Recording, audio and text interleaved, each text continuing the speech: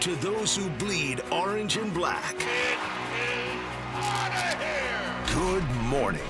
This is Murph and Marcus. Brian Murphy and Marcus the Waterboy Boucher. Streaming live at twitch.tv/The Sports Leader. Sponsored by Bigelow Tea. Grab a mug and tea proudly.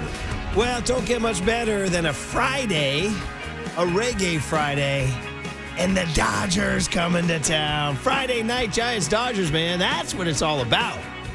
That's Candlestick, baby. Or tonight, Oracle Park. So let's go, Bay Area. Here we go, man. It's a chance for the Giants, who are 5 back. I don't know. Bruce Jenkins suggested yesterday, cut it to 2. That's a lot to ask, but we shall see. Anyway, it's Friday, Marcus, which is always a good thing. Good morning, brother. Murph, what's up, my man? Happy Friday. Happy Reggae Friday. And happy blank the Dodgers Friday, Murph, because I'm coming into this series with some energy because the Giants are hot right now and the Dodgers not so much. 6-game losing streak. Murph, this is the longest losing streak that they've had since I've worked at KNBR. Since 2017, they haven't had a losing streak this long. Wow. You've been here since 2017. 2018 was my first year. All right, yeah. So, yeah. I thought 6 in a row, man. Let's make it. Can they make it 9 in a row? I mean, that's it's Logan Webb going tonight. I mean, there's nobody you'd rather have than Logan Webb. The guy's been absolutely he pitched great down at Dodger Stadium. He beat him at Dodger Stadium, so why not turn around and do it again tonight? And if you're going out there tonight, hold the fort, man. Hold the fort. We do not need this invasion of freaking Dodger fans, which has now become, like, after 22, 23, 24, it's gotten bad out there, dude, to the point where we have the famous Matt Mayoko soundbite, right? You know, Matt, where he and I would not draft Dodgers games in our season ticket draft. Matty. Because, well, you got it? Oh, okay. Oh, Tony. Oh, early get my Friday. stinger ready to go. Early Friday sleepiness. Take Let's wake 2. up. Wake up, Tony. Take Let's 2, go. Electric Boogaloo. I hate the Dodgers so much yes. I can't even stand to And watch. Matty. Maddie. Well, I need Maddie and everybody else out on the front lines today. How about Matty Chapman? Maddie Chapman. I'll take anybody. I know I'll be out there tonight. Sounds like John Joe Curley and Young Tony might be out there. Really? So this might be the scene straight out of 300 where we're all like hiding behind our shields against all the Dodgers fans just yelling, hold! Yeah. Hold! That's pretty good. A, I've never seen 300. Really? Yeah. Oh, it's a great flick. B, I resent the chant down at Levi's. That whole thing. Thumbs down on that. Thumbs down on that. It's like, what do you got? What are we doing here? Yeah, I thought they would at least change it to Ayuk. But it's just, Ayuk is on fire. Maybe he'll be at the game tonight. I don't know. But either way, it should be a lot of fun. I'm going tomorrow. Going Saturday.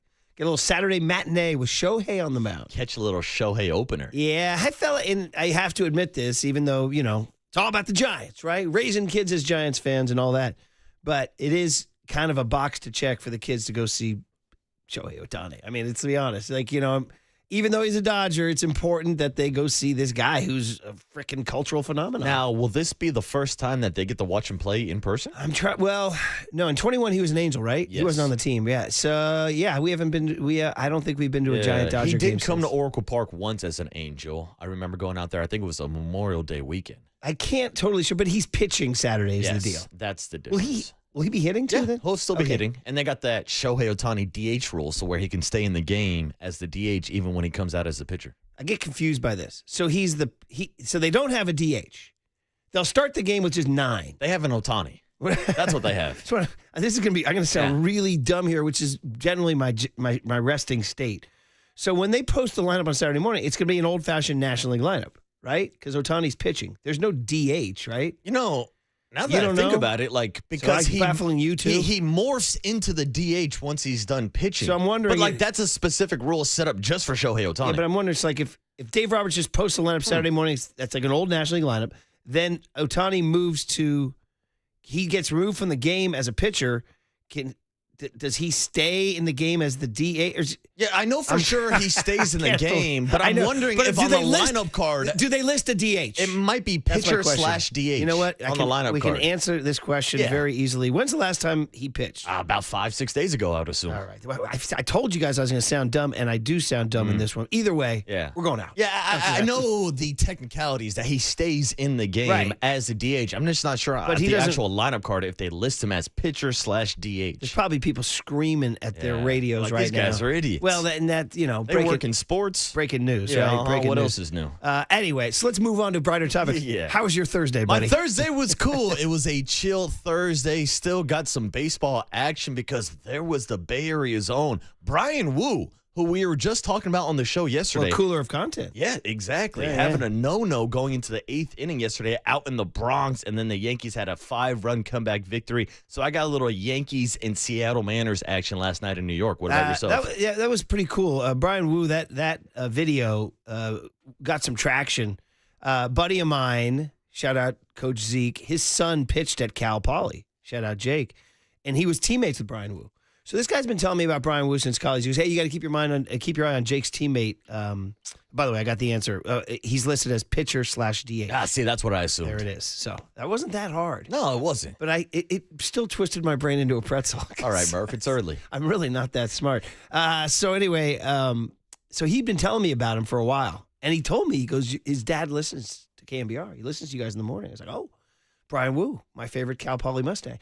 And then he winds up becoming a Mariner, and then he winds up making the team. So I've always had an eye on him, and then he winds up making the All-Star. Then we had that really sweet, heartwarming video where he called his parents, and they were talking about going to Pete and Patty's and going out for lunch, and then he's like, do you guys want to go to Atlanta? And they were going crazy. But in that video, the mom, I've seen a picture of her. She looks like a classic mom, you know?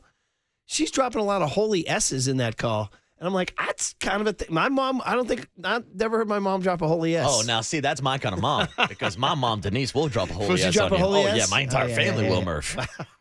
Well, I know Kenny would. yeah. But mom? Oh, dude. Okay. Mom likes to get All down, right. too. Young Tony, thumbs up, thumbs down. Will mom drop a holy S? Oh, my gosh. Uh-huh. Okay, well, see, my parents come from a different These generation. curse words are rated E for everybody. My parents come from a different generation. They didn't do that. That's not how they rolled back in the Depression. I told you, though, my mom tried to put like a swear jar in our living room as a kid. Nobody ever put a quarter in there, ever. There'd be a lot of dough in there. Yeah, exactly. But then we're like, who gets the money? Because everybody's out here swearing. You guys can just all go out to a family dinner. Yeah, exactly. Right, have a I nice got ice cream. Baskin Robbins is on me. Have a nice Friday night outing. Anyway, so I noticed had my eyes on him. So then the video comes out that he starts crying, calling his parents. Then he goes out and throws a no-hitter for 7 innings at Yankee Stadium. And then they lose the game, right? Crazy. So, and the Yankees came back from 5 runs down. Yeah, Yankees anyway. were down 5-0, and it was another Northern California kid, Aaron Judge, with a walk-off sac fly last night. Anthony Volpe squeezing by the big dumper. You brought this up yesterday about all the Northern California pitchers in the All-Star game. Yeah, how Pretty sick cool. is that? We have 5 different Northern California pitchers in this year's All-Star game. Pretty cool. Well, you got to watch your Yankees. Dude, I dove into episode 2 of Netflix Quarterback. I'm making some progress. You're going deep. Chopping wood. You and Kirk Cousins. Bro, 2 things. One, Joe Burrow's stylist, 808 KNBR. All right, dude, you got me. This guy, he's rolling in. Dude, Joe Burrow, bro, he doesn't give a blank. He's like, I'll put on whatever what do you need me to wear? I'll wear it.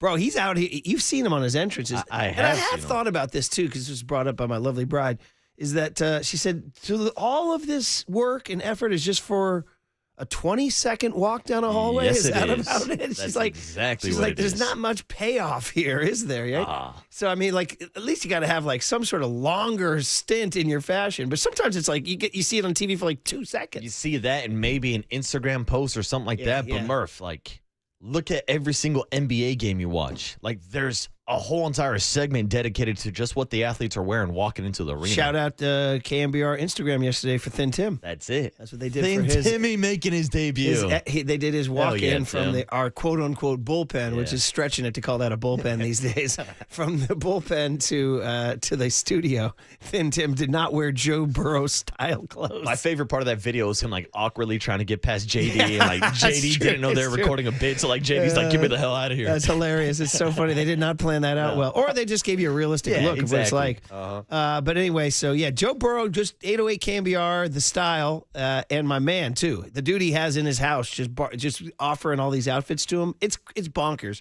And then, dude, the other takeaway, the sadness of a Kirk Cousins, bro.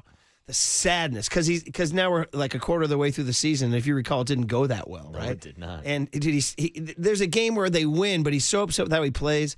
He's in his own head so much. He drives home and he does a voice memo. Do you ever use a voice memo? No, not Ever really. use a voice memo? Mm-mm. Yeah, neither do I. He goes, he learned it from Peyton Manning. He goes, instead of sending a long text that takes a long time or calling somebody who's not going to answer, just talk into the phone on a voice memo and just send it to him. And then they'll just so he's just beating himself up on the way up. He's like, I'm not playing well. What can I do? He's calling his quarterbacks coach. He's like, what are you seeing? What can I do? I was like, bro, the sadness. Oh, man. Sadness of a Kirk Cousins. You like that? You like that? They do introduce the swag surf, though. Oh, you saw Kirk Cousins leading the pack? No, it was his bride and his brother up in the crowd, too. Swag so surf. anyway, and Jared Goff's coming off as really, really relatable and likable. So Goff is Jared Goff. It basically it's getting me ready for foot. I seriously start thinking about fantasy football. Start getting that itch. I see like Zach Moss catch a little running back, little 2-yard touchdown. I'm like, that's right, Zach Moss. I might want to draft him this Put year. that in my notes. Looking for a 3 RB. Oh, by the way, you might want to draft this guy. I saw him, but dude, don't tell anybody. They featured him, and his name's Jamar Chase. Ooh, spoiler alert. Dude, late round sleeper.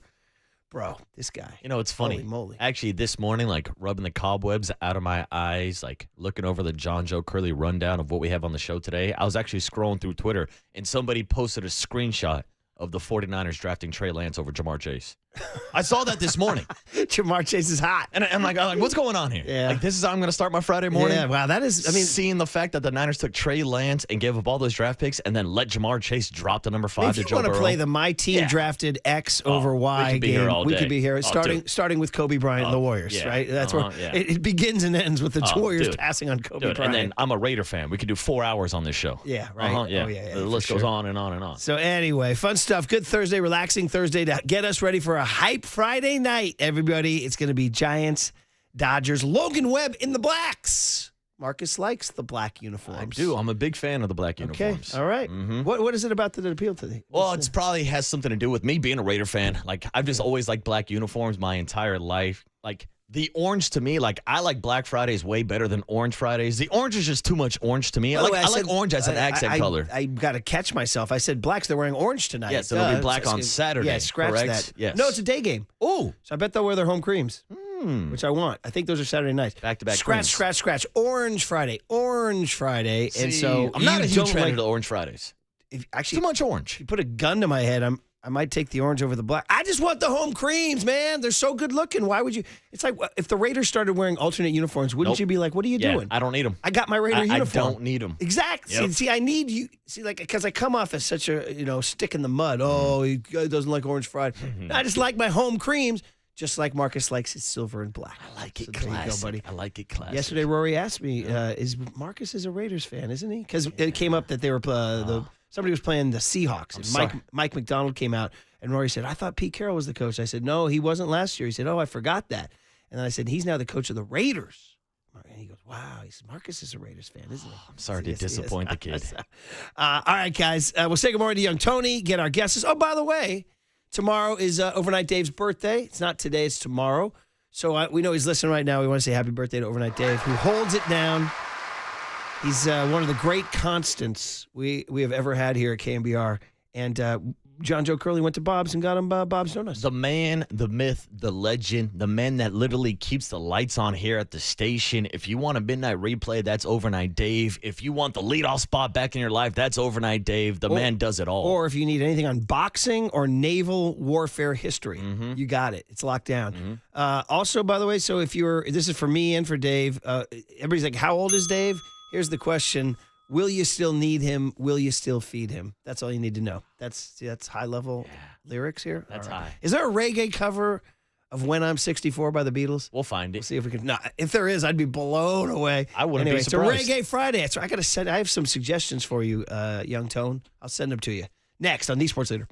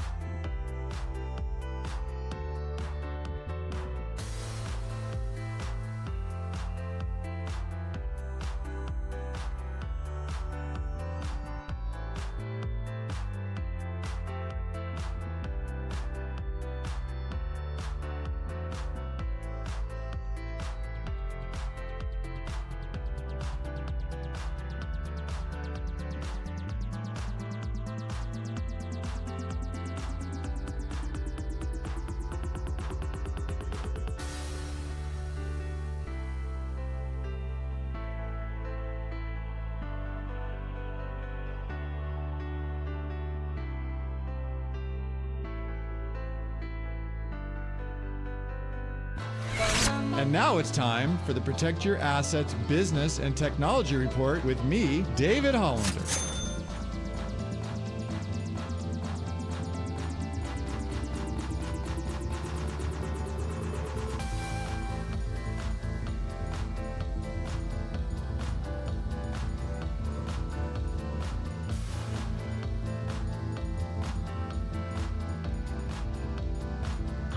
This has been the Protect Your Assets Business and Technology Report with me, David Holland. Will you have enough money in the bank when it's time to retire? That's the big question that's keeping you up at night. Let's talk about it. Join me this Saturday from 8 to 9 a.m. right here on KNBR for my show, Protect Your Assets. Or call 1-866-PROTECT.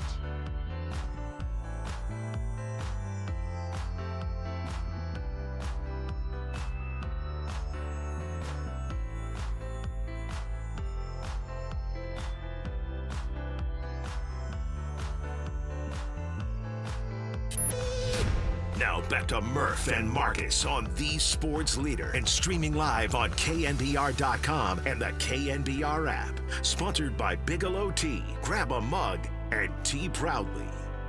Oh, I cannot believe this. There is a reggae cover for everything. Everything. Because I was joking how it's Reggae Friday. Happy Reggae Friday, everybody. Giants Dodgers tonight. But it's also Overnight Dave's 64th birthday. He's a youthful 64. And I said to Dave, because he and I speak old head, I said, hey, Dave, will they still need you? Will they still feed you? You know, when you're 64, ha, ha, ha. And I said, too bad we can't play that because it's Reggae Friday. Well, guess what? We found a reggae cover of When I'm 64. Dude, God bless reggae covering every song. This is unbelievable. Every song under the sun has been covered by a reggae artist. This is unbelievable. Is it? I'm guessing you don't know the Beatles song. When I I'm 64? do not know this song, no. I'm sorry. And guessing, as we say good morning to Young Tone, I'm guessing you don't know it? Good morning and no. Okay. Wow, that. How's the mic sound, everybody? Good? Dude. New mic, who dis? I mean, bro. Good morning, San Francisco. You sound like Paul Harvey mixed with Roy Steele at the Oakland Coliseum. Shout out Andrew Stern. After a little bit of riffing in the meeting, we got it fixed. And you know what? When I suggested it to Barista, he rolled his eyes at me. He's like, phew. And now look at you. Sound like. So you know Roy Steele at the Oakland Coliseum? He was the guy, the voice of the Oakland Coliseum for all those years. You know, now batting Jason Giambi. You know, he was incredible. That's literally the only comp I can think of. Now batting Jason Giambi. Very good. I like it. Very good. But thank you for this, Dave, man. Overnight Dave got a box of Bob's Donuts, a six-pack of the Athletic NA, and a reggae cover of When I'm 64. Happy birthday, kid. Yeah, this is a great start to a Friday because it's a Reggae Friday, and we have Bob's Donuts in the building, and we have Bob Marley on the soundboard. How long have you been a Rasta? Well, I've been a Rasta from ever since, you know. You know? I played that when you were gone, too. All right, man. Well, listen, Giant Dodger hype begins. And realistically, when the Giants looked at this week, or I looked at this week, and, you know, is it the right thing to do to look at a week and predict a record? The Marlins and White Sox put the lie to that because I said that the Giants should go 5-1 in that Marlins White Sox thing, and they went 1-5. The lie detector test has determined that is a lie. Narrator, they did not go 5-1. Actually, if I'm going to do that with my voice, I just need to use Tony's mic now. Yeah, right. You know Come what I on mean? in, Tony. Tony, why don't you say narrator? They didn't go 5-1. Here. Narrator, they did not go 5-1. Listen to this guy. Yeah, that sounds good. Are his mics better than ours now? Now I'm getting a little jealous. This is a little mic jealousy here. So it is a dangerous game but I do it for fun.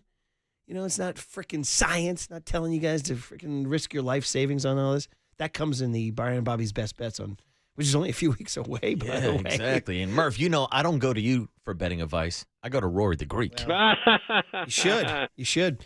But anyway, so I looked at Phillies Dodgers and said, man, 3-3. I was like, 3-3 I thought would be okay. Then they take 2 against Philly. They lay a gigantic rotten stinking egg on Wednesday. So they're 2-1. I mean, realistically, so if they went 1-2 against the Dodgers, which I do not want to happen, they would hit the 3-3 for the week. So now you're at a point where you'd like to go 4-2. I mean, Bruce Jenkins introduced the idea of a sweep. I mean, really, we should be worried about strike one from Logan Webb tonight more than just a sweep. But realistically, can they, take 2 or 3 and pick up a game and go into the All-Star break 4 games out? Realistically, absolutely. Because the Giants and Dodgers are at 2 different points right now, which is funny. When we go back to the beginning of the Raphael Devers trade, that happened on Sunday Night Baseball the last time the Giants were playing the Dodgers. And the Giants were only a game back when that game happened. So you look at the standings, and obviously they're not a game back this morning, so you're thinking, wow, the Giants must be playing worse baseball than the Dodgers right now. Not so fast, my friend. They're on their longest losing streak since 2017. 6 straight L's for the Dodgers. Shohei Atani is struggling at the plate right now. Freddie Freeman is struggling at the plate right now. Mookie Betts is not an all-star this year. So this is a team that's struggling, and you're going into this weekend at your home ballpark with Logan Webb on Friday. We'll see what happens with Landon Roop if he can get some revenge for the last time he faced off against the Dodgers on Saturday. But Robbie Ray on Sunday, you have the pitching advantage in 2 out of these 3 matchups. I know Yamamoto's going on Sunday, but that's a Cy Young type of matchup. I definitely think the Giants can win 2 out of 3 this weekend. Well, I'm with you, buddy. It would be amazing to happen. And by the way, you talk about Yamamoto. Last seen Casey Schmidt waddling out of the box and looking at his dugout because it was off of Yamamoto that Casey Schmidt hit that grand slam. Now, you just mentioned Shohei, Mookie, and Freddie. Throw in Oscar Hernandez. And here's the stat per our guest, as Tony will tell us in just a second here, our upcoming guest, Fabian Ardaya of The Athletic. Since June 1, which is a pretty big sample size at this point, since June 1, those 4 guys, Shohei, Mookie, Freddie, and Oscar, all first-name guys, have combined to hit 225. Whew. Okay, that's an old-school batting average for the old heads. You want an OPS for the new heads? Those 4 guys, Shohei, Mookie, Freddie, Oscar, since June 1 have combined for an OPS of 675. Bro, what's that? Shout out like Pat Bailey territory, bro. 675, that's terrible. And if you're a WRC Plus guy, if you're like under 21 and you look at WRC Plus, those 4 guys, 86. 86, Jerry. 86, Jerry. I mean, dude, it has been a long stretch of those 4 guys not thumping. Yeah, and even more recently, Murph, I was checking out some numbers from just the 6-game losing streak where Freddie Freeman and Shohei Atani are both hitting below the Mendoza line in the last 6 games. Shohei Otani's 4 for 21. Freddie Freeman is 3 for 22. These guys are in a slump right now. Yeah, so let's go, baby. All right, let's get the guest list from young Tony, who's already hot today with a reggae cover of the Beatles' When I'm 64. Young Tony, do you feel powerful and new with the new mic? I do, yeah. I mean, not any more than normal, let's be honest, right? I got to be honest. I'm having trouble adjusting. I mean, with the new mic. It's like thunder in my ears, dude. I mean, he just sounds like a bigger presence now. You do sounds like Tony's a 6-foot man now. And everybody should know Tony's about 5'3". Oh, come on. You didn't have to expose him like that. All right, so 5'6" on the ID, but I got you. With the afro. Better golfer than you, though, let's be honest. That's never been. Now you get personal. Never been disputed. Never been disputed. Tony can't control his height, but he can control his golf game. He definitely can control. I call him Stony Tony, buddy. But who has more fun on the golf course? I would say that's who's got more gummies? That's what I want to know. Ooh, I'm out. I need more. I got you. All right, what do we got, Tony? All right, coming up today. Today's Friday. We got a lot of good stuff coming up. Susan Slusser is going to join us at 6:50. She's flying to Atlanta for the All-Star game, so she's going to join us early. Fabian Ardaya, Murph. I think it's Fabian. Oh, what did I say? Fabian. You said Fabian. All good, all good. Fabian Ardaya, 7:15. Well, there's some dispute because Fabian was a famous recording artist, I believe, back in like the 50s or 60s. Fabian, wasn't there? But it's called, but they pronounce it Fabio, not Fabio. That's so I'm true. going to go Fabian. Okay, well, be sure to get that clear before he comes on the air. All I know is I listened to a Dodgers territory podcast and they introed him. I almost threw up when I actually had to listen to that thing, but they introed him Fabian Ardaya. Get the hell out of that territory, Tony. So keeping our theory on our Beatles-themed Reggae Friday, in this world, you'd call them the Fob Four. The Fob 4. I got you. I got you. He's going to join us at 7:15. Mike Krukow at 7:30. We'll have the big hit at 7:50. Peter Hartlob's going to join us at 8:15. Hey, our buddy. He's, of course, the pop culture critic at the Chronicle for years and years and years, but, of course, more important, our friend. And he gets into the origin of the Beat LA chant, which I think a lot of young kids need to know about. And it's been suggested to me by preschool dad Peter, who's a little bit more on the coarse PG-13 side. He hates Beat LA and thinks we should say Dodgers suck. Hates it. Instead. And I can't really argue. Dodgers suck is more powerful than Beat LA. Yeah, but why can't you say both? Because one's better than the other. Yeah, but that's why. You got 9 innings of ball game. You can mix them both No, in. you just say Dodgers suck for 9 innings. So we'll get into it. I've noticed in the last few games I've been to, when the organist, whoever that gentleman is who wears the Giants jacket out there in left field, And when he plays dun dun dun dun dun dun dun dun dun dun dun dun dun dun dun dun, Dodgers suck. There it is. Yeah, dude. So you're hearing that too. Well, Okay. this might be for what did young Tony learn today, because we had to put Tony on game probably about, 2 years ago now? Yes, for sure. We were hanging out a couple day games, and we would try to prep Tony anytime he heard the horns. But then it was also hilarious because Tony was getting pump faked anytime he heard any type of keys being played in the stadium. I was like, here we go, here we go, here we Is this go. it, boys? Is this it? Is this it? And so he wasn't sure when to correctly fire off the Dodgers suck chant. So you didn't know the classic Oregon, you didn't recognize the beat there? No, it's more of like an inside thing, too. Dun, dun, dun, dun. Is there a name for that tune, I wonder? Anyway, what else you got besides Mike Krukow? Dodgers suck! Peter Hartlove at 8:15. Right. You know, recap the history of the Beat LA chants. Cooler content 8:30, and then we buried the lead. Will the Thrill Clark at 9 o'clock this morning. Ooh, baby. It's been an eventful week. We'll see how Will handles this at 9 a.m. and for sure. And hey, I jock blogged about Raphael Devers, and we need to get into that on the other side. And then Susan Slusser at 6:50 on The Sports Leader. You know, with this AI bullshit that's going on, that's what that is.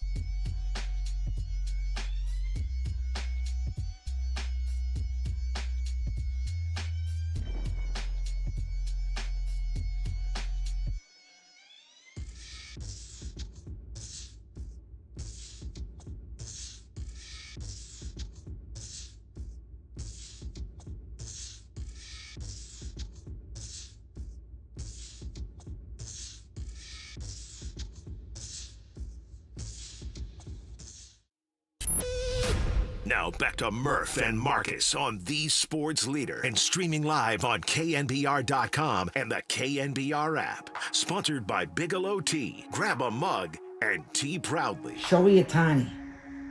Showy Atani. All right, there he goes. Noted Yankee fan, Nick Turturro, just saying, Showy Atani. Showy Atani. Showy Atani. Did we keep that just for the way he says it? Atani. Yes, 100%. Otani. Showy Atani. A Reggae Friday, Gregory Isaacs, night nurse. Well, he's just talking about somebody who comes and takes care of his medical thing at night, right? Oh. He's not talking about anything else, is he? No, I don't think All so. right. Because he's calling for a night nurse. Yeah. You know, middle of the night, I need a nurse sometimes. Hey, you got a doobie? Yeah, uh-huh. You and Gregory Isaacs. There it is right there. Thank you, Tony. I put this quarter in the jukebox here. Sounds good. Hey, we're sponsored by Marin Health with top physicians, surgeons, and clinicians right here in the North Bay. Marin Health puts you closer to your best health, world-class care, closer than you think. There you go. And hey, still 2 tickets to see My Chemical Romance July 19. That's a week from Saturday at Oracle Park. Stay tuned through the 9 a.m. hour for your chance to win. Susan Slusser in just a few minutes here because she's catching a flight early. We'll talk about it. So I teased and I jock blogged about Devers, By the way, Jack Loader did me no favors on social yesterday. Sometimes social posts can yes, they can accurately represent what's said, but they can also be framed in a certain way.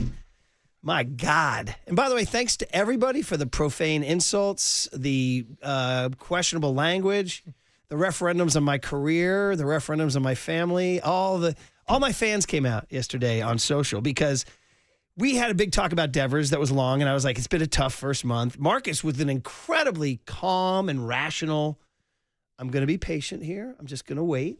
And I was like, yeah, but 22 games have gone by that they could have made some ground up, and he did not perform. And as a way, you wind up saying in the end, you know, just casually, and you wind up saying things that wind up just being said, and then they look on paper really bad. So I said, you know, I was talking about, and by any means, of course he can improve, and of course he can get better. And I said, there's still July, August, and September. I said, but boy, if you really just look at the numbers for the first month, it's like, I said, it gets like an F. You know, it's just kind of a riff, right? Yeah, I mean, nope. And so he took it and blazed it on an Insta post. Murph, I give it an F. And it's like, I mean, yes, I said it. Was it kind of accurately representing the give and take of the conversation? I had to say to Loader, I say, buddy, you might want to run some of those things by me before you do that. Yeah, I was going to say, I don't mean to be laughing in the background, but Loader actually hit me up. He goes, dude, I think Murph's kind of mad at me. I think I kind of took him out of context. And like, to me, it's hilarious, though, because yesterday we were literally talking about this on air with the Raphael Devers situation with Will Clark and Will Fleming. And I went on a rant on air about people taking Will Clark out of context. Then we started talking about it in the bullpen, and you literally looked at Loader. You said, oh, it's only going to be a couple days before you put some outrageous title on one of my jock blogs, which is going to cause outrage. Little did I know it was going to be a social media clip within the next 30 minutes. Which is really funny because even before he posted that, I had written a jock blog, which if you go read it, hopefully you will. Yeah, people don't read these days. Well, that's the whole thing. Loader's like, well, they can click on the link and listen to the 2-minute convo. I'm like, nobody's doing that. Nobody's got 2 minutes. They're these just days. looking at the post is what they're doing. But anyway, let's get to the more reasonable part of it, which was I wrote about Devers' first month, which has been tough. There's no question. I got into some of the numbers, Marcus. You want to get into some of the numbers? Let's get into them. First of all, let's talk about this guy's resume as a hitter. I found some pretty interesting stats, like career OPS 856. Where does that rank? It's among all active players in baseball. It's 16th. He's a top 16 career active hitter. Here are guys whose OPSs aren't as good in their career as him. Kyle Schwarber, he's pretty good. Jose Altuve, he's pretty good. Manny Machado, he's pretty good. Devers has a better OPS than all those guys. Okay, so that's number one. Number two, RBIs. The money lies in the RBIs. I know analytics people hate him. I like him. He is 28th among all active players because he's pretty young, right? So I go by age.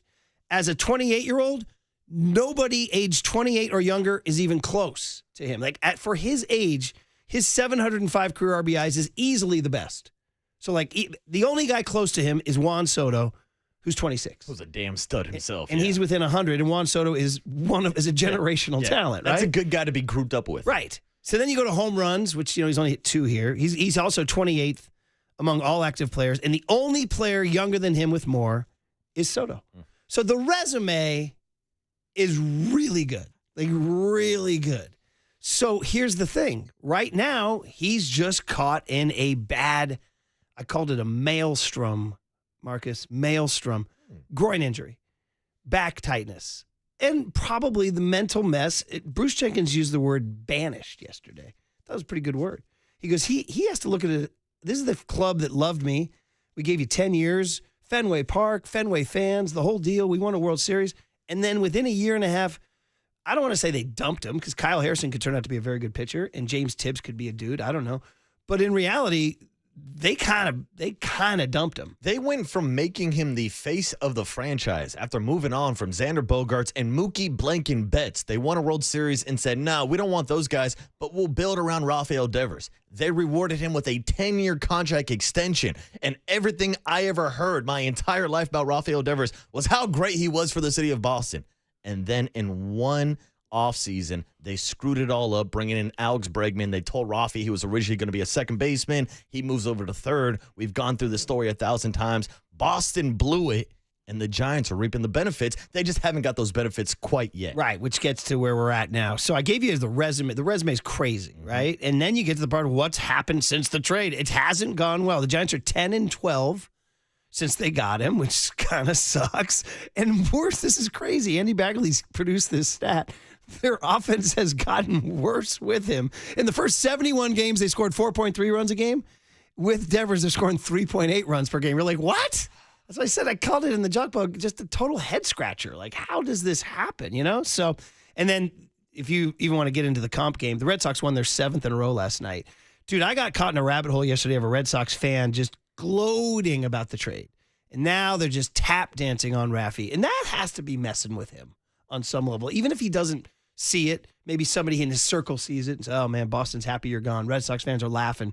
By the way, they all hated the trade the day it happened. They all hated it. Of course they did. But they caught a hot streak now because they played the Nationals and the Rockies and some of their young guys. And yeah, everybody gets the hot streak. We'll see. So the Red Sox are 13-9 since the trade. The Giants are 10-12. So the Red Sox have been better than the Giants, right? So all these stats are super depressing. But it's only 22 games. And here's my solution to the whole thing.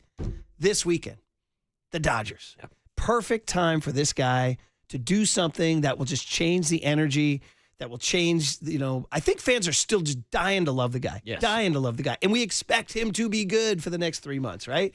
But this would be an amazing, can you imagine if he gets the hit this weekend? It's just even in one of the games, If he just comes through clutch, that's going to take him to a new level of Giant stardom, if I want to put it that way, Murph, because we talked about this yesterday with my rant on instant gratification. And yeah, everybody wants to make the trade where Hunter Pence comes over and contributes right away. So the Giants fans embrace him and they love him. We really haven't seen that yet with Raphael Devers, because once you make that first impression, that sticks. Well, guess what? This will be his first chance to make a first impression in one of the biggest rivalries in the world, Murph. It's Dodgers and Giants. And the last time these two teams played, we got the news that Raphael Devers was being traded to the Giants 20 minutes before Sunday Night Baseball. And we heard the ripple effects in both dugouts as Clayton Kershaw was being interviewed in the dugout mid-game saying, damn, the Giants just got better. They just got a top 10 hitter. So the Dodgers got put on notice. And now we're finally going to get to see Raphael Devers square off against the Dodgers in a Giants uniform. Yeah, man, it should be awesome. It should be great theater. Now, he did do a piece with Susan Slusser in the Chronicle this morning, a perfect thing. And he's, through Erwin Higuera, saying all the right things, saying it's super easy to make friends here. Willie Adames has been great. He actually praised the fans. They asked him, like, what's been an impression so far? He's like, like the fans.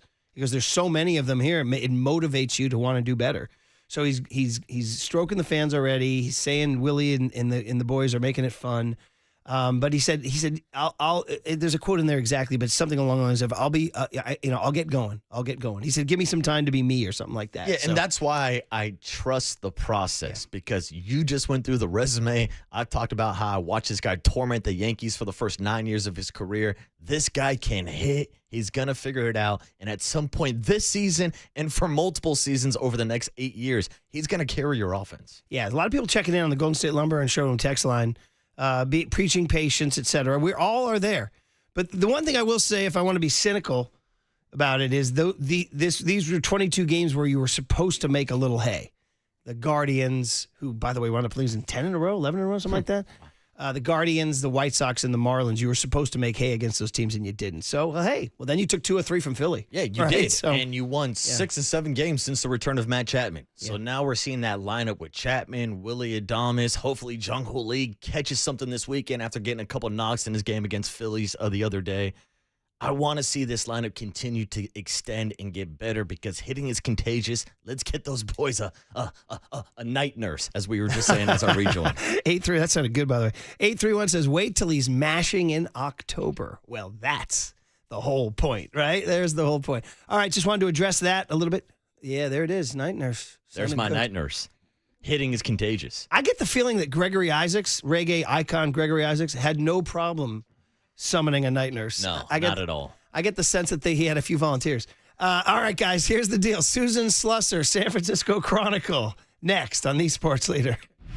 Time for traffic on the Sports Leader.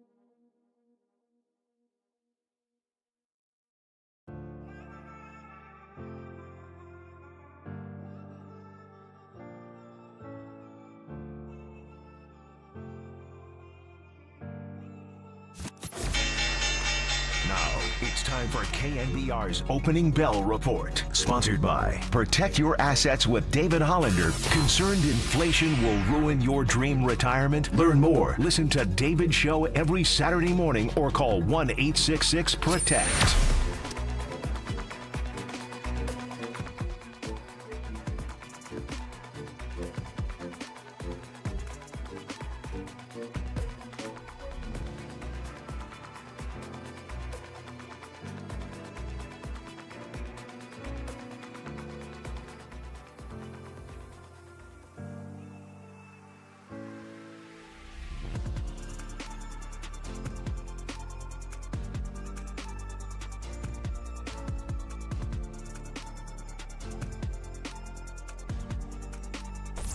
Listen to the sports leader anywhere, anytime. Download the KNBR app. Murph and Marcus continue live from the KNBR Casino Matrix Progressive Jackpot Studios. Casino Matrix. Progressive jackpots are here. Where are you? Just drop in. 1-800-GAMBLER. All right, the only thing that would break up a Reggae Friday is Susan Slusser's music, and it's early. Usually we have Susan in the 8 o'clock hour, right? But not today. She's rushing out to San Francisco, being the jet setter she is to SFO. Before we get to Susan Slusser of the Chronicle, we'll tell you she's sponsored by River Islands. Come home to River Islands in Lathrop and discover the San Joaquin River lifestyle with its lakes, parks, and schools. Start your tour today at riverislands.com. She's also sponsored by Bigelow Tea. Grab a mug and tea proudly. Susan, you are on your way to Atlanta on the UMA guest line. Good morning. Hey, morning, Susan. That is correct. Atlanta bound. What are you what are you looking forward to at the All-Star game? Not the heat, but they pack so much into this 5-day span. I mean, it used to be that you'd sort of jet out after the game on Sunday, right? But now there's the draft on Sunday. Got to do that, and the Futures game tomorrow. Now the Giants have 2 guys, so it's a whole extravaganza now. It is. I mean, you just dropped that, by the way, Sunday 90. I'm looking at my little weather. A cool 91 on Sunday, 92 on Monday, 90 on Tuesday. All right. But don't worry. Help me. It's a dry heat. Wait, no, it isn't. I'm sorry. So, hey, sweat is good for you. And it's always good to take 2 showers a day, right? 2 or 3 showers a day. Sure. You just mentioned the draft. It's. I mean, that's going to be cool. It's going to crop up on Sunday. Giants have the 13th pick. I mean, kind of not super sexy, but you can get a top 15 guy. I don't know if it's worth spitballing or speculating, but are you studying, like, how's Buster going to go about this? Does he draft a high school pitcher? Does he draft a college outfielder? Like, what's your strategy going into covering this? I wrote a story about it about a week ago, and this draft is very heavy in college pitchers. So probably a college pitcher, but there's also an outfielder I think they might have their eye on. Also a lot of good, really, really good high school shortstops, but I suspect they might take a college shortstop. Those are my bets. So I spread it pretty thick. Yeah, and Susan, you also mentioned the Futures game this weekend, and we've talked about this before with now Carson Wisenhunt going in back-to-back years. Bryce Eldridge was named to the team, but he's still dealing with an injury, so he will not play this weekend. And then Trent Harris is a name that we don't talk about when we talk about prospects. So what can you tell us about those guys representing the Giants this weekend? Well, everyone knows Wisenhunt, and Harris was a late injury replacement. Honestly, I don't know much about him, but he is at Sacramento, and I'm looking forward to that. That is actually one of the things I'm looking forward to most. Is, who is this guy? He's obviously opened up a few eyes, but he's not. He wasn't in spring camp. Not really on the radar. Is he on the radar now? You kind of got to think if he's in the Futures game, he absolutely is. So. It's a shame about Eldridge because he's a guy that Major League Baseball wants out there too. He's a name guy. But my impression is he's actually going to be back probably in action with Sacramento at some time later this month. It was sort of a 4 or 5 week thing, so certainly he'll be getting geared up to do that very soon. All right, the draft and the Futures game, exciting. We'll see Carson Wisenhunt and Trent Harris. We'll look forward to Bryce Eldridge's return. And then that brings us to tonight, where you will not be in San Francisco, but there will be 40,000 people and 2 baseball teams playing. The Dodgers have lost 6 in a row. Their big 4 guys, Shohei, Freddie, Mookie, Teoscar, since June 1st are hitting .225. I don't know, Susan. I mean, listen, it's baseball. Anything can happen. Are the Dodgers gettable? This weekend, maybe. I think the Dodgers are one of these teams very much looking forward to the break. Now, nobody thinks that the Dodgers are now a bad team. They are just in a funk, starting to hit the proportions that the Giants were in for a while, about a month ago. But I think that this is still a big series, right? When you've got the Dodgers coming in and they're down, you've got to jump all over them. So it's very good that Logan Webb's on the mound to start things off. Raphael Devers will get his first taste of the Giants and Dodgers rivalry this weekend. And Susan, I saw you had a chance to sit down with him and Erwin Higueros. But before we get to that article, did you have any thoughts on the Will Clark, Will Fleming, Raphael Devers situation? Yeah, I think there was some miscommunication in there somewhere. I actually talked to Will that first day that he was in. He was busy running around doing the autism action program. His son Trey, as I think most people know, is autistic. Will's very involved in that great work that they're doing. So he couldn't work with Devers that day. He said the next day Devers was getting treatment, I know, for his groin a lot that weekend. But we saw him out working out at first base, both on the Friday and I think the Sunday if they had early work. But it's possible they had no early work at all Sunday, so that wasn't going to be a possibility. So I think it was just a communication thing.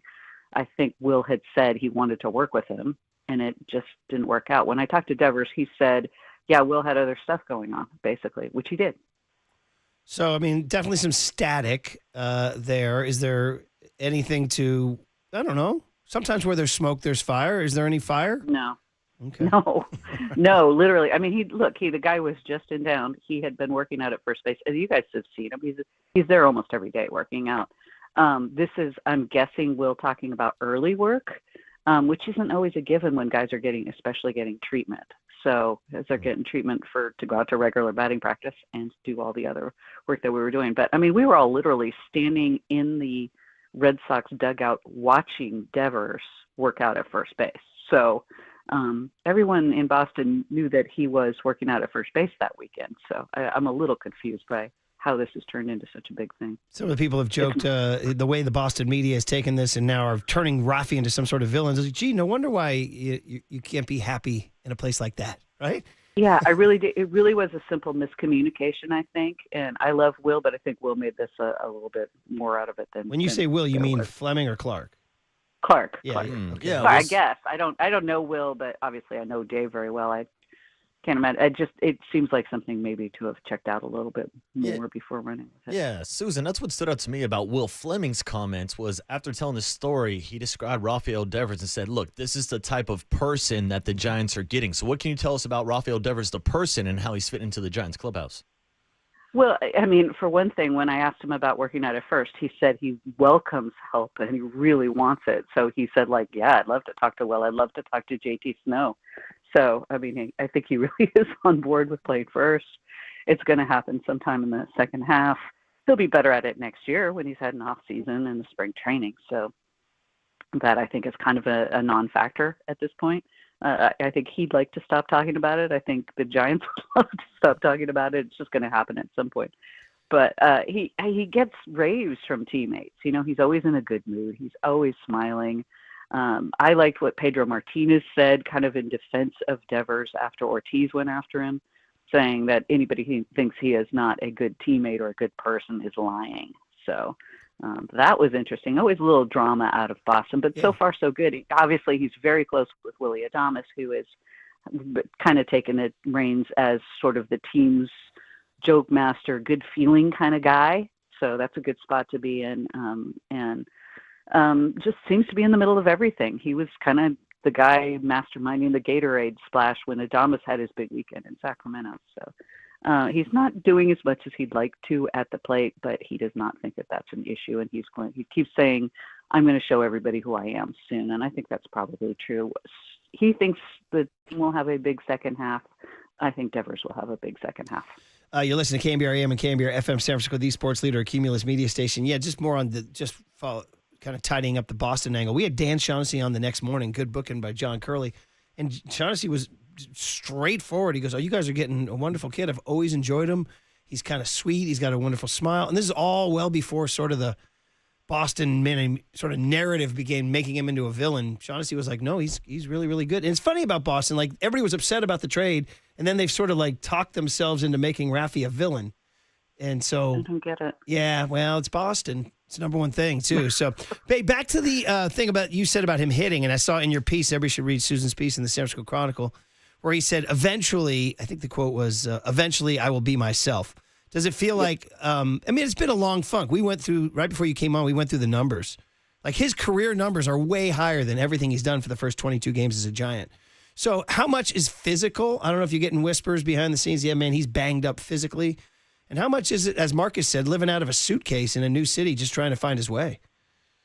It's definitely a combination. You've got to figure that it is. I mean, look how long it took Willie Adames and fully healthy to get going with a new team. This is pretty. And when you're traded mid-season, especially from an organization you've been with your entire career, that's a jolt no matter what, even if you're looking forward, say, to leaving that organization. And just a mid-season trade period is a little bit of a jolt. You're learning everybody new on the fly, and a new league, all of that kind of stuff. But I think it's the physical side is no joke. You know, he's got a little bit of a groin thing. He's got a back thing. He's a slugger. I mean, everybody can picture that swing that he has. That's just a lot of back involvement, especially. So, yeah, he's not quite himself. I think the break will do him a lot of good. Murph mentioned Raphael Devers being a part of the celebration for Patrick Bailey's Inside the Park home run the other night. We haven't had a chance to talk to you since then. How did you digest Patrick Bailey circling the bags to walk off the game the other night? Well, I was actually watching it home on TV. I had been out there earlier and working on a couple of big pieces for leading up to the All-Star game, and left after each team had a hit, you know, and making sure, you know, I don't want to have to turn around and come back with a no-hitter. There's no way to know that that's what's going to happen. I wish I had stayed. If someone could have given me a heads up, that would have been fun. But, yeah, that was wild. I watched the replay about 15 times. Amazing. It is amazing. By the way, that is a thing, huh? If you do have to leave, you're like, I'm going to make sure there's a hit before I leave. Yeah, hit for each side. Care a little less about, you know, one side getting a hit than the other. Like, if the Giants get no hit, it's not necessarily something we need to have 2 or 3 stories on. But obviously, in the case of a Giants no-hitter, got to be there. Or, a couple homers, whatever. Right. If somebody's got 2 homers, I might wait for their next at-bat, you know. Cycle, perhaps. I don't know. Maybe Cycle's not as big a deal. Hey, you wrote about Jung-Hoo Lee also. You have another big piece on him. And, man, oh, man. Shayna did. Is that Shayna? Yeah, I'm Shayna sorry. did. My bad. I didn't look at the byline closely enough. Propers to Shayna. She wrote the piece. But he is, in his last 25 games, hitting 163 with a 547 OPS. Wow. Yeah. Wow. Yeah. It's stunning. That is stunning to me. And so is he, we talked to Bruce Jenkins about this yesterday. Is he not going the other way? Is he trying to elevate too much? Is the fatigue? Like, you know, Korea plays 144, but they have every Monday off and they don't travel as much. I don't know. What's your theory?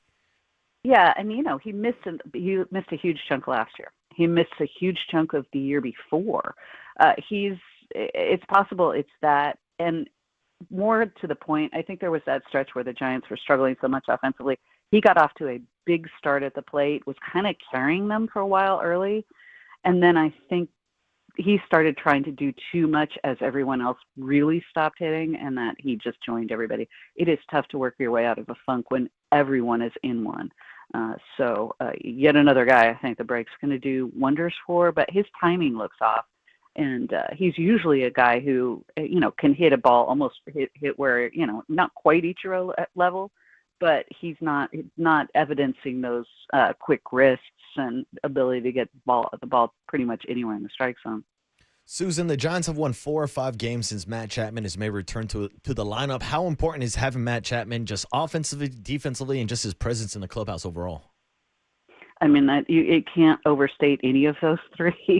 He is important in every single one of those realms, of course, especially defensively once you put him over there. But just lengthening the lineup, he's a premier player. He's a premium elite player, and he definitely among the position players is really kind of the guiding light. And everybody sort of was almost holding their breath, waiting for him to get back. That's one of the main reasons Devers said, I think the second half is going to be great. We're all healthy again. You get back Chapman, you get back Schmidt. This is more what they envisioned. And then who knows what happens? Does Buster go out and get another bat? Does he go out and get a left-handed reliever, which clearly I think at this point they're going to need? That's a lot of stay tuned, but I think that's yet another reason people are saying big second half. It's going to be very interesting to see how Buster does the draft and Buster does the trade deadline. He's already made the big move with getting Devers here. All right, see, the last one, sort of big one, not Giants related, is Rob Manfred floating this idea of a salary cap. This has been obviously something that goes all the way back to the 1960s and 70s with Marvin Miller and all that stuff. But I don't know. Manfred's done a lot of things, whether it's pitch clock or ghost runners or you name it. I don't know. Are we like, should we be looking at a possible lockout down the road here? What's your read on this? We will have a labor stoppage. If there is continued talk of a salary cap, we will have a labor stoppage, either a lockout or a strike, and it potentially could be a very long one. I know there are teams that have been making preparations sort of behind the scenes for in case there's even an entire season missed. I don't think it would come to that. There's just too much money at stake. But I think we are looking at a pretty significant stoppage, not next year, the year after. So 2025, then 2020, at the end of the 26th season is when they go to war? I think so. That's the way it's shaping up. I can't, there has not been any indication that they've had talks yet about anything. I don't think they would, but there's just no way the players' union is going to stand for any sort of salary cap. They already consider the luxury tax a form of salary cap, and they're just not going to do more than that. Oh boy, enjoy your baseball while you can. Oh my God. Well, owners, play my greedy owners song, Marcus. Anyway, well, Susan, all right. Well, listen, Atlanta, is there a spot you'd like to go? Where's your spot? Well, I used to, when the ballparks were closer to downtown, I really liked downtown and a lot of places there. Marietta is a little scanty in places that I would hang out a lot, but the area right around the ballpark where they've put together that development is very nice. So I'll probably just hang out mostly there. There's so much going on. There's an event a day, at least one event a day. There's like any live, what's the hot live show you're going to see this week? Who's playing down there? Oh my gosh. Well, I think they're going to have a big lineup at their little battery area because there's so many celebs in for like the softball game. So who knows? It could be all sorts of interesting people popping in and out. I saw in Atlanta one of my first ever NFL road trips. Michael Zagaris took me under his wing, and we went and saw Mazzy Star open for Jesus and Mary Chain, 1994. Right? Come on, that's amazing. If you could transport yourself back to that show, right? So it was fun. I don't think we're going to get that in the All-Star game. I think it'll probably be a lot of country artists. All right, good stuff. All right, fly safe. Have a great trip. We'll look forward to your coverage for sure. Yeah, thanks, Susan. Fantastic. Thanks, guys. Thanks, Susan Slusser. Yeah, a lot of country coming your way this weekend. A lot of country, but also some good rap out of Atlanta. I'm sure Ludacris might be out there. Who knows? Travis Scott? No, he's a Houston guy. But there's a few rappers out from Atlanta. Oh, man, the Dirty South, right? Come on. ATL. Now, help me out because I totally jumping from baseball, which I really enjoyed there with Susan. We're going to get Fabian Ardaya next, who covers the Dodgers for The Athletic. But just to move back to what I was telling you, catching up my Netflix quarterback, watching the first 2 episodes, Swag Surfing. Is that Atlanta-based? Ooh, I swag. Because they were doing that is that Atlanta-based? Surf. Good question. Fast Life Youngsters? I'm not sure, actually. I've never really looked into the origins of that song. I'll look it up here. Hey, yeah, here it is. Marcus going to go nuts here. Come on, Murph. Who's going to go nuts? Yeah. Marcus. He can't help himself. Marcus. Stone Mountain, Georgia. Wow, That's where they're from. ATL in the building. So Candace, who couldn't be farther from the swag surfing generation, she likes Netflix. She likes, keep doing that because she likes the quarterback show with me because she likes watching the families. And then she goes, they're doing this in Atlanta. And she goes, what is that? I said, swag surfing. She goes, yeah, what is that? And I said, it's something Marcus likes. Yeah. Pop into the Murph and Marcus show. Oh, dude, me and my brother were doing this on the lake. We're doing this on the boat. We started swag surfing on the back of the boat. There it is, baby. That's good. All right, Fabian Ardaya covering the Dodgers next on the Sports Leader.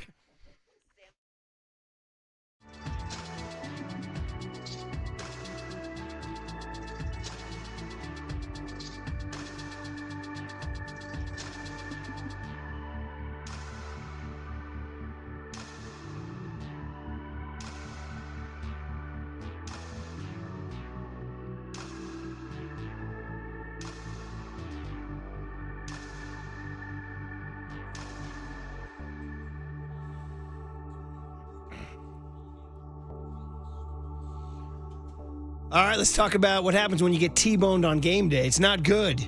So car accidents are not good. You got to save time and money when it happens. Call Ted Ravon, the giant lawyer. We tell everyone the same thing. Call Ted, 415-888-1045, because who you call first could make or break your case. Ted is not a billboard lawyer who never calls you back. He's a local, like you. He's a fighter, like the Orange and Black, and he knows how to win. We like to tell you the story about Carlos from the Mission. It can happen to you. Don't get T-boned on game day. Insurance lowballs you. Now we got problems. Ted steps in, hits it out of the park. Policy limits, no delays, no stress. So if you're in the Bay, don't wait. Call 415-888-1045. Again, that's 415-888-1045. Fast, free, confidential. You got one shot to get this right. Make sure the guy fighting for you swings like a giant. Call 415-888-1045. Once again, 415-888-1045. Time for traffic on the Sports Leader.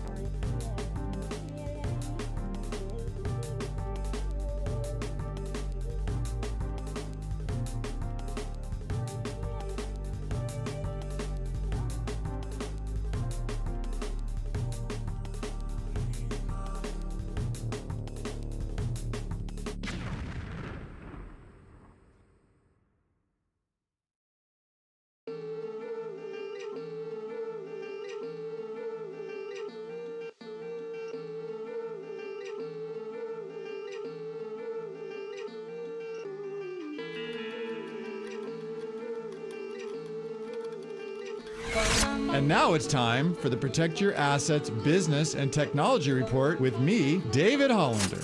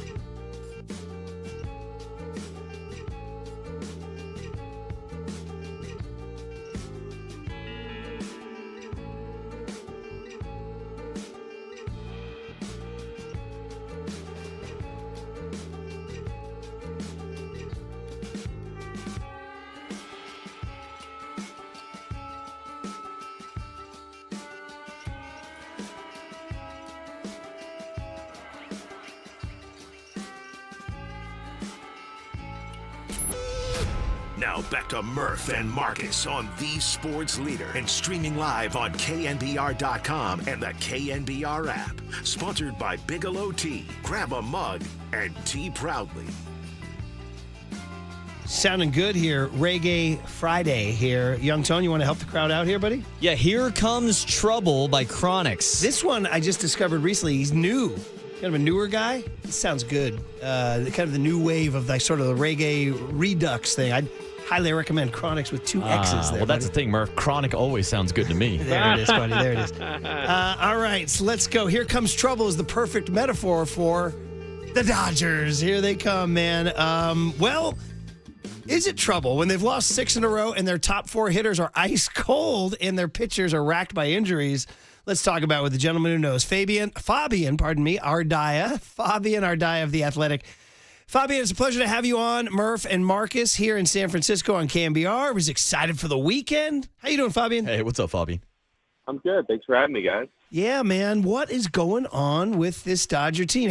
I guess the big question is the big 4. When you talk Shohei, Mookie, Freddie, and Teoscar, it's been since June 1st, isn't it? Pretty big sample size of lack of production.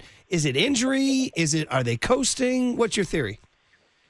I think there's some guys who are not really 100% healthy. I think we saw that with Freddie Freeman. We know he's not 100% healthy.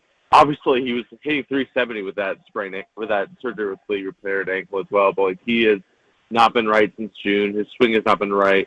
Oscar Hernandez has not looked right since coming off the injured list, and obviously he's coming off of right now. He's dealing with a bruise on his left foot that he kind of hasn't been in the lineup for a while. Might be in the lineup today, but yeah, there's some injuries there. Mookie Betts has not been right offensively all year long, and Shohei Atani, the power has been there, but he has not been able to put up the same kind of average that he did the first couple months of the season. And it's rare that you'll see all these guys slumping at the same time, but that's been the case for about a month and a half now. Yeah, and we'll see Shohei Atani this weekend, not only in the lineup, but on the bump also. And before we get to the breakdown of him as an opener, not working too deep into games, Fabian, is there any connection or correlation maybe between the offensive struggles of a Shohei Atani ever since he returned to pitching?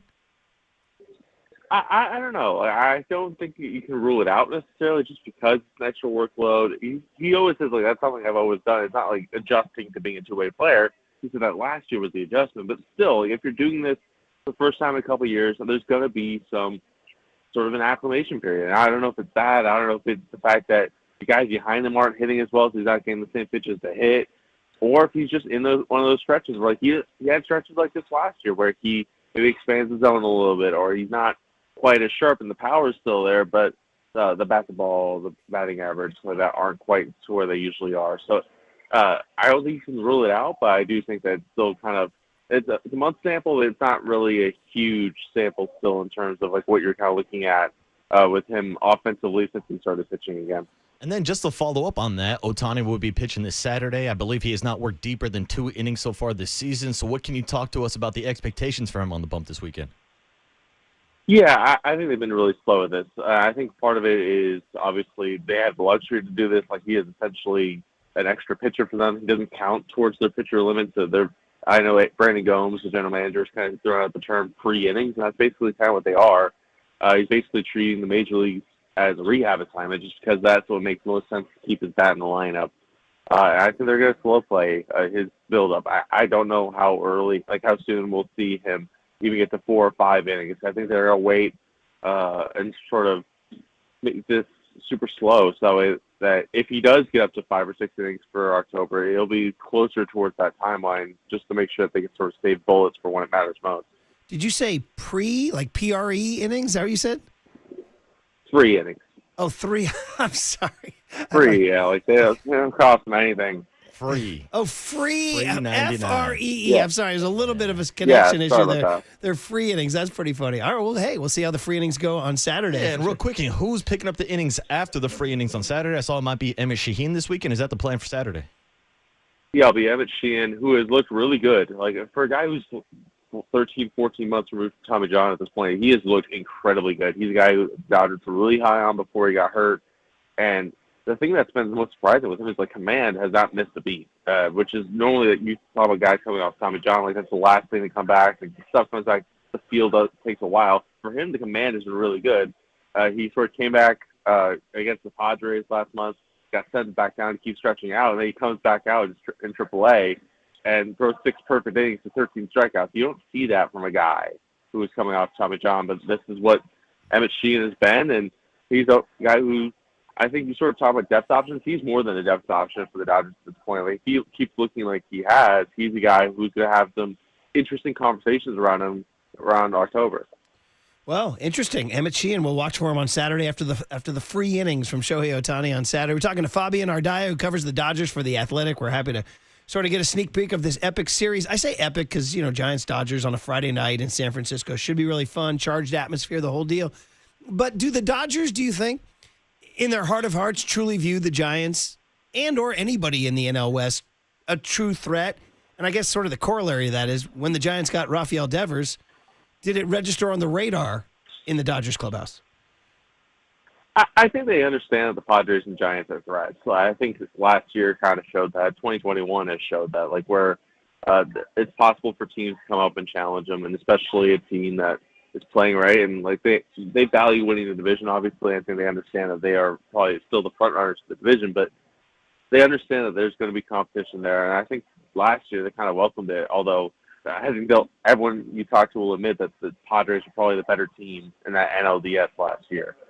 But, yeah, I think they value where the Giants and Padres are kind of pushing them at this point. I think they sort of saw the Devers trade as, like, okay, like, it kind of legitimized what the Giants were trying to do. Obviously, the Giants haven't played their best baseball since that deal, but you're looking at a team that was pitching incredibly well, and it was very clear that they had a hole in their lineup, and Devers fit that perfectly. So they sort of saw that as, like, all right, this is a team that is even more well-rounded and can really push the Dodgers. Yeah, we heard Clayton Kershaw's live reaction on that Sunday Night Baseball game about his thoughts on Raphael Devers. Now, we won't see Clayton Kershaw this weekend, but he just hit a huge milestone in his career, 3,000 strikeouts. He's heading to the All-Star game this week in Atlanta. What was that like covering Clayton Kershaw getting his 3,000 strikeout?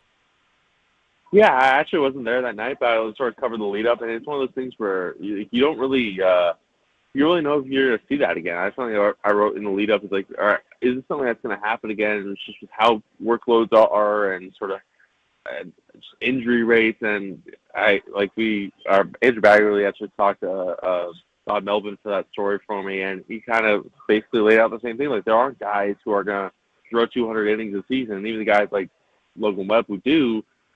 This year he's striking out guys, but they haven't been guys who like strike out a ton of guys. And to do that and repeat that enough times to get to 3,000, it's just a math problem. And I think you're looking at Clayton Kershaw's career, what he's been able to accomplish, and especially overcoming some of the injuries the last few years, like the fact that he managed to get there after coming off knee, toe, shoulder surgeries the last few years and still managing to get there, I think it's a testament to him. We're talking to Fabian Ardaya, who covers the Dodgers for The Athletic. Let's get into the nitty-gritty of this weekend. Dustin May's going tonight against Logan Webb. Listen, Logan Webb pitched well against the Dodgers at Dodger Stadium. I'm just looking at the stats, and Dustin May's not, like, awesome this year. I mean, I had it right in front of me. He's 5-5 or whatever. How is Dustin May tonight? What should we expect? Yeah, I think if you would have told me that Dustin May would have been one of 2 Dodger starters to make every single start for them this year, like, that would have been, I'd be like, oh, like, is he going to be an all-star? Is he going to be a guy who has been the surprise of the season for the Dodgers? And he really hasn't been. Obviously, like I got into with Emmett Sheehan, like when guys are coming off elbow surgeries like that, like command is usually the last thing to come back. And Dustin May's never been a great command guy. And when you have that combined with the fact that velocity's down a couple ticks from where it was, like he has been very inconsistent. He's had stretches where he's looked dominant, like he did that last start against the White Sox, but he's also had stretches where he's been vulnerable to a bad inning or a big inning and a lot of slugs. And it's interesting to see where things kind of shake out for him once guys get healthy, because he's a guy who is a free agent at the end of the year. For as much time as he's missed, it's crazy to think that he's a free agent at the end of the season, but this is a big stretch for him, and he has to really kind of dial it in. And I think his last start was a good one, but it's obviously a very important start tonight for him. Yamamoto is another pitcher that will be representing the Dodgers at the All-Star game next week. He is scheduled to pitch on Sunday night against Robbie Ray in what might be the best pitching matchup of the weekend right before the All-Star break. What are your thoughts going into that matchup, especially after the Giants were able to get to Yamamoto last time? Yeah, Yamamoto was dominant at the start of the season. It was a guy who was inserted himself in the Cy Young conversation, but the last month or so, or month and a half really, it's been very up and down. A lot of really good highs. He's looked dominant stretches. But he's also had some of the worst starts of his career, like including the last one he had where he didn't even get out of the first inning against Milwaukee. That was the first time in his career he hasn't even done that. So he's a guy who's always been a command guy more than anything like that, and he's had stretches where he's tried to be a little bit too fine, tried to live on the corners when his stuff has been really good, and that's gotten him into trouble. And I think last start, obviously, he had the one bad pitch that kind of got to him where Andrew Vaughn got him for a 3-run homer, but other than that, it was a lot of soft contact and a high pitch count that kind of drove him out of that game. So I think I'm expecting him to kind of reset things a little bit. And obviously, Robbie Ray has thrown the ball incredibly well. I think that trade has looked incredibly good for the Giants, just being a former Cy Young winner who's looked a lot like being the Cy Young winner this season, frankly. It's going to be really fun this weekend. By the way, do you even know, we've seen Dodger fans since this golden era with Shohei and Mookie and everybody take over Yankee Stadium, take over Wrigley Field. Certainly San Francisco has been easy pickings for them for a while. Is there going to be another invasion this weekend? I'm sure. I feel like especially the first time these two teams face off this season, I fully expect that, yeah. Well, that's disappointing. We don't like that. So anyway, Fabian. Now, Fabian, let me ask you this before I let you go, too, because I heard from a lot of Dodgers fans once the Raphael Devers trade happened that the Dodgers needed to have a response, and they're known for making big moves at the trade deadline. Do you expect them to be active at this year's trade deadline? Do I expect them to be active? Yes. Do I expect them to make a big swing? I don't know. Depends on how they kind of look these next couple of weeks. You sort of look at the roster, like you would have asked at the beginning of the month, I would have said the bullpen would have been the main area where they would have addressed something, maybe adding a leverage reliever. I wouldn't have expected them to sort of trade for a starter. I wouldn't rule it out for the right situation, but I still don't think they're going to trade for a starter. And I could see them trading for a corner outfielder. I know that Andrew Freeman's kind of ruled that out, but obviously Michael Conforto still hasn't turned things around. And I think if you're at that point where you have a lot of questions about your pitching, you might as well fortify that lineup. So I could see it, but I just don't know, especially with how this market looks. You just don't know who's going to be selling at this point. All right, Fabian, it's been fun breaking it. Are you coming? Are you coming to San Francisco? Yes, I am at the airport right now. All right. Well, listen, you should enjoy it. Do you got a spot you'd like to go? Where are the eateries that please you here in our fair city? I don't know. I feel like a lot over the years, the city's changed a little bit. Just sort of different spots sort of popped up. So I still have to sort of get my feel for what my favorite places are now. You're going to cruise around it. Ever evolving San Francisco with some old head shots too. So, all right, man. We always enjoy reading you in The Athletic. Thanks for coming on. Yeah, thanks a lot, man. All right, thanks for having me, man. Fabian Ardaya with some mildly, I don't want to say encouraging, but this Dodger team isn't necessarily going to come in here and just club the Giants around. They're not coming to Oracle Park swag surfing, Murph. Am I knocking on wood here when I say that? Yeah, knocking on Formica? that's always the case in baseball. Is a team due? Are they struggling? Who cares? Just go beat the Dodgers. So we usually play Brian Wilson and the Beach Boys, but our Surfside calendar is brought to you by Kirk Cousins' failed tenure in Atlanta and the swag surfing for the Falcons, because the Bay Area Sports Calendar is sponsored by Surfside. After getting swept by both the Astros and the Brewers, the Dodgers are in town for a 3-game series starting at 7:15 tonight. Before first pitch, grab a pack of Surfside iced tea and vodka or Surfside lemonade and vodka. Surfside, a proud partner of Giants baseball, and that's the Bay Area Calendar, brought to you by Surfside. Mike Krukow next on the Sports Leader.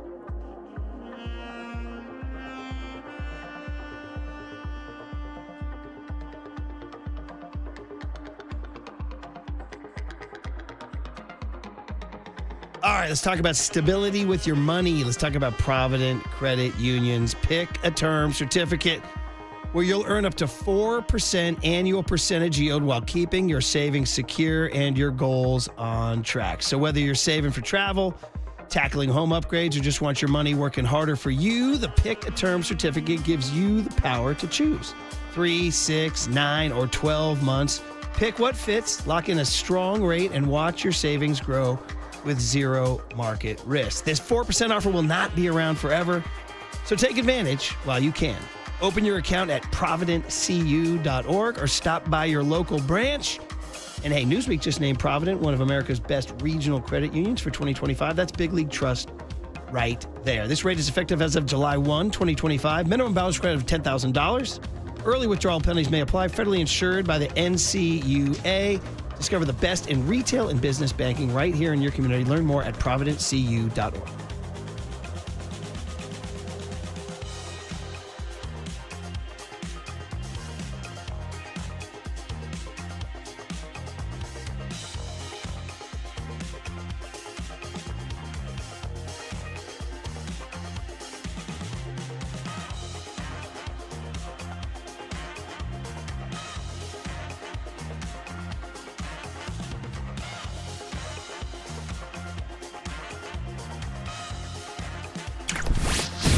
There's no question we've got the best in the booth. That's why Murph and Marcus catch up with Kruk right now. On KNBR 104.5 FM and 680 AM. All right, Mike Krukow on a Dodger Friday. The Murph and Marcus Show is sponsored by Bigelow Tea. Grab a mug and tea proudly. All right, rested off day, full tank of gas. Mike Krukow, Giants Dodgers on a Friday night. You've been doing this a long time, Mike. You've been doing Giants Dodgers on a Friday night, gosh, for over 40 years, going back to Candlestick Park. It's always special. You got to be juiced. Good morning. Hey, morning, Mike. Yeah, good morning. I am excited about it. But it's kind of weird. Here we are, July 11th, and this is the first time we're seeing the Dodgers in San Francisco. So the new schedule has its quirks, but, I mean, it comes at a very interesting time. Obviously, closing out the first half. And you know, the Dodgers have lost 6 games coming into this, and the Giants kind of have righted their ship. You know, you think where they were 10 days ago, and it was kind of an ugly spot. But, you know, as the season progressed, you know, the drama kind of ratchets up for both clubs as they come into the series. So it's going to be really, really interesting. And by the way, the 6 losses by the Dodgers coming in really doesn't mean anything because of the rivalry. The rivalry, I mean, I don't care what the records of the teams are. It always has some electricity to it because of just what it means to the fans. And so I expect a very, very electric weekend. Yeah, it should be electric. Should be big. Obviously, Dodger fans are going to be there, but hopefully Giants fans will out-cheer them. Logan Webb, it's almost like, you know, we take him for granted. And he went to Dodger Stadium, you know, last trip down there, and man, oh man, did he perform under that. So it's almost like, I don't want to say, you know, hey, Logan, wind him up and let him go. We're going to get 7 innings, a 1-run ball or whatever. But it kind of feels that way, Mike. Don't you feel like he wakes up this morning and he's like, this is my thing. This is my time. Kind of like you used to. You know, I love watching him pitch because it's he has evolved so much. And but the one thing, even, you know, you go back to 2021 when he, in his own admission, we had a little interview with him on the television side a few days ago. And he talked about 2021 being, you know, his favorite year because he said, that's the best stuff I ever had. And it was the year the Giants won 107 games and the Dodgers won 106. The Giants won the division championship on the last day. And it was a record single season win total for both teams. And every time Logan Webb went out there was something on the line. It was a big game every time. And he had the calm. He had the stubbornness, the bulldoggedness. You know, he just wanted to be that guy. He just felt that he was that guy. And very quietly, he emerged as the leader on that staff that year. And he's been the leader ever since. But he's gotten better every year. And that last outing that he had down in L.A. was a Logan Webb that the Dodger hitters hadn't really seen. You know, in their minds, he was a guy who's going to pound their knees with sink and a good moving changeup and a downward biting slider. And, you know, everything was down around the knees. And then he shows up in that game and he's got a cutter and a four-seamer and he just tied him up in knots. And it was just a beautiful game for a lot of reasons, but the biggest one was here's a guy who just hasn't laid stagnant. He's continued to get bigger and better and stronger and smarter every year that he's been in the big leagues. And that is really what makes him unique. Logan Webb on the bump tonight, and now it's Landon Roop's scheduled to start on Saturday. Mike, what were your thoughts on the Giants' decision to skip Hayden Birdsong in the rotation to go with Roop this weekend? Well, Birdsong's in a mechanical mess right now. He really can't rely on his fastball.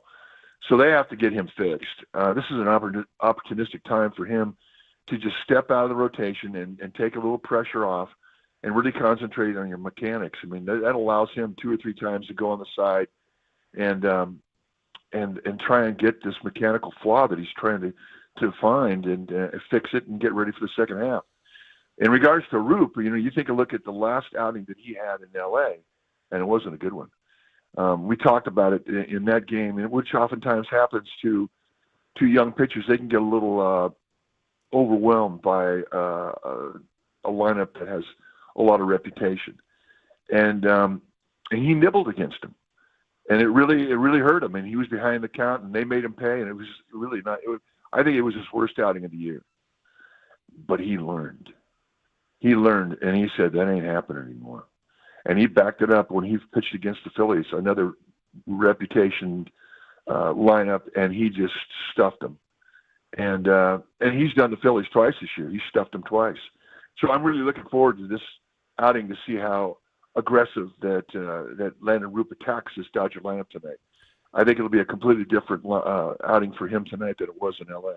Yeah, so you go Webb Friday night, Roop Saturday afternoon, and Robbie Ray on Sunday against Yamamoto, which should be a really, really big one. Big crowds, big excitement, everything going to be really fun. 7:15 first pitch, a little bit later on a Friday, 6:15 pregame on KNBR. Just a word on Shohei Atani because he's coming. Literally I'm bringing my kid because I kind of feel like he needs to check the box of saying I saw Shohei Atani in San Francisco. It's like that big of a deal. He's that historic of a player. He's pitching on Saturday, Mike. He's coming off of, did he have a 50-50? Was he 50-50 last year, Marcus? Mm-hmm. I mean, he's a 50-homer, 50-steal guy who's pitching on Saturday. Where have you settled on your place with him in baseball history? He's unique. I mean, he's kind of Babe Ruth-like because of what he's done on the mound and what he's done with the bat. And, and you look at him, and he's just a 100% pure home run hitter. I mean, that's Babe Ruth. I mean, you take a look at Babe Ruth's numbers as a pitcher before he really established himself as a hitter. Remarkable, especially in the World Series. And then he turns on and has a career where he hits 714 home runs. I don't know if Otani is going to hit 714, but if he does, I'm not going to be surprised. Let's put it that way. I don't know what he's going to do as a pitcher. I don't know if he is going to continue and be a starter. I don't know. I mean, it's not like he has to in order to make a major contribution to a team. So that'll be very interesting as his career unfolds. But he's unique and he's remarkable. Shohei Otani has definitely changed the dynamics of this Giants and Dodgers rivalry, but now it's time for Raphael Devers to change those dynamics. What do you think about his first venture into the Giants-Dodgers rivalry this weekend?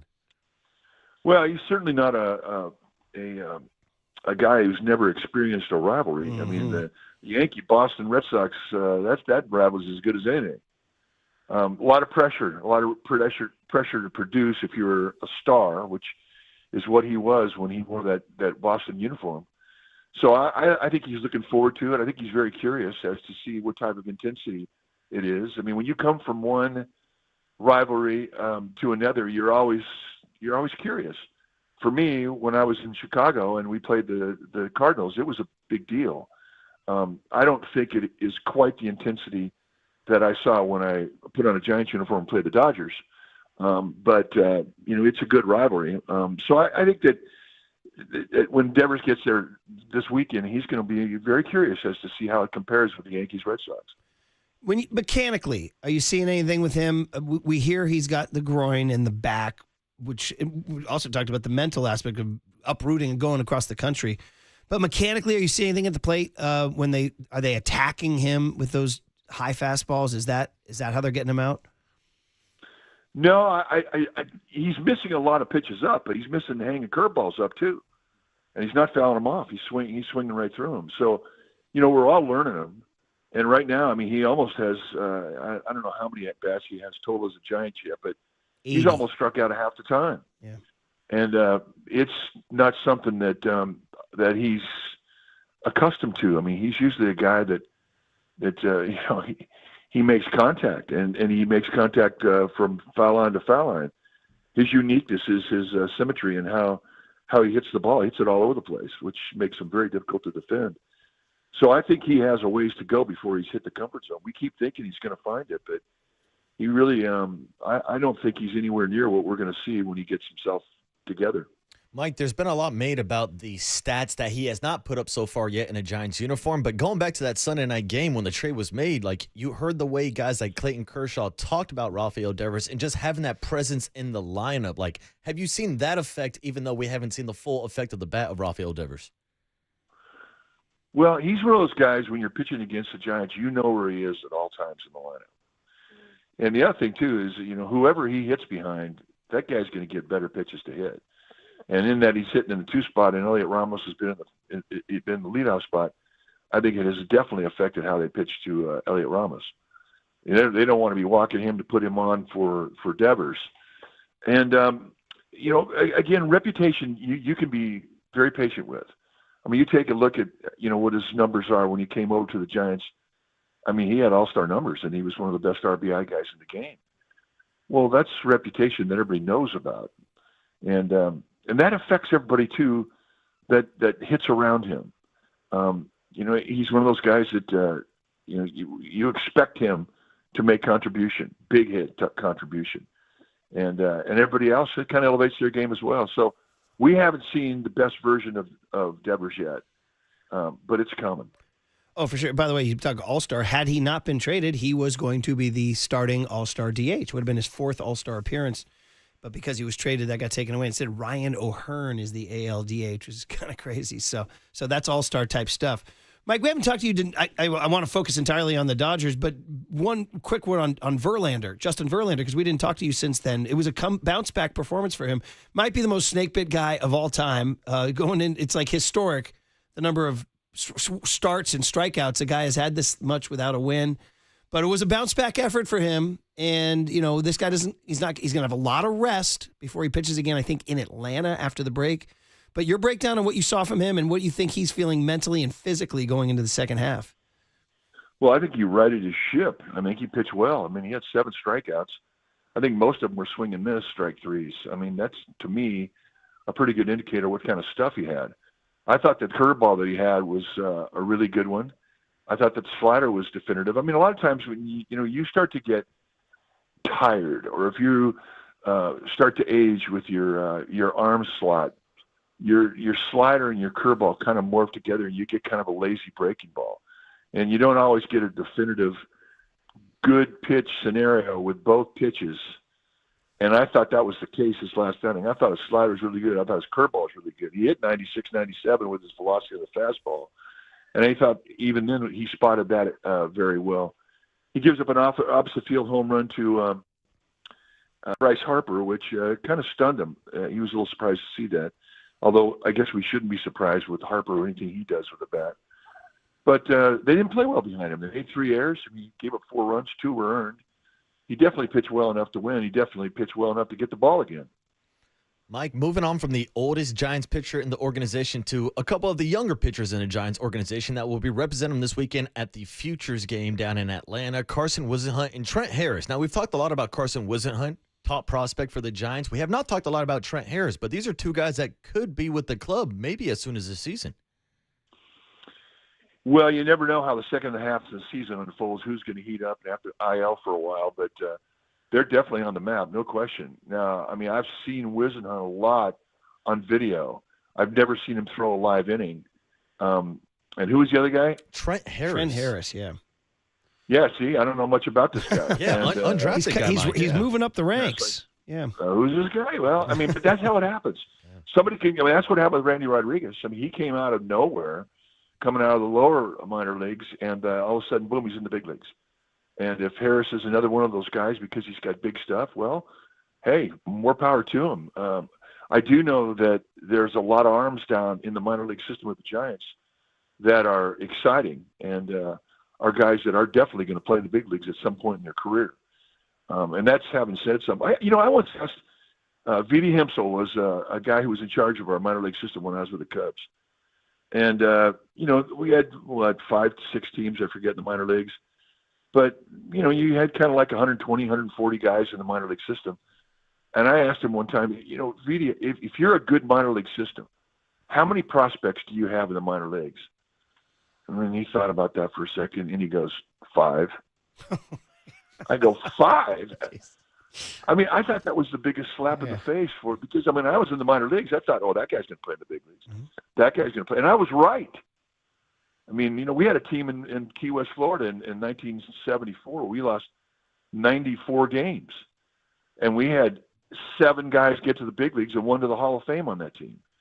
And 4 of the guys in the big leagues had careers of, 13 years or more. I mean, so you never know, but I mean, I do what I've seen from the minor league system, and you can do it. You can go on to the YouTube, and you can start bringing up Giants prospects and seeing some of their videos, and every one of them's got videos. And you take a look at some of these arms, you go, man, that he's going to go. He's got a chance. And I've said that about a dozen guys. Well, you can watch Marco Luciano, who's on a heater. I think he hit his 5th homer in 7 games. He got like 17 this year. And also this kid, Dakota Jordan, who's hitting big old honking bombs down there in High A, I believe. San Jose. Yeah. So anyway, those are guys you can go watch for sure.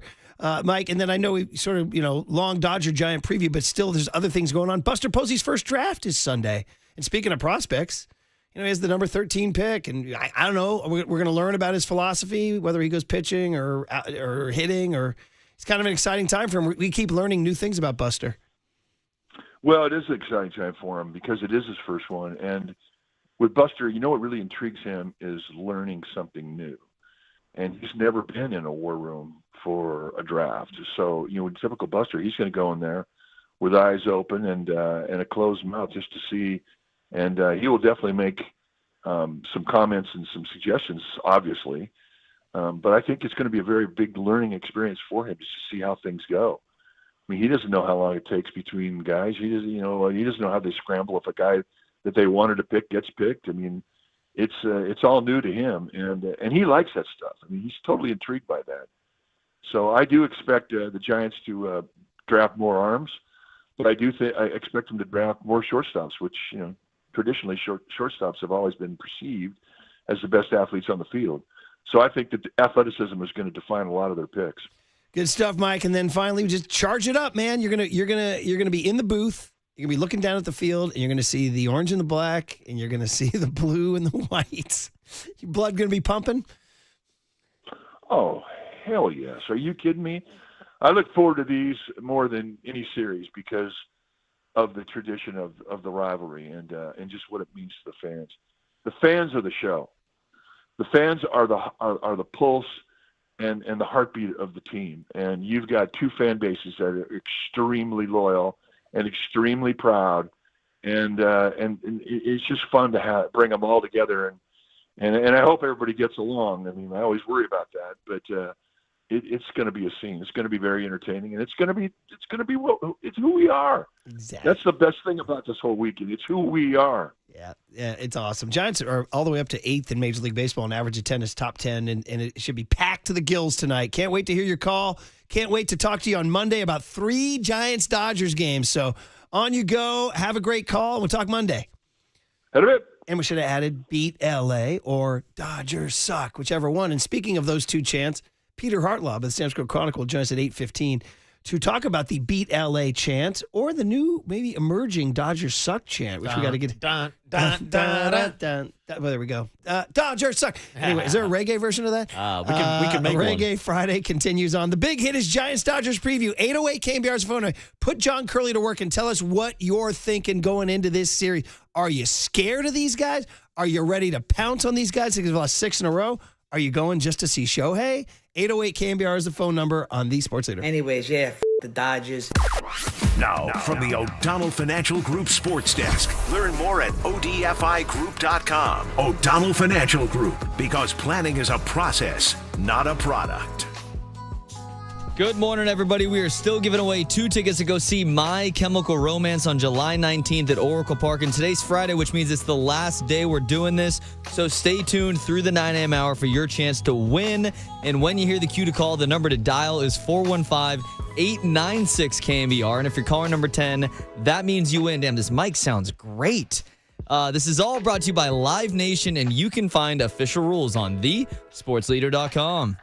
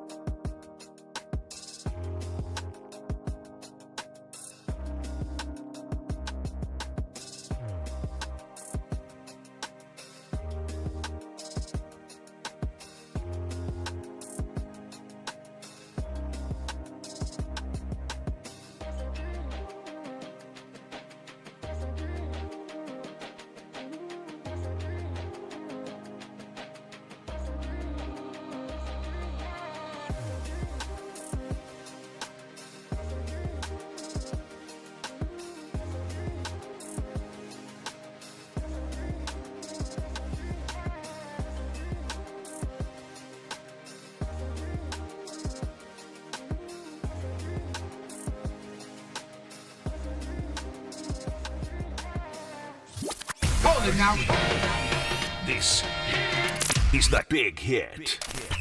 Sponsored by Benjamin Moore Paints. Experience the Benjamin Moore retail difference at their independently owned, authorized retailers today or at benjaminmoore.com. On KNBR 104.5 FM and 680 AM, the sports leader. Murph and Marcus is sponsored by Bigelow Tea. Grab a mug and tea proudly. Guthrie, a left-hander, works in the set. First pitch, Johnson, drive to left. He hit it deep. Back to the wall, Hollingsworth. In front of the fence, he leaps. It's gone! Johnson has won it for the Giants in the 12th. Oh, we're getting ready. We're looking for moments like that. Brian Johnson, September of 1997. What a day. What a day. That famous day at Candlestick Park. Rod Beck getting out of the jam and going with the salute to the crowd, the bases loaded thing. Man, any Giant Dodger memory. Peter Hartlo's going to come on in about 15, 20 minutes, talk about 1982. Joe Morgan knocking the Dodgers out on the last day of the season. He traces kind of the Beat LA chant back to then. We have other highlights. Bruce Bochy calling out Don Mattingly on the mound in 2010. That's where we're getting we called it the double rainbow game back in the day. You mentioned Talkman. The Sockman, robbing Albert Pujols in center field down at Dodger Stadium in a game that ended up mattering because the Giants won 107 games that year. Dodgers won 106, and it was Talkman robbing Albert Pujols. Buster Posey homering off of Walker Buehler in 2021. So exciting. Unbelievable memories. More to be made tonight. Hey, Casey Schmidt hitting a grand slam off of Yamamoto. Mm-hmm. You can dial up that. Yeah. I mean, that itself is a great current memory. Yes. I'll even take Casey Schmidt hitting a grand slam off of Kike Hernandez. I'll take them both, Young Tony. I heard when he was on with the Dirty Work Boys about the back-to-back grannies. He's like, yeah, kind of chuckling. Yeah, one off Kike. He goes, no, the one off Kike was cool. Yeah. I think he said that. Hey, they both count. They both count. You're listening to KNBR AM and KNBR FM San Francisco, the sports leader and Cumulus Media Station. 808 KNBR is the phone number. Put John Joe Curley to work. Our big hit, put John Joe Curley to work. Our big hit is, of course, Giants-Dodgers preview. So already we've talked to Susan Slusser about it. Already we've talked to Fabian Ardaya about it. And already we've talked to Mike Krukow about it. Are you getting the juices flowing, my man? The orange and black. They'll be wearing orange jerseys tonight. Okay, whatever. Okay. And the Dodgers will be out there in their road grays going at it. It's going to be Logan Webb. Is there a better sight than Logan Webb, the way he's evolving against Dustin May, who's not a world beater, although he's been the most consistent Dodger starter this year. But can you feel that adrenaline pumping? I mean, Murph, my juices have been flowing all week long. Really? Post-vacation for me, man. I come back to town. Giants are back. Matt Chapman's back. They're taking on the Phillies. They get 2 out of 3. Patrick Bailey has one of the best moments at Oracle Park with the inside the Parker walk-off home run. So I've been on a high all week long, and I've had this series circled on my calendar all season long because there's nothing better than a baseball rivalry right before the All-Star break. And then you throw in the additional factor of the last time that these two teams squared off. I'll remind you, Giants took 2 out of 3, but then also the Sunday night baseball game where we got the breaking news that Raphael Devers would be traded to the Giants. So we're going to get a first taste of Raphael Devers squaring off against the Dodgers. Murph, I'm more than hyped for this matchup. Dodgers took 2 out of 3 down in L.A., oh, right? My apologies. It's all right. The Giants trade won was the first so good. one. I changed history in my own Giants head. won the first one, got smoked in the second one when Landon Roop did not perform well. That's it, because we were discussing about whether or not it was a good strategy to trade Kyle Harrison with the series on the line. Right. And Sunday, that was actually a 5-4 game. Remember, Matty Williams held up Rafi Devers, and Kershaw goes, yeah, we got a pretty good break there on that hold there. But yeah, if you're just wondering, like, why has it been so long? This is one of the longest times we've ever had to wait to have the Dodgers in town. But then you get a flurry of it, guys. You're going to get 7 against the Dodgers in September. Okay, so there's 3 at home on September 12, 13, 14. And then, ready for this, 4 at Dodger Stadium. Shout out 1993. September 18, 19, 20, and 21. Your boy's going to be there for at least one of those games. That's our dream trip. We're going down to L.A. Going down to We've Dodger never done Stadium. Dodger Stadium. Wow, into the belly of the beast. We got a beach pad down there on the Strand, and we're going to... look how far we've come now with Buster Posey's Giants, because when Farhan Zaidi was running the operations, both Brian Murphy and Matt Mioka refused to step foot into any ballpark where the Dodgers were playing. I hate the Dodgers so much I can't even stand to watch. Maddie, going tomorrow. And you're back, baby. Made a big decision. Think as a dad, you got to take your kid. I can't believe I'm saying this because you go to see the Giants, right? Of course you're going to see the Giants. You're going to see the Giants win. But there is something historic to seeing Shohei Atani. There is something to see him pitch. That's why I asked Mike about him. You know, honestly, I don't know where you are with the guy. I mean, Is he the best player we've ever seen? I mean, we think about Barry Bonds. I didn't see Mays, unfortunately, but we think about Barry Bonds. You think about, I don't know, Mike Trout. I don't know. You think about all the best you've seen, and nobody's done what Otani's done. Whoa. Power, speed, and oh, by the way, he's on the mound Saturday, right? Yeah, by the way, he's had seasons where he's finished as a top 5 Cy Young candidate. I mean, this is a guy that can dial up triple digits, but also give you a 50-50 season in the lineup. So we truly have never seen anything like Shohei Ohtani. The only comp that's out there is Babe Ruth. But I didn't get the chance to see Babe Ruth in my eyes. I know you didn't either. And Babe, as we were just talking about with Mike Krukow, really was an all-world pitcher and then became the hitter, never did it at the same time this consistently as we're seeing with Shohei Ohtani. So if he consistently continues to be this good of a player on the bump and in their batter's box, I hate to say it, Giants fans, Shohei Ohtani is going to go down as the greatest baseball player of all time. I mean, honestly. Like skill-wise. By the way, he's 30. Yeah, and that's not taking any shots at Barry or Hank or Willie or Babe Ruth or any of the other all-time greats. But nobody is doing what this guy is doing. He's an alien. He's a freak of nature. He is truly once in a lifetime, once in a generation, maybe once in a sport type of player. I want to say this. All that said, and it's exciting, and I'm going Saturday to check him out for sure. By the way, I think it's Barry Bonds bobblehead Saturday. Is that right? You are correct, Murph. And a lot also, of giveaways going around. On Sunday, Marcus, if you want to get your what do we call it? Eye candy or thirst trap? Hey now. What do we call it? Hey when Marcus models things. Dude, you're like Joe Burrow. Because I'm watching Netflix Quarterback, and they do a whole segment on his fashion. It's bonkers. Yeah, John Curley's my personal stylist. He's like, that looks fantastic, Marcus. It does look good on you. This is, what are they calling it now? The Spirit shirt? Yeah, it's the Spirit jersey? City Connect long sleeve shirt that they will be giving away this weekend. But really, Murph, I don't feel like Joe Burrow. I feel like Greg Papa, because here I am changing outfits mid-segment. Hey, they say present the Bay in style when the Giants take on the Dodgers. First 15,000 on Sunday. Get a City Connect Spirit jersey. Yeah, it's cool. Presented by Coca-Cola. Yeah, you want me to do a twirl? I'll show you the back. Baby girl. Why don't you do that twirl? Let me see Marcus. your twirl. There you go, buddy. So anyway, in general, asking this question too to you fans out there, 808 KNBR or 415. Yeah, there you go. You know what? That's my damn walk-up music. That's going to be my walk-up music. 415 Yeah, 808. but only if you're twirling to the box. Can you imagine? 415 808 5627 is the Golden State Showroom text line. I'm not going to lie. I feel in the past couple of years, I've felt overmatched or overwhelmed by the Dodgers. I don't feel that way this time. I'm not going to lie. Casey Schmidt's granny off of Yamamoto went a long way toward Georgia popping that balloon a little bit. Because, Yamamoto, I always thought, Yamamoto. Yeah, we didn't get Yamamoto. They got Yamamoto. Casey Schmidt, kaboom. Granny. And it was like no, things are going to change. And, yeah, they lose 2 out of 3, but they were very competitive in all the game in the Friday and the Sunday game. Now you got them in your park, where it's not as easy for them to swat the ball around the yard, unless it's Kyle Schwarber. And where you got your guy Logan Webb on the mound on Friday, you got your guy Robbie Ray on the mound on Sunday. I mean, that's a favorable, dare I call it a favorable matchup for the Giants? Yeah, to have their guys in their park where it's cold and you can't hit, and you're pitching Giants baseball. Yeah, I would say they have the advantage this weekend on the bump, and it starts tonight with Logan Webb, versus Dustin May. And you mentioned Dustin May has been maybe the healthiest and most consistent pitcher for the Dodgers, and he's a prospect that I've always liked. Like, has really good stuff, but he is a guy that will give up the long ball. So maybe Raphael Devers steps up to the box and makes a big first impression against the Dodgers tonight against Dustin May. I could see that happen. So Logan Webb, you have the advantage. Saturday is the sketchy start to me. Landon Roop has been pitching phenomenal at home, but last time we saw him down at Dodger Stadium, he was getting knocked around in what was his worst start of the year. So he's facing off against the Shohei Ohtani opener. They also have another top prospect, Emmett Sheehan, throwing on Saturday behind him as their bulk guy. So that matchup to me is up in the air. And then Sunday night, dude, you're talking about 2 All-Stars that will not be pitching in the All-Star game because they're representing their teams on Sunday night. Yamamoto versus Robbie Ray. To me, really, that's going to be a game where it comes down to who makes the less amount of mistakes. I think that's going to be a close game, and I think that's going to decide the series. Make 3 fewer mistakes, and the other team is always the way to go there. All right, the text line's lighting up with a lot of thoughts on this series here, too. Guys, 510 says the Dodgers suck chant is not new.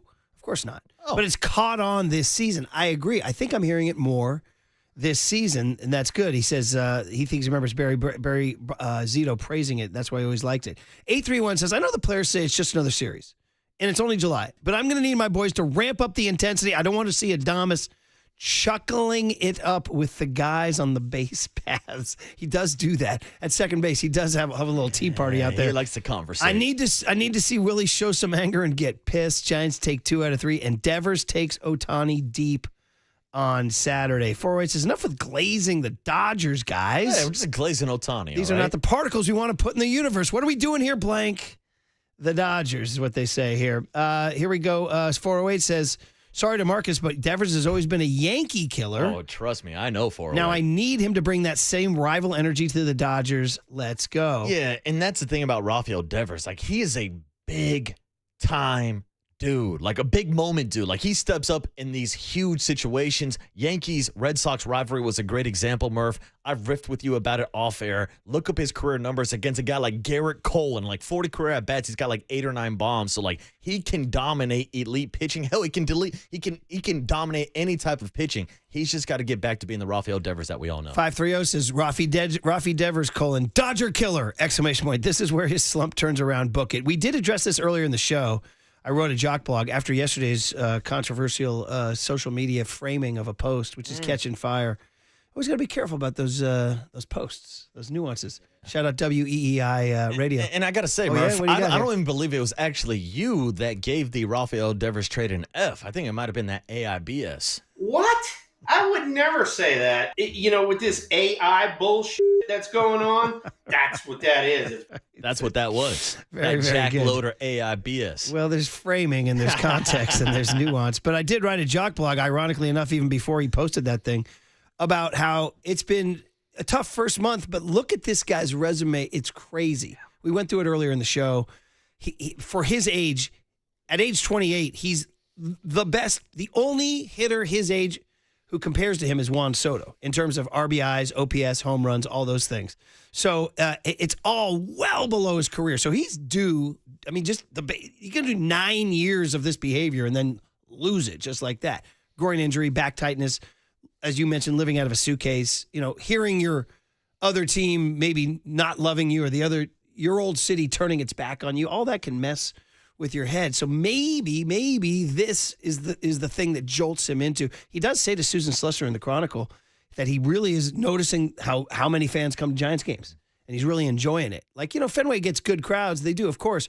But I think the Giants, first of all, it's a smaller ballpark, but the Giants are right now averaging 35,000 a game. Yeah, the Red Sox are averaging 32,000 a game. Of course, it's a smaller ballpark, but still, it's packed. And Oracle has that vibe, and he's felt it already. The Cleveland series, when they're giving him standing O's and all that. Look, and I've felt it throughout the entire season. And I do want to give a lot of credit to Buster Posey for bringing in some bigger names. Your Willie Adameses, your Matt Chapmans, now your Raphael Devers. And, that to me has been one of the biggest noticeable differences this season versus the last couple of years in the previous regime, Murph. It's the fact that people want to go out to the ballpark because they actually know who's on the damn field. Wow. And you can look at the stats already this season. They've already eclipsed the total number of sellouts that they had last season. That's because people want to come to the ballpark. They want to know who's on the bump. They don't want to see John Brebbie in the list of openers. It just feels like a different brand of baseball since Buster took back the reins. And you're seeing those results with the fan base that is more engaged than ever over the last 4 or 5 years that I've been working on this show. For sure. All right. It's a perfect way for me to tell everybody that on top of everything else, it's the Junior Giants Stretch Drive. That's right. I'm on the Giants Community Fund board. Proud to be there for over 15 years now. And tonight, tomorrow, and Saturday is the Junior Giants Stretch Drive, which, of course, was inspired by the great Willie McCovey. So we got over 28,000 kids. I've already done one league visit. I want to do another one. It's so amazing to be out there with those kids playing ball. They play ball for free every summer. And they learn when I was there, the key word was health. They learned about drinking more water, all that good stuff. We teach them life skills. We teach them confidence, anti-bullying. It's all amazing. So you can donate now. We appreciate you guys in advance. If you have a couple of bucks, we sure do appreciate you. GiantsCommunityFund.org, or you can do it at the park behind home plate at the community clubhouse. And what you do when you donate, you get a Giants, ready for this? Mystery box, Marcus. Ooh. Mystery box. What's in the box? It has autographed items. It has game tickets. It has it has a tote bag made from Giants banners. You get a mystery thing. You don't know what you're going to get. Oh, I want to get my hands on that box. It's all about mystery, buddy. It's a mystery. So let's stretch the Junior Giants impact. Help these kids, all right? And on behalf of the Giants Community Fund Board, I do want to thank you for your support. Again, tonight, tomorrow, but you can donate anytime. GiantsCommunityFund.org. If you have a couple of bucks, We sure do appreciate it. And I can vouch, man. It's awesome. And you're helping us fund these leagues all up and down Northern California, and even into Central California, and even into Oregon, and even in Tahoe. We got a league up in Tahoe, too. Yeah. So it's all good. Thank you guys in advance. Okay, here's the deal. Peter Hartlo. Are we going beat L.A.? We going Dodgers suck? He traces the history. Next on the Sports Leader.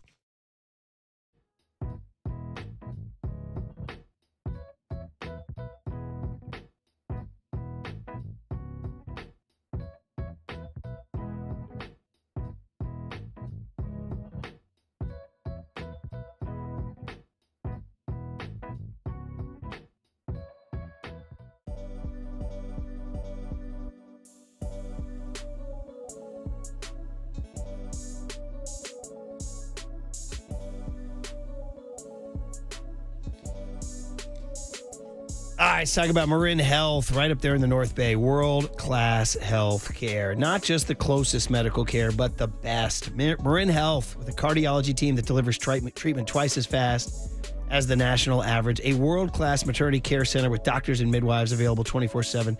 An accomplished orthopedic team to get you back on the trail. And a partnership with UCSF that expands our world-class capabilities. It's all right here to get you closer to being at your best. Marin Health, world-class care. Closer than you think.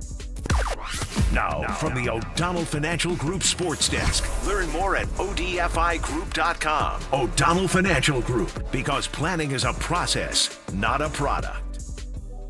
Happy Friday, everybody. We are still giving away these 2 tickets to go see My Chemical Romance. And like I said, today is Friday, so today's the last chance to win these 2 tickets.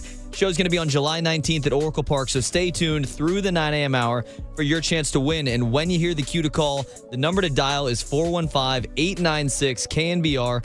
And if you're caller number 10, that means you win. This mic is sounding freaking fantastic. This is all brought to you by Live Nation, and you can find official rules on thesportsleader.com.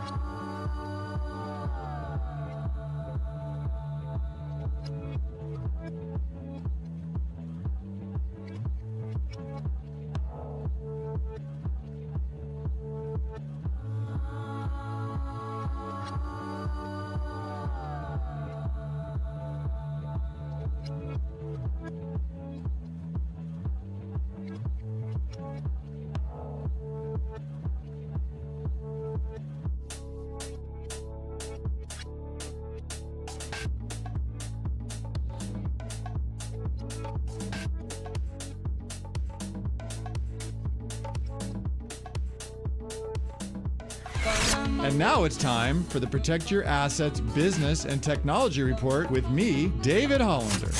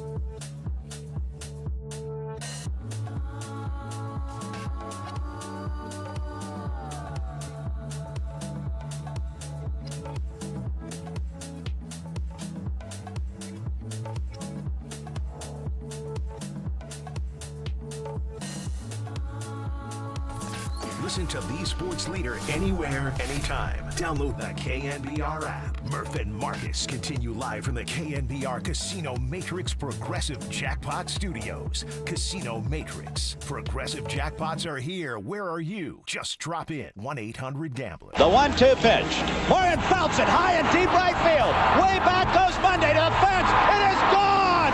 Home run, Joe Morgan.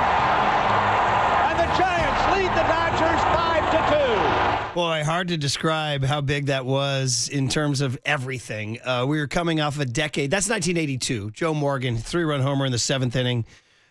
Set to the unmistakable sounds of Toots and the Maytals, dropping the pressure on Terry Forster and the Dodgers. It was such a big deal. There was so much that went into that. There was a decade of Dodger dominance and Steve Garvey and Ron Say and all that hatred. And the Giants still not there and still not there and still not there. But for one glorious day, knocked them out of the playoffs with that 3-run home run. Candlestick went berserk. I asked Bill Lasky about it. He pitched that game.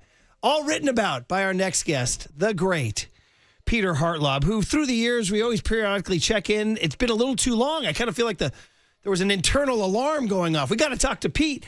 And he drops a story on the history of the Beat LA chant in the San Francisco Chronicle, sfchronicle.com. You can check it out. The culture critic of the Chronicle, but more important, our friend, Peter Hartlo. Pete, good morning. Happy Beat LA weekend, buddy. How are you? Hey, what's up, Peter? Happy Beat LA weekend, guys. What a great pregame you've had today for what's coming up this weekend. It's so exciting and so late in the season, as you mentioned, which I love. I love like July being when this rivalry hits.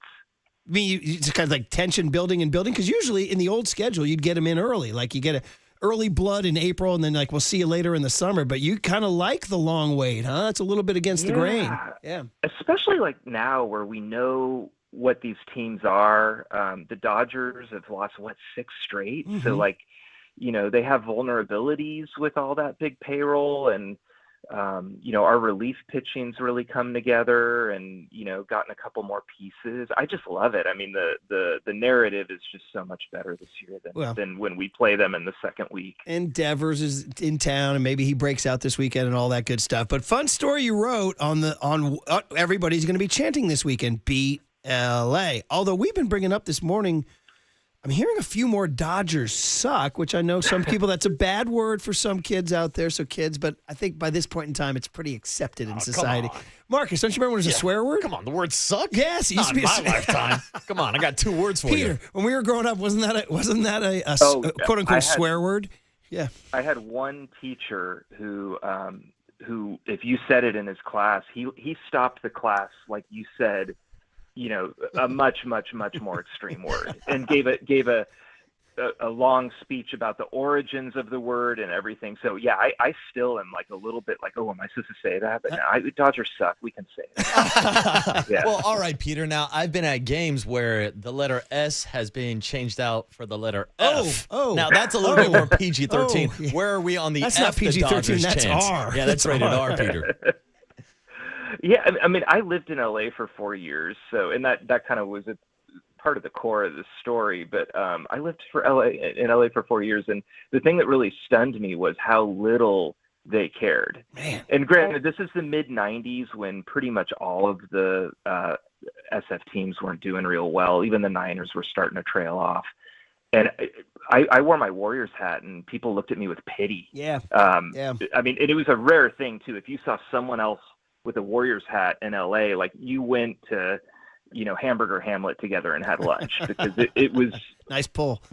Such a rarity. Now you go to Disneyland, there's more Steph Curry jerseys than Mickey Mouse stuff. Right, so, right. Yeah, you're right. I'm a certain generation like you. I'm the same as that. And I went to college in L.A., and there was this guy in my dorm who used to just derisively call me Warrior fan when he saw me in the hallway. And he was saying it like a joke, like a punchline, like Warrior fan, which is why Sleepy Floyd to Superman was one of the greatest days of the first 20 years of my life. But there's an interesting evolution through the decades here, Pete. And Peter writes about the history of the Beat LA chant. So I think if you're old, the 50s and the 60s, it was legit. Mays and McCovey and Marichal and Cepeda were throwing haymakers with Drysdale and Koufax, and they were jostling for the top of the National League from pretty much from 58 to about 71, right? Then it fell off, and the Giants disappeared for almost 15 to 20 years, and that's when you're talking about the Dodgers didn't even care about the Giants. But, Pete, do you think it was the Giants, it was the Buster Posey, Tim Lincecum World Series era rejuvenated it, and now the Dodger fans are like on red alert. Like they hated that the Giants won 3 World Series. I think there's 2 points. I think, the World Series, obviously, that was sort of part 2. I think, like, when Will Clark showed up, before that, if you were a Giants fan, you might think, like, Darrell Evans and Jack Clark, are they going to hit 30 home runs this year? I mean, there were individual things, but as a team, you just never believed you were going to win. You never believed you were going to get a pennant.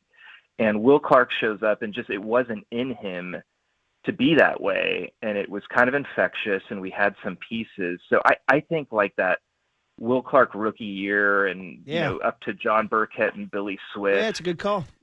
I think that was like that taught us to walk so that we could run with the World Series. You know what, Pete? That's really good. In fact, I'll even add, you're getting me thinking live on air here. That's a really good point. The Will Clark, we're not going to back down to anybody attitude from like 86 to 93.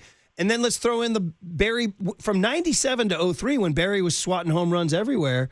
The Giants were pounding the Dodgers. And, he kind of, and then we just played the Brian Johnson home run in 97. I mean, the Giants started to take the advantage in the series. And that's when I think you're right. You're seeing some Dodger fans who are now, maybe they were kids then, and now they're in their 30s and 40s who hate the Giants. Yeah, but the thing that you brought up in the beginning is when we were young, there was no hope.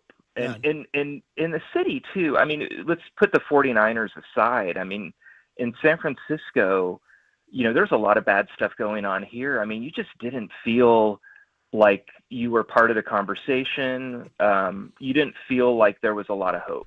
And the Sleepy Floyd game, people don't understand. We lost 4-1 to the Dodgers, but just beating them once, inflicting a little bit of damage, drawing a little bit of blood is one of the greatest moments in the franchise's history because we were so bad and fans were suffering and we still showed up and we were rewarded for one day. And that fits into the Beat LA too. Well, I was going to say they were holding up people were chanting it at that Warrior game, right? Well, yeah, they're holding up signs. The Warriors passed out signs, and Art Spander, our good friend, wrote after the third game. He predicted a sweep and said they should put down the Beat LA signs and hold up a "We Surrender" sign. Artie. That night, Sleepy Floyd goes 11 for 12 in the fourth quarter, 29 points, and just by sheer will Beat LA, gives us one moment. And that was it. One moment was like our championship. One drawing blood against the Lakers, who went on, to win a championship, was our championship. Peter, that was you've listened to our show for years. You've been a great friend. You know that soundbite of me as a kid on that game show where I say that fighting Golden State Warriors that's born from the Sleepy Floyd era, dude. So, I mean, yeah, and Peter, I'm actually glad that you guys got into this discussion because I was going to mention that to me, like the Beat LA chant is more than just a baseball chant now because to your point, you will hear Beat LA at a Warriors-Lakers game. At a Rams-49er game, you'll hear Beat LA chants. So to you, like when did that cross over leaving Candlestick to now enter the world of the 49ers and the Warriors also? Well, I'll tell you two things made me write this story. One was last year, I'm a Bay FC season ticket holder. So women's soccer, I go down there, and Angel City comes up. Those Bay FC games are so polite. Everybody's like, oh, excuse me. You know, you see a fan from another team. Oh, where'd you come from? You're giving them like, sandwich tips. Sure enough, though, tight game, a Beat LA chant breaks out against Angel FC. And I'm like, this is like the most polite, nicest crowd, but still it's in us. It's just ingrained in us. And then the big one was the second home game of the season. We win 4-1. I'm walking down that endless You're talking about this year, 2025? This year, 2025, second game, April 5th, and I hear a Beat LA chant, Beat LA, and it gets bigger and bigger and pumping fists. We're playing the Seattle Mariners. The Dodgers are 2,800 miles away in Philadelphia.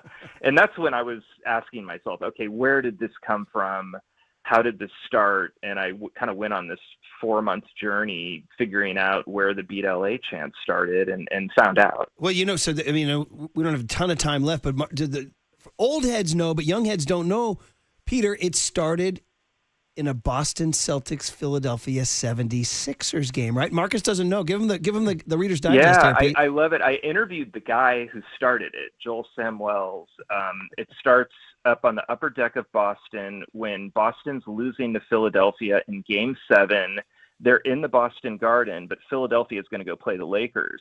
And Boston fans, who are the best fans, most loyal fans, start chanting "Beat LA" to cheer on Philadelphia, who just knocked them out of a 7-game series to go beat LA. And then for the Giants, the pivotal game was 1982. You played the sound coming in, Joe Morgan hitting that home run, but Bill Lasky, KNBR's Bill Lasky started that game. 47,000 people showed up. Giants are out of the playoffs just to cheer on the team to knock LA out of the playoffs. Spite. 47,000 people show up for spite and run on the field like it was our championship. So beat LA. Beat LA. Yeah, it's true. So you're in the end, you're going with that over the more coarse Dodgers suck? Oh, for sure. Okay. So you're a purist. Dodgers suck is I think it's kind of specific to the Giants. Beat LA is a Bay Area thing. Okay. I mean, they chanted it when the Oakland A's played the Dodgers in the World Series. Niners, Bay FC, it's the whole thing. Pete, we're getting a text in from the 916 says he's a Sacramento Kings fan and he says they chant it. Did you know that? Yeah.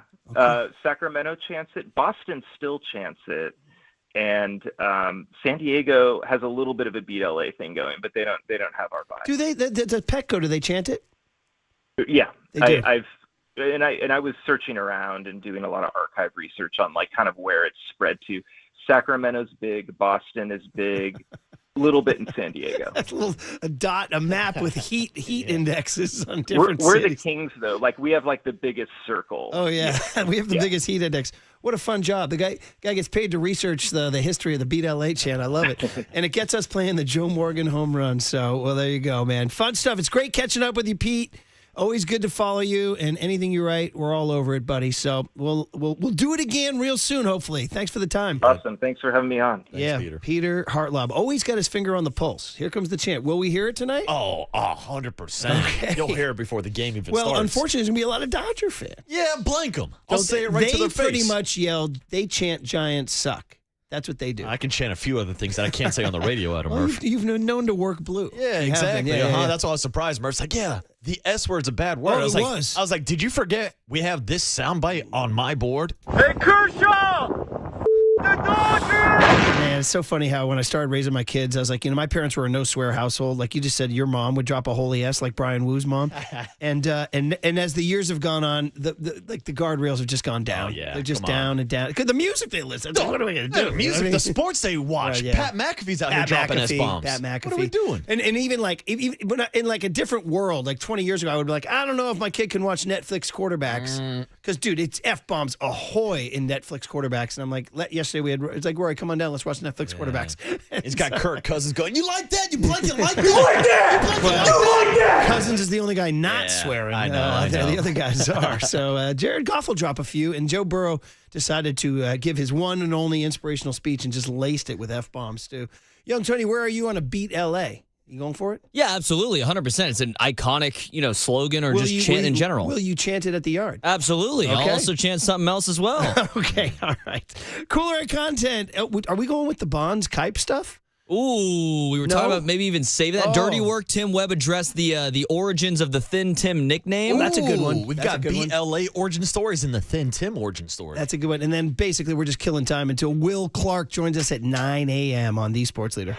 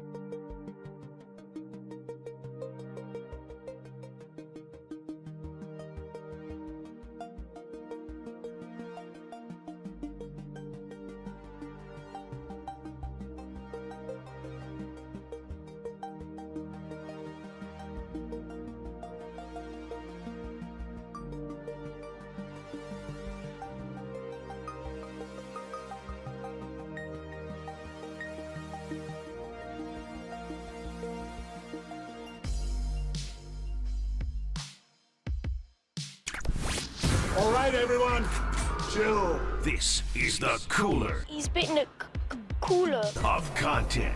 Cornucopacious of joyful news. We might be on to something. Yeah, baby! Murph and Marcus is sponsored by Bigelow Tea. Grab a mug and tea proudly. 5-5 in the ninth inning. 1-2 pitch. Pujols hits a high fly ball left field. Talkman's back at the wall, leaps, and he makes the catch. Mike Talkman is lying on the dirt on the warning track, and he just robbed Albert Pujols to keep the Giants in the game.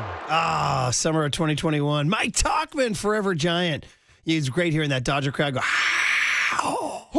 He caught it. I think Giants wound up winning that game, right? Yes, they did. Yeah. And that was a huge game because the division was decided by one game. Then they played a 5-game series. Reggae Friday. Happy Reggae Friday, everybody. Young Tone, turn this one up here, buddy, for the non-YouTube crowd. Who we got here, buddy? This is one that just popped on. You Say You Love Me, Barrington Levy. Oh, Barrington Levy. Well Barrington. regarded. I had a couple more requests for you, didn't I? That you didn't Yeah, hit? you did. I was All queuing right. up the Jim Nance sound. Never mind, buddy. Hey, a couple things. One, we are sponsored by Marin Health with top physicians, surgeons, and clinicians right here in the North Bay. Marin Health puts you closer to your best health. World-class care, closer than you think. And by the way, Papa and Silver, who's now Silver and who? JD? Silver and JD because Papa's out in London. Well, they have Joe Davis coming on today. Ooh. Showy, Atani, at 11:50 this morning. So there you go. By the way, in this intro to cooler content, you hear Nick Young, Swaggy P, say we might be onto something. He's talking about Bob's Donuts, which we have today in honor of Overnight Dave's birthday tomorrow. Happy birthday, OD. Will you still need him? Will you still feed him Bob's Donuts? Yes, I will. When he's 64. Shh, don't And we say did that this morning. Don't say that out loud. Okay, here we go. Cooler content. It starts right here in-house. In-house. Yesterday was a big day in the afternoon when one of the all-time KNBR employees of the 21st century, Tim Webb, a.k.a. Thin Tim, a.k.a. Thinny, a.k.a. the guy whose birthday happened on the same day my laptop was stolen when I lost 25,000 words of unsaved copy in 2 chapters of the book that I had to finish. Tim Webb's birthday. Can't believe that happened to Murph on my birthday. That's a true story. Also, true story is that his nickname came from our show back in the day, the morning show back in the early mid-00s. Pecan, the great Patrick Connor. Old Peaches. A.K.A. Peaches. Yes, was about, well, I guess he has a lot to do with the story of how Thin Tim got his nickname. We're going to play this for all you KNBR historians out there. How did Thin Tim get his nickname? Explained on Dirty Work yesterday. So the story goes, my first day working as an intern on the morning show, this is the birth of the Murph and Max show a bajillion years ago. Pecan was on the board, and he only gave 2 things. He said, one, you can't name yourself, which is still a rule that we apply today. You cannot give yourself your own nickname. There's no LeBron King James self-proclaimed here. No. Yeah. And 2, if it sticks, it sticks. It's with one thing you. about nicknames with the fellas, and if you're a fella out there, you probably know this. Like, nobody's given themselves a nickname, and if they do, you all kind of like out of spite will never refer to them as saying, "Call me this." It's like you don't. No, that ain't flying. No, that ain't it. Call me T-Bone. We already got a T-Bone. Well, and here, sometimes things will iron themselves out naturally. Like Murph loves to be a guy who names somebody. Yeah. And I've watched it happen in the years that I was on the morning show with Ian, Murph, and Mac. Like I watched him do that with Marcus. Do you remember when originally he started calling Marcus Soul Patch? Hey, thank you. Soul Patch. Soul Patch Marcus. And we were like, but that's not even a soul patch. He's not Howie Mandel. You know what I mean? He's like, he had a little goatee. Well, and he did want to call young Tony Little Tony because we had another Tony working here. And all of us were like, you can't call him Little call Tony. a That's guy not good. little? What That's are you doing? That's not good. You're Yeah. a little pump. Yeah. Jeez. What if he was Lil Bump, dude? Lil Yachty. Yeah, Lil Baby. Lil Mama. Shout out Lip Gloss. Okay, lot going on here. Number one, I fully admit Soul Patch was a bad nickname. We junked it as soon as we could. Yeah, we got rid of it. We had to go through a couple nicknames early. You were calling me Soul Patch Marcus. It was I'm like, bad. Murph, I don't have a Soul Patch. It was bad. And then you were like, how about the Homestead Hammer? I was like, we already have a Lee Hammer down the hallway. Then we went Mustang Marcus. And I'm like, nah, we need to work something out here. That must have been for like a half a that- day. that's- that I was don't like remember that half one. a segment, right. yeah. Then we settled on Waterboy. Yeah, exactly. And which led to that Bobby caller Boucher. who was so upset about that. Yeah, he's all Murph. I can't believe he calls Waterboy. By the way, Waterboy. So demeaning. The thing, first of all, Lil Tony was a polymac. And I disagree that it was at all derived. There's some of the great figures of all time are Lils. Shout out Paul Wainer, Lil Poison. He's in the Hall of Fame. Baseball player, Lil Poison. There was Big Poison and Little Poison. Also, shout out the great comic strip Lil Abner. Yeah. Lil Abner. And then and also any number of rappers. Oh, you want Little Wayne? You want Little Bow Wow? Who do you want? So, Tony, would you have been upset had Little Tony stuck? I don't know. I mean, I was kind of indifferent to Copes' point. You can't really choose your nickname. It just kind of happens. By the way, do you know Lil Pump? What did OG Murph learn today? No, I did not. Lil Come Pump. on. Did not. Murph, Did not. You're did a not. part of the Gucci gang. That's Gucci, bro. Gucci gang, Gucci gang, Gucci gang. 661 says Mark Kipe tried Waterbud. Yeah, it he didn't did. stick. Waterbud. It didn't stick. Steve Young tried to nickname the cooler of content. That's right. It didn't stick. Nah, it didn't stick. Except it's still in our open. It is. 925 says Kipe then went to Waterbug. Is that right? I don't Look, remember I that. understand. I walked into a hornet's nest with Waterboy. Yeah, the Waterboy likes his cooler of content, Steve. How about 510 saying Lil Kim? Lil Kim. Ooh, that's another one. Another to add to the list of littles. And then 510 says, they always picking on my man Murph in the afternoon. Well, it's just two things. One, great respect for the guy who kind of, pretty much paved the way for all of them. All right, number one. And number two, if they ain't hating, what is it? If they ain't hating, you ain't popping? If you ain't got haters, Is that you it? ain't popping, So Murph. pay it away, boys. Simple as that. Pay it away. But let's continue this origin story because I need to know the details of how Thin Tim became so thin. Here we go. Murph has dubbed a lot of the people nicknames. Did he give you yours, or did Pecan No, give you Pecan gave me mine because I came in and I was super skinny. And the first thing that they made me do was the second segment. I went in there and they made me do push-ups on the air.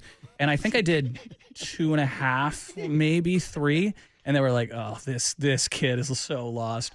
And they made fun of me religiously for weeks about that. Well, you're thin, Tim, your arms are too thin. But you couldn't do a push-up? I was horrible. I wasn't expecting. I wasn't ready for it at all. It's like 4 in the morning. It's a push-up, though. You don't, I mean, I haven't done one in a while, but I still know how to do them. Well, right. And so the show at the time was going from 5 in the morning till 9 in the morning. Right. 5 so to 9 I'm a.m. showing up at like 4:15 in the morning, 4:30, and I wasn't living anywhere close. And so I was getting there when it was all adrenaline and the whole thing about being in the studio and the lights and, the way that it hits you, not necessarily right now after my 20 years internship, but at the time, I was just blown away by all of it. And now I got this, Marine yelling at me to do push-ups and everything. And I think I got through about 3, and they said I was going too slow, that my form was terrible, and that I was generally an awful person. And I never left the station after So that. they started calling you Thin Tim. Yeah, and now, as we say, it's not necessarily because of body weight. And that's why we got the hat on. Yeah, now it's all up top. Well, there it is. It was definitely Pecan. Pecan was a big push-up guy as a former Marine. So I don't remember me and Paulie making him do push-ups. I think that was probably more Pat. Which is absolutely hilarious hearing Tim defend himself about how he can't do more than 3 push-ups. Wow, that's a tough Because deal, the yeah. entire time I'm like, oh, yeah. Tim is a thin man. He's a skinny man. He still is, by I the way. had no idea that it was about how thin his arms are because he can't do push-ups. Yeah. That's a bad look, Tony. That's a bad look. To be honest, I'm not sure he remembering entirely. There was more to it, and it was old Pecan. I'll have to ask old Peaches. He tunes in on occasion. We'll have to go. But there you go. And then it's 20 years in the making. Yeah, and next thing you know, we've been playing this soundbite for 20 years. Now it's the Thin Tim mistake of the day. There it is, buddy. But congrats to Tim for finally hosting his first show. The Dirty Work Boys sounded good yesterday. By the way, the Wayner Army got on me. It was Paul Wayner who was Big Poison, Lloyd Wayner who was Little Poison. Oh, no, All right, not the Wayner Army. We're talking serious Marty Lurie territory here, by the way. Also, Littles, shout out one of the greatest rock and roll figures of all time, Little Richard. That's another great one. Little Richard. Little Bow Wow as In fact, well. We should go back to Little Tony at this point because, dude, it's almost like royalty. At this point, I have like 10 nicknames. All my buddies call me something different, honestly. Well, it's funny. You'll get a kick out of this. In my phone, to this day, Young Tony is still saved as Little Tony KNBR. That's huge. Once you get entered into my phone, you're locked in. I love that. 510 said other nicknames that didn't work. Fitz tried Human Torch for Steph. You remember that? The Human Torch. Yeah, I never caught on. And 415 says Murph's living rent-free in the Dirty Work Show's heads. That's pretty funny. That's what the Murph Diesel does. There we go. That's what we do. That's what Daddy does to pay the bills. Absolutely, Who's your daddy? That's what Daddy does to pay the bills. You know what? I don't think I like Coke. Fired off 3 in a row for you. You know what I mean? All right, guys. So, hey, do you want to do the Nance game or the Aaron Rodgers being a D? Ooh, that's a tough. I could say We can Nance. do both. We can Well, do both. I know that you will enjoy Nance more, so give me the Aaron Rodgers because I want to get you upset first. Nah. All right, fine. Do you want to do it? You're the one who mentioned Well, it. I'm looking at the clock. Okay. Unfortunately. We'll get you a clock We could do guy. it later in the day. All right. We could. This Nance one's kind of fun. He's doing this social stuff for CBS just to promote things. I don't know. He's looking good. He's in his coat and tie. He's got the hair coiffed. And some social media person is asking him questions for fun. And this one, they play a game. Hey, Jim Nance, I'm going to name a sport, and you give me the first name that comes to mind. And by that, I mean first name. So if I say to you a sport, I'm going to pick a sport that's not on this one. Say, give me a sport that's not on this one. Tennis. No, tennis is on this one. Oh, MMA. MMA. Give me the first name of the first guy that comes to mind. So for me, MMA, it's Connor, unfortunately. Mine's George. George St. Pierre. Okay, yeah. So that's the game. Mm-hmm. It's not. You're not saying the last name. You're saying the first name. I'm not impressed by your performance. That's my guy, George. With an S. MMA for MMA for you. John Jones. Okay. Bones. Well, you said John. Well, if I say John, nobody knows John. No, that's the whole point of the game. Oh, okay. It's the whole freaking point of the game. So, You just say the first I name. would say like Fedor for Fedor Emelianenko, Yes, exactly. which MMA fans, that's a deep All right. cut. You would know Fedor. So it's kind of a fun game. You guys can play along in your cars. Did you stop it after each one? Ooh, no. Do you want me? I mean, I have them like queued up for the markers. You want me to do it like live? So how are we going to? You set it up like we were going to play the whole thing. Okay, but I thought we were going to do it along with them. No, let's do it. All right. Can you pause it? Do you have that physical ability? Pause. Okay, so do you want to do Nance's first, and then we'll do it after him? Let's start with just the question. Just set you guys up. You guys give your take, then we'll play Nance after. Ready, go. That comes to mind when I name a sport. Football. Football. Khalil. Joe. Ooh. Khalil. I liked it. Football. Tony. Joe. Montana. Are you doing Burrow or Montana?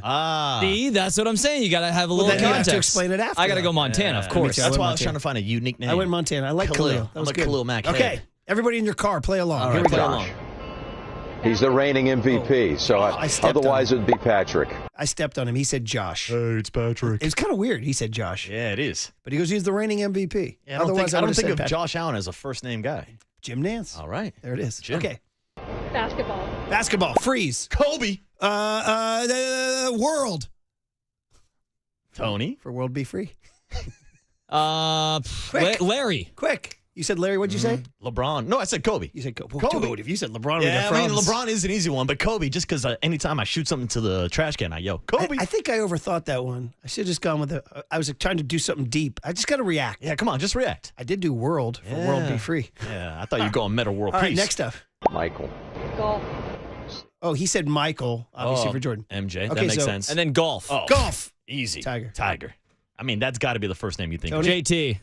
Blank St. X. JT Poston? No, JT Justin Thomas. Well, that's not Went the to first St. X. name. That's not a first Dude, name, what- Tony. But everybody calls him JT. That's not the game. Okay, Justin. If You you could be said Rose. It could be JT, Thomas. I would think you're And talking about literally Justin you stepped Timberlake. into it because there is a pro golfer named JT Poston. Oh, no. So you're like, this kid. This game We're is not going going to great. give the Devers trade an F. We're going to give Tony an F. Yeah, on this sorry, one, too. Tony. The The young Tony what's the mistake next of the day. sport? What does he say? See, Jack, Arnie, Tiger, Jack.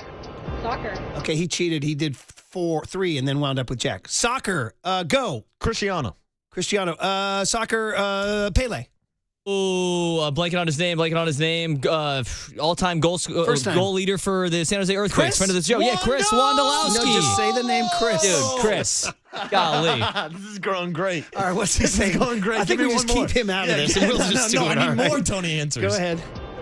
Pele. Really Pele. dating myself. Pele. Hockey. Wait, hockey. Hockey. Go. Wayne. Yeah, Gordy. The great one. That's not a name, Tony. That's a nickname. At this point, it's a bit now at this point. Yeah, I'm sure You know it is. what? That's a wrap for the 408 cooler. with great knowledge. So this is the PCS all over again with the Philly cheesesteaks. Yeah. All right, go on. What did Nance say? What's the next one? Great one. Gymnastics. The great one. Gymnastics. Ooh, Nadia. Oh, I go Simone. Okay. Simone, yeah. Okay, Yeah. good. You Simone guys know? Biles. Do you guys know Nadia Comaneci? Ooh, You guys know her? I don't know off the top of my head. Okay. The name There sounds you go. intriguing, though. There's something young Tony Do like learned a today. You can Nadia. play Nadia's theme at the end of the show. Okay, what's next? Olga. He says Olga for Olga Corbett. That's old That just sounds school, like baby. a Russian gymnast. Okay, next up. Tennis. Tennis. Stop. Go. Serena. Tennis. Roger. Roger, yeah. Okay. All right. All right. What does he say? Roger that. Wrestling. No. What do you say for tennis? Ooh. Sorry. Roger. Roger. Yeah, Okay. he goes easy. Roger. He goes Roger. Go next. Wrestling. Wrestling. Go. Oh, let me go Kale Sanders. Kale. Wrestling. God, I'm blanking. Wrestling. Rowdy. Oh, you're going WWE. I don't know. That's just the first thing that came to mind. Tony, you got one? Habib. Okay. Is he a wrestler? Okay. Yeah, he's got wrestling ties. What does he say? Fighter. Okay, this is going to get controversial here. Dan, for Dan Gable. Nice. I'm not giving you a Rowdy. I'm not giving you a Hulk. I'm giving you Dan for Dan Gable. Okay, Dude, I'm envious of that pick. Dude, I'm hyped that he has Dan Gable And knowledge. you did one too, Kale. Yeah, Kale Sanderson. That was good too. Very good, very good. All right, next up. Baseball. Oh, baseball. Go. Babe. Willie. Barry. Come on now. Okay. Barry. So And by the way, many when answers. I say Willie, I could do either Mays or McCovey. Or Adamas. Oh, yeah. What does he say? Just so many. How do you just randomly pick one? It's just too hard. But having grown up in the Bay Area and being an A's fan, I'll go Reggie. Swimming. He said, having grown up in the Bay Area as an A's fan, I want to go Reggie. He went Mr. October, huh? Wow. That's how about, he did spend a couple of years in the East Bay living in Moraga. So I didn't know he considered like the Bay Area kind of his spiritual home. Maybe that's why he's like always coming on our show. I've never heard him consider the A's his team. By the way, 801 says, this is not fun for listeners. I'm sorry, come on. 801. I thought it would literally be fun. Come on, we play literally along. thought it would Play be fun. along, 801. I mean, how can this not be fun? Come on. You're playing along in your game in your freaking car, 801. Maybe you're no fun, 801. That's what I'm going to say. That's what I'm going to say. 801's first name is Bad. Okay, go ahead. Next up. Swimming. Swimming? Oh, well, Swimming. This is right out of our, come on. I go Michael. Well, I'm going to say for the second time, Rowdy, because Candace's favorite swimmer is Rowdy Gaines. So there you go. There you go. Nice. Shout out, what did I learn today? Greg. For Greg Louganis. He's a diver, not a swimmer. Okay, all right. Technicalities Candace now. is going to be End really of the mad. I'm so show. sorry. End of the show. Is that the last one? Yeah. Let's just end it there. Yeah. That was an unbelievable performance by that kid across Unreal. the board. Right Unreal. up Round to of and applause, including. Tony. This is what we're here for. for. We're just trying to get a reaction. All right. And 707 says, I agree with 801. And 831 says, I agree, not fun. I guess it was a disaster. Well, good. I thought it was fun. Yeah, call in John Joe Curley. He'll give you a refund for that free radio we just gave you. Gee, I feel like I'm, when I see all these hate texts, I feel like I'm reading something under a Jack Loader post for me. All right. So there you go. All right. Hey, all you freaking no fun losers. How about Will Clark? Is that fun? Yeah. How about first name 80s Giants? Will Clark. The thrill. Next on the Sports Leader. With this AI bullshit that's going on, that's what that is. Time for traffic on the Sports Leader.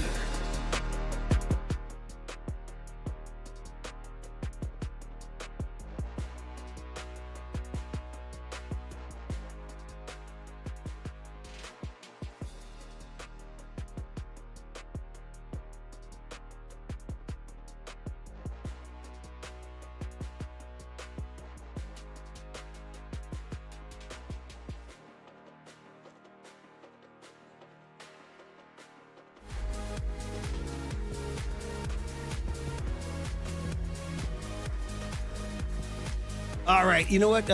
Before I tell you guys about Amici's Catering, I want to shout out all the people supporting the bit. There's a lot of you supporting the bit. So thank you guys for your support. Just like we want to, if I could, I'd cater an Amici's party for you. That's what I'd do. Because Amici's is where you go for your parties. Summer party, workplace lunch, a big event. Amici's Catering menu is what we are talking about, where you can still order every item you want, but just in a larger size. Okay, a pasta, a salad, a flame roasted lemon chicken wing in a larger size, so you can go buffet style. So it's a more economical way to feed a large group while still offering Amici's full range of menu items. So whether you need a lunch delivered to your business or food for a summer party at your home, Amici's has a great range of options to customize the perfect menu in ideal portion sizes for your group. So it's the Amici's Catering menu. It's for work parties. It's for summer parties. It's the way to go. So check out the catering menu at Amici's.com. And when you want to enjoy a fully customized and catered event, 2 words, baby, Amici's delivers. And oh, by the way, before you play that, when I think Amici's, first name, Richard. I just want some pizza.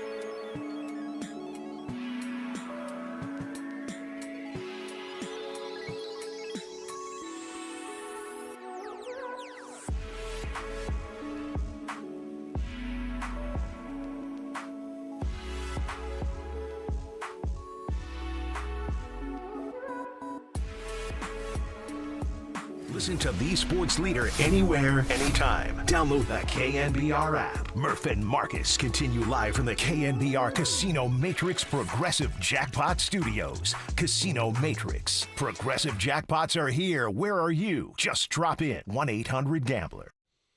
Is this a Johnny Too Bad? No. Yes, indeed. Yeah. Yes, it is. So I give him a. So what I do now is I sort of prep for Reggae Fridays. I just start cruising around dials and listening and plucking out tunes I want to hear. And I heard this. This is from the Harder They Come soundtrack. Johnny Too Bad by the Slickers. It all sounds good, doesn't it? Murph. Reggae Friday sounds good regardless of what you're playing. You are listening to KNBR AM and KNBR FM San Francisco, the sports leader, a Cumulus media station. I was pleased to discover a new artist. I mean, for me, but he's relatively new. Chronics with 2 X's. He's part of sort of like, they're calling it like a reggae revival. Wow. And Lil Tony, you know, it's funny. 925 says Lil Tony had me literally laughing out loud in that segment. So there you go, kid. That's what I'm here to do. Curly says all we're trying to do is just get a reaction. We're just trying to get you through the morning. We got the connection in with one of our all-time favorite guests. And when it's Giants-Dodgers, baby, you got to go to the man whose number is on the wall at Oracle Park and said he is Will the Thrill. He is a San Francisco Giant, and now he is on the Murph and Marcus show on the Yuma guest line. Will Clark, good morning, brother. How are you, man? Hey, what's up, Will? Murph, Marcus, how you guys doing? Dude, we got the Dodgers in town, man. We're getting a little juice. We're getting a little juice in the you know what I mean? A little juice. Will? You know, the guys been playing a little bit better as of late. They've won, 6 out of the last 10. Dodgers are coming in after having lost 6 in a row. And so, yeah, it's time to get in the division, step it up, and see if we can't gain some ground pretty quick. Yeah, that's the thing. I mean, there's so much to talk about in this series, but just kind of big picture, like there's this perception that the Dodgers are like this unbeatable team. Shohei Atani, Yamamoto, Sasaki, Mookie, all these guys. But they've lost 6 in a row, like you just said, and the Giants I thought hung with them down in Dodger Stadium. Will, you going into this series thinking the Dodgers are gettable?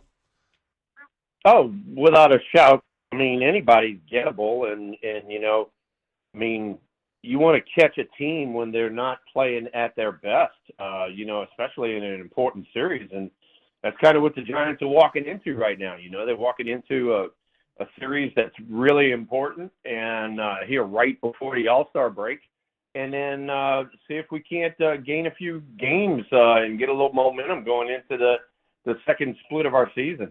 And that's the thing, Will. Even with the 6-game losing streak, we still know how deep this lineup is for the Dodgers. They're the defending World Series champions. They're the defending NL West champions for multiple years in a row. So what would be your message to the team to end All-Star break on a high note to take down the Dodgers this weekend?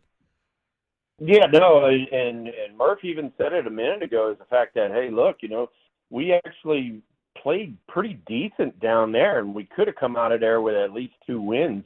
So, if we execute here at home, we should be in great shape. We're talking to the great Will Clark here, man. It's been an eventful, time of late here. And the Giants, you said they're playing better. I feel that way, but sometimes they get so frustrating on offense, Will. It's killing me. Like they can't hit sometimes. Go ahead, take it. Yeah, no, I mean, there's a lot of people that are in that mindset, especially in fans. But, hitting comes and goes, especially nowadays in tricks. And, one of the things that I've been looking at and I've been taken away from is I've seen Adamas have better at-bats. Wilmer Flores is doing consistently well. One of the big that I saw about this whole thing is, when you start off, a big series like this, all of a sudden, you get, you want your ace on the hill, and we got it. Brandon Webb is starting off this 3-game set. So, I mean, there's a lot of positives that are going on right now. And we'll see about if the offense can't, give the guys a few runs to play around with and go out there and win a few of these ball games. Will, the biggest difference in this rivalry between the last time these two teams faced off is Raphael Devers now being in the lineup. I think that Giants fans have not seen the success that they've seen from Raphael Devers when he was in Boston. What are you seeing from him at the plate with his swing lately? Well, like I said, it comes and goes for everybody in the batter's box. And, Rafi's going through a little stretch right now where, he might be getting out in front one at bat and he might be a little late one at bat, but, he's in there, he's getting good quality pitches to hit. And, I expect him to definitely do what he has done before in his career. It's been a bit of a long stretch for him. Do you think mentally, I mean, you tell me, getting uprooted, you left San Francisco for Texas. It was emotional. It was a free agent decision, not a trade, obviously. But do you think there is something to him having to kind of get mentally over the Red Sox trading him and him going to a whole new coast? I mean, I know we can't quantify that. We can't see inside his brain. But do you think, just based on your experience, that's a thing? I wouldn't be able to address that because I can't look into his brain. But I do know that, going to a new place and whether it was for me or whether it's for him is the fact that, you go in there and you want to do extremely well and you put kind of undue pressure on yourself and you want to just relax, get good pitches to hit and then let it play out. And, like I said, I've seen it with Adamas here lately. He's starting to come around a little bit more, and Rafi's going to be fine. Will, we did want to give you a chance to address the Raphael Devers non-workout story. We've been playing a lot of audio of you and Eric Burns from the No Filter Network, but wanted to give you a chance in front of our audience to talk about what happened and why that workout did not happen with Raphael Devers.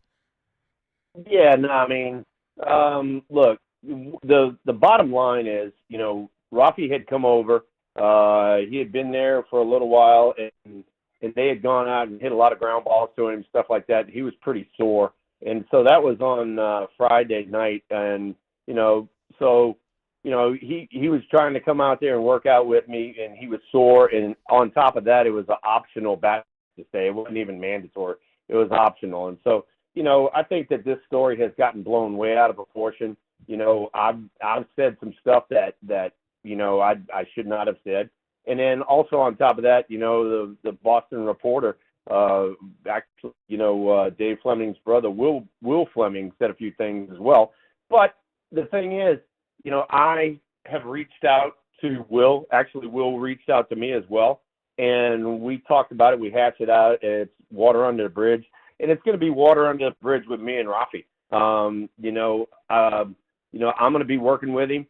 He plays my position. I got some info that he might need, when he steps on the first base over there. And, I'm a team guy. And, I told Bob Melvin this, I usually keep everything in-house. It stays in the locker room. And this, some sort of way or another, whether it was me or whether it was, Will Fleming got drug out in the press. And we are going to squash this right now. Raphael Devers and I are going to be fine moving forward. I don't have any problems with Rafi. I respect him a ton as a player. And like I said, he's making a transition. He's making a transition from, third base over to first base, and we will be fine. Great speech. I mean, great. You addressed it all. I'm glad to hear you and Will Fleming spoke. I mean, this is what happens when people move in the world of sound bites now. Will, I mean, well, that not only that, yeah, Murphy. I mean, you and Marcus know. I mean, not only that, but then also, you know, I was kind of a little bit of a victim of some AI stuff too. And you know, there's a reason that all of this shit came out, you know, a week later, 10 days later, whatever it is because, you know, I even saw some stuff about you know, Cal Raleigh and AI stuff, and he caught a little grief about it, talking, and it was AI about him talking about Julio Rodriguez, and then also the owner of the Mariners. So, you know, with the way the world's going now and the social media and stuff like that, you know, if anything, I'm going to draw back away from it even more, and just, you know, when I do stuff, it's going to be face to face and me just working with the player only, and that's it. It is too bad that it is that way, because one of your best qualities, other than your swing and your batting average and your baseball reference card and your jersey number on the wall, is how fiery you are and how honest you are. And you don't want to like change who you are, right? No, I'm not going to change who I am, because, you know, I love the competition and I love the camaraderie, the teammates and stuff like that. And so that's why I was telling you. I mean, you know, Raphael Devers is a proud man. He's had a lot of success in this game of baseball, and he's going to do fine in this game of baseball. And I want to be there to support him, because I enjoy getting those World Series rings on my fingers. Well, Will, let's get into that transition for first base for Raphael Devers. We've talked about this topic before with guys like Bryce Eldridge learning the position. What would be your number one advice to Raphael Devers about playing the one-bagger? Okay, so the basic premise is, from third base to first base, you're shifting from one side of the diamond to the other, and the ball comes off the bat completely different on one side as opposed to the other. So for playing third base, a ball that is hooked down there is going to be going right to left, and if you swing it around, you go to the other side of the diamond, the ball is going to be going left to right. And so that's kind of where you got to make the adjustment is, oh, Lord, that ball started out right here, but it's going to be coming back to me type thing. Yeah, and then footwork around the bag. I mean, how big a deal is it, do you think, you know, getting that back foot to the bag and knowing, you know, how to kind of position your feet? And it's different than third base, right? He doesn't make that play at third.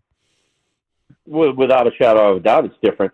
And, you know, you want your footwork to be, you know, pretty good. You got plenty of time while the ball's in the air to, you know, shift your feet around and get yourself in balance, make sure your head's behind the ball when you catch the ball.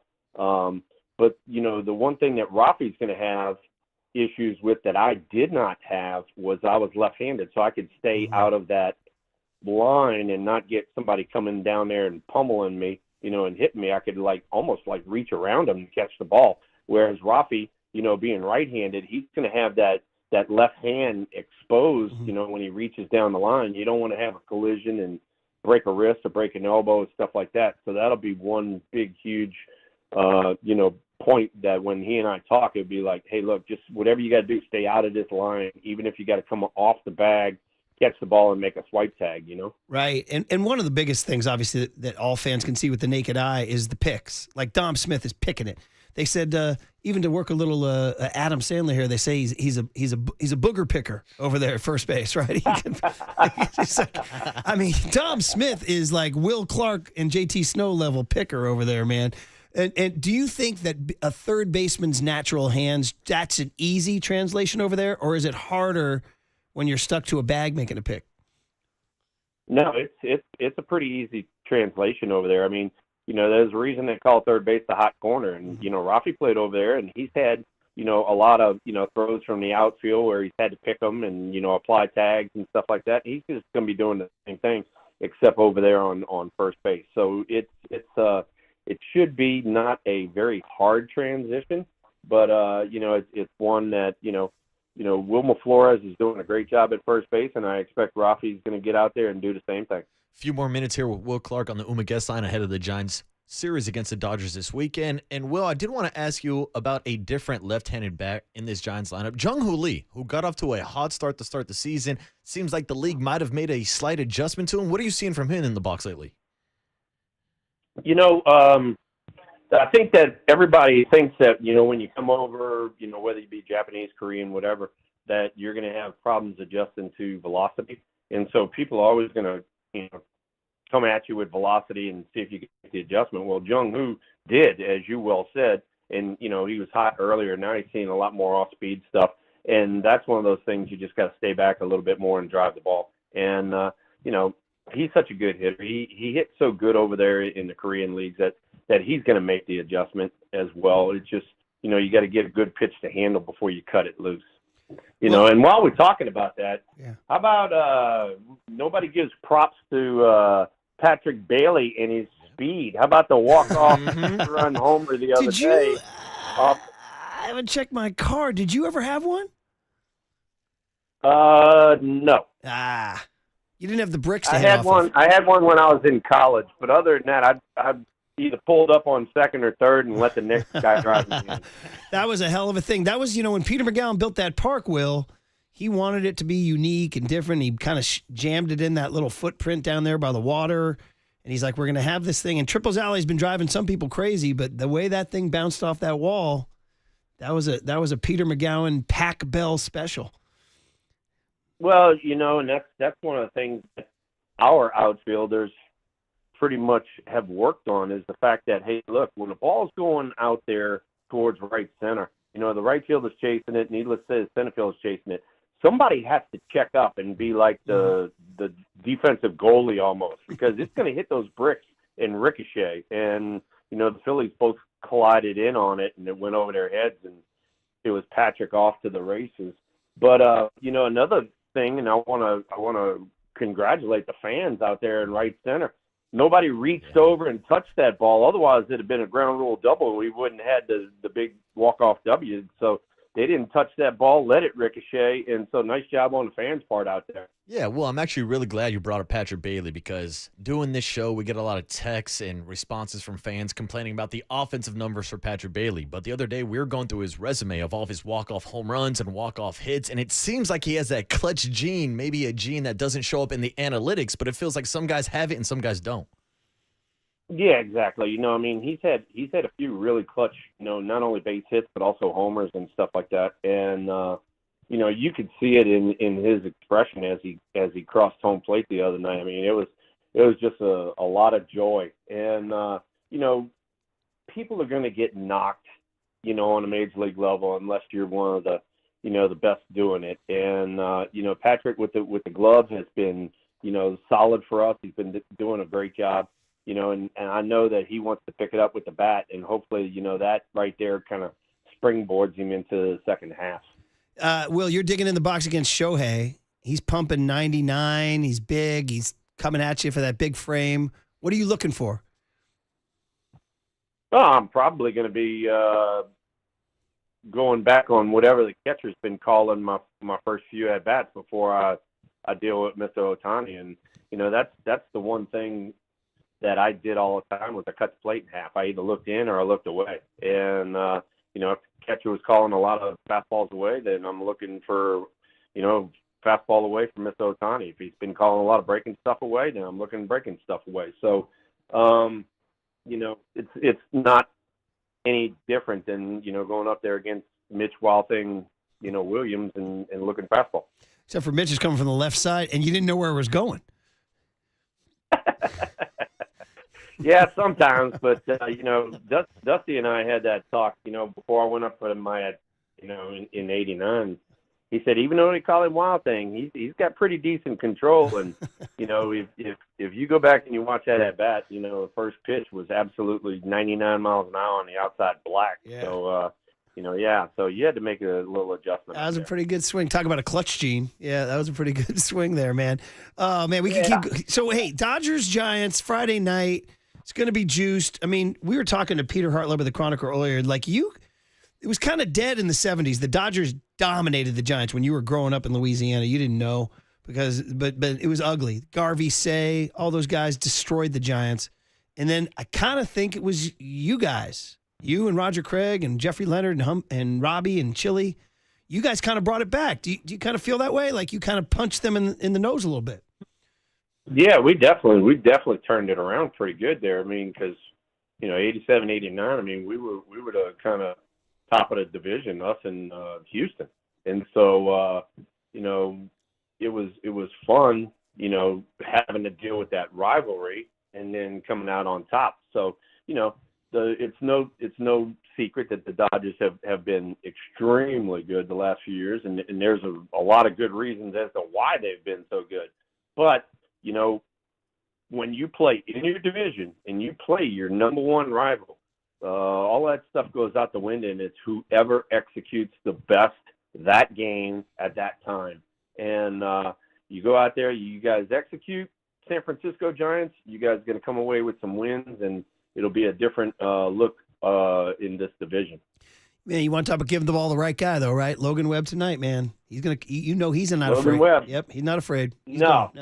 No, he's not afraid, and you know what you're going to get from Logan. I mean, you're going to get the sinkers, you're going to get the four-seamers, change-ups. He's got the sweeper and now a cutter. So, I mean, he's got everything, and, he's one of the old-school type of guys. He's a Greg Maddux, Tom Glavine type of guy.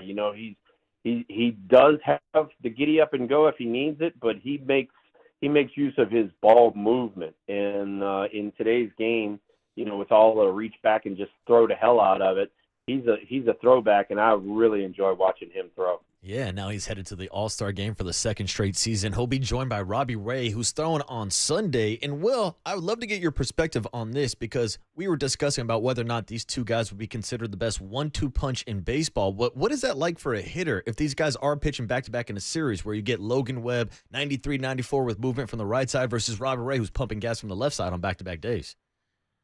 Yeah, no, I mean, it's completely different look. I mean, we just talked about Logan, and Robbie's the other way around. Robbie makes use of his four-seamer up in the zone. He's at a little cutter slider thing, and his go-to breaking ball, is his curveball. And so, he is switching eye levels on these guys. He's coming up with the fastball after he establishes in the zone, and then out of that same up look, he'll throw his breaking ball, and that's how he gets swings and misses and chases on his breaking ball. So, having those guys back-to-back or in this case, 2 times in a series, it's really good. And then, the third guy that we need to talk about, too, is Randy Rodriguez, our third All-Star. Quietly in the bullpen, he has just absolutely dominated as a younger player. And, I've seen Randy all the way through his minor league career. He's always had the great arm, and to see him harness it and become an all-star is pretty special. I know we've gone long. We'll let you go, but have you done any minor league visits and seen this kid, Dakota Jordan? He's barreling some baseballs up. Marco Luciano's hitting some balls hard. I'm getting ready to go. Yeah, I'm getting ready to go see him. I'll see him first part of August. I'm going to go to San Jose, and I'll see Dakota Jordan. They also have a leadoff hitter by the name of Carlos Gutierrez who's hitting 350 right now. And so, there's a lot of positive things going on down there in San Jose, and I'm looking forward to going and seeing it in person. When are you back in San Francisco? Do you know? You know what? I don't know. I know for a fact I'll be in at the end of September because I'm going to be doing the Willie McCovey golf tournament, and then also seeing the last series of the year. Hopefully, stay out for some playoff games too. Exactly. Oh yeah, and then yeah. Well, I'll be playing in that golf tournament too. I'll make sure to hit into you. Will I'll hit into your foursome? God, I appreciate it. Yeah. I'll turn around. And hit your golf ball with a fungo. I would expect nothing less. All right, man. It's always great to catch up with you. And man, hey, it's the Dodgers. We have a soundbite from you saying, "Hey, it's the Dodgers. Blank them." That's the attitude, right? Yeah. Blank them. Yeah. Yeah. And then I have fans that send me stuff from time to time in fan mail and all that, and I got T-shirts that say "Duck the Fodgers," so kind of along the same lines. Along the same lines, exactly. All right, enjoy the games this weekend. Thanks for hopping on. Yeah, thanks, Will. Hey, appreciate it. Y'all take care, and as always, go Giants. There he is, man. He is Will Clark. He is Will the Thrill. He is a Giant on The Sports Leader. It's the Dodgers. F*** them.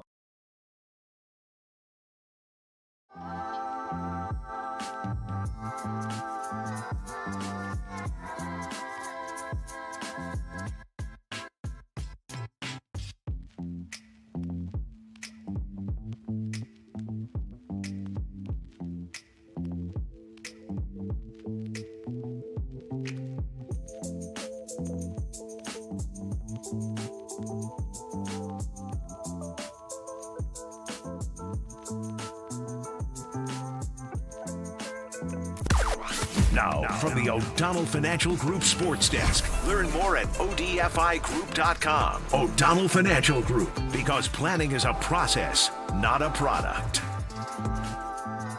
Good morning, everybody. Damn, this mic sounds great. We got a new contest this week, and today is Friday, which means it's the last day of this contest. We're giving away 2 tickets to go see My Chemical Romance on July 19th at Oracle Park. So stay tuned through the 9 a.m. hour through the end of the show for your chance to win these tickets. And when you hear the cue to call from Murph, the number to dial is 415-896-KNBR. And if you're caller number 10, that means you win. It's all brought to you by Live Nation, and you can find official rules on thesportsleader.com.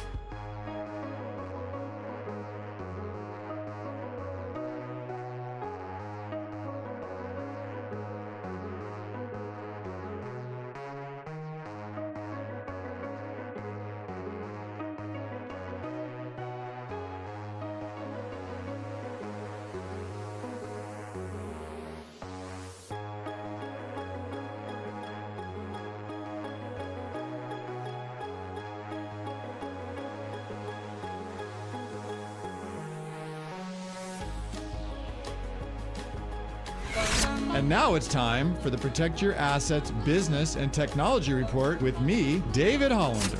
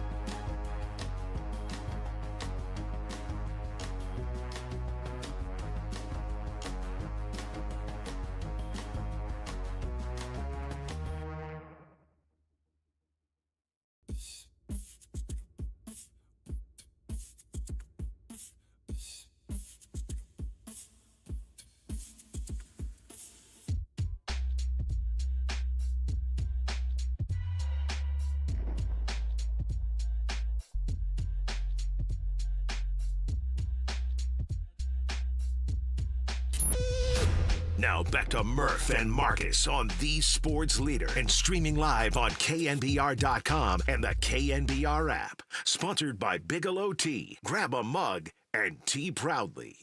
Here's Yamamoto's 1-1. Schmidt, it's a high drive. Deep left field. Conforto at the wall. Gone! Casey Schmidt just launched a grand slam at Dodger Stadium. And he puts the Giants ahead 5-1. He hit it halfway up the bleachers. Wow, what a moment for Casey. He destroyed that pitch. 5-1 Giants. I don't know, I like better that call, which was awesome. Really an iconic moment of the 2020s Giants-Dodgers series. Casey Schmidt hitting a granny off of Yamamoto at Dodger Stadium, and then the pimp job was incredible. And the fact that it was over the head of Michael Conforto. Yeah, oh gosh, who has a negative WAR, by the way.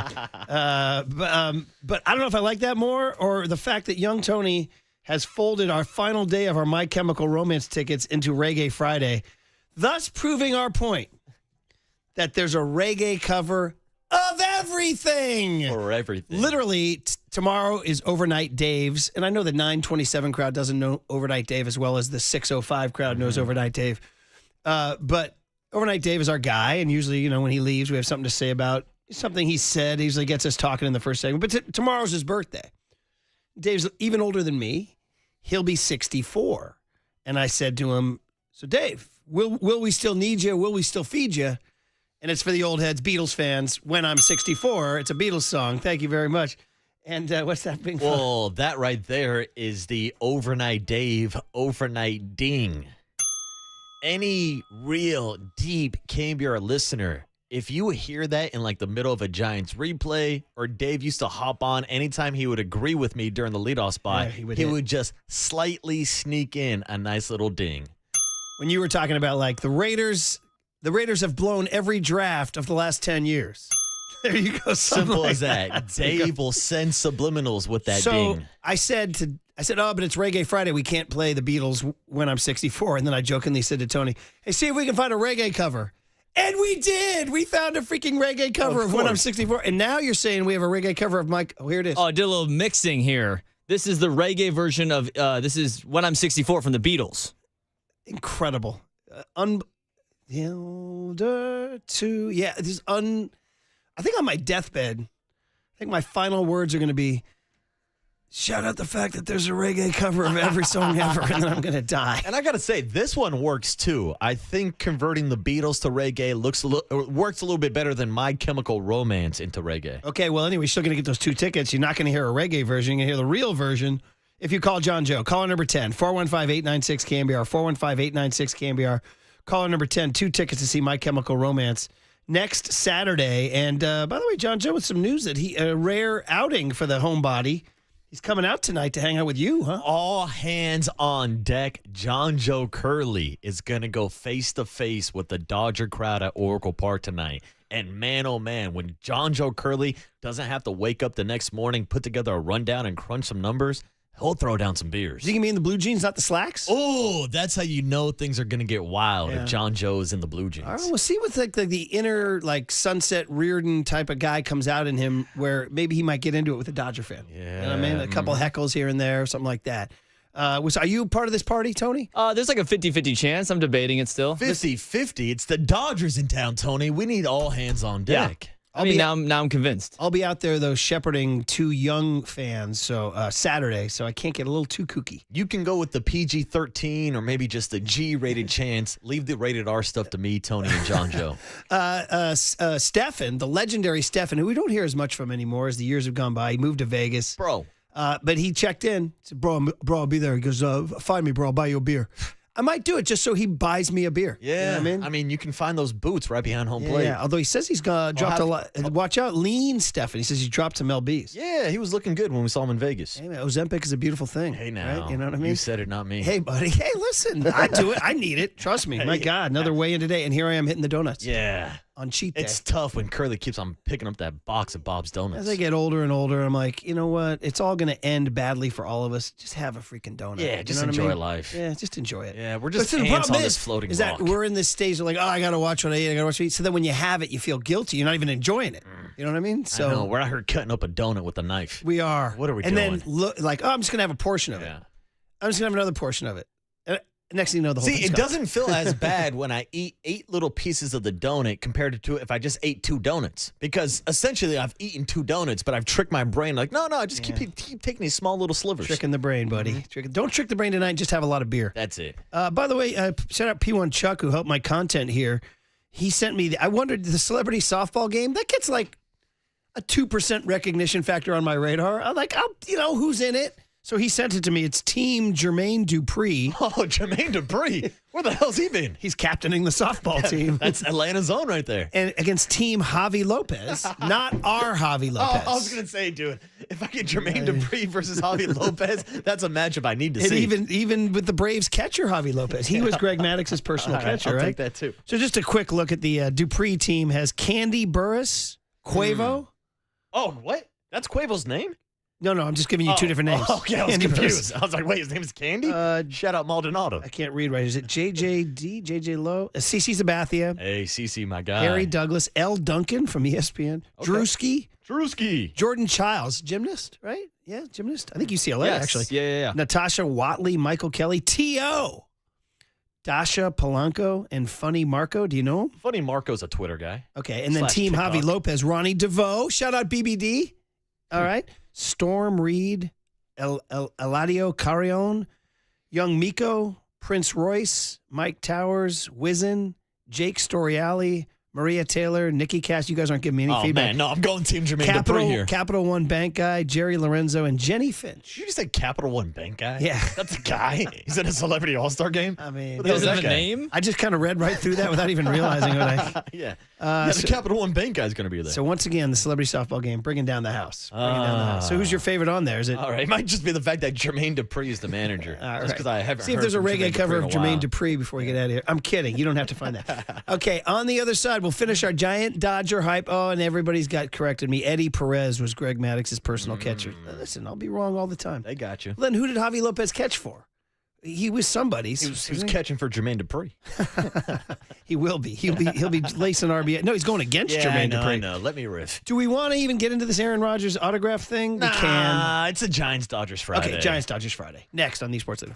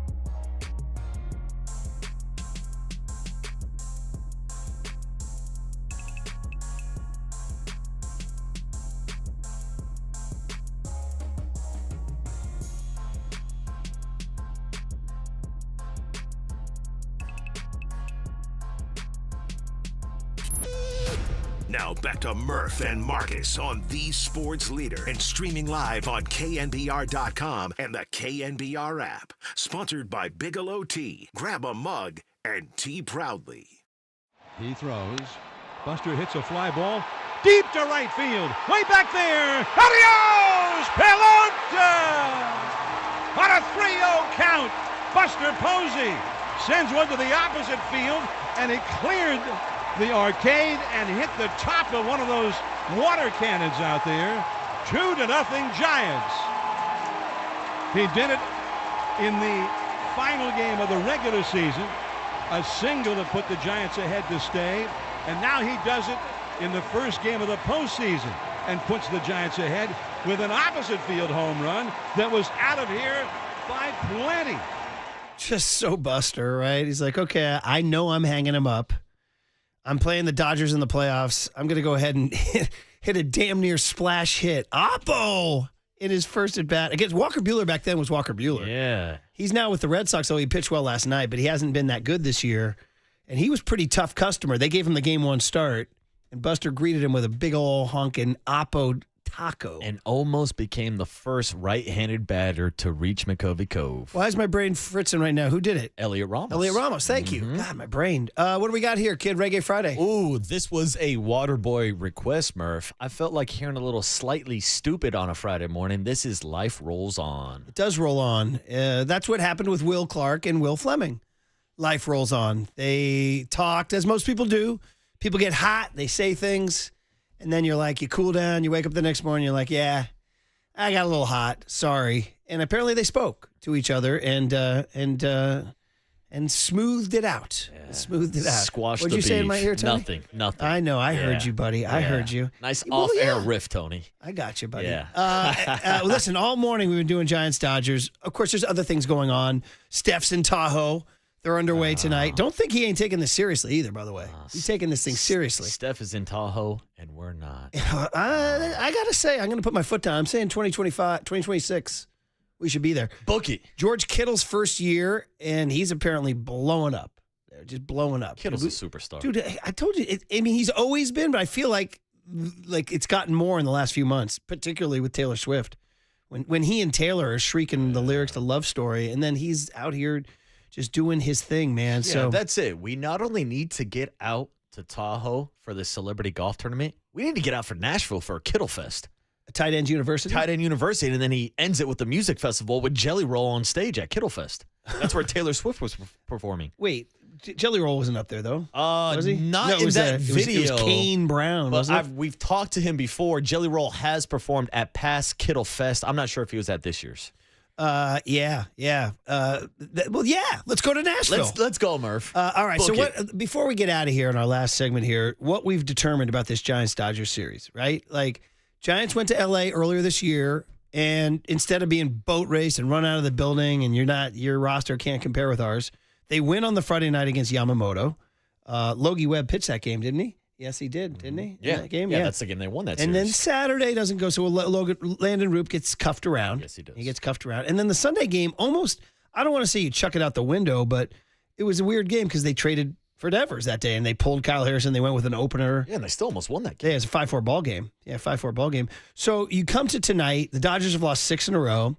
The Giants are starting to piece it together, although they laid an egg on Wednesday. I just kind of shouldn't even go there, but are you at all concerned that within a week, Friday night in Sacramento and Wednesday afternoon in San Francisco, those were two kind of abominations. Those are like, you're a big league team. You shouldn't be doing that twice in 1 week. Yeah, but still, it is the major leagues. These are big league rosters, and I know the A's roster and Phillies rosters are completely different, but they still ended up winning both those series, taking 2 out of 3, Murph. Okay, so everybody wants to you're just going to sweep it under the rug? I'm going to sweep it because they didn't get the sweep, but they've been playing better baseball lately since Matt Chapman's been back in that lineup. This is back-to-back days where you're like the rational guy. Yeah, dude. Like I told you, I took vacation. Everybody was texting me saying, "Oh, the season's over. The season's over." I was like, dude, let me enjoy some baseball. Let me enjoy the second half before we get to the All-Star break. When they lost the Wednesday game or the Tuesday night game to the Diamondbacks, and we were doing our last show before the 4th of July break. Oh. And it was so bad. Imagine. And FP came in, and he just kind of chuckled. He turned on the mic. He goes, "Yeah, they're fine." Yeah. And he was just he was riffing, you know what I mean? He goes, "Yeah, they're fine." I was No, like, "Oh, it's yeah." fun. Exactly. Yeah, he that's went full when Draymond Green I on us. turned the soundboard this way towards me. No, it's fun. Logan Webb on that Friday night in L.A. 7 innings, 2 hits, bro. 2 hits, 2 earnies, 3 walks, 4 strikeouts. Bro, he was dealing. And that was down in Dodger Stadium. Teoscar Hernandez hit a solo homer off him in the 7th inning. And that was it, pretty much. Good news for the Giants. Last time I checked, Teoscar Hernandez was on the injured list, so I don't think he'll be out there this weekend. And we had the stats for you guys earlier today. Shohei, Mookie, Freddie, and Teoscar, if you include him, since June 1 are hitting a collective 225. And their OPS is in the 600s. It's like 675. I mean, bro, they have, for 6 weeks now, they are not hitting. He talked about Freddie's ankle being a thing. He talked about Mookie being off all year. You asked if Shohei pitching a lot has something to do with his... Because there has been a connection. His offensive numbers have dropped down ever since he started throwing bullpens before he even got back on the bump. Now he's out there as an opener throwing 1 innings, 2 innings, could get up to 3 this weekend. But Murph, during this 6-game losing streak, Shohei Atani is 4 for 21. Him and Freddie Freeman in this losing streak are both hitting below the Mendoza line. Okay. Which is wild. These are 2 of the best hitters on the planet. So there's 2 ways to look at that, right? It's like, awesome, let's drive him down into the dirt. Or, uh-oh, they're due to come out but of it, I right? do say that with a grain of salt because I do think that the Giants are going to feel the lack of Eric Miller this weekend when you're talking about that lefty specialist who dominates Shohei Ohtani. It sucks not to have Eric Miller out there this week. By the way, all this stuff we're saying about Ohtani leads Major League Baseball in runs, leads the National League in leads the National League in runs, leads the National League in homers, leads the National League in on-base, OPS, and sacrifice flies just for fun, total bases, OPS plus, you name it, he's leading. He's not human. He's hitting 279 with 31 bombs, but only 58 ribs. That's almost impossible. 31 bombs, only 58 ribs? Is it because he's a leadoff hitter? I don't know how many hits. Where's the other part of the lineup? Yeah, he does lead off a lot. By the way, I have 1, 2, 3, 4, 5, 6, 7, 8 guys with double-digit homers, including Tommy Edman has 10. Dude, Tommy Edman. Yeah. And Andy Pajes has 17. Hey, at least he's been struggling lately, too. Yeah. So for the Giants, we talked about it earlier. The other angle is Devers. And we talked about it, whether it was yesterday's ridiculous social media post or that AI BS or my jock blog, which is this guy's resume is so beefy. It's so good that it's going to happen, right? It's going to happen. Now's the time, right? Could you imagine if he does not just one thing, but maybe 2 or 3 great things this weekend? I mean, how we the talked crowd about would go this. crazy. Yeah. We talked about this yesterday, how you only have one chance to make a first impression. And Raphael Devers has not made the greatest first impression on this fan base, but he has a chance to make a first impression on this Giants-Dodgers rivalry. And if he has at least one big moment this weekend, one ground ball with eyes, one RBI knock, that is going to change the way that Giants fans view him. And I think if he does do that, he will be fully embraced by this fan base. Yeah, should be really, really fun. So you'll be out there tonight. I'll be out there the next day, and we'll do this. By the way, somebody wrote in and said, Kike Hernandez has pitched more innings than Blake Snell. I was like, wait, what? He hasn't, but it's not bad. It's not that different. Close. Blake Snell's only thrown 9 innings this year. Kike Hernandez has thrown 5 1/3. So, dude, given a couple blowouts, Kike might pass Blake Snell. Is he starting to rehab now? So Snell was back throwing in AAA last night for the Dodgers down in Rancho Cucamonga, I believe. So it sounds like he could be back post All-Star break. Rancho Cucamonga. Always Shout fun out the old saying radio. that. Yeah, well, it's the old Jack Benny. See, dude, I'm going beyond Sam Spear, beyond Marty Lurie. I was thinking Workaholics for Rancho Cucamonga. That's where they filmed the whole show. Very good. I was thinking Hardball, the Cucamonga Cracker Killers. Okay. And then I'm talking Jack Benny, where they Did I talk say about that? the train. I don't know. It's in a movie. It's a team name. Yeah, we'll find out. Yeah, shout out Keanu Reeves. From the FCC. Michael B. Jordan. Final text for the day, 415-808-5627. There we go. 831 says, guys, the Giants will have close to 48 hours of rest when the game starts tonight, and I think that's huge. 408 says, I wore Giants gear in November 10, 12, and 14 at Disneyland. Dodgers fans were pissed. Schadenfreude. So it's time to get that out too. 831 says, my uncle is an 80-year-old monk. What? What? What's going on here? And he's a lifelong Dodgers fan. And I've always liked Mookie Betts, so I try to say, they're fine. And then I watch them play, and there comes this unequivocal boiling rage towards those a-holes, and I start screaming at the TV like Will Clark. It's true story. True story. You feel that way. But where does the monk come into the story? I don't know. Yeah. I have no idea. I don't know. And 707 wraps it up with just a simple text. Beat LA. We talked about that earlier today with Peter Hartlo. You can go back and trace it. Did you know it started with a Celtics fan? You know, it sounds like that would be a familiar story that I've heard, but some reason it popped out of my brain. It's kind of an amazing story, even all these years later. So the Celtics and the Sixers, it makes sense they that the hated Celtics each would other, do that because of that rivalry. but they hated the Lakers. Yes. And they thought the Lakers were this glamorous, soft team, and that the Eastern Conference was the gritty, real basketball. So when the Sixers were in the process of closing out the Celtics in the final seconds of Game 7, you'd think some of these fans just said, well, listen, if we're not going to do it, you do it. And they started chanting, beat LA. And it got big enough that it showed up on the CBS broadcast. And Tommy Heinsohn actually says, do you hear that from the Boston fans? Boy, they really hate those Lakers. They're actually encouraging the Sixers to go beat LA. So these guys started it, beat LA, and then it spread to the West Coast. Crazy George and Joe Morgan and Warriors fans in 87. So tonight you can chant it, or you can chant the little one, the PG one. Dodgers suck. Dodgers suck. I'll be chanting the rated R one, Murph, because you know I like to drop me an F-bomb. Hey, Kershaw! The Dodgers! What about the kids, Marcus? The kids. No, not the kids. Not the kids, Marcus. Not the kids. We have that young Tony? They're going to learn someday anyways, Murph. All right. All right, guys. Well, listen, Fun Friday. If you missed it, they're all on the podcast. Will Clark was awesome.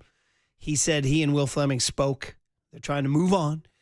Peter Hartlo was really fun, talking the history of the Giants-Dodgers series. Mike Krukow getting us ready with a lot of X's and O's, and then more X's and O's. We had Fabian Ardaya from The Athletic and Susan Slusser from The Chronicle. Don't forget, dude, the draft is Sunday. Mm-hmm. Giants will pluck somebody. See, actually, the first 3 rounds, I believe. Don't sleep on the second and third round. Dude, Dakota Jordan was a 4th rounder. Oh, shout out Carson Wisenhunt, representing the Giants in the Futures game this weekend. He was a 2nd-round draft pick. Nobody loves the Futures game like Marcus. I love the Futures game. So, if like you're watching late night and ESPNU is playing like the 2002 Futures game, you're in. Oh, I'll watch, dude. Like midnight, you got a beer in your hand, you're going to watch the 2002 Futures game on ESPN Classic. Just talking prospects in general, but like Jacob Mizrachi, who's been dealing for the Brewers, had that, 12 strikeout game against the Dodgers the other day. Me and John Joe Curley were talking about it. I was like, yeah, I watched him pitch last year in the Futures game. Like, it's a great preview of what's going to be the next generation of superstars. Marcus goes to see those bands in the small clubs before they do the big stadiums. I'm a hipster when it comes to my prospects. All right, I saw him first. We'll find out what young Tony learned today. I think we know. It was in that game we played that was fun. And by the way, the text line overwhelmingly enjoyed the game. It was just the early haters got blown out. It's like early returns on election night. I'm the sports leader. Time for traffic on the Sports Leader.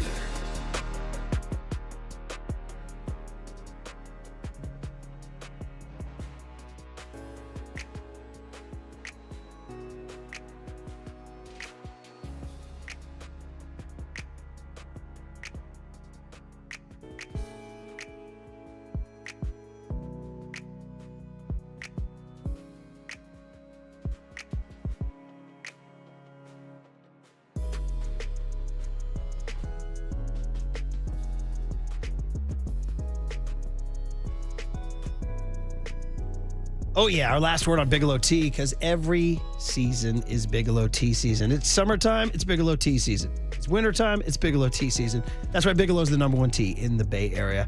We do it here at KNBR. We reach for a mug full of Bigelow Tea. English breakfast, Earl Grey, what do you need? Get you going. We love all of Bigelow's different flavor options. Perfect for those of us who make a living behind a microphone, nice and soothing. So it keeps me going, it keeps you going, keeps everybody going. Look no further than our cup of Bigelow Tea right here at KNBR, the sports leader. So grab a mug full of your favorite Bigelow tea and tea proudly. I'm just sipping on chamomile.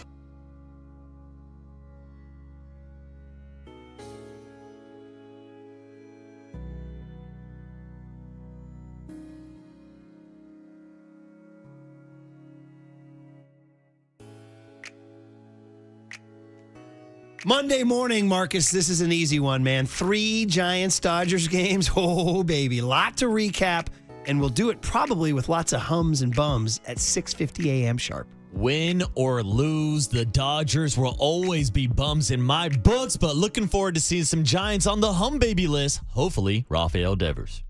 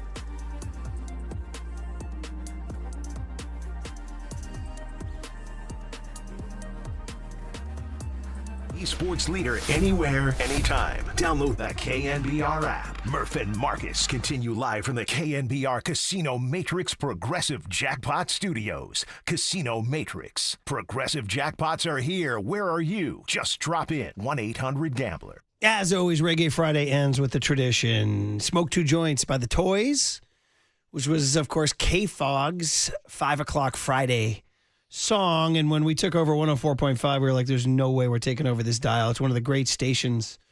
We have to pay tribute to K-Fog. And John Grappone, who used to play this on Fridays at 5, man, it was always like, all right, baby, it's Friday. And so it's Friday. Best we can do is 9:56. Speaking of which, you'll be at the game tonight. Who knows? Maybe taking the Toys' advice. Hey, who knows? Maybe Two's a lot, though, isn't it? Two's a lot. Two's just getting started, Murphy. Two's a lot. Two's a lot, isn't it? Yeah, That's a lot. Depends. Honestly, two's a lot. I mean, no, not if you're talking to the They're people not like I hang out chocolate with. chip cookies, dude. Dude, honestly, I go even bigger. Whoa. Like, I go backwards, not joints. Oh, my goodness. Yeah, now we're getting into it. You know what? First we got F-bombs and chants. Now we're encouraging kids to... No one said I'm encouraging anything. You got to be 21, kids. Got to be 21. Oh, man. Fun. All right. A lot of fun text today. A lot of fun vibe, Giants. And you're wearing the Spirit jersey. I am. The Spirit jersey that the Giants will be handing out this weekend on Sunday, I believe. Shout out P1 Chuck, who sent me this incredible picture of Jim Harbaugh and John Harbaugh visiting Donald Trump today. Wow. And as he said on the caption, if only we had audio. Can you imagine the audio between Trump and you could do bits for days on this whole bit, you know? Yeah, Trump, I think you're trying to provoke. I know, exactly. Yeah. All right, hey, last one before we get to Young Tony is I do want to remind everybody that the Junior Giants Stretch Drive, it's what we're all about on the Giants Community Fund Board. I do appreciate anything you can give. We sure do appreciate it. And, of course, Stretch Drive is inspired by the great Stretch Willie McCovey. So we're trying to take care of all the kids. 28,000 this summer. California, Nevada, and Oregon. I already visited one league. I'm hoping to go to another one. It's so great to be out there to see the kids. They're playing for free. They're getting gloves. They're learning all sorts of life skills and confidence. They're building a lot of confidence, too, some of these kids. So you can donate now at giantscommunityfund.org. Once again, giantscommunityfund.org. And what do you get? You get something. In addition to helping kids, you get a Giants mystery box. Ooh. What's in the box? It's packed with goodies, and you don't know what they are. So you'll have to donate, and then you'll find out. So thank you guys in advance and on behalf of the Giants Community Fund Board. So there you go, Young Tone. Murph and Marcus want to know, what did young Tony learn today? Well, so the joke is he's very, very young and innocent. Hey, I know that now, okay? So we had a lot of fun today. It's all sponsored by Bigelow Tea. Grab a mug and tea proudly. Playing the cooler of content, CBS is doing some fun social stuff with Jim Nance. They're playing games with him. And they did a game where we're going to name a sport. You tell us the first name, like Marcus or Brian, not Boucher or Murphy. Brian. I know, right? of the sport. So you have an example here, Young Tony? Swimming. There's only one guy. It's the same first name as my basketball name, Michael. Okay, so she says swimming, and he says it's Michael. Gotta be. I think that's what you said, too, right? Michael Phelps. I was playing a home game for my bride and said Rowdy, because Rowdy Gaines is her favorite swimmer. And I got her a cameo from Rowdy Gaines for her birthday last summer. Oh, my God, one of the best gifts I ever got her. So we're going around rapid fire. We get to Tony, and Tony says... Greg. And, dude, what laugh track? You got Tyson, you got Garcia. Can I get a Tyson? Do you have that? Oh my God. Here it was. It's like a callback to what did I learn? Greg Louganis, greatest diver of all time. He said Greg meaning Louganis. Who? He's a diver. So I ran it by Candace. I apologize. Championship swim coach, Coach Candy Sue. Check with Candace. And she said it was great radio and hilarious. So there you go. That's what we're trying to do. Curly always says we're just trying to get a reaction out of people. There you go, buddy. There you go. We are here to entertain. So way to make them laugh all the way to the end, Tony. All right, Giants-Dodgers. Blank them. It's the Dodgers. Blank them. It's the Dodgers. See Can I you just guys. go through real quick, give you a quick little run through? Anyways, yeah, the Dodgers. I hate the Dodgers so much I can't even stand to And watch. Maddie. And one more. Hey, Kershaw! The Dodgers! Perfect ending. And when it's time for a change, think Speedy Oil Change and Auto Service. Engine light on. We can fix that. You're listening to KNBR AM and KNBR FM San Francisco, the sports leader, a Cumulus media station. Showy Atani. Anyways, yeah, the Dodgers. It's the Dodgers. Them. What? I would never say that. With this AI bullshit that's going on, that's what that is. That's the end of the game. 4 hours, 3 faces, 2 Gregs, and 1 place to be. Excellent. Greg Papa. San Francisco. And Greg Silver. Let me tell you something. There is no such thing as being calm. I am fired up to be here. This is Papa and Silver. Here it is. Ground ball to third. To his left. Schmidt's got it. He throws the ball to second. Fitzgerald covering for the force out on Betts. The game is over. And the Giants, the day after their disappointing loss in Denver, come into L.A. and beat the Dodgers 6-2. Swing and a ground ball to second. Into field it is Edman. Juggles it. Now regains control and throws him out at first. And the game is over. The Giants get 5 runs and lose it 11-5. Swing and a miss. He struck it out.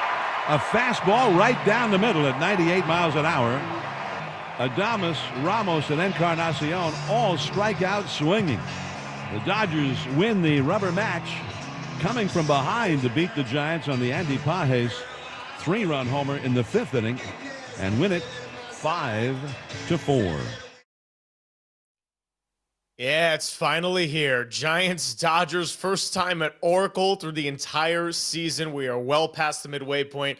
They already faced once in L.A., and of course, we know by the series of final calls there and the voices you heard on John Miller that the Giants lost 2 out of 3, but by the time Sunday came around, there was this thing called the Raphael Devers trade, and all of a sudden, that rubber match was playing second fiddle, which is wild to say in and of itself. Greg Silver, John Dickinson, hanging out with you 10-2. We've made it the entire week together. I was off Monday. You had Krug, and now you're on the brink of tolerating 4 days of being on this program. So cheers to you, my friend, and let's get ready for one of the best rivalries of all time in all sports. Never tolerating it, always enjoying it. And look, this is the end of week number 2, and there's going to be more to come. I know you're going to be out here coming up in a couple of weeks. I'm going to be back in with Papa. Looking forward to it. Love being a part of it, and great to be with you, my man, on this Friday. And, yeah, huge, huge, huge series to close out the pre-All-Star break portion of the MLB schedule. I don't even know where to start on a day like today, because you look at the history and going all the way back to the East Coast and then moving together to the West Coast, like of any rivalry in sports, Giants-Dodgers is right up there, if not at the very top. But if we just look at the recency and really this season alone, this is a really fascinating point in the season where it's their first series playing at Oracle. I think it's fair, if you're a Giants fan, to kind of treat it like the first real series. I don't want to discount the games down in Los Angeles, but again, by the time Sunday rolled around and the chaos of having to pull your starter 15 minutes before the game, Kyle Harrison, part of this Raphael Devers deal, I think by the time that the Giants lost that game, there wasn't a feeling of dread for losing that series because the news was so much bigger of that day. And I know certainly that being on a Sunday, preparing for the Monday show, I wasn't worried too much about the box score on a Sunday or even the Friday, Saturday games. Yeah, Casey Schmidt hit a pair of grand slams. The Yamamoto one was epic, and then he did it again off of Kike Hernandez. But just looking at this season alone, I think the Dodgers have had a lot of health issues, and they are in the middle of a 6-game losing streak, which they have not had since 2019. The Giants, conversely, were in the middle of their worst week of the season not that long ago with the White Sox-Marlins stretch, and now they've quickly turned it around with winning the 2 in Arizona, winning the series against the A's, the euphoria and still riding high off the magic of Patrick Bailey and what he was able to end up doing on that Tuesday game. And yeah, they lose the last game 13-0 to the Phillies, but I think it was somewhat expected that they weren't going to go and sweep that series. They got a chance to keep building this momentum before they take a little bit of a break, and Logan Webb, Robbie Ray, Randy Rodriguez end up going to the Midsummer Classic, although Ray has some more important things to worry about, which is pitching on Sunday against Yamamoto, 2 All-Stars who are worried about beating their rival rather than the Midsummer Classic. Well, and here's the deal. When Casey Schmidt hit the first Grand Slam, the meaningful Grand Slam, the one on Saturday off Kike Hernandez, I mean, that was cute and fun, but the Giants were getting blown out in that game en route to taking a loss. But the first Grand Slam, the one off Yamamoto, the Giants had tied the Dodgers on that night in Los Angeles.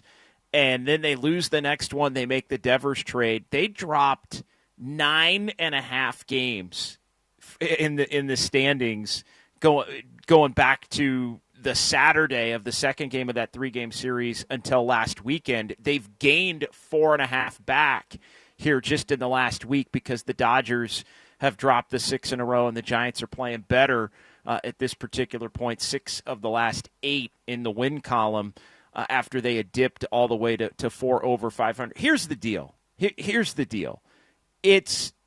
When the season started, I think even the most optimistic of Giants fans would have thought that this team was probably going to be playing for second place in the division and probably playing for a wild card spot in the National League. But the Giants have played so well in the lead up to that first Dodgers series that it made you think, hey, wait a minute, could it be? Could this Giants team actually be good enough with the Dodgers maybe having a little bit of a down beginning of the season to hang in the National League West? And then the Giants go in there and they win the opener of that series. It's tied. They add Devers, and the Giants go cold immediately, and the Dodgers get hot immediately. And the Dodgers seemingly over that 3-week stretch put the division race to bed. But what we've seen here in the last week is that it's not quite put to bed. Still LA up 5 games here going into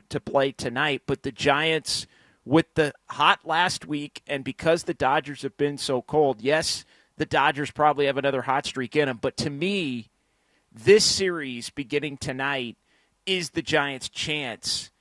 It is the Giants' chance to show that they've got action in the division. If you can win this series 2 out of 3 at a minimum and get to within 4 games at the All-Star break, you're in the race for the division, let alone the wild card spot, which the Giants currently hold the third and final spot in the NL. So I think if you want to dream that this Giants team truly can hang, it really does, I think, in large part start tonight.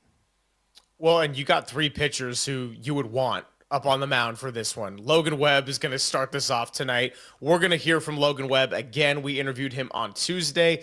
We're going to replay that around 1:30. He's going to be the ace getting the start tonight, so we'll get you ready for that toward the end of the show here.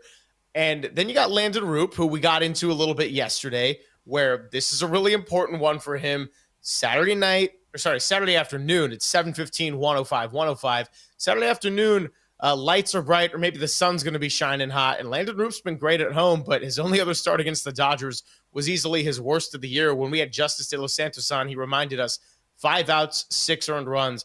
This is going to be important. And then, of course, Robbie Ray going against Sunday. And then you're also going to see for the first time Shohei Atani as a pitcher in this rivalry. So how deep he'll go, that's all to be determined.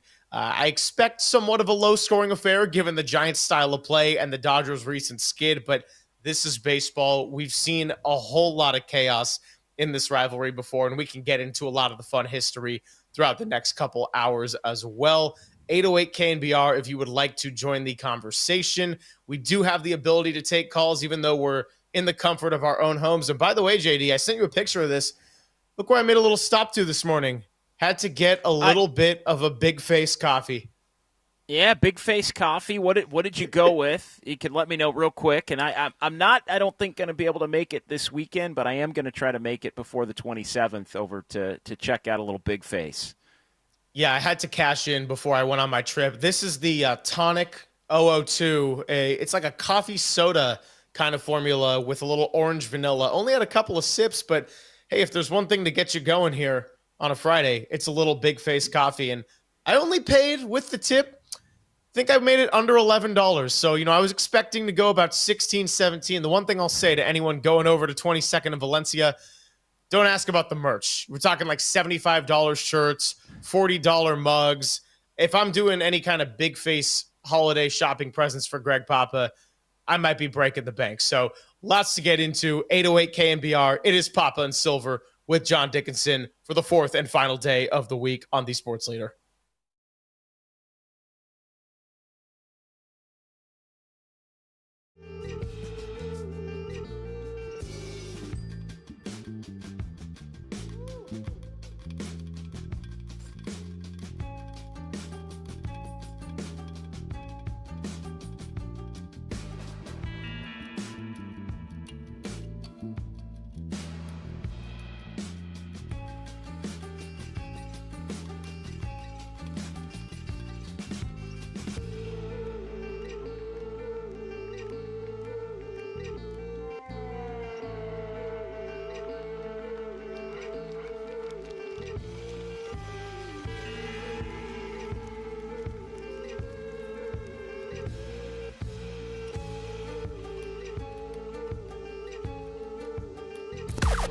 Now, from the O'Donnell Financial Group Sports Desk. Learn more at odfigroup.com. O'Donnell Financial Group, because planning is a process, not a product. The voice of the LA Dodgers and Fox play-by-play announcer Joe Davis will be joining JD and Silver at 11:50 to preview the biggest rivalry in all of sports. We want to know what you think makes this matchup so special. Sound off in the YouTube chat or give us a call at 415-808-KNBR.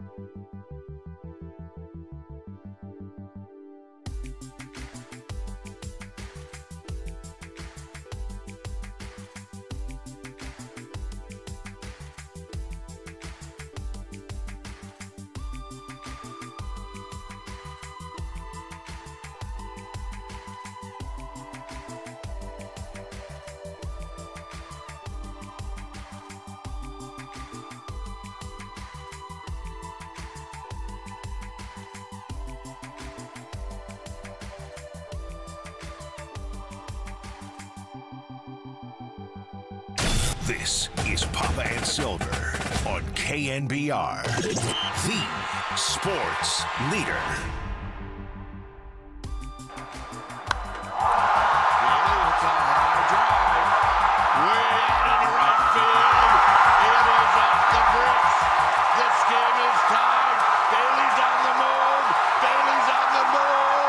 And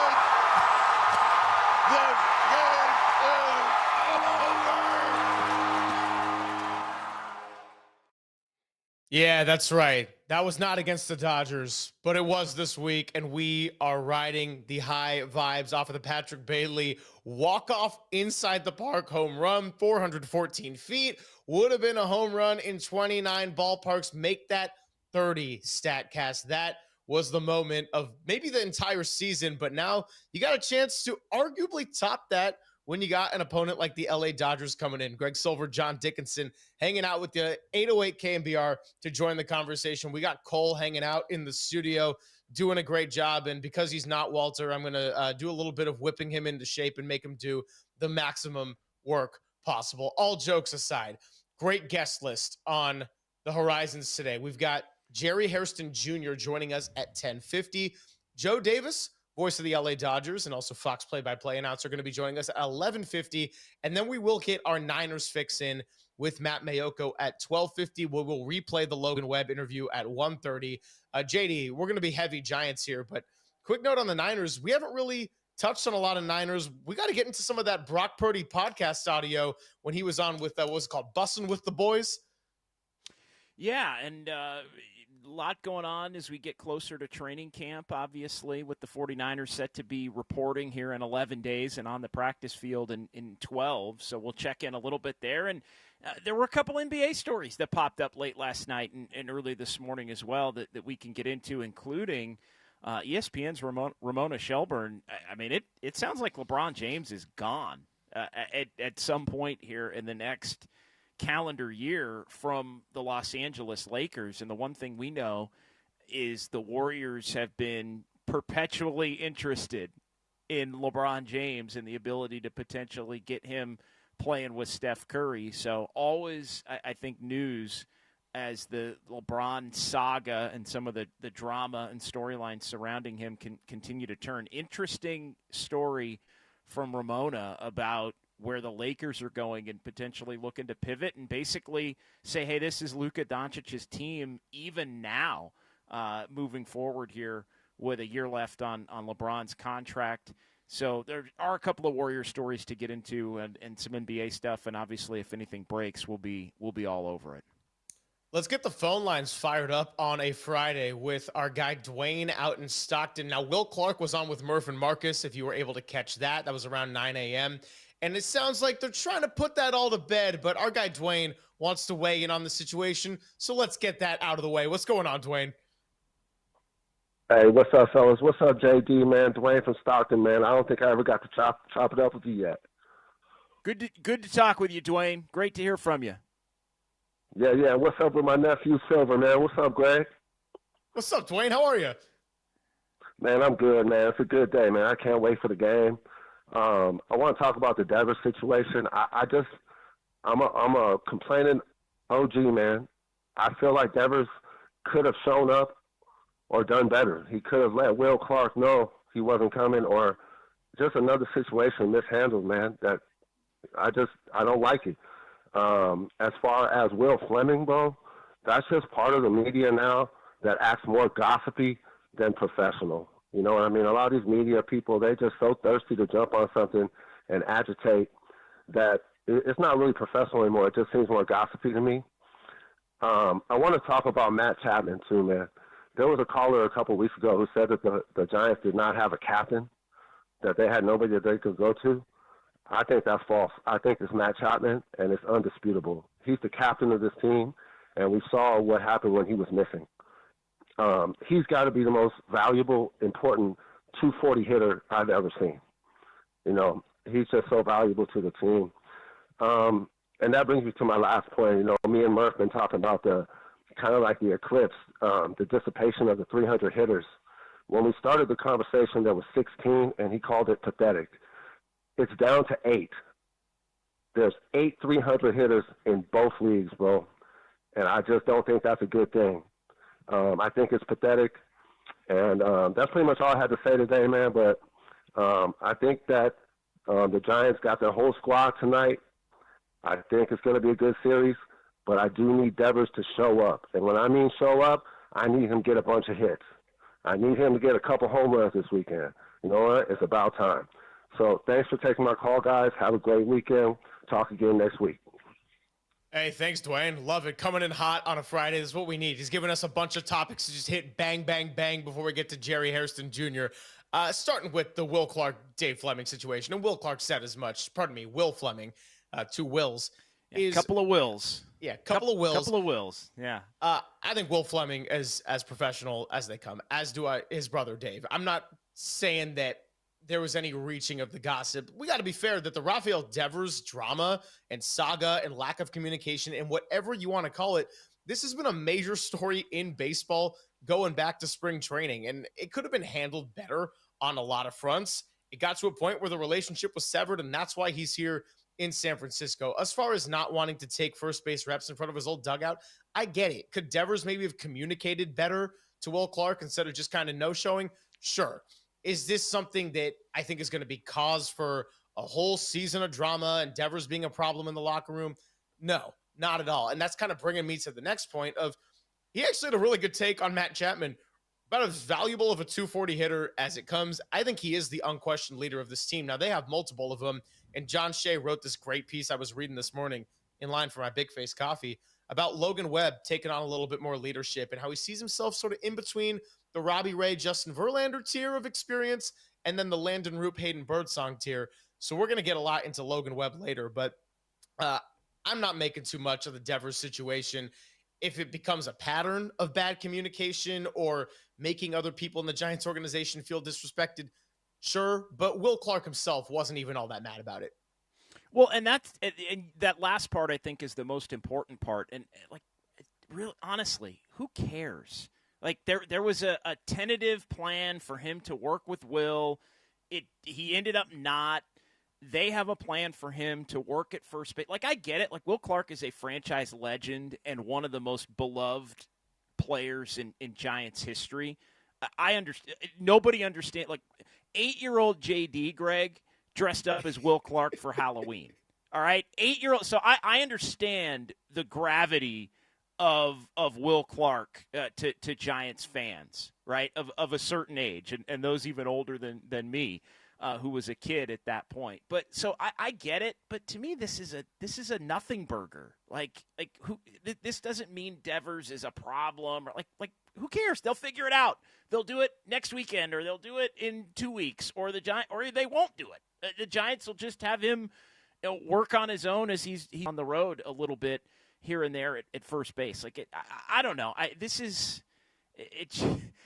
The thing that often happens, and this is the reality, whenever a star player, really any player, but in particular a star player, leaves an organization, as Raphael Devers did in being traded from the Red Sox to the Giants, there's always the stuff that comes out. It's such a high-profile trade that the side that ends up moving on from the player tends to always have to try to kind of one up why the player was a problem or reiterate things that may come up in the new stop that maybe came up or were part of the issue in the prior stop. It's the quintessential, like, you start talking about a guy and you look to peg a guy after he's gone from a particular organization. So I understand it's kind of natural. It's ingrained in team culture when you have media members and broadcasters and people who are employed by teams. So I think there's almost at times an inherent belief that you have to do that to be part of the team, right? To be so. But in the grand scheme of things, it doesn't matter. Like, I get it. It's Will Clark. Will Clark's beloved. It's Dave Fleming's brother, so I think maybe it takes on a little bit of it gets magnified in that realm because it's obviously the brother of a beloved and longstanding Giants broadcaster as well. But I mean, let's just be honest. This is much ado about nothing. Like, who cares? Like, Devers is going to put in the work, and ultimately we're going to find out whether he can or can't play first base. And I mean, it's just. But anytime you get a big-time player leave an organization and leave it when there are issues, you always tend to get I don't want to call it the smear campaign, but you always tend to get the people on that side trying to look for things. Oh yeah, this is a reason. Have fun with that. And look, I'm projecting obviously an extreme view of it there, but it's nonsense. It doesn't matter. It doesn't matter whether it's true or not. It doesn't matter. The only last point I have on anything Will Clark related for today is when you dressed up as an 8-year-old for Halloween, instead of saying trick or treat, did you attempt to tell stories as Will Clark? No, I did not. 8-year-old JD did not do that. 8-year-old JD was pretty shy. Not gonna lie. 8-year-old JD was pretty shy, but a big Will Clark guy. And you probably didn't have the vocabulary at that point to really do some of these stories justice, I imagine. No. Well, actually, I did. Actually, that part I had. I probably watched a little too much late night television as a kid, to be perfectly honest. No, your parents did a fantastic job. So whatever they did, I got no criticism of. Let's squeeze in one more call here before we take a timeout. Scarecrow is in Merced, wants to talk a little Giants of 2026. Feels a long way away, but I'm intrigued. What's going on, Scarecrow? These guys weren't terribly competitive for 3 years. They have got themselves a really good core. However, their infield is really thin, and they need some backup there. I don't know if Casey Schmidt is better at second base or being sort of the Swiss Army knife of the infield, but they could use some help on the right side of the infield. Basically, all the pieces seem to be there, and whatever they get out of 2025, that's fine. That's just seasoning. 2026 is where I look to see them really do well, because they will have had time to put this thing together, and we'll have time to let this club gel. And also on the Will Clark thing, I find it really, really interesting that most of the criticism comes east of the Mississippi. Yeah, no question. Thanks for the call, Scarecrow. And I actually would say that I agree and disagree in certain regards to that. His point about 2026 and this being a year where you see what you have and continue to build on something, absolutely. Is this team flawed? Yes, there is no question. They are very flawed offensively. I think the right side of the infield, as Scarecrow noted, is probably the most noticeable area where they could use some improvements. I think the early returns on Casey Schmidt at second base have been positive so far, but it's been a really small amount of games. All that being said, JD, kind of going back to what we were getting into at the top of the show, segment number 1, this is a chance this weekend. Say you win the series, it puts you another game closer to the Dodgers. They're not looking right now. You're catching them at what is on paper a good time coming off a 6-game losing streak. 2025 could be all the more relevant just the same. Like, that doesn't erase the fact that you can make some changes and improve upon 2026. But I think, as you noted, even the most optimistic of Giants fans, wait a minute, you're going into the series before the All-Star break, 5 games out of first place of your division against the Dodgers. You're catching them at a bad time. We're not thinking wild card, or we're not thinking, oh, this is a nice building block year. They're 8 games over 500. They got a chance to really be a playoff team. And as we've seen, when this team gets in the playoffs, well, they can go all the way to the top if they start peaking at the right time. Well, I mean, they're completely different teams. So I don't want to put, this team in, just because it's the Giants' laundry, so to speak. No, and I'm not trying to say it's 10, 12, or 14, but I think the larger point is with any sport, you get into the playoffs and things are going your way. That is the ultimate goal, because once you're in, you got a chance to make noise under any circumstance. Yeah, and it can happen in baseball. And look, we've seen lesser teams obviously win it. Again, I'll say this, and we can continue the conversation here. I'm interested in watching the Giants finish this season. I think they're good enough to be a playoff team. I said that a month ago. Hell, I said that before the Devers trade. I think this team's good enough to at least contend for a playoff spot. Although I do think before the Devers trade, they were probably going to come up a little bit short. I think they're good enough to be a playoff team, whether it's a wild card for sure or contend in the division. We'll see. Need to see. I think a couple moves need to be made if they're going to win the division, regardless of what happens in this series, even if they sweep it. All of that being said, though, Greg, I like the 2026 Giants even more than I like the 2025 Giants. That's just being real. I do too. And that's why I agree with Scarecrow that this is a chance to see what you have, and you can absolutely get a much more well-rounded roster, maybe a better bench. Maybe some of the guys in the farm system are farther along. Maybe we start talking more about Bryce Eldridge. There's a lot of reasons for excitement, but that's not to just dismiss what they have in front of them right now. Appreciate Scarecrow and Dwayne for calling in. Jerry Hairston Jr. going to be joining us coming up in about 20 minutes. So let's keep this conversation moving. And I also have a quote from Ken Rosenthal in the Athletics Wind-Up newsletter that I wanted to get into. So I'll tell you what that is when we return. It's Pop and Silver with JD on the Sports Leader.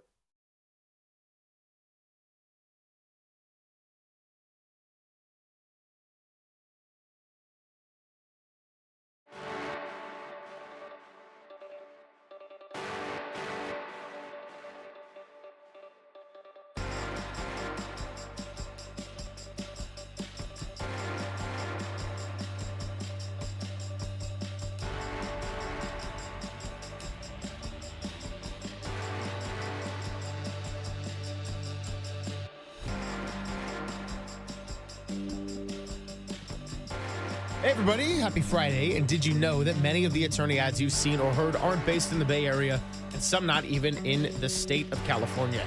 But Chris Dolan and the Dolan Law Firm are based right here in the Bay Area, and they have been for more than 25 years. Award-winning personal injury and employment attorneys who are fighting for you right here where you live. So if you've been discriminated against at work, wrongfully terminated, or sexually harassed, your rights matter, and you can go to DolanLawFirm.com to learn more about your rights.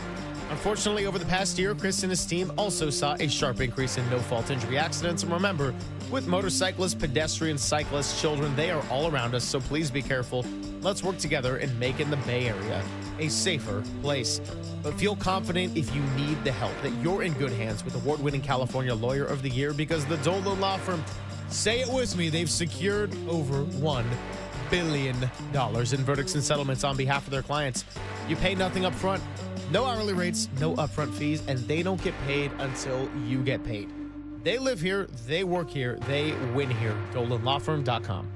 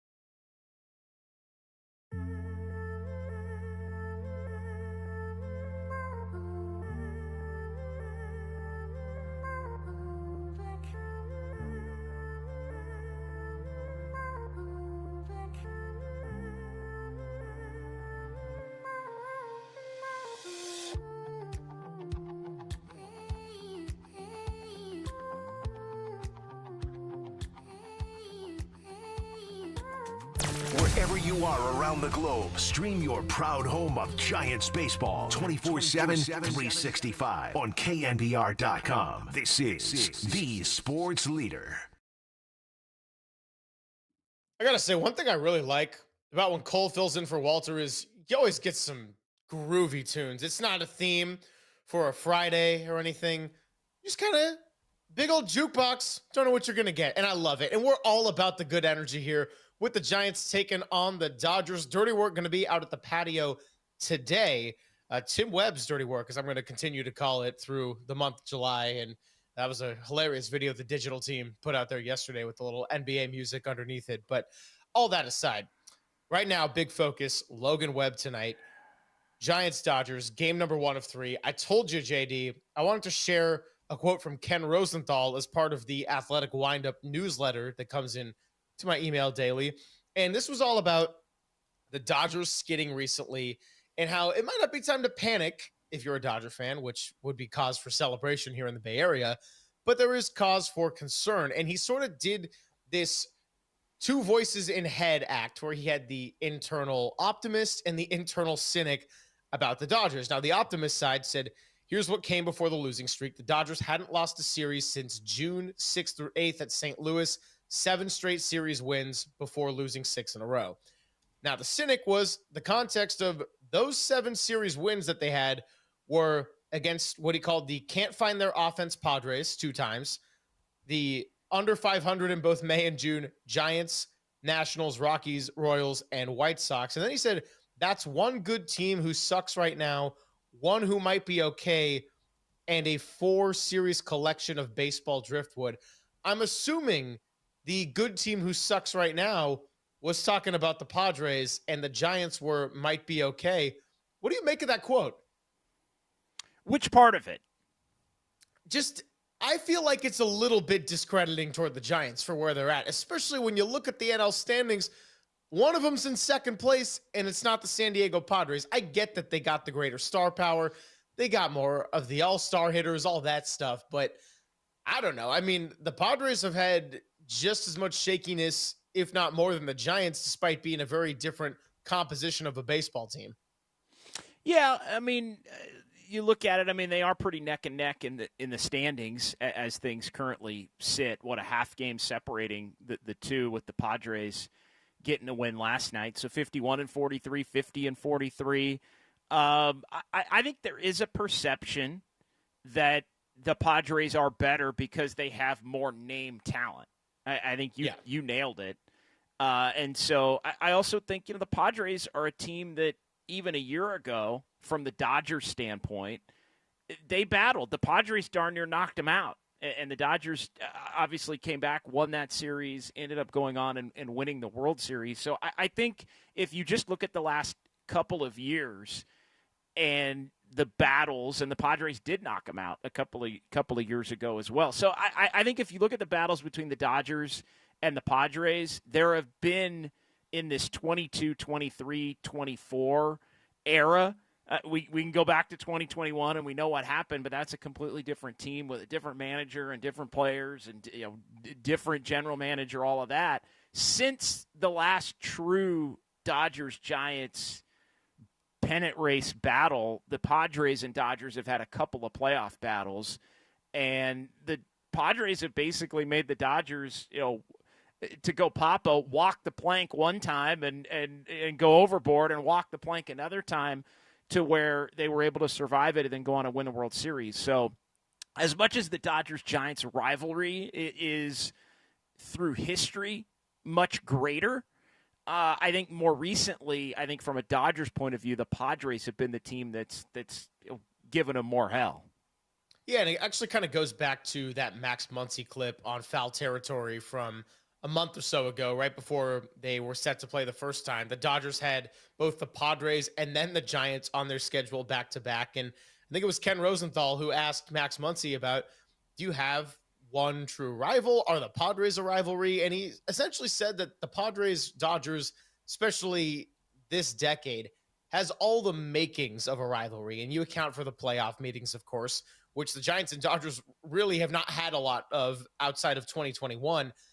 But he said you still only have one true rival, and that is the Giants. And I think that's where kind of what makes this all great, the history of it, regardless of how those teams might be perceived nationally, regardless of the fact that sometimes you have players of each team saying, look, this is July, or insert whatever month of the season it is. we're just treating it like another series. I don't think it is going to be treated like another series, especially when you look at who the Giants got on the mound and the fact that they are riding off some big-time momentum here in the last week and a half.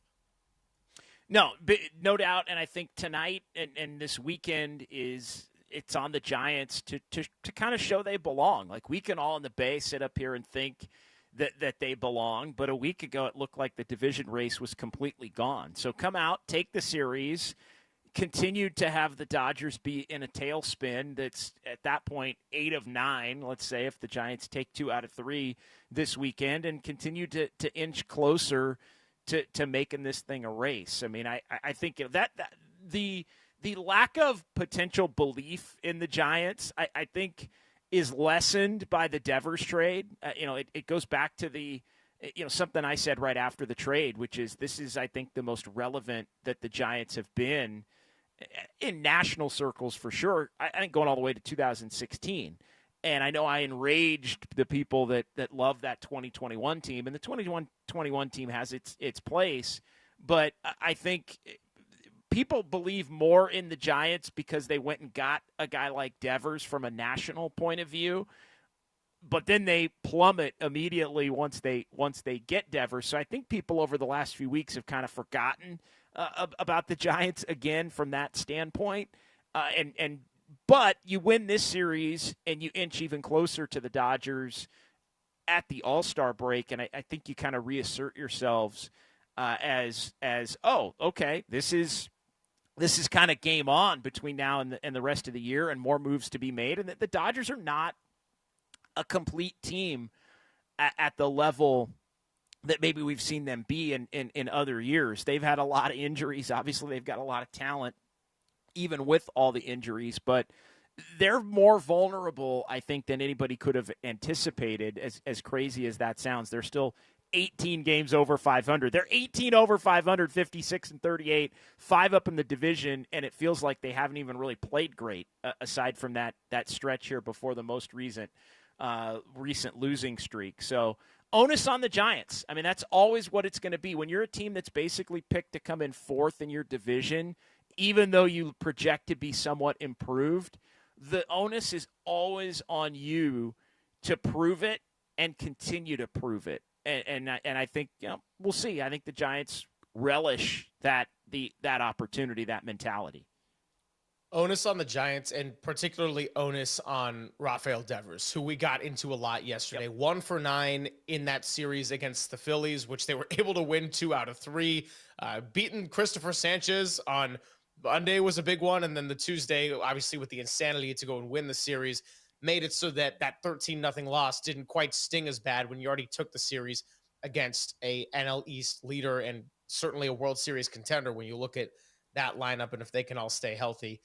But onus on Devers in the sense that this is easily his most important series since coming over to San Francisco. And I know the Red Sox came into town the following weekend, and the timing of that was insane. And there were a lot of storylines around it, and Boston media was able to come out because they were out on the West Coast in Seattle to San Francisco before that series ultimately happened over the weekend. But if we're talking about the reputation he had in Boston as a Yankee killer and being a big game player, well, the Yankees are no longer your true rival right now. You're in San Francisco, you're on the West Coast, and it's not going to define his season or his career. But I certainly think that as far as patience goes, as far as giving the Giants a little bit of buzz and momentum continuing into the All-Star break, this is a really prime opportunity for Devers to remind everybody who he is, and he could have his reputation switch from Yankee killer as a hated rival in the Boston area with a member of the Red Sox to a Dodger killer if he can maybe put one in the Cove or get this offense going and put a little bit more than just 1 for 9 with a couple of walks. I think that's well said. All right, well, let's get to Jerry Hairston Jr. of Spectrum Sportsnet LA. Does a lot of Dodgers studio work, of course, a former Major League player, and was a part of this rivalry back in 2012, 2013, so can get into the Bruce Bochy of it all. And obviously, during his stretch as a Dodger, the Giants had won a World Series and were in the midst of defending a title there in 13. So it's going to be really fun to talk with him. Great broadcaster. And as our guy John Joe Curley said, not afraid to talk a little mess. So I'm looking forward to that when we come back. He'll join us, Poppin' Silver with JD on the Sports Leader.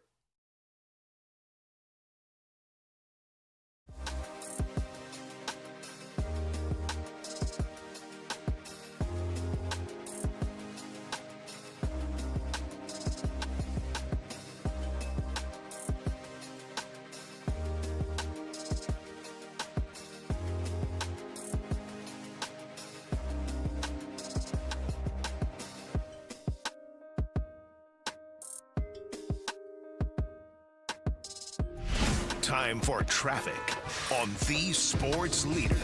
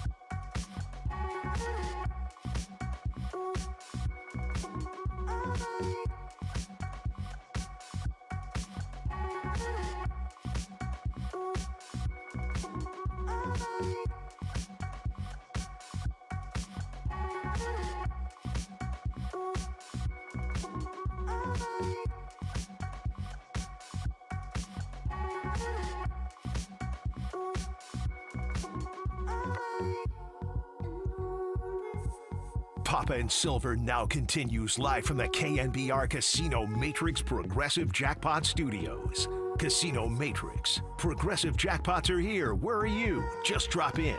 Please play responsibly. 1-800-GAMBLER. Filling in for Greg Papa is John Dickinson on the Sports Leader.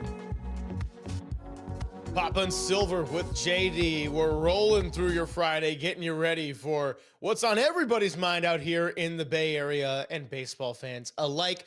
Giants, Dodgers, first of 3 tonight. First pitch going to be at 7:15, and then a pair of afternoon games on Saturday and Sunday. And it's time to get our guest list kicked off today with the one and only Jerry Hairston Jr. You can catch him on Spectrum Sportsnet LA, former major leaguer himself. And if all rumors are true, Jerry, we're catching you live from the Uber. Is this correct?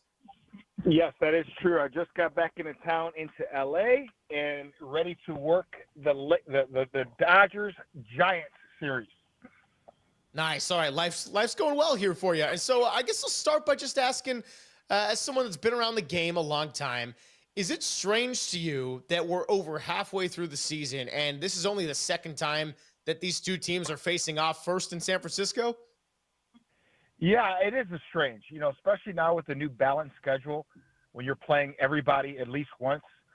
It is kind of strange. The rivalry games, usually you get these rivalry games, Giants, Dodgers, Yankees, Mets, early in the season, middle of the season, and then obviously at the end of the season. So it is a little foreign to us, especially that, follow the Dodgers, played on the Dodgers, Giants, follow the Giants as well. You usually get these matchups early. But it is what it is. This is the new age, new game of baseball where you have that balanced schedule. Jerry, you go back through the last month when these two teams met and the Giants took the opener, the Dodgers the final 2 of the 3-game set down in L.A., but the Giants kind of stole the headlines on the Sunday afternoon right before that game on Sunday Night Baseball with the trade for Devers. I think everybody up here was thinking, all right, it's go time. The Giants had tied the Dodgers after the Friday night win. The Dodgers end up 2 up, and then the Dodgers go on this run while the Giants kind of plummet after getting Devers. Things have changed here in the last week, but what was the sense around the Dodgers when the Giants made that move? Obviously, they're the defending champs. Obviously, they're an extremely talented team. But was there a little bit of thought in your mind that the Dodgers kind of said, hey, it's go time right now because the Giants were so hot on their heels and then went and got Devers? Well, really the thought when they got Devers, it told us that Buster Posey's not messing around. He believes in this team. He believes in what the Giants are doing and where they're going. And anytime you get a guy like Devers, I know he's kind of struggled a little bit, but he's a game-changing bat. In my opinion, top 10, top 12 hitter in all of baseball. He'll get acclimated, being on a new team, being on the West Coast, playing for the Giants. So it just signified not just to the Dodgers, but really to the rest of the National League that, hey, we believe in this team. We're going for it, and we're going to continue to go for it. When we're in it, I'm going to make moves to better this ball club, not just this year, but in the future. So it definitely signaled Buster Posey definitely not messing around. Talking to Jerry Hairston Jr. here, Spectrum Sportsnet LA, joining Pop and Silver, Greg Silver, John Dickinson here with you. Obviously, we've seen how the rivalry has changed within the season itself and the Raphael Devers trade, but I want to take it back to when you were a Dodger, 2012, 2013. Of course, 2 big years for the Giants, one in which they won their second World Series in 3 years, and then the next one when they were trying to defend that title. So how, if at all, has the rivalry changed in 2025 from back when you were in your playing days? Well, I think the rivalry is still the same. I know that Giants fans don't really care for the Dodger fans and vice versa. I think it's still the same. I think both clubs are always trying to one-up each other, always trying to beat each other, but more importantly, are chasing championships. You mentioned the Giants years, led by Buster Posey, when he was behind the plate. They were thinking about winning championships, not just beating the Dodgers. And Dodgers, same way. Listen, you always want to beat your rival. You always want to beat the Giants. But the bigger picture is winning and winning championships. So I don't think from that aspect, I don't think it's changed at all. You still have your stars. You still have your Joe Montanas messing with players like he messed with me back in the day on the on-deck circle, but rooting for his Giants. And on the flip side, you still have the entertainers, the actors here in L.A. Hounding the Giants players. So I think it's great for the sport. It's great for fans, and it's fun, and I hope it never changes. Jerry, what has changed here in the last week for the Dodgers? What was the key to the hot streak before that, and what's maybe changed here in the last 6 games to where the Dodgers have slipped back to the pack a little bit? We're not playing good baseball, guys. I mean, it's plain and simple. I mean, you can try to sugarcoat it. When you're not hitting, and you're not hitting with runners in scoring position like they haven't been in the last 6 games, and you're not getting good pitching, you're not going to win ball games. Plain and simple. The players understand that. But here's the thing. As you guys know, you play 162 games, you're going to go stretches, 5 games, 10 games, 12 games, where it's just not going to be there. Our superstar players, haven't played to their capabilities the last couple of weeks. They're trying to get going again. I expect them to get going. They're just too talented. Guys like Showy, Mookie, and Freddie, they're too good of players. Now, we can point to, well, we're injured. We have guys out, which is true, but so does everybody else. Everybody has to deal with injuries, if not now or at some point. So guys aren't making excuses. They know hopefully this day off from our side did them some good, and they go back playing good baseball. Talking to Jerry Hairston Jr., Spectrum Sportsnet, Los Angeles. Do you sense a different level of stress around the Dodgers with some of these, losing skids and health issues after winning it all last year? I'm very curious to see if winning it all last year kind of makes things a little bit easier the following year, or if it's almost like everyone's pressing a little bit harder when you're going through losing stretches because the standard has now been raised. I think the standard really was raised. Anytime we got a guy like a Showy, Atani, Yamamoto, that heightened things. And it was very, kind of put the league on notice when we made those moves. We had to put a giant bullseye on our back. They went out there, performed, win the World Series. Now, there is a different type of pressure to try to repeat. Just like last year, everybody is gunning for you. You're going to get everybody's best. They dealt with that last year. But here's the thing, guys. I played on teams that were terrible, and I played on some really good teams. It's a different pressure when you're on bad teams because you may not be here next week. You may get traded. You may get dealt. You may not be back the next year. So you always want those expectations, and you want to be on clubs that have that bullseye, that everybody expects to win, because I think that's fun. You want that type of challenge because you don't want to be on a ball club that you have no chance to win, and you may not be here at the trade deadline because the team is making moves. So I would prefer the expectations. This game is about pressure, and if you can't handle it, then this sport isn't for you. So the guys welcome that type of challenge. They know it's a challenge, but they welcome it.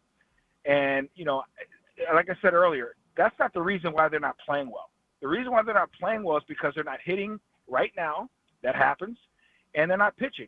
So when both things aren't happening at a high level, big league teams are going to beat you up, and they're going to win these games. So, I expect these guys to turn it around really quickly.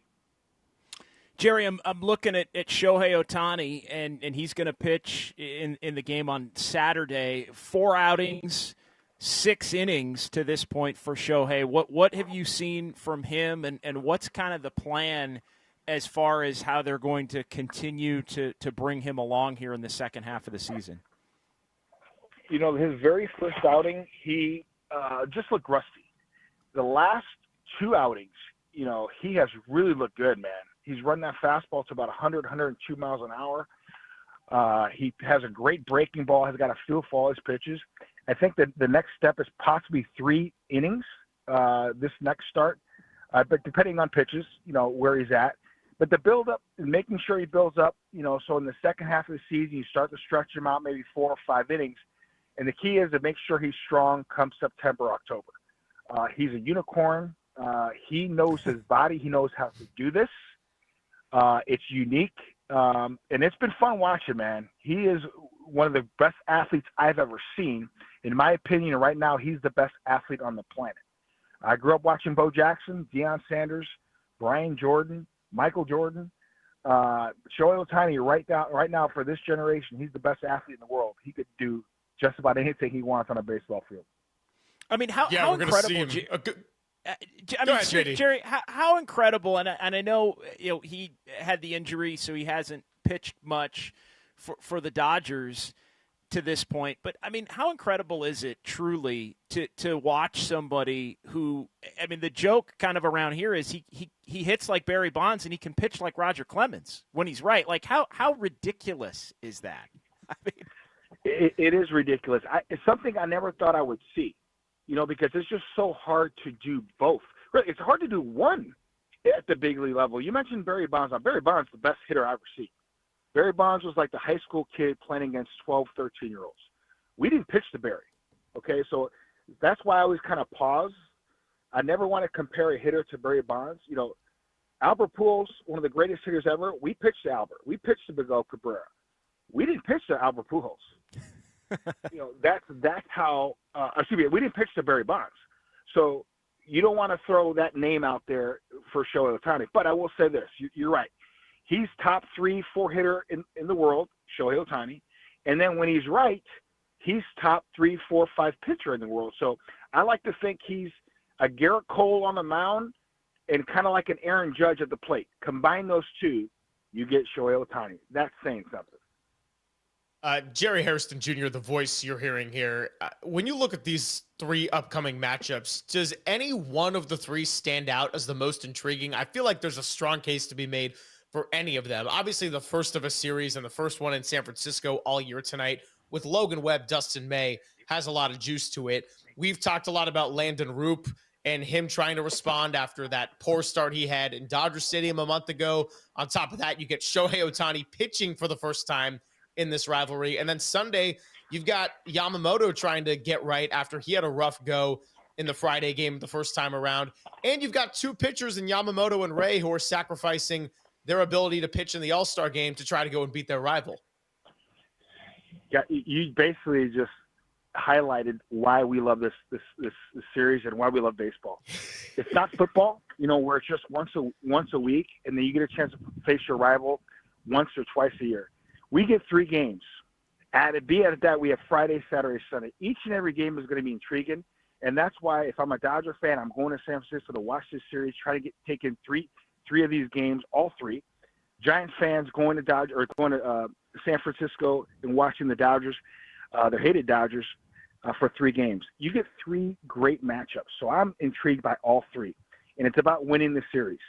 And that's what the Dodgers are trying to do, and that's what the Giants are trying to do. So that's why I love this game of baseball. Each and every game is important, and each and every game is vital. So I'm not just looking for one game. All 3 are going to be cool, man. And Logan Webb, man, he's a throwback. I love watching him pitch, not against us, but just the way he goes about his business. He could have pitched in any era. He's fun, but that being said, I'm hoping my Dodgers get to him tonight.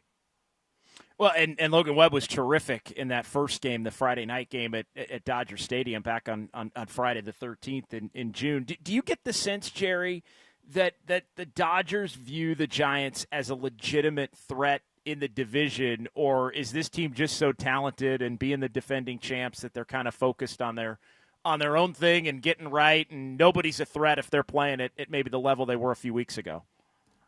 This is baseball, man. This is not like basketball where you can throw out 2 or 3 guys and you got a super team and you're constantly on the court playing offense and defense and you really can kind of overmatch a certain team. Baseball is different. You need 25 to about 35 guys throughout the whole season. And if everybody's playing together, you can do special things. I saw those Giants teams back in the day. They may not have been the most talented team, led by Buster, obviously Hunter Pence, Marcus Guittaro, but they played together. And that's the key to having great baseball teams. You've got to be able to play together. And the Dodgers know they won the championship last year, not because they had a lot of talent, because they've had talented teams in years past. They won because they played together. And they know if they don't play together, you can get beat by anybody. It's certainly a team like the Giants who have the pitching staff that they have and are always gunning for you. Jerry, while you talk about the unpredictability of baseball, I realize that the true answer to the question I'm about to ask you is who freaking knows, but that's why I want to get your projection and prediction.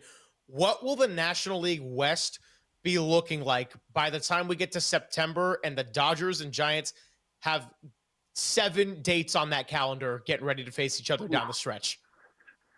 Well, I kind of mentioned injuries earlier for us.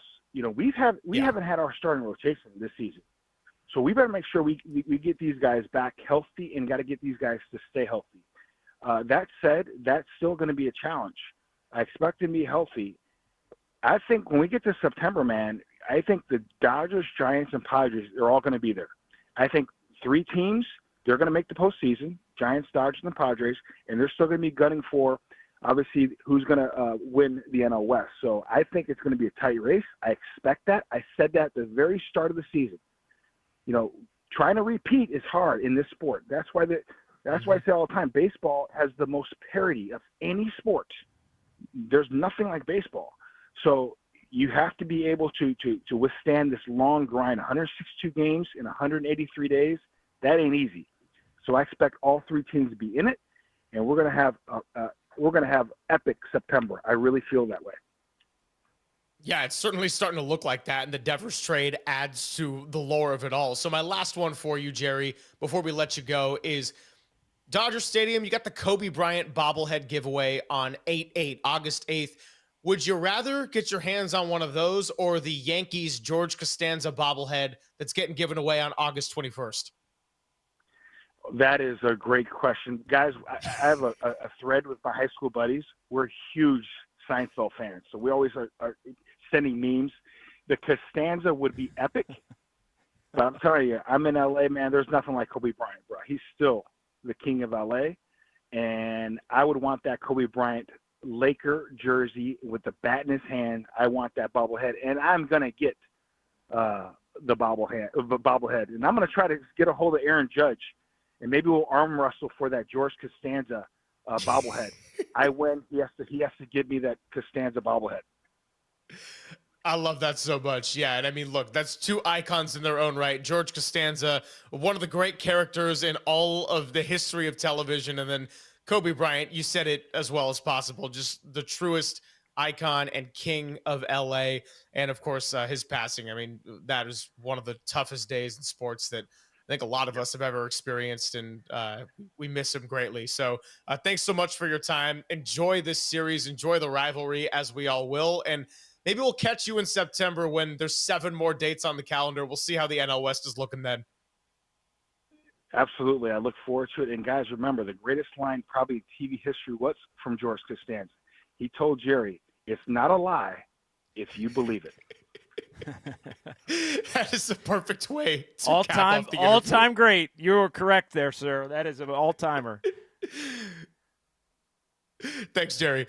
Oh, man. I mean, how many – we could go through like 3 segments on just George Costanza lines. You know, I know Derek's got that shirt that's like, hey, the jerk store called. They're running out of you, and the comeback and all that. But it's not a lie if you believe it. That is right at the top of that list. In fact, I was over at my parents' place for the 4th of July weekend, and we probably mentioned that Junior Mint episode 3 times a day at some point when Jerry starts dating the girl and he can't remember her name and he's trying to figure it out. What a ridiculous show for a show about nothing. Incredible, an all-time great, and there's going to be a couple of all-time great. I mean, Shohei is incredible. You talk about all-time great hitter, and we'll see if he can continue to get back healthy and pitching to the fullest of his capabilities. I mean, it's just an unbelievable all-time great talent, and that's not even doing it justice. Barry Bonds is somebody that was mentioned by Jerry in that interview. Not Jerry Seinfeld, Jerry Hairston Jr.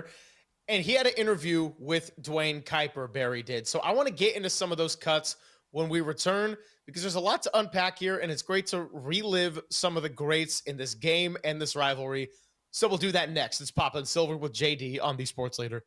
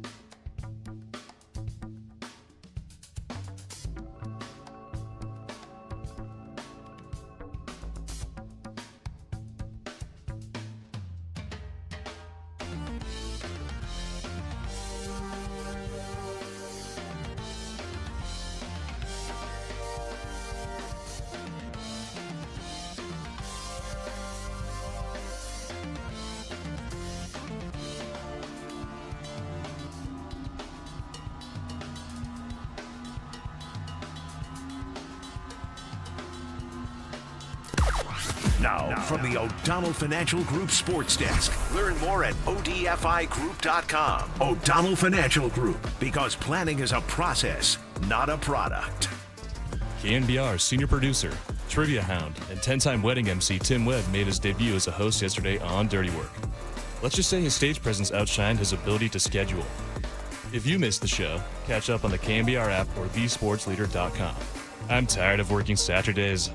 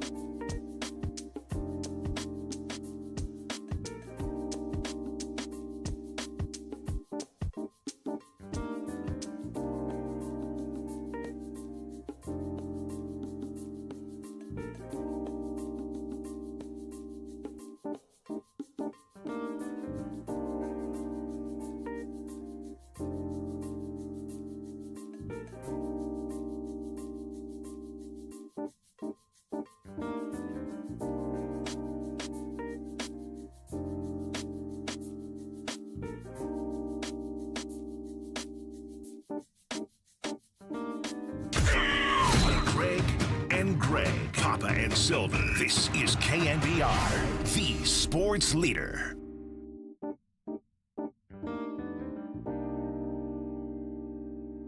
Greg and Greg, eventually, all the way on July 30th, and JD is going to be a big part of filling in for those shows. It's Greg Silver, John Dickinson, Greg Papa. We'll be back after the week of July 18th to July 21st, and then I'm taking off And then we're going to be ready to hit the ground running with some 49ers training camp. Got Matt Mayoko joining us at 12:50. So in the 12 o'clock hour, we'll get our Niners fix in because it's always good to talk a little football in July. And I mentioned the Athletic Windup newsletter. Well, the Athletic Pulse, which is kind of the all-encompassing newsletter, had some hot NFL July takes. So I know everyone's starting to get a little bit football stir crazy. And look, if you can combine the football excitement with Giants excitement come the later stages of the summer, early stages of the fall, well, that's the dream here at KNBR, the sports leader, and in the Bay Area.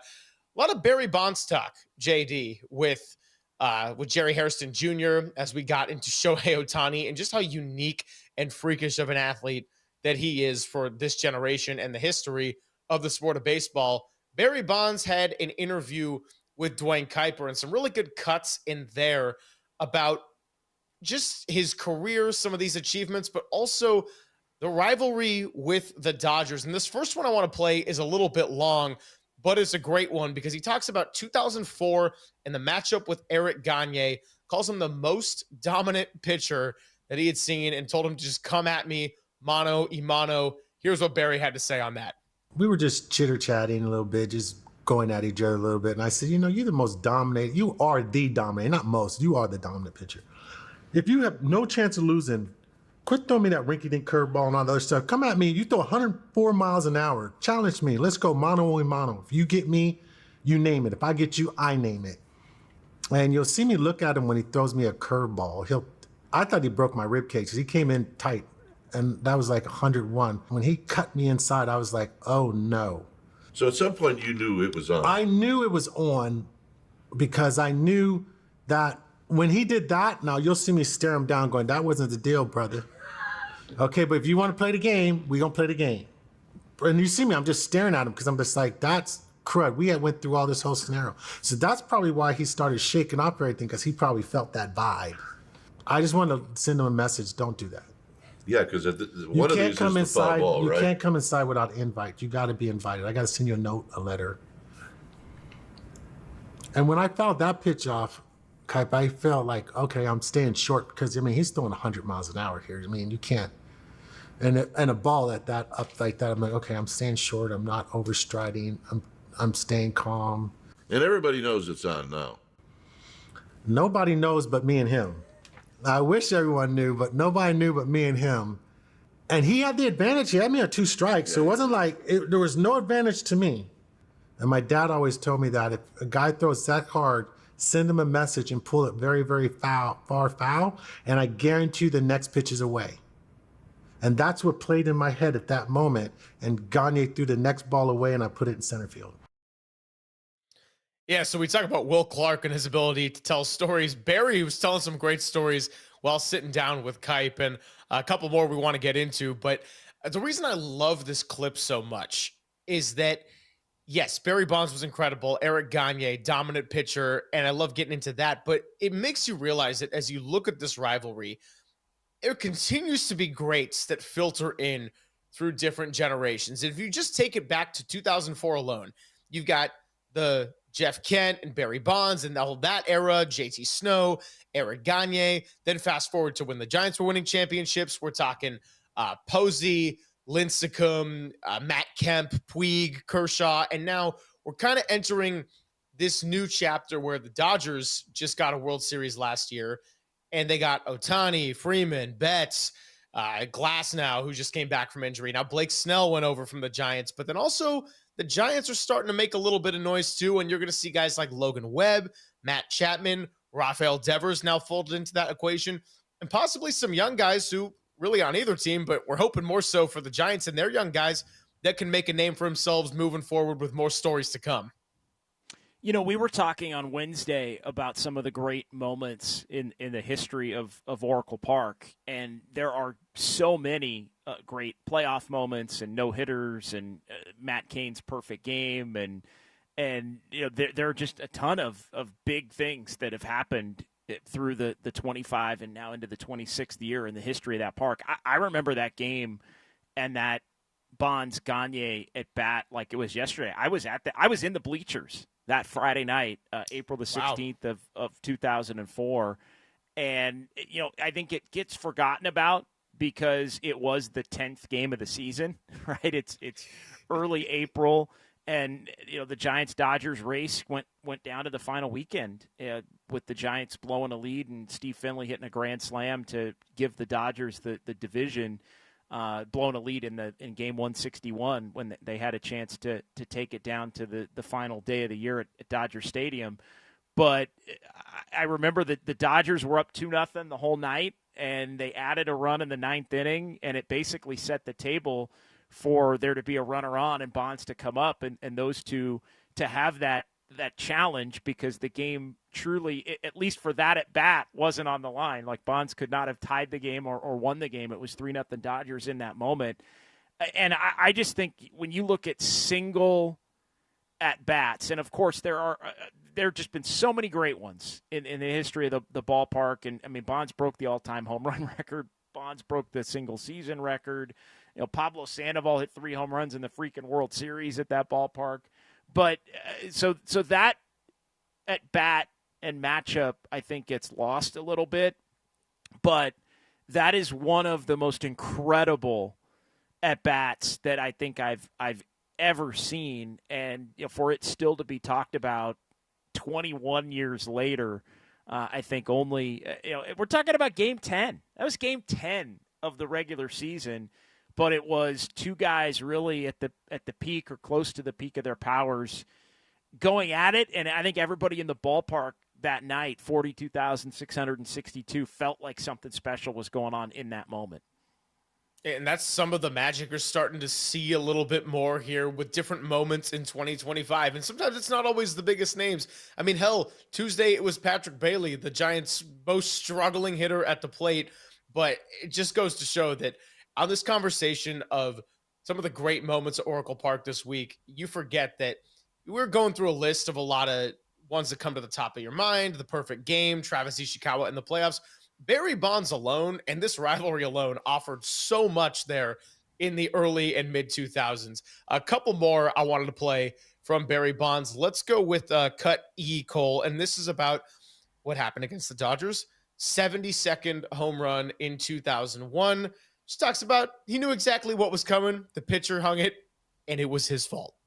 Well, 72 is coming up. And this one, yeah, I faced him so much. I knew exactly what he was going to do. He has a really hard time with coming inside, and that was probably about the best inside pitch he's ever really thrown me. And so I'm always just looking at just 3/4 of the plate outside with him, because one, he doesn't throw hard enough to pitch me in and to not get hit in the water, so I'm not worried about that part. But I didn't think it was going to go out, so there, he hung it. That was just his fault. Yeah, so, it's funny, when we were going through the moments and how the Giants, when they won their 3 World Series in 5 years, none of them were clinched on the road, or none of them were clinched at home, pardon me. They were all on the road. It seems like Barry Bonds saved a lot of his biggest moments for this ballpark right here. It's incredible. I mean, he did have them on the road, but, you could just run through, walk-offs and record breakers. And it's just, he had such a flair for the big moment, and it truly was the house that he built. But it was also, the house that he put on the map once he got there. Just incredible stuff. Yeah, so, and of course, this ballpark and the way it's constructed was very Barry Bonds friendly, and that's why you see triple digits over there outside of McCovey Cove. Splash hit. What now was it though? 106. What was it though? Because he didn't hit a bunch of them that landed on top of the wall there. He was putting them into the bay. He was putting them out to right center. He was putting them out to where Patrick Bailey couldn't quite get it out the other night on Tuesday off the cement and then kick it away. Like it was, I think, in theory built for Bonds, but man, he hit so many to the deepest parts of the ballpark that so many others can't touch, which I think only adds to the lore and adds to his greatness. Well, that's actually going to bring me to our final cut here on the Barry Bonds Dwayne Kuiper interview, because one of those deep shot home runs, and yeah, he hit a lot of them, particularly number 756. I found this a very fascinating quote in the interview. and he hits 756. He does it at home. It's a big moment. It's baseball history. Who knows if and when that one ends up getting broken.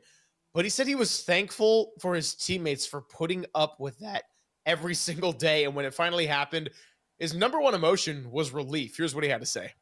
But you can just see, like, I was like, right there, I was like thinking, I felt in my head, thanking all the guys for just putting up with all this crud and Boch's first dealing year. with it, yeah. And just dealing with all this that was going around and, how hard it could have been on them, having to sit there and see this every single day. So my first instinct was I could see how it might be a little bit hard for Bonds and exhausting and why he would be relieved. I'm not so sure if I was his teammate at the time. I think I would be excited about it, wanting to give support, rally around it. Interesting, though, that Barry has the perspective that he just felt relieved for his teammates that they had to put up with it for so long and that they could finally just focus to getting back to baseball when it was all done. It's interesting. I'd love to maybe talk with somebody that covered that team intimately, because there were reporters and national reporters, local reporters that were there were national reporters that came in and were there every day for the entirety of the chase. So there definitely was a level surrounding it that was different. I covered some sporadic games as a youngster from Sacramento, coming up from a Sacramento radio station here and there back in that time. But it was also a losing team too, which I think only added to it. You've got all this hype surrounding this unbelievable individual accomplishment, but then you've also got this team that won 71 games, I think 71, 72 games. I think they actually won 72 the next year when Bonds was gone, and they went into a full rebuild. I think it ended up being 71 in that 2007 year. So I can get where that would have been tough with all of the hype surrounding it. And obviously that was the year Tim Lincecum came up to the Giants in 2007. It was Bruce Bochy's first year, so there were a lot of positive elements to that team that would be a big part of some of the greater history in years to come. But I would wonder, though, in talking to people who covered that team, was that the vibe in the moment for Barry? Because that feels a little bit like a shift in almost hindsight, kind of changing the perspective of the weight that maybe that carried in a different way. Because I got to think it was more difficult than you would originally believe, just because the team itself wasn't very good.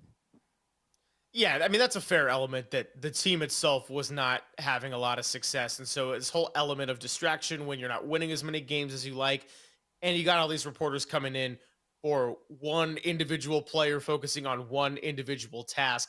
And that was peak recliner and all that in the clubhouse. Yeah. I mean, that was that kind of the peak era of that toward the end there. I think we've got our first question for John Shea when he joins us next week. I'm going to say, hey, were you exhausted by a bunch of non-beat writers coming into your territory? There we go. So we're preparing for next Wednesday right there. Well, not even that, but just the weight that it carried. I mean, the All-Star game was at San Francisco that year. I mean, there's just a lot of kind of random.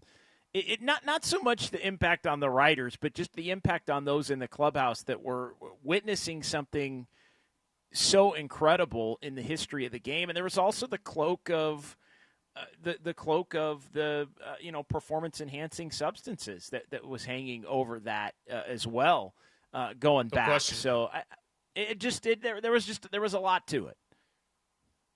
Yeah, no question. 808 KNBR, if you want to rejoin the conversation, sneak in some phone calls here before we get to Joe Davis coming up at 11:50. I don't think we've actually had Joe Davis on Pop and Silver before. We tried a couple times during the football season as part of Fox broadcasts, but it always ended up being a little conflicting. And Joe's great at responding, but it just didn't work out. And now we're finally going to get the chance to talk to him, voice of the World Series last year, and of course knows a lot about this rivalry and especially the LA Dodgers. 415-808-5627 to chime in as I just asked the general question, what makes this rivalry so great as we look ahead to the next generation of stars? That's Pop and Silver with John Dickinson on the Sports Leader.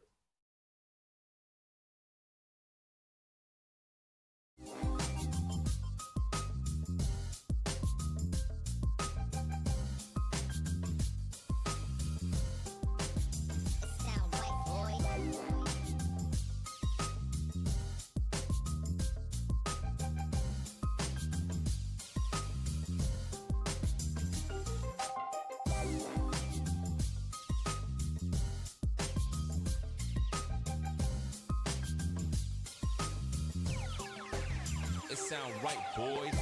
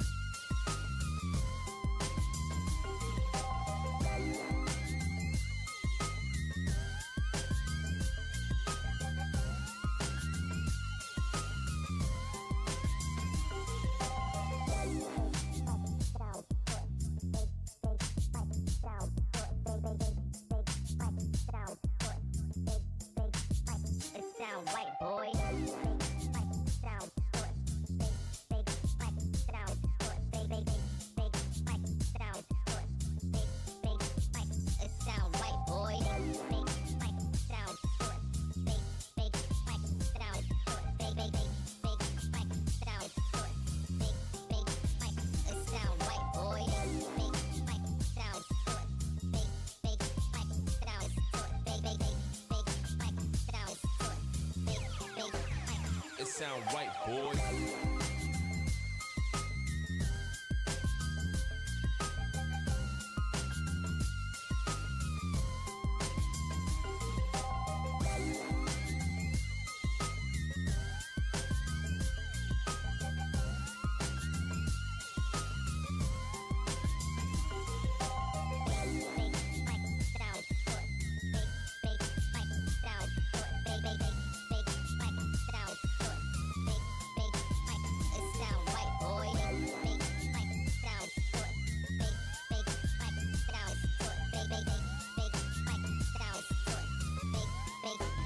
It sound right, boy.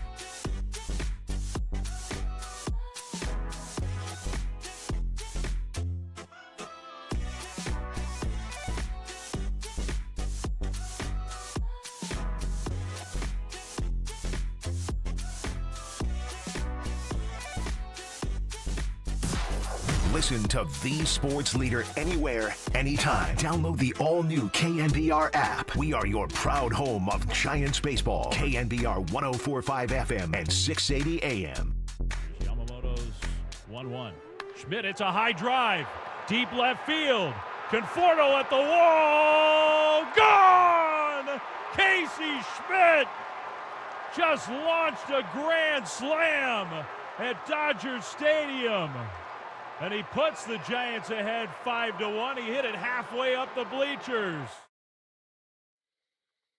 Ooh, that's one of the highlights of the year for sure. Casey Schmidt off of Yamamoto. Yamamoto going to be pitching on Sunday, and the Giants got the better of him the first time around. Greg Silver, John Dickinson with you.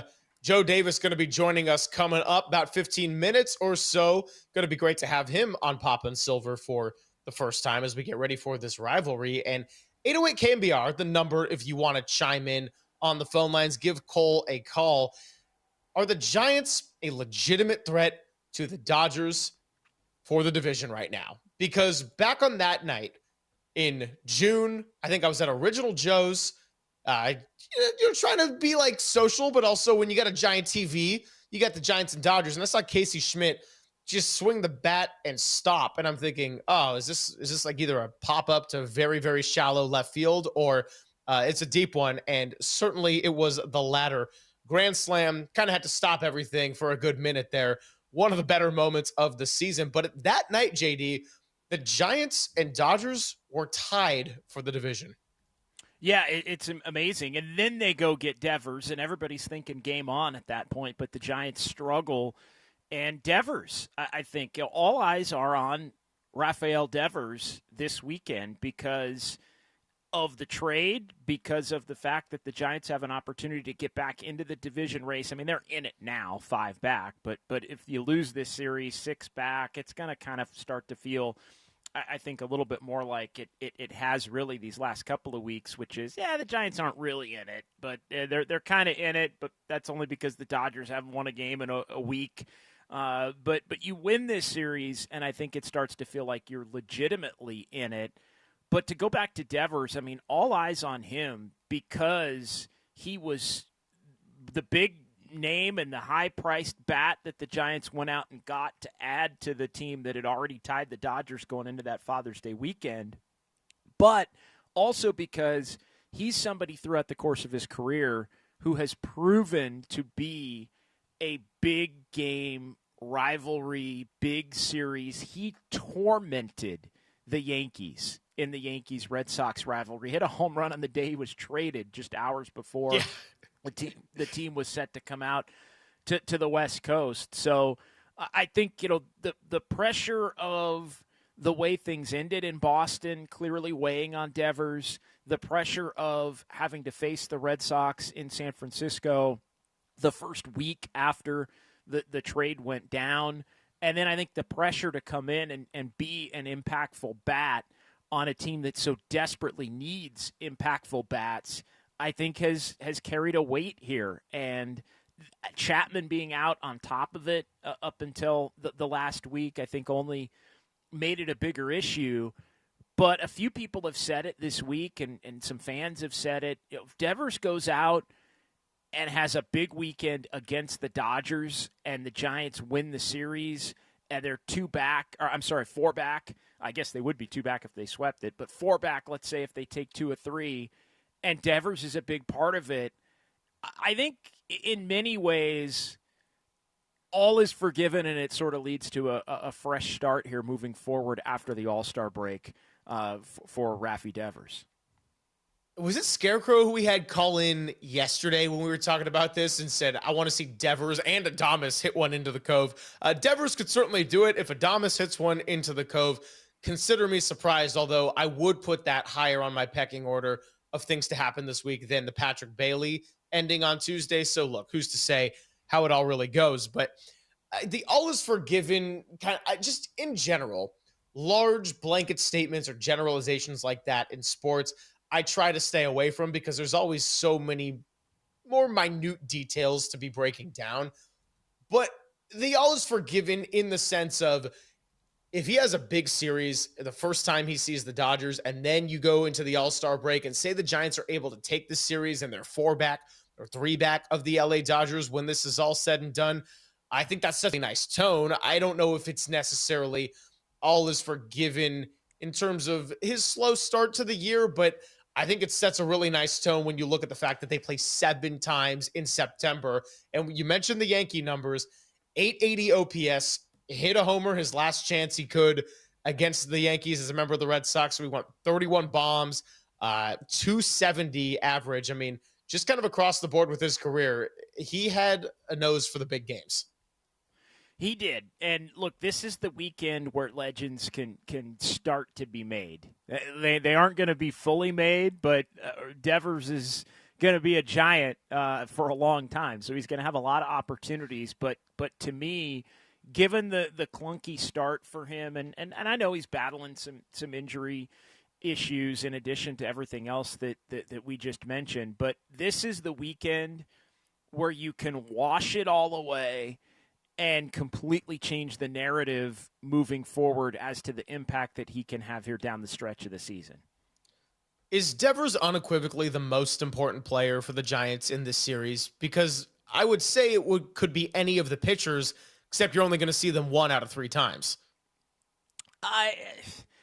Sure. Yeah, I think so. I think so because the talk was, and I think it was fair, that he walked onto the Giants roster as their best hitter. So, I mean, he is the guy in many ways that the Giants have tried to get, figuratively speaking, over the last decade, let's say, because, that they could never get and finally did, basically because they were able to trade for him. And why are they able to trade for him? Because there have been some issues that had popped up, obviously, with his relationship with the Red Sox. So, yeah, I think it is him. And you're right. I mean, there are Logan Webb and Robbie Ray are pitching tonight and Sunday afternoon, respectively. So, I mean, they're obviously going to have a huge impact. I mean, Shohei Atani, always impactful for the Dodgers. But no, from the Giants' point of view, I think I think all eyes are going to be on Devers because this is why you go and get Raphael Devers. I would put Matt Chapman close to the top of the list as well because he did not go the first time around with his hand injury and taking the page out of the book of Dwayne from Stockton who called in earlier. I mean, he is about as valuable as it gets for a guy whose stats don't jump off the page for them. And he comes back, the Giants immediately start rolling a little bit. So who knows what he's going to give you production-wise offensively. You absolutely need every ounce of that glove. And the 2 throwing errors he had in the 13-0 loss, flush it away. You can't have that version of Matt Chapman. I don't think you will have that version of Matt Chapman. And like Raphael Devers, we know that Matt Chapman is a big game player. The big difference is he's done it wearing the orange and black. He has, and so we'll see. Again, this is a big weekend and a big opportunity for the Giants. Again, are they true, legitimate threats to the Dodgers to win the division? I think we're going to find out. I think the answer is we don't know at this point. I know that may feel like kind of a cop-out.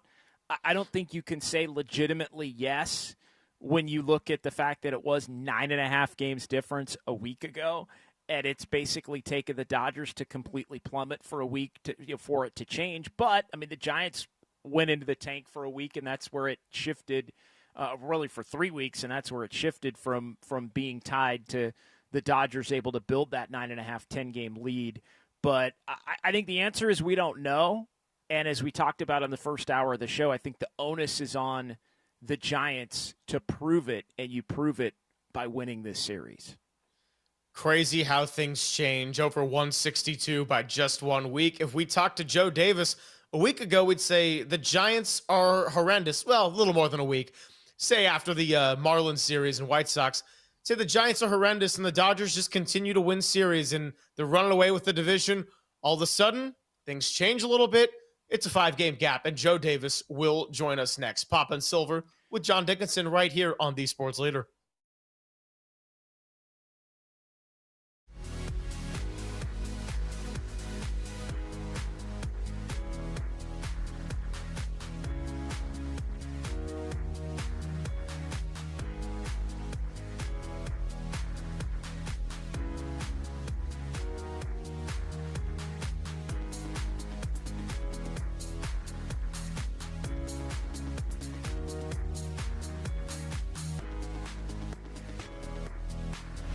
Time for traffic on The Sports Leader.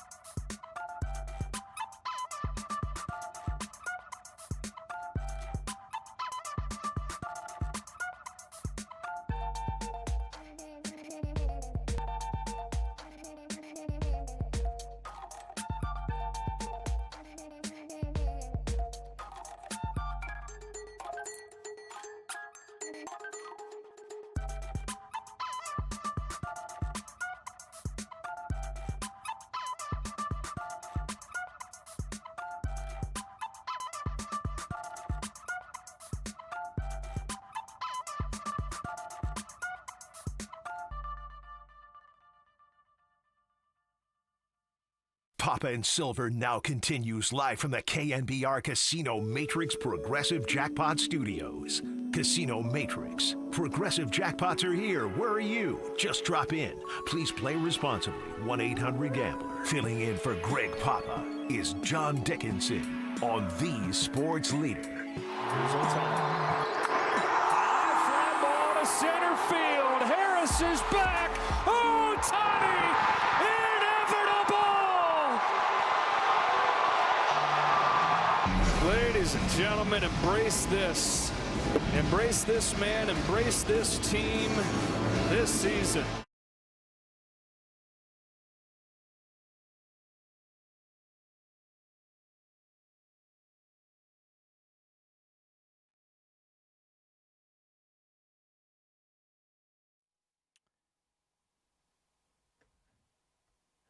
All right, welcome back. It's John Dickinson here, 808 KNBR, the number, 415-808-5627, as it is Papa and Silver here on a Friday. Guys, do we have Joe Davis? We do have Joe Davis. All right, let's get to our next guest. It's Dodgers play-by-play man. Joe Davis joining us here on KNBR. Joe, thanks a lot for taking some time out. We really appreciate it. And wow, how things have changed here over the course of the last week with the Dodgers' struggles. Crazy, right? Yeah, 6 consecutive games. I think it might be my fault. I snuck away mid-season for a family trip to Italy. Since coming back, I don't think they've scored. Yeah, incredible, and that's kind of where I wanted to start. I mean, you look at just the last month since these two teams last played at Dodger Stadium. The Giants take the opener, Logan Webb tremendous in that game, and then the Dodgers bounce back, take 2.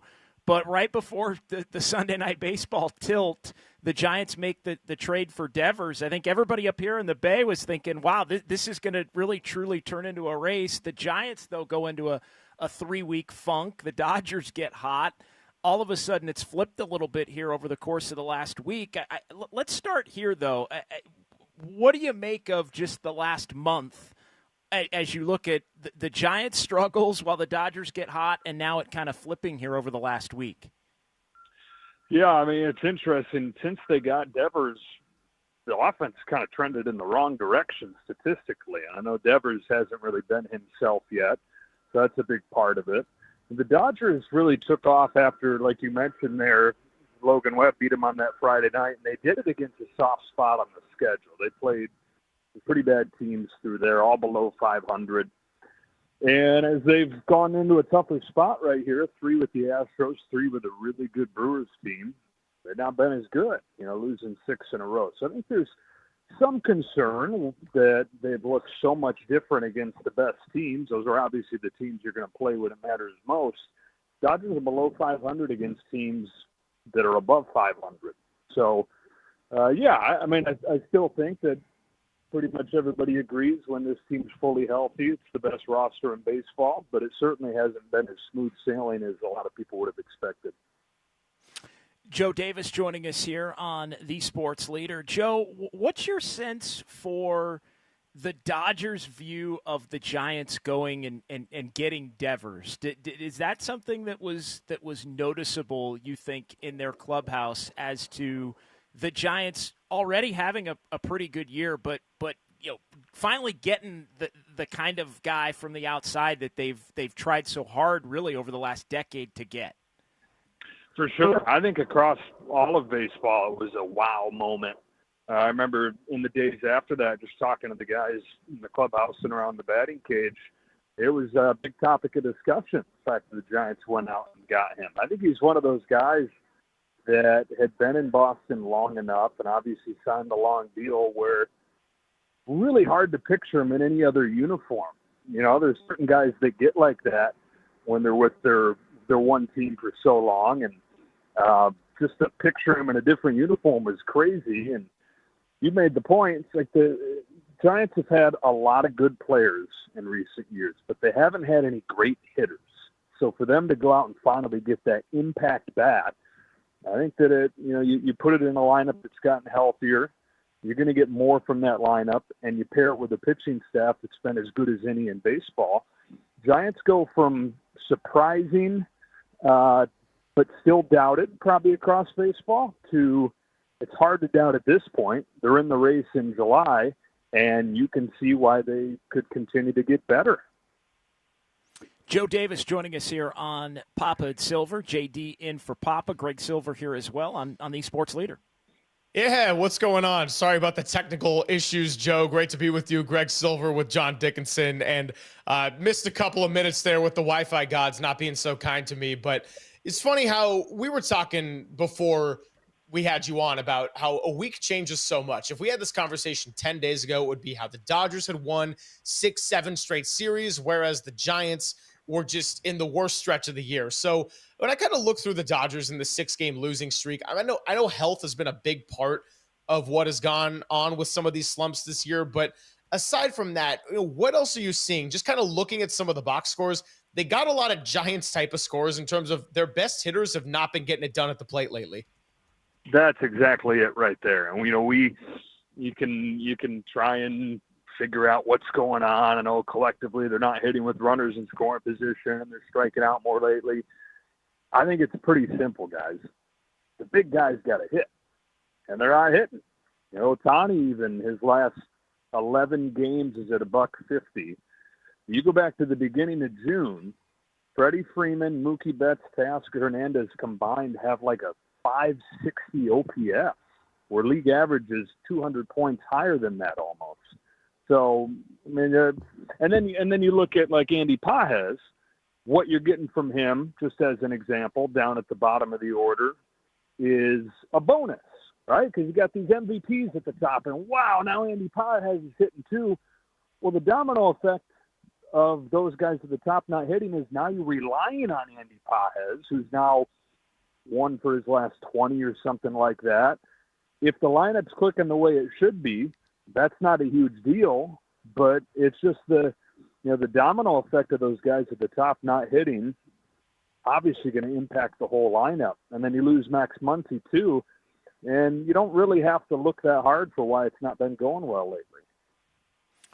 Joe, where would you say that the state of the Giants-Dodgers rivalry stands right now? Obviously, going back to the balanced schedule, so it's only 4 series a year. It feels a little odd having this only be the second series of the season and the first one in San Francisco beginning tonight.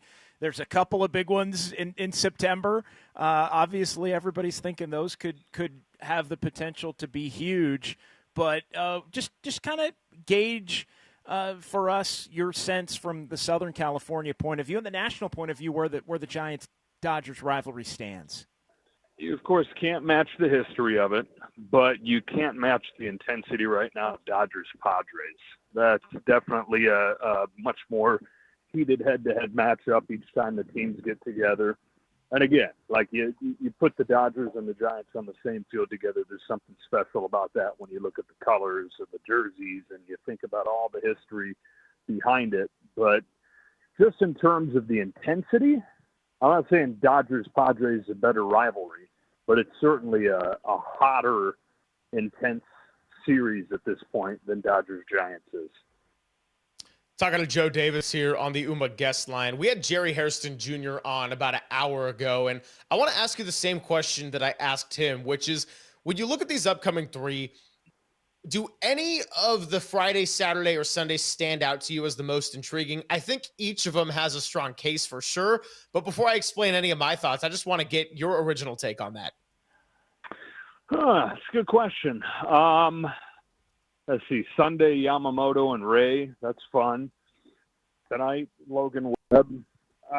I think probably tonight, just because when you look at the Dodgers having lost 6 in a row, desperate to end this losing streak, and oh boy, they got to face Logan Webb. So I would point to tonight. And then you got Dustin May on the other side, who's coming off one of the best starts of his career, trying to build off of that.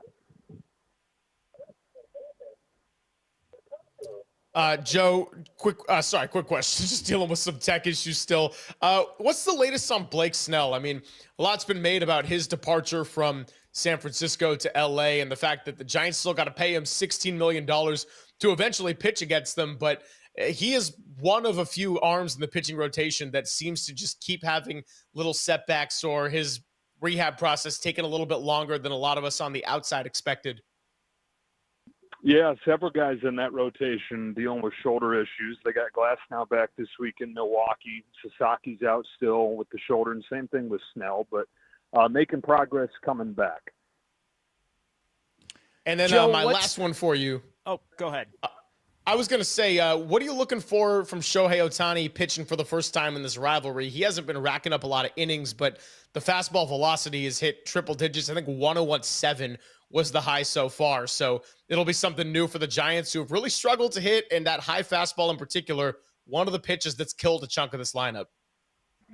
Yeah, he's been really impressive, guys, and they're being very cautious with him. He came back earlier than they had planned, so it's kind of like house money at this point.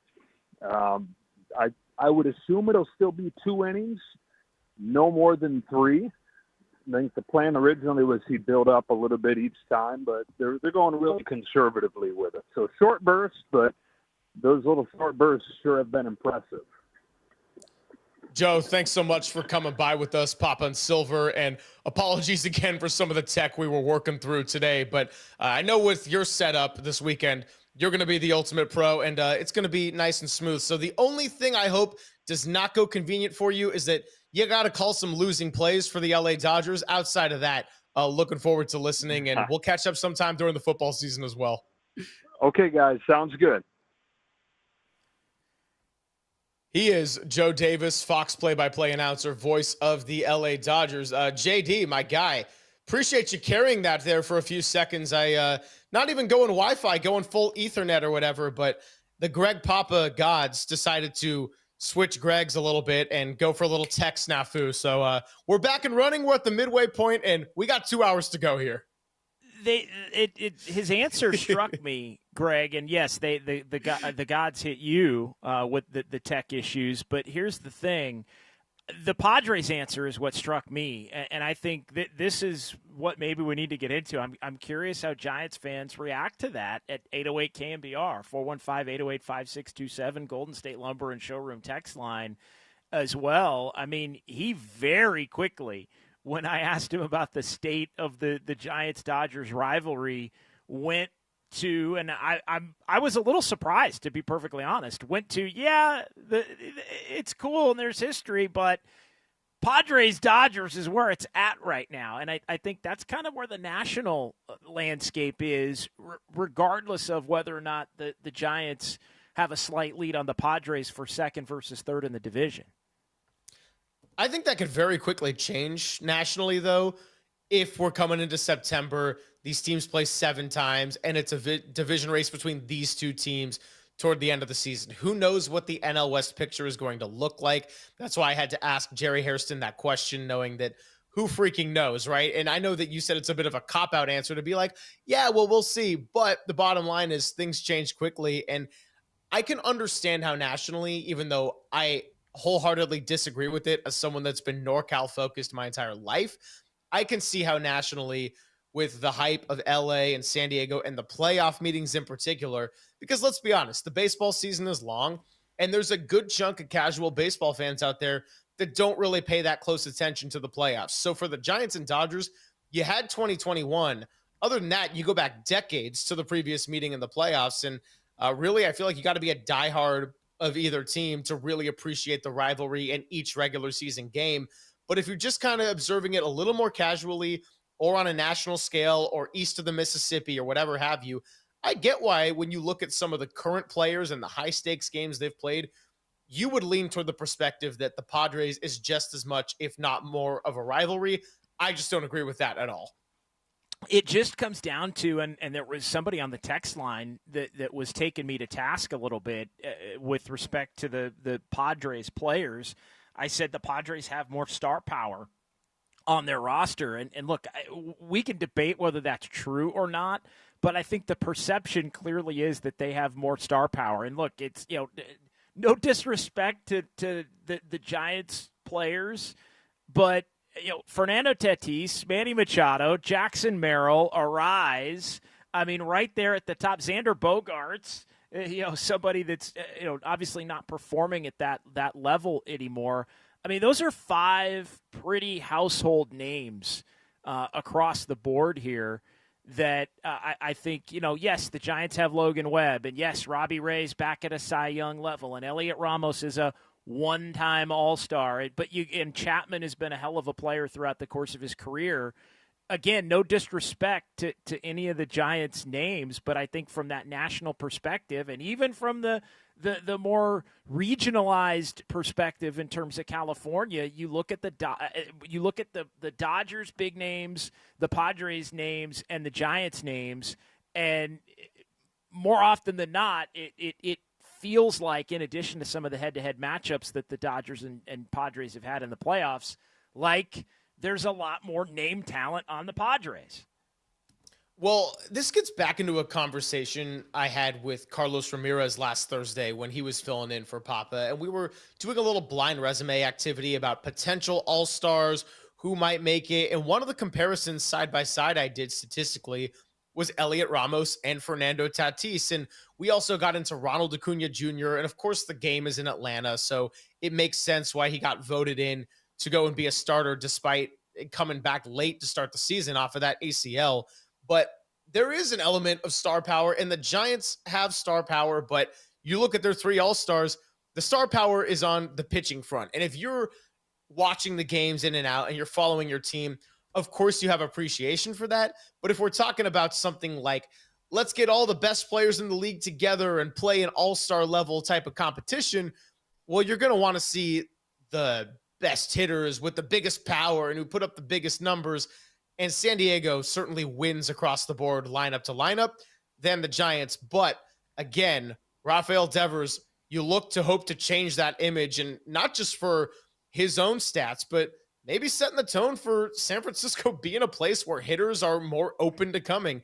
I think there was a real concern before the Devers trade that Willy Adames, who was hitting the ball well in Milwaukee, decided, you know what, I'll sign a big contract and I'll come to San Francisco. And with how horribly he started the season at the plate, I think there was the concern not just for Willy Adames, but that it was going to continue this negative feedback loop of nobody ever wanting to sign in San Francisco because hitters just cannot seem to get going here. No, I think this is also a big series for Adames too. I think that kind of leads me down that road, because he is somebody that started to hit a little bit better of late, had a really good series into the series against Arizona, good series against the A's over this past weekend. But again, that's another one of those names, right? That's maybe not the Machado or Merrill or Tatis name, but it's the next tier of name that the Giants haven't to this point been able to get to come over. And you're paying guys like that to perform in these moments, in these rivalry games that help kind of put you back on the national map. I mean, the Giants brand speaks for itself, but the Giants, in terms of being on the national map in terms of baseball, I mean, they really have not been there since 2016. And I think this is the kind of weekend that sort of can re-announce themselves to that landscape and get back into that top tier status here moving forward down the final 2+ months of the season. Greg Silver, John Dickinson, we got Cole in the studio. We got the technology gods making their presence felt. Let's go out to the phone lines real quick. Kristen in Sebastopol wants to weigh in on Dodgers Padres. What's happening, Kristen? You're with Silver and JD. Hey, thanks for taking my call. I just wanted to say, on a general whole picture of things, go ahead and let the Dodgers worry about the Padres. Keep them distracted. The Giants are good enough. We're in the race. We're still in it. And everybody just seems to write them off because we don't have the hitters. So, Kristen, are you saying more specifically that the Dodgers, you almost want them to consider the Padres a rival and just sort of let the Giants hover in the background, meanwhile trying to get second place in the division, fight for a wild card, maybe even a division title? Right. Just lay in wait. Let them be distracted by all that. Because we're good enough. The Giants are good enough. Okay, I like it. Interesting take, and appreciate the call. So, JD, she's almost saying that not against the Joe Davis sentiment of thinking about the Padres so much, because the Giants just want to play their game. And, hey, right now they got a narrow lead over the Padres. But if it comes to it in September, if the Giants are the team to worry about, then the Giants will be the team to worry about. I think it just speaks to the point where, look, individually in the Giants clubhouse, they've got nothing to prove. But for all of that, the stuff that we talk about, for all the stuff in the national landscape, there is still something to prove. And I go back to what I said last hour. When you're picked to be fourth in your division and you've pitched at a level, as we discussed yesterday, to where you should have a very good record, if not maybe a little bit better record, considering the pitching that the Giants have had. But the hitting has maybe led you to where you'd think you'd have a worse record than you do. But then they've been this team that's been so good in all these comebacks and one-run games and all those things. Regardless of all of that, I think people believe in the Giants pitching, but I think people still, even with the acquisition of Devers, because he truly hasn't gotten hot yet, don't fully believe that this team is a legitimate contender. There is a belief that somebody will come out from beneath them in the wild card race, or the Dodgers will handle business and hold them off. And the Padres eventually are going to wind up, even though they're all a half game back right now, having a better record. So I do think it's beneficial for the Giants to continue to kind of play with that underdog chip, while they're also scouring the rest of the league, and Buster Posey doing this to try and add to this roster at the deadline to keep augmenting things where they're weaker to solidify it for a stretch drive. Well, there's another element of the series right there. This can also give us, as radio hosts and a fan base, more information about, do the Giants need to add more, and what specifically if the series goes south. Lots of Giants here in the 1 o'clock hour. We're going to replay our interview with Logan Webb coming up at 1:30. We got a fun Silver Linings playlist for you at 1:15. Let's do a little bit of pivoting to shake it up. Matt Mayoko coming up at 12:50, so we're going to hear from Brock Purdy this hour, and also give our latest basketball recap. What's going to happen with LeBron James at the end of 2026? We'll get into that next on The Sports Leader.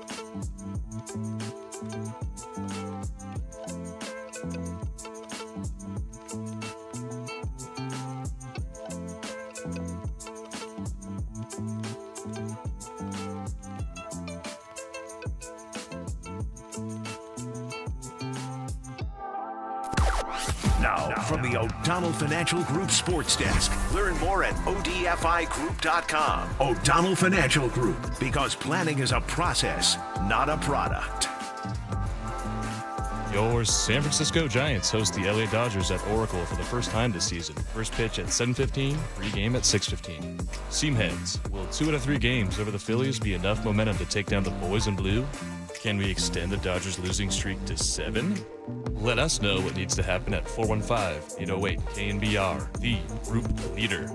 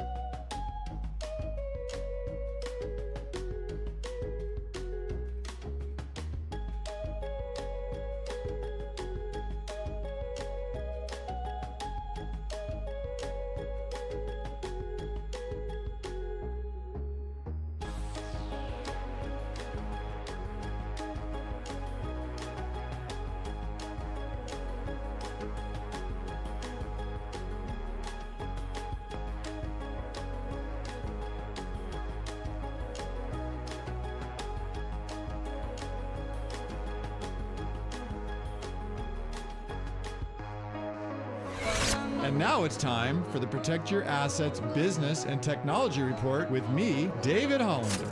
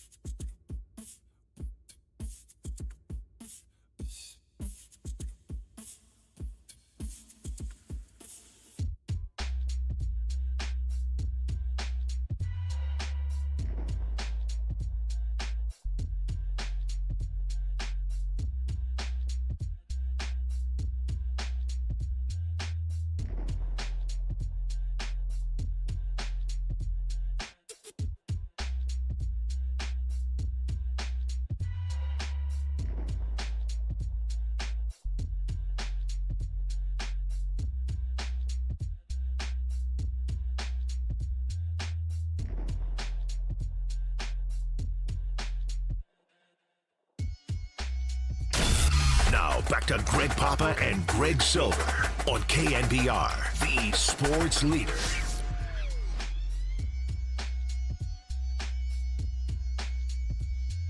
It's Papa and Silver, John Dickinson, Greg Silver. A lot of Giants-Dodgers talk today, as we would hope, as we love, as we live for. Quick pivot over on the show. Matt Mayoko joining us in about a half an hour, so we'll get to some Brock Purdy talk coming up, but haven't gotten into any basketball today, and not a ton new has happened, but there is the LeBron James story, which I want to get into, and then also found out about within an hour or two of getting off the air yesterday, JD, that one of those Pelicans players, and Pelicans were one of those possible teams with an interest in Jonathan Kuminga.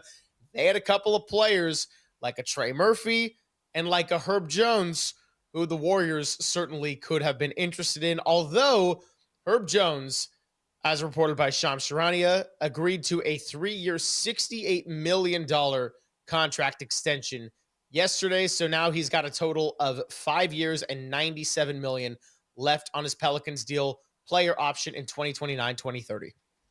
So cross him off the list is what you're saying, at least at this point with the extension. And I know he's somebody that the Warriors, again, maybe in the pipe dream category, as we've looked at the offers or lack of offers and interest in Jonathan Kuminga. But yeah, Herb Jones was one of those guys who at least would have fit need and interest level for Golden State. So obviously the Pelicans interested in having him around for the foreseeable future. So that now goes back burner, crossed off the list in terms of potential sign and trade candidates in a Jonathan Kuminga type of a deal. Yeah, so that was a big piece of news yesterday. Again, I'm with you that it could have been in the pipe dream category. And then LeBron James, the other element of this year, a lot of talk with LeBron James and potential LA drama. Yeah, this is the first time, as Brian Windhorst noted a few years ago, that he's going to be an expiring contract in his career. And with the trade that shocked everyone, Luka Doncic going over from Dallas to the Lakers, they're now, as an organization, finally pivoting and looking ahead toward it being Luka's team. It's starting to sound like LeBron, you said within a calendar year. I'm almost wondering within the season, could he be gone from the LA Lakers?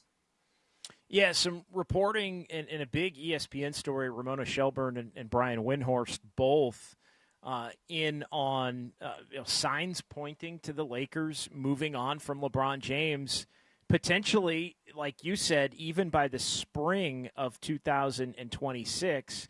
Now, the trade deadline, I guess, technically is still in the winter in February there, but this is worth continuing to monitor, I think, because it goes back to last trade deadline of 2024, so not the most recent where the Warriors picked up Jimmy Butler, but the 2024 trade deadline.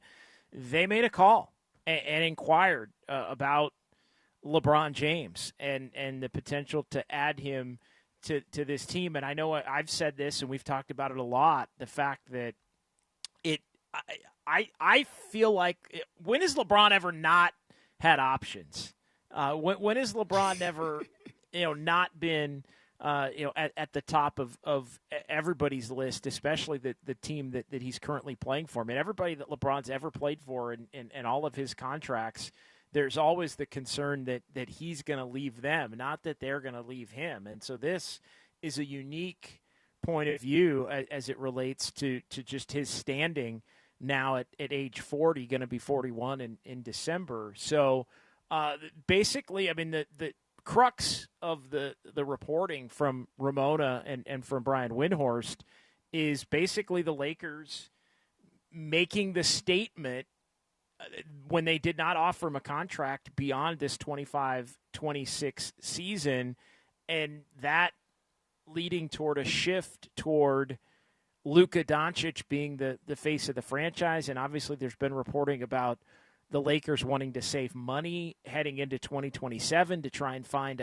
another star to possibly pair with Luka at that point, and the Lakers trying to keep their financial house in order. So it's interesting.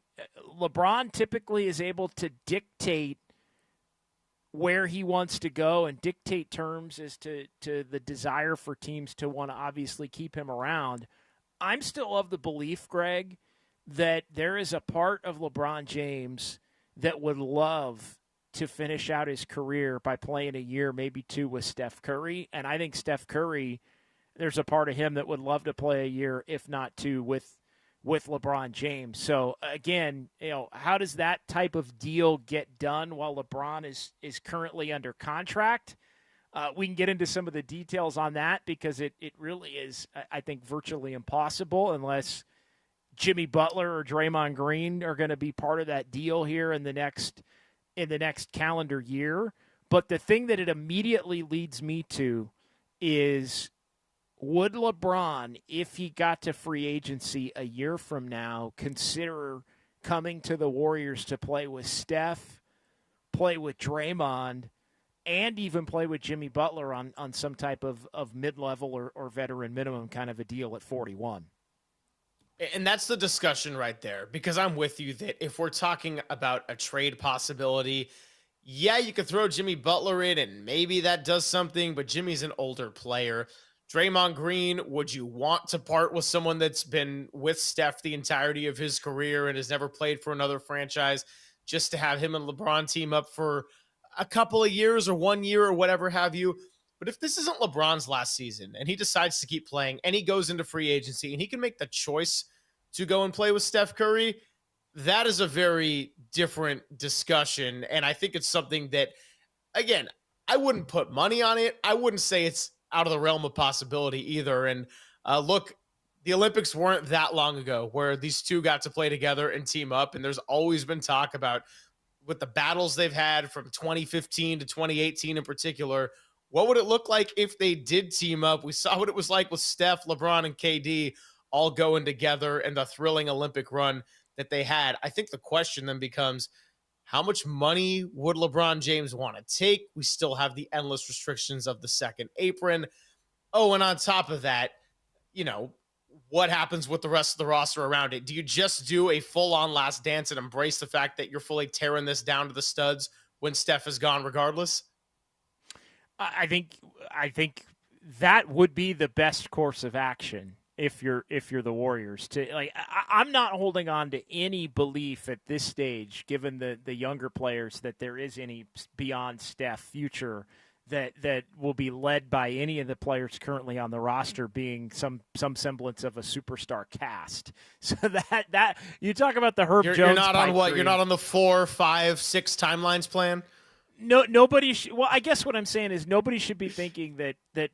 And again, no disrespect, but nobody should be thinking that Brandon Pajemski and Moses Moody and Guy Santos and Quentin Post and even Jonathan Kuminga are going to be this superstar core that's going to lead the Warriors to anything in 2030. Maybe it gets to that point, but nobody in their right mind would be planning for that in 2025. So I just looking at LeBron, and again, Jimmy Butler's got the 2 years left on his deal at 54-1 and 56-8. That does still coincide, and then he would come off the books with the Lakers, desired want to get, into potential free agency and have money and flexibility for that 2027 summer. So there's a couple of ways that LeBron potentially gets done. Let's get into it coming back here, maybe on the other side. Yeah, surely. And the other element of this, and why we're even talking about the possibility of a LeBron James free agency to the Warriors, if he and Steph agreed to play together, I have a hard time imagining that it would both be going elsewhere. I don't think Steph would go to the Lakers. My eyes would burn if I saw him wearing purple and gold anyway. But I don't see them both leaving their respective teams to go and play together. I think Steph Curry understands what it means to be with one franchise your entire career. I think the Warriors have done enough moves, with the Jimmy Butler one being a big one, showing the vote of confidence that they want to have Steph play the two magical words, meaningful basketball. And that's what he got to do up until the hamstring injury. Let's get into those LeBron James pathways on the other side. It's Pop and Silver on the Sports Leader.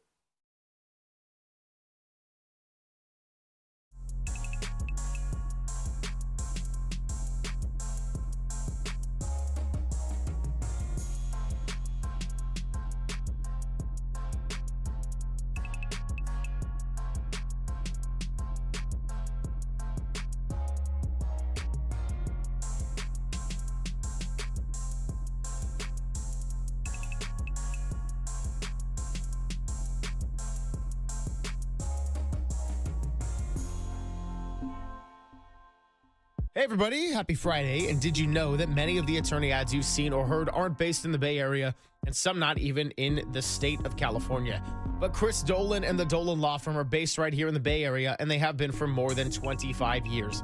Award-winning personal injury and employment attorneys who are fighting for you right here where you live. So if you've been discriminated against at work, wrongfully terminated, or sexually harassed, your rights matter, and you can go to DolanLawFirm.com to learn more about your rights. Unfortunately, over the past year, Chris and his team also saw a sharp increase in no-fault injury accidents. And remember, with motorcyclists, pedestrians, cyclists, children, they are all around us, so please be careful. Let's work together in making the Bay Area a safer place. But feel confident if you need the help that you're in good hands with award-winning California Lawyer of the Year, because the Dolan Law Firm, say it with me, they've secured over $1 billion in verdicts and settlements on behalf of their clients. You pay nothing up front. No hourly rates, no upfront fees, and they don't get paid until you get paid. They live here, they work here, they win here. DolanLawFirm.com.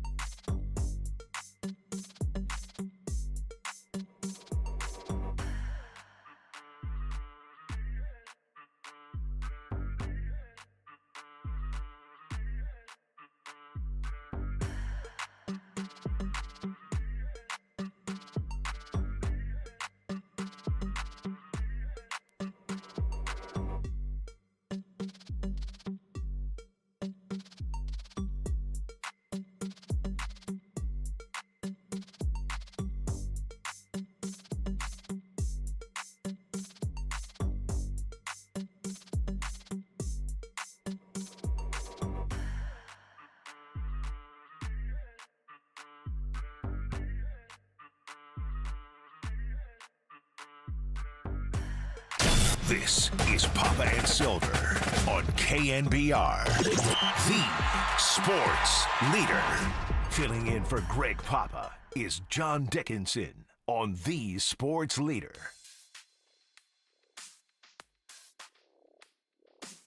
It's Silver, it's JD. It is a Friday, getting you ready for Giants-Dodgers over the weekend. And that brings me exactly to everybody's favorite topic. It is time for the KNBR Bay Area Sports Calendar, sponsored by Surfside. Before first pitch, grab a pack of Surfside iced tea and vodka or Surfside lemonade and vodka. Surfside, a proud partner of Giants baseball. I drank one of those at the Giants game the other day, and it led to 13 runs on the board, all for the Phillies. So maybe it's a cursed drink. But if you want to go check out some sports in the Bay Area, tonight, well, we did a giveaway for this.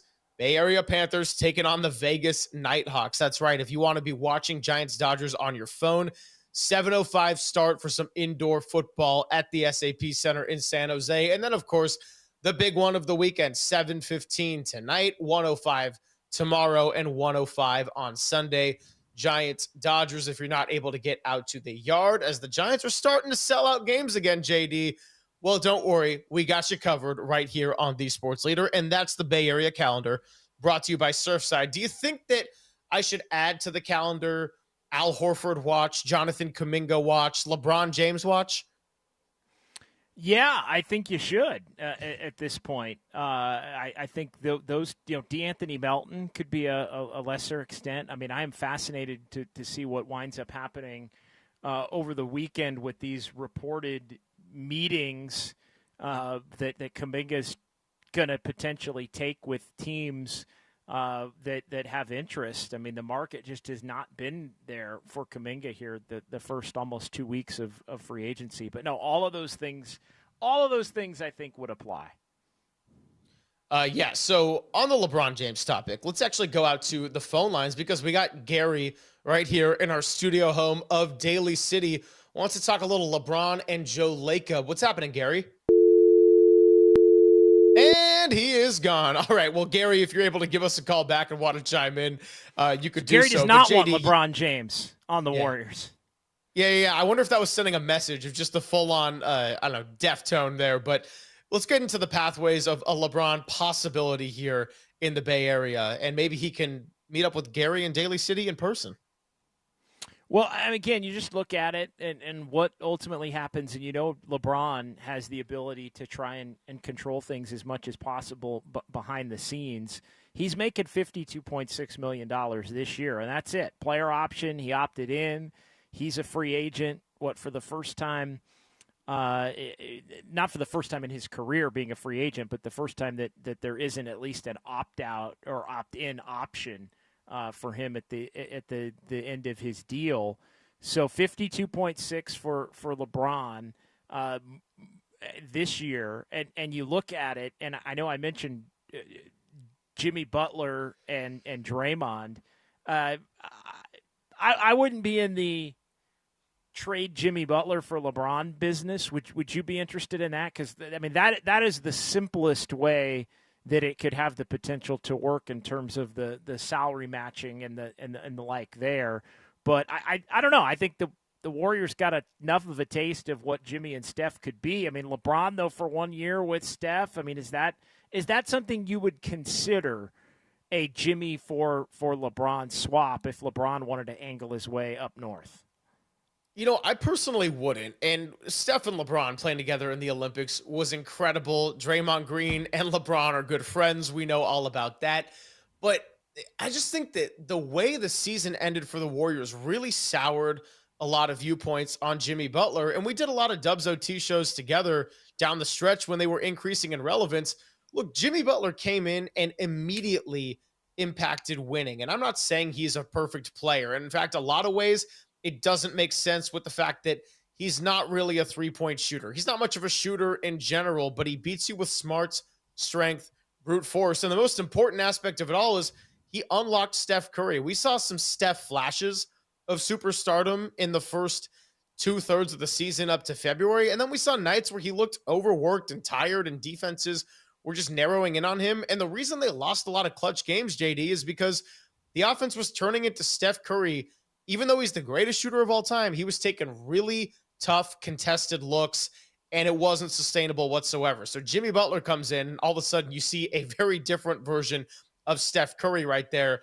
I do think the injury had an impact on him when he landed on his glute in the Rockets series, and I know a lot of people would have liked to seen a little bit more of a assertive, aggressive, number one scorer, maybe Miami Heat playoff Jimmy type of player when Steph was out. I just think that, look, you still saw the 23 and 8, and that already exceeded my expectations. I don't know if LeBron James coming in and swapping out for Jimmy Butler, if you get that much better instant results. I mean, do you? I think it's something you'd have to consider. I really do. And I'm not somebody that's looking to flip Jimmy Butler immediately here into some kind of trade for another player. But I think LeBron James, if you had a commitment from him that matched the Steph Curry, Draymond Green, Steve Kerr timeline, I think you'd be inclined to consider doing it. I mean, LeBron still, even at age 40, we're talking about 24 points a game. We're talking about 8 assists a game for LeBron James. We're talking about 8. I mean, he's basically averaging 24, 8, and 8. 24 and a half, 8, and 8. 6th in the MVP, line for this past year. So I think, no disrespect to Jimmy Butler, it's something you'd have to consider, because I think while maybe not the defender that Jimmy Butler has been, I mean, LeBron does offensively do a lot of the things that Jimmy Butler can do, only he's scoring still at a much more efficient level. And you'd have, I think, the quintessential 2 go-to guys. So if that could be something that would be done straight up, again, you'd have the Lakers having to be willing to take on 2 years of a deal when maybe they're looking to opt out on LeBron or have him be a free agent next year. I think you'd have to consider it because I think you're getting a little bit more offensively in terms of that scoring punch around LeBron's game than you are from Jimmy Butler. And yes, you'd have to be relearning to have everybody play with LeBron. But as we talked about after the Jimmy Butler trade a lot, Greg, if you're a willing passer, you can fit. And look, nobody has a greater IQ. I mean, you're talking about top basketball IQs in the history of the game when you're talking about LeBron James. He can play in any system. He can be any system. So I think even at 40, that would have to be considered an upgrade, should it be something behind the scenes that LeBron would be open to and Steph Curry would be open to. I think you'd have to consider it. You bring up a lot of great points, and look, you knew where I was going to stand with this cup right here in my hand. But in all seriousness, here's something we've discussed on the air in relation to something adjacent, which is the Jimmy Butler career has been defined by some honeymoons with noon teams and then disputes that end ugly, almost always over money. The honeymoon phase with the Warriors is still going on. It lasted. It's great. He's best friends with Buddy Hield. Talks about his leader, his point guard, Steph Curry. Do you think if there's any kind of discussions and external rumors out there swirling around that the Warriors are open to getting rid of Jimmy Butler to try to go get a Giannis or a LeBron James, then it becomes a situation where it can turn ugly quickly, and that if you don't end up getting those guys or it doesn't work out that way, you got a much messier situation on your hands than where you started? Yeah, I think there is potential there. Although, again, if you're going to get the better player, and I think at this point you could, LeBron or Jimmy Butler, age aside, numbers aside, I mean, LeBron still at 40 was a better player last year than Jimmy Butler. That's said with no disrespect toward Jimmy Butler. Giannis, better player, younger age, obviously at this point than Jimmy Butler. So I think as long as you're keeping it in those sort of no-brainer realms as it relates to guys you might be going after, I think you could still have an acceptable level of decorum, but I also think you need to make sure that any due diligence being done in exploring the potential opportunity is really kept tight to a point where it doesn't seem like you're just overtly flirting with no chance for anything to actually happen, and then you run the risk of pissing off somebody like Jimmy Butler, who we know when Jimmy Butler checks out on your squad, you're in big trouble, and that was the opposite of where he was at when he came over in early February. Yeah, we saw it with Minnesota mid-season. We saw it with Miami this last middle of the season when he kept getting suspended by the teams. I think we all agree that Giannis is a better player right now than Jimmy Butler, but I could see how if you're Jimmy Butler, you're thinking about a LeBron type of scenario, and you're thinking, dude, this guy's a 40-year-old. I know he's one of the greats of all time, but maybe if you're Jimmy, you don't think that LeBron James is an upgrade over you and it's got the chance to get messy. So all things to continue monitoring and keeping tabs on. Another person to monitor, Brock Purdy. We're going to get to some sound in the 1 o'clock hour, but coming up next, let's go out to Tahoe's very own Matt Mayoka, who's getting a nice tan. I think we're going to be able to get him on the video stream as well. He was with Murph and Marcus yesterday, talked about wanting to speak with George Kittle, and he ultimately did. So what did he learn about Tight End University, Taylor Swift, the celebrity and eccentric personality of a future Hall of Fame tight end for the 49ers? It's Papa and Silver with JD on the Sports Leader.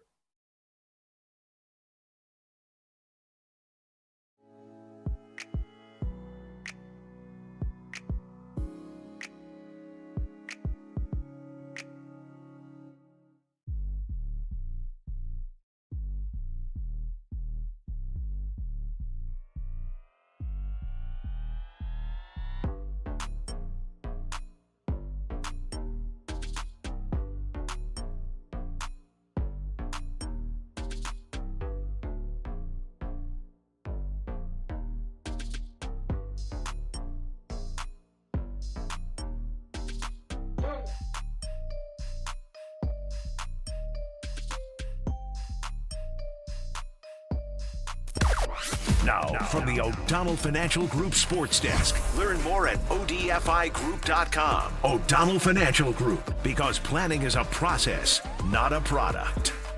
KNBR senior producer, trivia hound, and 10-time wedding MC Tim Webb made his debut as a host yesterday on Dirty Work.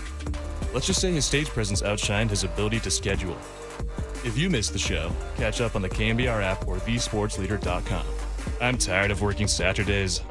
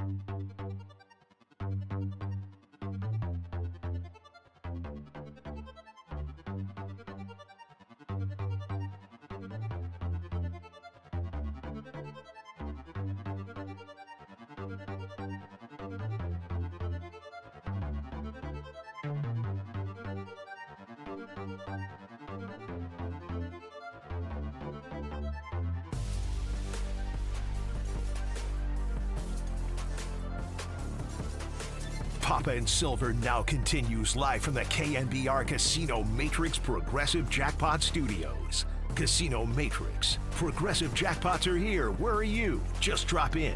Please play responsibly. 1-800-GAMBLER. Filling in for Greg Papa is John Dickinson on the Sports Leader. It's obvious he can really play. Boy, this is right at it if it gets there. How about that?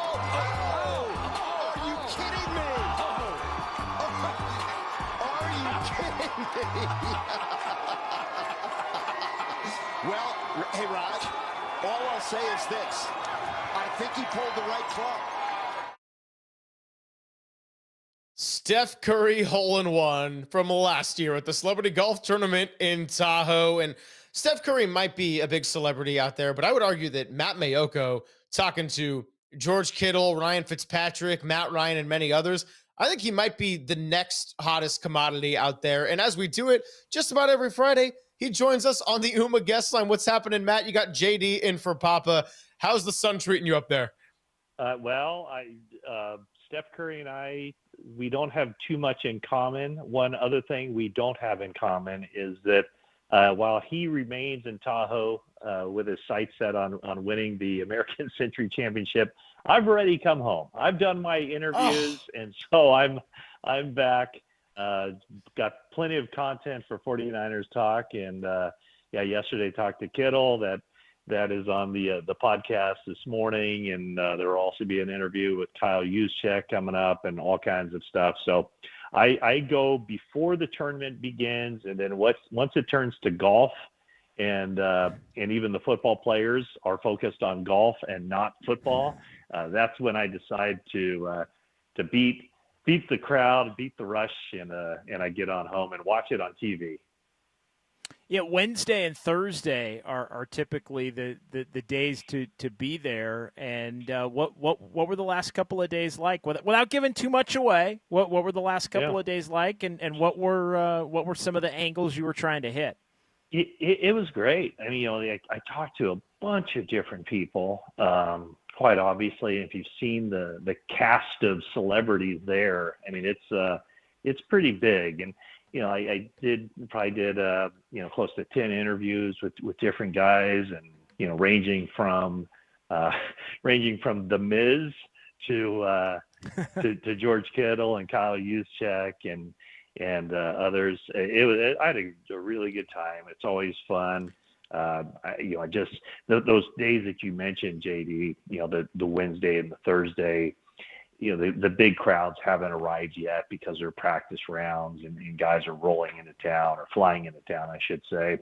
I think later on, like beginning today, it does get quite crowded, and it's tough to, you're not going to be able to sit down with guys for interviews like you can on those first 2 days. So it's always really good for us at NBC Sports Bay Area to get out there and get plenty of content. Monty Poole does all the Warriors interviews, all the basketball interviews. Yeah. We had like yesterday, I think he had Alex Caruso in, and as soon as Alex left the chair with Monty, George Kittle slid in with me, and so it's fun for me too to kind of sit back and watch Monty conduct his interviews and talk Warriors basketball. So it is a lot of fun to be out there, and I will say this, and I think because of where that tournament is, it's Lake Tahoe, and maybe things will change a little bit with Travis Kelce out there, and I don't know if any friends of Travis Kelce would show up. Probably not. but what kind of friends gathered. Exactly. Yes. Yeah. I mean, I don't think you have to be too swift to figure out who I'm talking about. But when you think about it, yes, pun intended.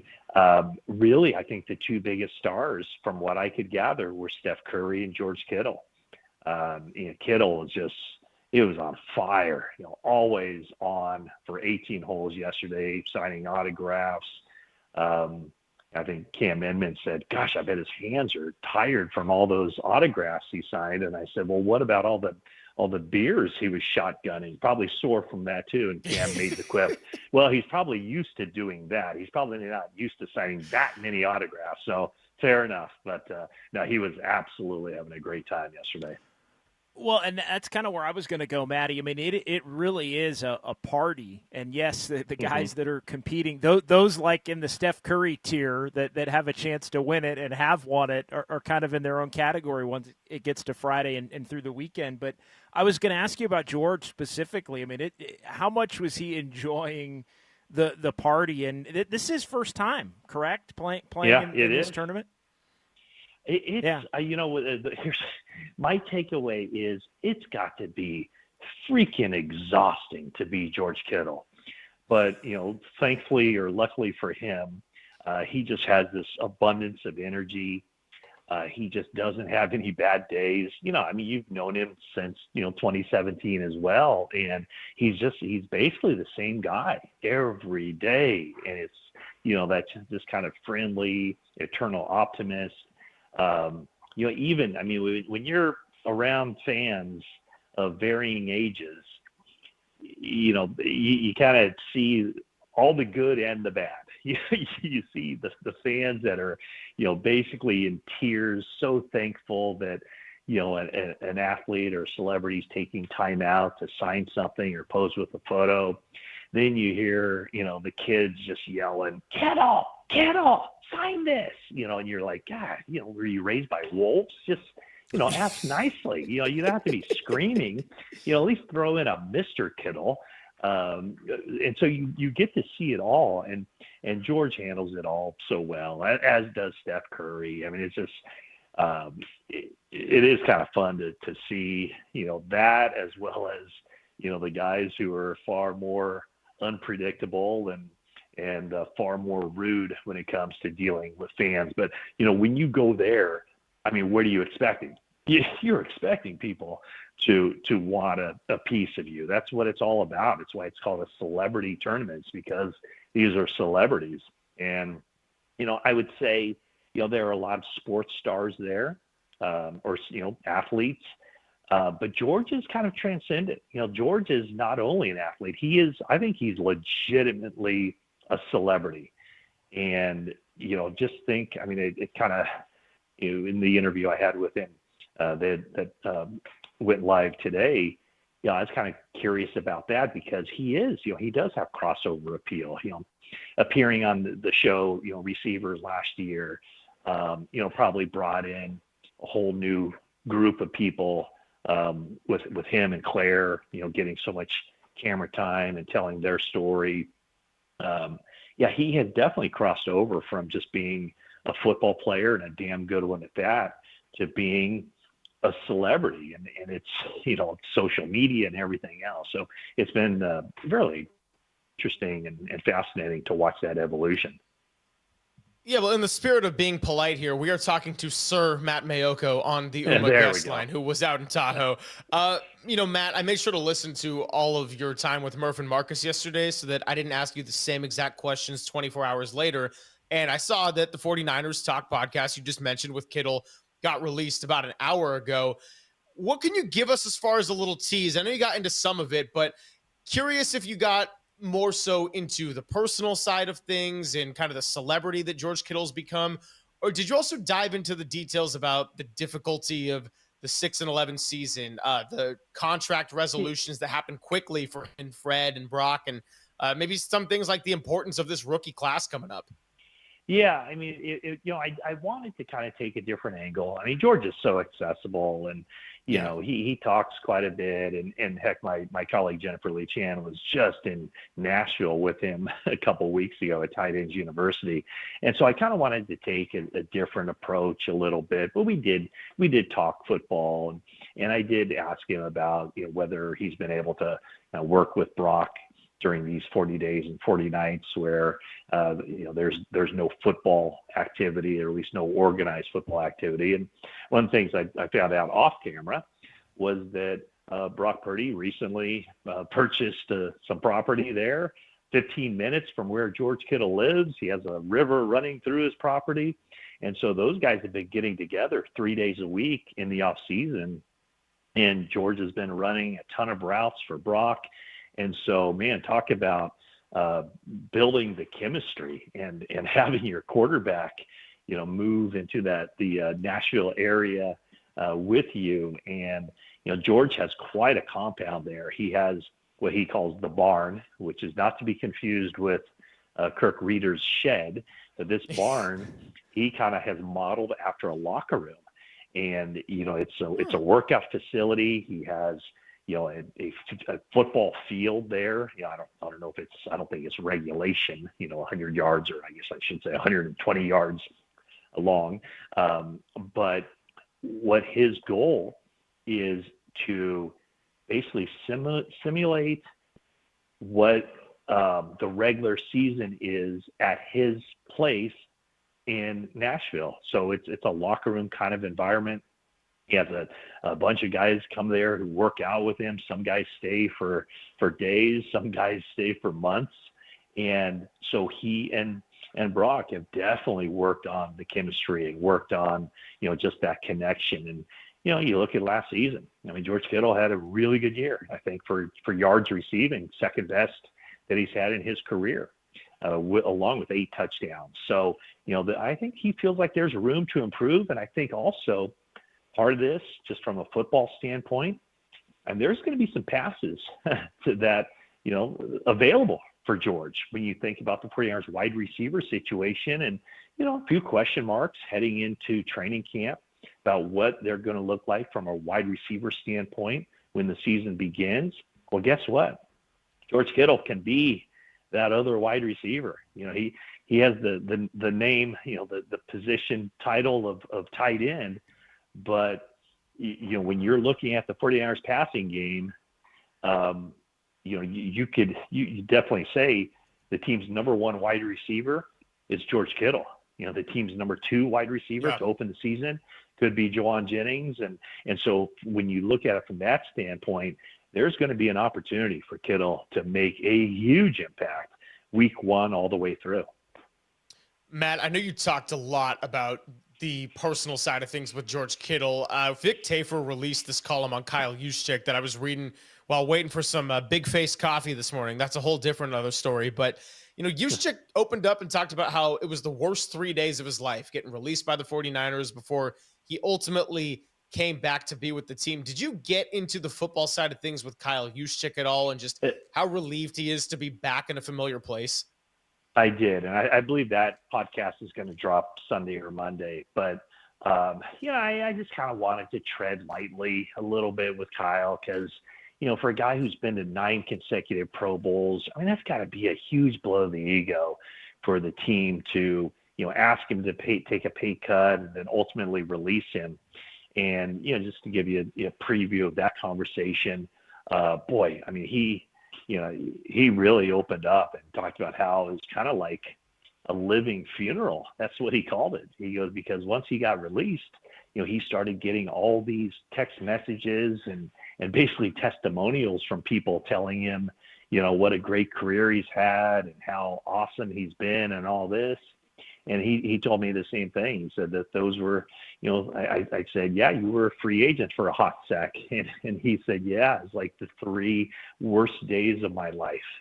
I'm assuming that means, his professional life, but still, that's a guy who's been so entrenched in the NFL and, a guy he has, like I mentioned, the 9 consecutive Pro Bowls, the 8 Pro Bowls with the 49ers, such a huge part of what the 49ers built from that very first day of free agency in 2017 when John Lynch went out and signed, all those free agents, and the one guy who remains is Kyle Juszczyk. So, he talked about that one of the things I said was, I've been around so many players where when their original team kind of shows them a little disrespect or, starts messing with their contract or a release or whatever, a lot of guys would just as soon, rather than then go back to that team once the contract situation is, once they work out a contract that plays to both the team's advantage. A lot of players won't want to go back. They won't want to take that pay cut to remain with the team, but they'll take the pay cut to go to another team. But Kyle took a very mature approach to this, and it wasn't so much like, I'm going to show you or you've wronged me. It was, you know what? I still want to be with the San Francisco 49ers. And I would, if all things being equal, if you're offering me a contract like that, and I'm getting a similar contract offer with whoever it is, the Pittsburgh Steelers or whatever else.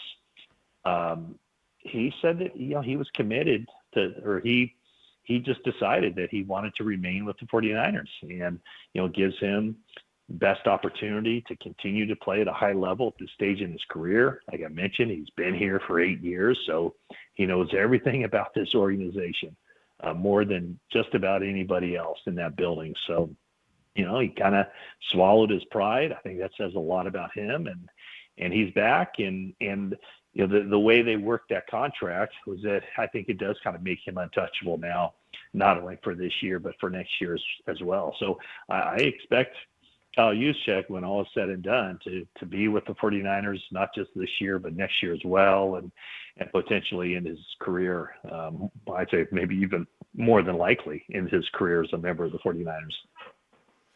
Matt, who would you say was maybe other than Kyle or George, that among those that you had the opportunity to speak with the last couple of days, who give me your favorite either non-49er person that you spoke to or non-maybe 49er related story that you got into? Well, kind of 49er related. Okay. Was Matt Ryan. Yeah, Matt Ryan. I don't know Matt Ryan, and he could not have been any better. When I asked him if he had time to sit down, he basically said, "I'll give you all the time you need, of course." And he was great. And I watched him, talking to other people as well. So he was really great. And I just, talk about a guy who played the position, played for Kyle, had that amazing season in 2016. It was interesting to hear him talk about not only Kyle Shanahan, but what it is about Brock Purdy that is attractive to Kyle Shanahan. So that podcast ran a couple days ago. You can find that easily at 49ers Talk, anywhere you get your podcasts. A conversation that I had that's going to be running probably next week is with Rich Eisen. I really appreciated the fact that, he's had me on his show. And, when I reached out to him to see if he would join me on my show, he absolutely bent over backward to say, you've helped me out, so of course I'm going to help you out. And we do have kind of a common, kind of odd connection. I grew up in extreme Northern California, and this is Rich Eisen, the guy who grew up in Brooklyn, went to the University of Michigan, and his first job, entry-level job, was at KRCR TV in Redding, Northern California. And so I told him as we were walking over to sit down and I've never spoken to him about this, but I said, I might surprise you with how I start this interview. So we talked a little bit about that. A guy who basically started, kind of at the bottom. I don't even know what market Redding is, but it's not a major market. And for him to just work his way up the way he did, and while also, kind of understanding, because that's 49ers territory up there, kind of always having an eye on the 49ers and on his show, he does have a lot of 49ers guests, from Kittle to John Lynch and everybody else. So, and myself, I guess. So that was kind of fun to take a step back and kind of talk about, his career, and then of course tying it in with the excitement he feels about this upcoming football season. Matt, are you going to go to any of the Giants-Dodgers over the weekend? Most important question before we let you go. I don't think it's going to work out. I do I was on the books for one of the games, but there's some stuff, nothing bad, but just some stuff that came up that's probably going to prevent me from going. But we shall see. But I at least this year I had the door open to going to a Giant Dodger game. I know there's the famous sound bite of me and Murph in the morning, probably. Yep. I don't know what it was, like 4 or 5 years ago, where I professed my utter hatred to the Dodgers and that I would never want to watch them even play. I've softened on that stance a little bit, maybe a lot, but I'm not sure I'm going to be able to make it this weekend, but you never know. Well, regardless, we appreciate you coming on with us, and you're giving us a lot of good content to look for in the coming days. Got to listen to George Kittle, and then the episode coming out with Juszczyk and your conversation with Matt Ryan and Ryan Fitzpatrick, and appreciate it, because I did tell JD at the top of the show, as interesting as the Giants have been, and we want them to stay as interesting as they can deep into the season, July is the time when people start getting a little stir-crazy for football, so Niners talk not going away, and it's just going to heat up by the time we're coming to the end of the month here. Yeah, absolutely. And one last thing about George, he said that he's feeling a little bit of anxiety because this is usually the time of the year where he's really getting his workouts, ramping those up. He said he feels a little bit different 12 days before the opening of training camp, going to Tahoe and playing golf, but he's managing to find his workouts and working on his cardio. So he, like I said, a little bit of anxiety about stepping away from his normal workout routine, but he feels that he'll be ready for training camp and ready for a long, long season. Well, it's interesting, Matt, because to hear him say that, because in looking at some of the interviews and clips and video clips of him the last couple of days, it would seem to me that he's probably a lifer for this event now moving forward. So he's going to have to figure. So. It's good to hear that he's figured it out, because he looks like a guy that's going to do it for the next 20 years. I think so too, and yeah, I do believe that, but he'll have to work his way through the idea of stepping away from his normal routine so close to training camp. So we'll have to see how this goes, because I do know one thing: George has a heck of a lot of fun, and I mean that's indisputable. But I don't think he ever has fun at the expense of shortchanging himself as a football player. So I would say the only thing that can keep him from being an American Century Championship Celebrity Golf Tournament lifer would be that if he just felt like getting away for 4 or 5 days to Tahoe just isn't in his best interest as a football player, because I do believe that, again, as much fun as he has, his priority is very clearly playing football, and he has fun with all the stuff around it, but never at the expense of him as a football player. Thanks so much for coming by, Matt. You're just as fun as George Kittle, and looking forward to keep ramping this up on these Fridays. We'll catch you next week. All right, gentlemen. Thank you so much. Talk to you soon.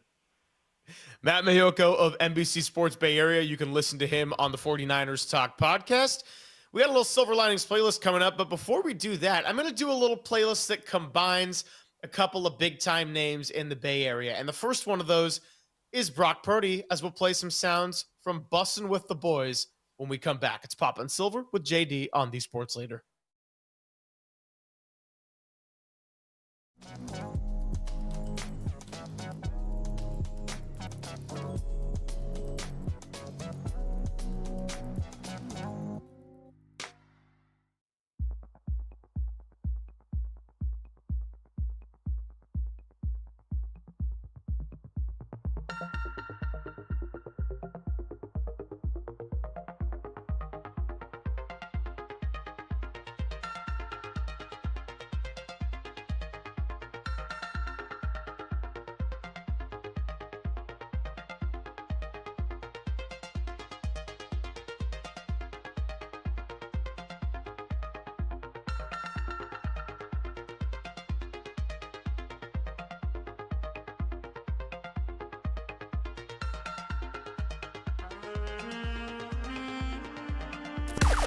Now, from the O'Donnell Financial Group Sports Desk. Learn more at ODFIGroup.com. O'Donnell Financial Group, because planning is a process, not a product.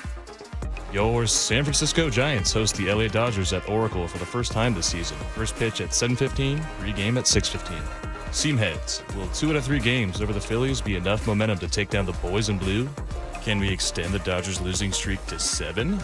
Let us know what needs to happen at 415-808 KNBR, the group leader.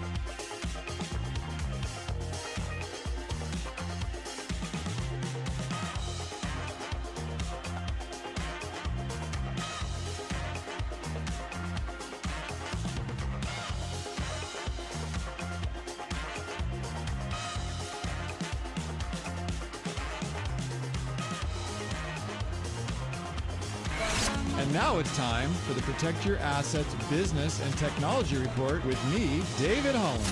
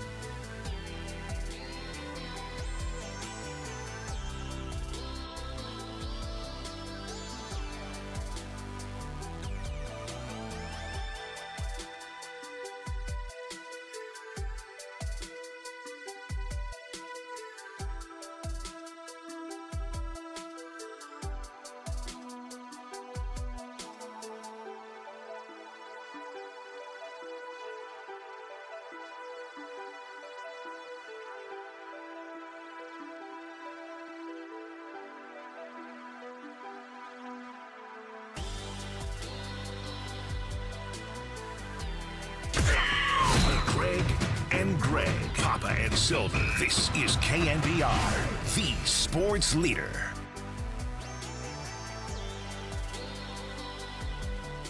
Greg Silver, John Dickinson, taking it up to 2 o'clock, and then we'll get you out to the patio at 58 Social for dirty work. We're going to switch things around here in the 1 o'clock hour. We'll talk some Brock Purdy and do a little Silver Linings playlist as we get ready for the end. But we're switching it around, and here is our replay with Logan Webb, who we spoke to on Tuesday. Giants two-time All-Star. He'll be on the mound tonight, so sit back and enjoy hearing from the ace of the staff. But let's worry about tomorrow, because it is our pleasure to welcome in the ace of the San Francisco Giants pitching staff, two-time All-Star, Cy Young candidate, and just general machine, Logan Webb, who joins us on the UMA guest line. Logan, thanks so much for your time. Greg Silver, John Dickinson here on Papa and Silver. Congratulations on being named an All-Star for the second year in a row, and how are you today? I'm doing good. Thanks for having me, guys, and I appreciate it. It's awesome. Yeah, no, we're really thrilled for you, and I guess we'll just start with not only you, but your teammates in Robbie Ray and Randy Rodriguez also being named All-Stars alongside you. I know you've been very vocal about those two guys, the seasons they've had, and particularly Randy Rodriguez, where middle relievers don't get a lot of acknowledgement when it comes to things like All-Stars, but what does it mean to also have those two teammates joining you in Atlanta? Yeah, well, start with Robbie. It has been absolutely unbelievable. Coming back from his Tommy John, people, don't know how hard that is to come back from something like that. And I know he wasn't happy about last year and came in this year with, he was locked in from the minute I saw him this offseason. So just super pumped for him and happy to be there with him. It's always fun to, be there with another one of the starting pitchers. And then Randy Rodriguez, he's a guy who, from the minute he got to the big leagues last year, he just continues to, some of the spots we kind of put him in, right? He comes in with bases loaded, no outs a lot of times. He saved me a couple of runs these last two outings. He's he's won us a lot of games, and just extremely excited for him. I've known Randy a long time, and to see the growth, and obviously you guys see the stuff every time he throws. So it's just cool to see kind of him be rewarded for the kind of positions he's been put in to pitch as well as he has. Yeah, and Logan, you touched on it. The numbers speak for themselves. They're phenomenal when you look at them. If you're somebody maybe from a national perspective that's just looking at, all right, who's having an outstanding year? But to your point, all of the different situations, like if you aren't around it and witnessing it, you kind of wouldn't know. He's been able to get out of every kind of jam, really. And you could, I was making the case earlier, Logan, he gives up maybe 3 or 4 more hits, and maybe you guys have 3 or 4 more losses. Like that's how good he's been and how just a part of winning he's been for you guys. Yeah, for sure. Like I said, he's won us a ton of games. Just kind of the situations he's been put in, or he kind of gets put in that fireman role, it's amazing to see. And every time he comes out to pitch, I think all of us are like, damn, dude, you're pretty nasty. Like it's fun to watch. Logan Webb joining us on the UMA guest line. Andy Baggerly just wrote this great piece about your cutter, a.k.a. the MVP pitch. And despite what some of the metrics might say about that pitch, you had this great extensive piece on why you've added it to your mix and facing some of the top-tier hitters in the National League, particularly within your own division of the West. What went into the offseason work to add that cutter to the mix, and how has it helped you on the game-by-game basis? Yeah, I think it's, I started using it more last year. I've tried to throw a cutter for a long time, and then I ended up, just seeing this video, and it talked about the grip, and I just tried it one day, and actually it cut for the first time when I threw it in the bullpen, and I was like, you know what, I'm going to try it. So I did, and it's kind of been a pitch I've used ever since. It's just, last year especially, I was just kind of having trouble, especially against lefties. I felt like a lot of teams were sitting on the changeup, and kind of getting beat by that. And I wanted something that worked to, kind of get them off the other pitch. I'm never going to be a more cutter than changeup guy, but it was just something that I could use to help out a little bit. And that's the name of the game, is trying to. I've been so lucky to have some older guys that we're always trying to get better, and some of the guys that have lasted the longest are trying to always get better each year and learn that from them. And so for me, that's the biggest thing. And just like I said, trying to find new ways to get outs. I think that's the name of the game, is finding ways to get outs. Doesn't matter how you get them. And I've been with a lot of guys who did it really well for a long time. So like I said, learning from them, picking their brains, and then trying to add it to my game. Logan, looking at the numbers, I mean, number 2 in the NL in strikeouts. Did you make along those lines a concerted effort to say, I want to strike more guys out? Did you look at maybe some of the times where, as a ground ball pitcher, you'd get bit by an unlucky inning here or there? I mean, was there a conscious effort, or is it just kind of the way it's worked out to get more strikeouts? To be honest with you, I've always tried to get more strikeouts, and sometimes it just, the games kind of dictate themselves. I think there's times when you might have some strikeout stuff, and there's times when you don't have some strikeout stuff, and you got to find ways to get outs in different ways. And there's been parts of other seasons where I felt like I went through a month stretch where I had to get outs in other ways, and this year just I feel like it kind of goes back to the cutter stuff and just trying to use all pitches. And I think there's different ways to get strikeouts.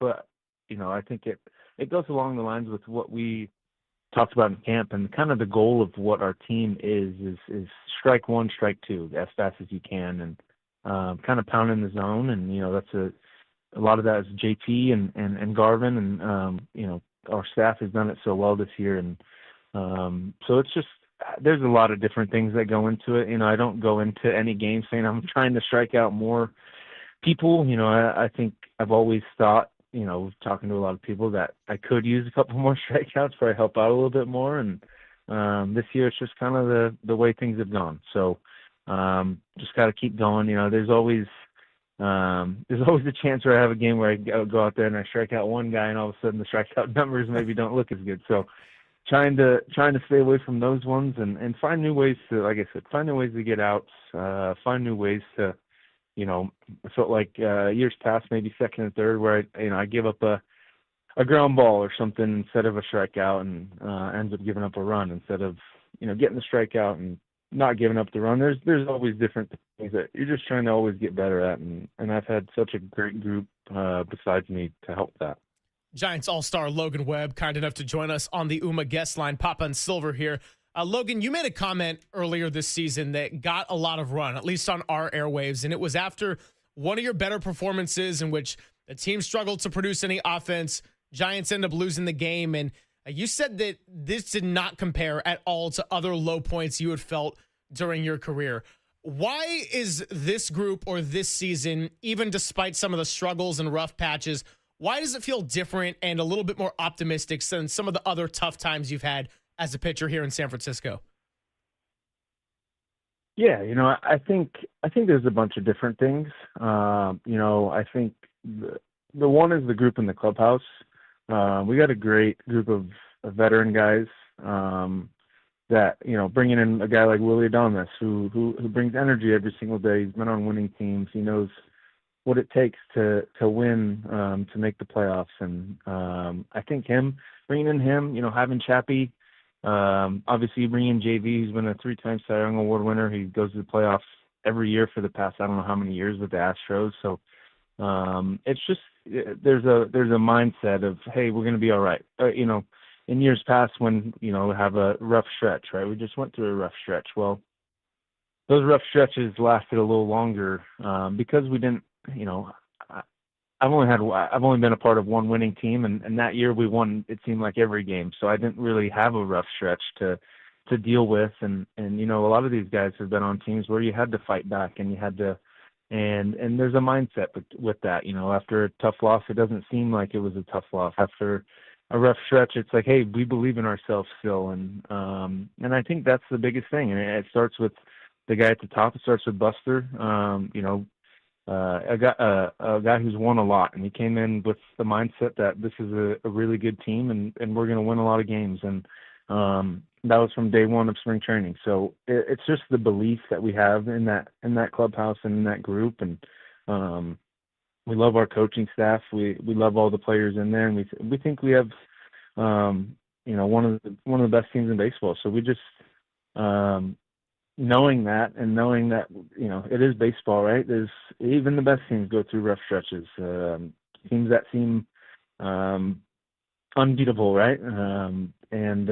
So knowing that it's going to be all right. It's a long season. There's 162 games. It's 6 months straight of playing every single day, but it starts with the belief in each other and the belief in the group, and that's something that I feel. Not saying that the other teams didn't have it, but I think this year it just feels a little different. How much confidence do you have in Buster Posey at the top? I mean, going back to going and getting Devers and doing it early and giving you guys that infusion. I think we've seen the difference that just getting Chapman back the last 3 days has already had. You guys are, getting the bats going maybe a little bit more. But the confidence that Posey believes in you guys enough to go make a move like that and will have the confidence to maybe make more moves if needed to get this team into the playoffs and have a chance to really contend. How refreshing has that been this year? Yeah, it's great. I mean, if there's one thing that Giants fans, baseball fans, and all of us know about Buster Posey, is that he's not okay with losing. He doesn't like to lose. He doesn't want to lose. And I think that just it's part of his nature. He wants to win. He wants to see winning. I think that's and that's huge. We feel it. We feel that every time he walks into our clubhouse. I got to feel it when I played with him. He's the guy you just didn't want to disappoint. You want to win for him, right? And it's kind of the same thing. And I think him going out and getting a guy like Rafi, and obviously, I don't know, we have a month left until the deadline, but it just it shows, going out and get Willie this year, signing Chappie last year, going out and getting JV. There's a lot of things that he's done that just shows that he really believes in this. He loves San Francisco. He wants us to win. He wants the Giants to be successful. And for me, who's been here a little while and going to be here a little while longer, like it's very refreshing. And obviously, just love being a Giant. And I love that he's the leader of this whole thing. Great to have Logan Webb here with us on the UMA guest line. We played a cut of sound where you said you wished you had done something to maybe acknowledge the crowd out in Sacramento pitching in front of a lot of your home fans. And Dwayne Kuiper on the morning show today said that Mike Krukow actually talked to you about maybe tipping your cap to the crowd or something like that after a big ovation. I don't know what you're willing to share from that conversation, but what's it just mean when someone who understands this franchise like Mike Krukow, takes the time to talk with you directly about something like that? He was just giving me crap. I just saw him in the clubhouse. Oh, okay. It wasn't like wasn't like he pulled me aside and gave me a long talk. He was just giving me some crap for it. And but yeah, no, I do every time I do try my best. The more I think about it, I think it was just I was weirded out because it wasn't at home. It is. I know it's Sacramento and it's Giants land, but it is still the A Stadium. That's where they play. So I just kind of felt weird about it, and I didn't know what to do. Obviously, I'll tip my cap now and say, thank you to all the fans out there now. And but I do my best. I was taught that at a young age. So always tip your cap. Always acknowledge the crowd. And I just in that moment I felt like I said I felt a little weird about it because it wasn't our stadium. But I apologize for that. And like I said, tip my cap now, and I think I waved probably 35 times over the 3 days. Every time I felt like I walked by it, so there was a crowd cheering for me. So definitely felt the love, and always feel the love from the Giants fans. Yeah, along those lines, I know that for the players, and obviously having it be a AAA stadium, it's its own experience that maybe not maybe isn't the most pleasant or that needs to be gone through, we can spare that conversation. But for you specifically, I mean, it's also your hometown, right, or your home area, obviously, growing, from Rockland. I mean, was Saturday special for you? I mean, in maybe a different way to where others might have been kind of like dreading it, even though it's so close to home. Yeah, it was amazing. From the minute I got there on Friday, I walked out and, fans were cheering me on, and I felt the love instantly. And, it wasn't as bad as people made it out to be. There's obviously some things that makes it a minor league stadium compared to a big league stadium, but, I really enjoyed it. I had a good time. I got to hang out with my family a bunch and see people I hadn't seen in a long time. And, like I said, I felt the love from the 916, and it was pretty special the whole weekend. My last one for you, Logan. Landon Roop and Hayden Birdsong are going through the full 162 for the first time in their careers. Have they come to you for advice on building up durability? And if so, how have you been able to mentor them as they sort of look to continue this season, not just through 162, but the hopes of being able to pitch in a postseason? Yeah, I mean, I try to give as much as I can. Those guys, they do such a great job. Both are, great young guys, and they're professionals. They know what they need to do. And the biggest thing for me is sometimes just finding days to, maybe not, it's a long stretch, and I had to go through it. I think every pitcher that pitches a decent amount of time as a starter, you go through it where your body might not feel the best. You're throwing more innings than you ever have. You're asked to throw 100 pitches every time you go out, and so sometimes for me it's just like, hey, you don't need to go out and long toss the day after you throw, or hey, maybe don't throw a bullpen this go around, or instead of doing 4 sets in the weight room, do 3, stuff like that. Little things that might help. It does help that we got a pretty veteran coaching staff and training staff and group of players that are always there to help out. Dave Greshner is one of the biggest helps for me. I get to be with him all the time. He's been there for a very long time, and whenever I'm like, hey, what do you think I should do today, he'll be honest with me and be like, hey, take it easy, or stuff like that. And it's something that I had to learn, and there's always a learning curve. You got to you go through a month where your arm doesn't feel great, but I mean, these guys have done amazing. Birdie built up for a starter, then was a reliever, and then had to be another starter. And it's fun for me to watch him start to, for me, it's the biggest thing is knowing how good he is and how good he can be, and he does know that. So it's and then Rupert is just. He goes out and gives quality innings every single time out there. And it's fun for me to watch because I think we have similar mindsets. We have similar stuff. It's fun for me to see him keep growing and evolving. And, I try to stay out of the way as much as I can, honestly. But when they do need something, I'm always there. And like I said, biggest thing is just, knowing that it takes a little while to learn how to throw a lot of innings and to throw for a full season, and these guys have done so good so far, and excited to keep seeing them do that. My first year, unluckily I got hurt. 21 was my first really full season, and I had a bunch of older guys having to help me because I was doing too much, and ended up missing a month out of the season, and then getting those guys expertise really and stuff to be able to throw in the postseason that year, and then just learning from that. So these guys are doing that, and excited to keep seeing them do that. And we're excited to keep watching you set the example. Logan Webb joining us on the UMA guest line.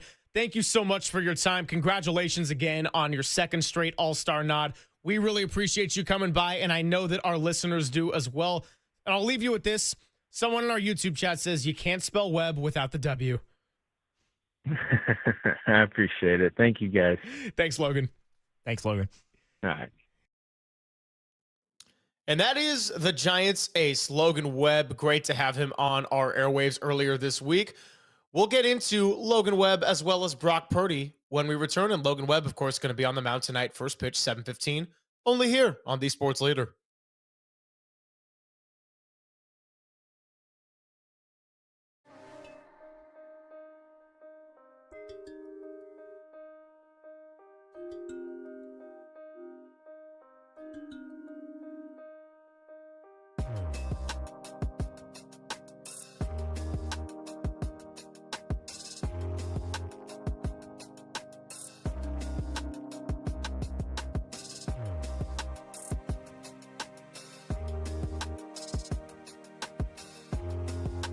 Hey everybody, happy Friday. And did you know that many of the attorney ads you've seen or heard aren't based in the Bay Area, and some not even in the state of California? But Chris Dolan and the Dolan Law Firm are based right here in the Bay Area, and they have been for more than 25 years. Award-winning personal injury and employment attorneys who are fighting for you right here where you live. So if you've been discriminated against at work, wrongfully terminated, or sexually harassed, your rights matter, and you can go to dolanlawfirm.com to learn more about your rights. Unfortunately, over the past year, Chris and his team also saw a sharp increase in no-fault injury accidents. And remember, with motorcyclists, pedestrians, cyclists, children, they are all around us, so please be careful. Let's work together in making the Bay Area a safer place. But feel confident if you need the help that you're in good hands with award-winning California Lawyer of the Year, because the Dolan Law Firm, say it with me, they've secured over $1 billion in verdicts and settlements on behalf of their clients. You pay nothing up front. No hourly rates, no upfront fees, and they don't get paid until you get paid. They live here, they work here, they win here. DolanLawFirm.com.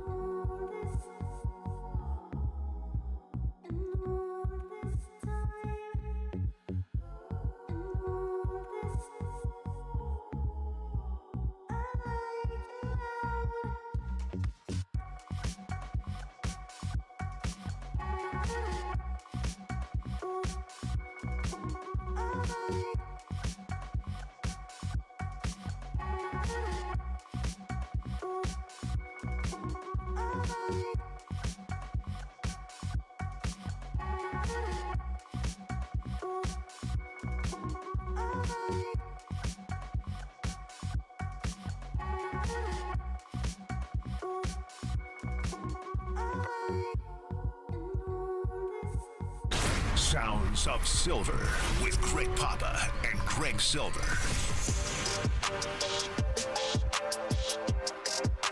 What's happening, everybody? Haven't heard that sounder in quite some time, but it's time to get a little bit of music up in here, as we heard from Logan Webb, who joined us on Tuesday, and he's going to be pitching tonight.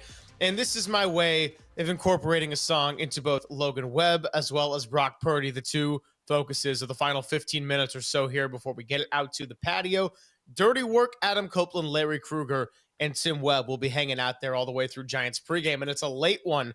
Pregame starts 6:15, and John Shea wrote this awesome column that I was reading this morning while walking over to Big Face, and it was about Logan Webb and the leadership, and just knowing now that he really is the face of the franchise. But it goes back to his time when he felt like he was a mediocre pitcher, and he had stretches of an ERA over 5, and Kevin Gosman, who was here at the time in 2021, said, dude, you got some of the best stuff you've ever seen, and encouraged him to change his attitude. And then, of course, the second half of 2021 is when Logan Webb started becoming Logan Webb. So, you know, I'm all about the Oasis here in the month of July, JD. And tonight, Logan Webb is going to be a rock and roll star, and number 13 for the 49ers is none other than the Brock Star. Yeah, he is the Brock Star, and I thought we were going to play a cut there, so I wasn't sure if I was going to jump in. But no, huge series open for the Giants against the Dodgers with Logan Webb on the mound, and that got him off to the right start in the last series on Father's Day weekend, as he was able to pitch so exceptionally well down at Dodger Stadium. 7 innings, the 2 hits, gave up a home run, and the Giants ended up getting the win on that night thanks to the Casey Schmidt grand slam. The quote I wanted to share from John Shea, it was from Kevin Gosman in 2021, saying he was so hard on himself. It was like, man, we've got to get you back to having fun. If you know Logan, you know he wants to have fun and keep things light. All of that kind of helped him get out of his own way. And in 21, he figured it out, what makes him really good and different from everybody else. And it's safe to say that Logan Webb certainly is a big game pitcher, and the Giants are going to need it tonight. I think this is a really important one. Of course, all 3 are, but if we're thinking about the easiest path to take the series and win 2 out of 3, you would think it's going to be the Webb game and it would be the Robbie Ray game. And you got to start by getting one of those tonight.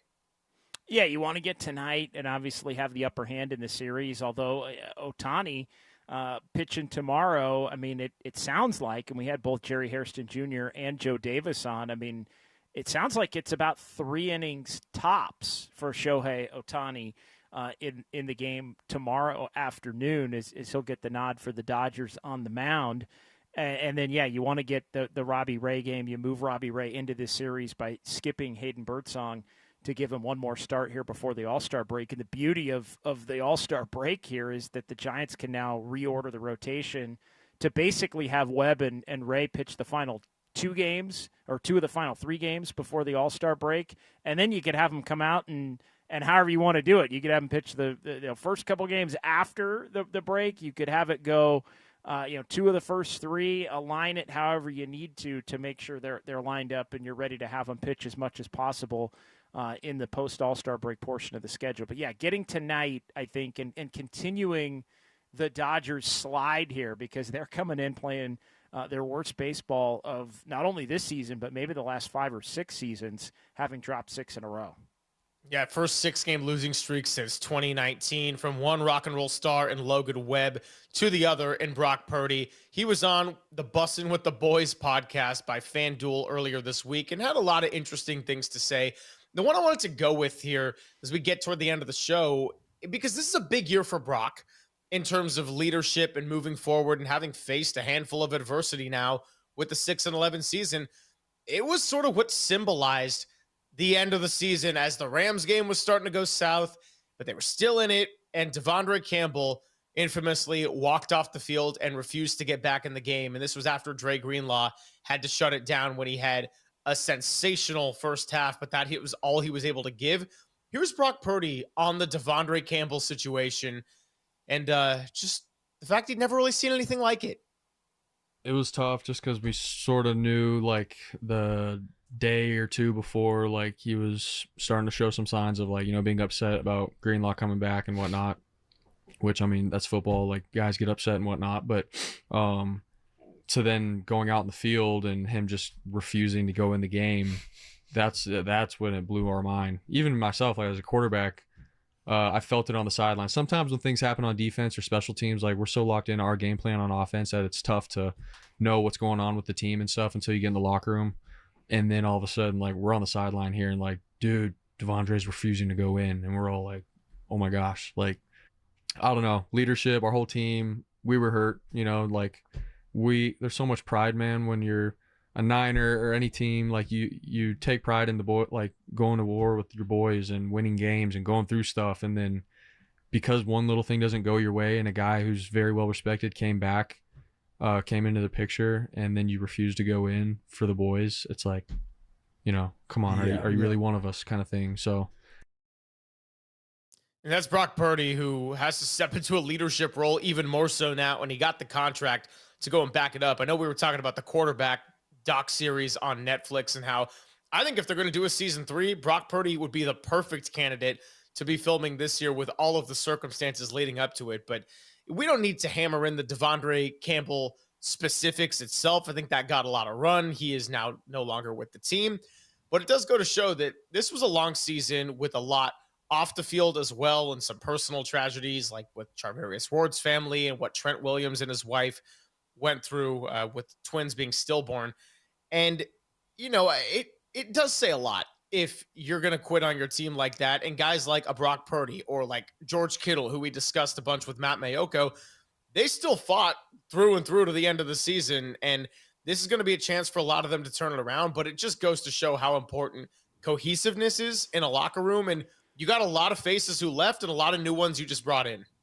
I think it's also, and Campbell was immediately gone and moved on from, as you would expect in that situation. But it really was kind of a low point in just showing how different last year was compared to all of these other years, really going back to 2019. I know the COVID year was a strange one, and the Niners went 6-10 that year, and hell, they got kicked out of the state due to the COVID policies and all of that to close out that one. So that's the other sort of outlier really since 2019. But I think it also shows why maybe the 49ers were a little bit more open in shuffling the deck in terms of really picking and choosing the guys that they wanted to remain and still be around as leaders and guys that they chose to pay, and some of the other players that they basically chose to move on from. Guys that maybe had been here, short timers that were brought in to fill gaps. And maybe some cases were good players, but not great players. And in other cases, players that just flat out didn't pan out or maybe fit the culture to the level that the 49ers would have wanted. So I think it was an indicator, obviously something that happens when a team's having a disappointing year, but an indicator that maybe more change from just beyond the financial component to that change was necessary, in addition to doubling and tripling down on some of the guys that they did choose to pay, with Brock Purdy being the headliner there. Of course, yeah. And it wasn't an entire clean house operation. You still got a lot of familiar leaders in a Nick Bosa, Kyle Juszczyk, Fred Warner, and then you got, George Kittle, of course. But then you've also got guys who are still young but have had to immediately emerge now into a larger leadership role, like a Brock Purdy, like a Diamador Lenore. So lots of names we can continue to visit as we get closer to the season. But we got to get it out to the patio coming up in a bit. So we'll wrap up the show when we return and tie a bow on this Friday. Giants-Dodgers, 7:15. Pop and Silver on the Sports Leader.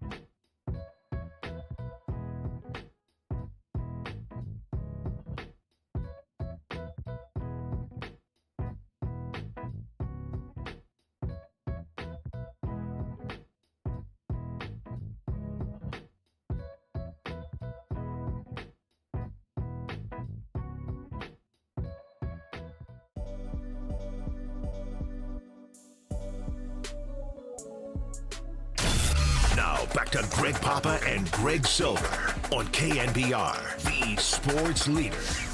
Filling in for Greg Papa is John Dickinson on the sports leader. All right, well, all this talk about Giants, Dodgers, why don't we actually get you out to the action? We're going to do that in just a second and send it over to the patio at 58 Social. We were there earlier this week after the Patrick Bailey Miracle walk-off, but now we're going to get it to Adam Copeland, Larry Kruger, and Tim Webb. JD, 4 great shows. Appreciate you filling in all week. I know we got many more on the horizons, and you're going to be with Papa during my time off. But in the meantime, dude, go enjoy Cabo. Don't get too sunburned. And my question for you, what's the first drink when you land in Mexico? Well, it's got to be something with tequila in it, right? It's yeah, of course. It's got to. I think it's got to be a spicy margarita. I love a smoky, spicy margarita. So it's got to be. I think that's where I'm headed. Nice. I was going to say maybe a little tequila or something mezcal, but either way, I know you're going to have a great time out there. So great stuff all week long. Cannot wait to get back on Monday. It's going to be me and Larry Kruger. We're going to be recapping a lot of what goes down over the next 3 days. Big thank you to our guests today, Jerry Hairston Jr., Joe Davis, and Matt Mayoko. And a big thank you to Cole, who was our Randy Rodriguez today, riding solo in the studio, putting out fires left and right, and getting the job done. It's time to get it over to Dirty Work. Adam Copeland, Larry Kruger, Tim Webb out at the patio. You're listening to KNBR and KNBR FM San Francisco, the sports leader, a Cumulus media station, and blank the Dodgers. I'll see you Monday. Okay, the fun's over. They've done the dirty work of the radio business. Anybody messes this thing up for me tonight is through. Engineering, board operating, and producing. Not only are you fired, your life is over. And now they have the microphone. What could go wrong? Nobody messes up. You understand me? Don't mess up. Adam Copeland. You wanted some sort of like hard-hitting Bob Lee journalism. You came to the wrong place. Derek Papa. Oh, boy. Okay. It's getting hot. Is it getting hot there? That's even worse. How are we feeling? It's getting hot. Oh, boy. And Tim Webb. Mankini, yes or no? 59. We go with this, Tim. It's a dirty job, but someone's got to do it. Ridiculous. Completely ridiculous. Welcome to Dirty Work. KNBR 104.5 and 680. The sports leader. It's Dirty Work on a Friday afternoon. Adam Copeland, no D-Pop, Tim Webb with me, and how about this? One of the newest members of the Dirty Work family. It's our guy, Larry Kruger. What up, Crew? What's up? Back here on the patio. Look at this. Like you never left, huh? They're going crazy on the patio right now. Only guy here is Pat Age and his lovely, is it Jess? Is that right? Jess, there we go, hanging out on the patio here. We are on the patio 58 Social outside of Oracle Park where the Giants are opening up the final series of the proverbial first half against the Dodgers tonight. 7:15 first pitch, a 6:15 pregame. Logan Webb against Dustin May. We'll have it all for you right here on the Sports Leader. And none of that has prevented Larry, who's going to the game tonight, from showing up in the thralls of July on July 11th in a Mr. Irrelevant Brock Purdy shirt. Yes. That didn't matter. He didn't care. He's like, I'm rocking my Brock tonight for the Giants game. That's right. Got to bust out the Purdy shirt. He kind of looks like, it's non-licensed material. Yeah, of course, yeah. So there's no Niner logo. It actually kind of looks, if you look closely, it looks like he's playing for Bama. Dude, I kind of thought Bama. I kind of thought it was even like a little Pat Mahomesy. You know what I mean? Where you can't really tell exactly. Yeah. It's a shirt that if like it's like a gas station shirt. It's like he would have bought it on the walk bridge on his way from Bart to the Coliseum. It was like it was one of those shirts like that was in line as you're in line for Dick's Sporting Goods. It's like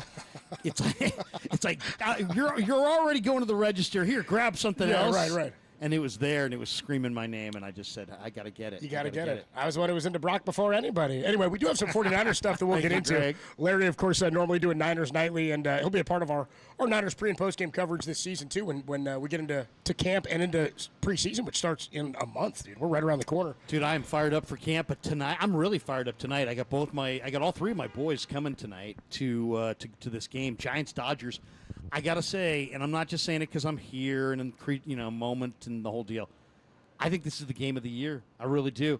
Giants have to set a tone. There are so many times in my lifetime that the Giants, have a big, momentum series with the Dodgers. They get to that Friday night game, and the Giants have gotten slapped down and sometimes really ugly, in ugly fashion. tonight you get the Dodgers reeling. You got your ace on the hill. The All-Star break is around the corner. I think it's go time right now. The place is going to be rocking. It's going to be a packed house. I think you set a tone tonight. Tonight is a huge, huge game out of 162. Yeah, I'm a believer in setting the tone in the first game of a series like this. Because if you don't do it tonight, it's tough to turn around and go, all right, hey, Landon Roop, after the worst start you had all season and ending in 2/3 at Dodger Stadium when they were down there a couple of weeks back, about a month ago, I guess it was, before the Devers trade, he really got slapped around. That was his worst outing of the season. Since then, he's been really good, but then you're asking him to be the stopper tomorrow. We'll talk more about some of these matchups, but I do think you win game one of the series. I mean, look back at the Phillies series. They could have lost all three of those games. You know what I mean? They scored 7 runs in the first 2 games, didn't score in the third one, and they scored 3 in the first game without getting a hit out of the infield. 3 fielder's choice runs scored. Then you get a walk-off inside the park home run. I mean, they were on the verge potentially of losing all 3 of those, but the tone felt different because you win that first one. Felt like a team victory even into the Tuesday game, and then the Wednesday you sort of sweep it under the rug, and neither here nor there, thumb your nose at it. But you win the series. You win this series here, 2 of 3. You're 4 back of the Dodgers going into the break. I think tonight, by the way, I think the park, who knows? It's hours from first pitch. Yeah. But it's the kind of day in the city where the park could play small. It's warm. Yeah. It's warm, yeah. It's pretty warm in the East Bay. It was 98, I think, yesterday in the Creek. I think right around 90, but downtown it's pretty warm. So I don't think it's going to be it's not going to be some cold, freezing night that nobody likes to hit. It might be one of those nights where the ballpark plays small. Yeah, we'll get into some of that too in terms of what we're looking for in this series, what would make you happy. We'll get to some of your calls too at 808 KNBR 415-808-5627. Also some news around the All-Star game. Robbie Ray has been replaced. We'll talk some of the home run derby. We'll get into some of the conversation that Barry Bonds had with Dwayne Kuiper. It's Barry Bonds bobblehead day. I kind of got a gripe about that going on tomorrow, by the way. Why's that? Why do one of the best giveaways of the year on a weekend where one, the rival's coming to town, and 2, it's not like you need to put butts in seats this weekend. You were fine selling tickets, right? Well, you know what I mean? I know you're adding something to it. I think it's, that's a great point. I think what it is to glimpse into how uncertain the Giants were about this season coming in. I mean, you got to plan for everything. You got to make sure that there are people here and there's some energy. And so I think they were just maybe hedging. Now, this is something that's come up in the last few years. In the way that in the World Series years, the Giants and the Giants fan base would take over Petco Park. We'd call it AT&T South. I mean, it's funny now. You look at a Tuesday night game for the Padres, and it's like one of the best fan experiences in baseball, it looks like, with the way things are going on down there. And it's the only professional team down there. So San Diego fans have rallied around it, and they're all in on it. But they have some exciting players. And reason to be. They've been to an LCS. They've had playoff success. They've got their own little rivalry with the Dodgers. I say little rivalry. But here it's like the equivalent has happened here in terms of post-World Series years for how Dodger fans take over this ballpark. I think you make a good point that maybe that's the Giants going, hey, even though it's a Dodger series, we know a lot of them are coming. We got to get fans out to this ballpark. Do you remember, I don't know if you remember this, a couple of seasons ago when Mayoko and Murph were talking on the air about how they've decided to avoid Giants-Dodger games at the ballpark? No, they started staying away. Now, Murph, I said it to him yesterday. I saw him in the office because they don't like dealing with Murph. Like, Murph gets a physical, angry reaction to the amount of Dodger blue that's here. And also, like, he's not going to shut up. Like, he's going to let Dodger fans know how he feels, which is what you should do, in an appropriate manner when you're at the ballpark. But you should have some jeering. But I think with the way the Giants have been getting beat down, it was wearing on them both. Like, they didn't want to have to deal with the opposing fans coming in. I remember Tom thought that was real soft. I really didn't like it. My response to them taking over the stadium is not, well, I guess I'll stay away then. Let them have it. No, it's dig my feet in is where I'm at. Welcome to my childhood. There you go. The Dodgers were awesome. They went to the World Series in 74, 77, 70, 78, 81. Basically, the Giants were nothing then. And their fans would pack the house. Giants would draw 12,000, 13,000, and then the Dodgers would come in. They'd get 56,000. Yeah. So, it's always a great. The rivalry's awesome, but I don't like seeing a whole wall of blue at Oracle Park. I am intrigued because I haven't seen much of him. I am intrigued to see Atani. I don't want to see him hit balls into the cove or anything, but the guy's a monster. Did you see him against Mizorowski, the phenom righty for the Milwaukee Brewers? This kid, do you know about him? Jacob Mizorowski? Yeah. He reminds me not stylistically or even, his motion or anything, but the way he's burst onto the scene is Lincecum-like. You know what I mean? He just had his first double-digit strikeout game. It was against the Dodgers. The only run he gave up in that game was leadoff batter of the game, solo home run to Atani. Only walk he issued in the game was Atani, but he went 4 hits and a run. And he got 12 Ks. I mean, he struck out Freddie Freeman a couple of times. This guy's so fun. He to got watch. Mookie Betts, but seeing some of these matchups, and we get the best possible pitching matchups this weekend. I mean, it's the 3 best guys going for the Giants in their rotation, and Webb, Roop, and Robbie Ray. And you're going to see 3 good ones, Dustin May, Shohei Otani, and then Yamamoto on Sunday against Ray. Yeah, and by the way, even though I would have been fine going with Birdsong, I'm a believer in Birdsong. Yeah, we'll talk Birdsong, I'm a Birdsong guy, right? I'm on record as a Birdsong guy. Yeah. No, but Robbie Ray, I mean, you want him in that start, and I kind of feel bad for him because I would have loved to have seen him in the All-Star game. Yeah. But you know what? It's on, and he understands his deal, and the greatest move that Farhan ever made, and hopefully he can have a huge second half. It would be amazing. If the Giants are going anywhere, Robbie Ray's going to have to lead them there pretty much. You've been a Giants fan for a long time, and this was one that what is that horn? Who is that? Is that a boat? I think people are just saying that they're glad that I'm here today. Hey, you're welcome. The Chevy. Just in, there's a cargo ship down the way right there. there. A cargo ship here on the 3rd and King. Dude, there's not a lot of great Giants starting pitcher history in the All-Star game, and I sort of feel like, in fact, it's the opposite. Atlee Hammaker got beat up pretty bad at one point, right? And then kind of got snake bit after that for the remainder in the All-Star game. Season. I mean, Krukow pitched in the All-Star game. Logan Webb took the loss last year. But Hammaker was the one who gave up the granny at Old Comiskey to Freddie Lynn. Yeah. And that was. Well, then remember 2016, Giants have the best record in the National League at the All-Star break. Johnny Cueto starts the All-Star game and was like maybe a Cy Young candidate, basically never the same that season after that, and the wheels come off in the second half, and the Giants get in and ultimately lose to the Cubs. But I'm kind of okay when my guys don't go in the All-Star game as pitchers.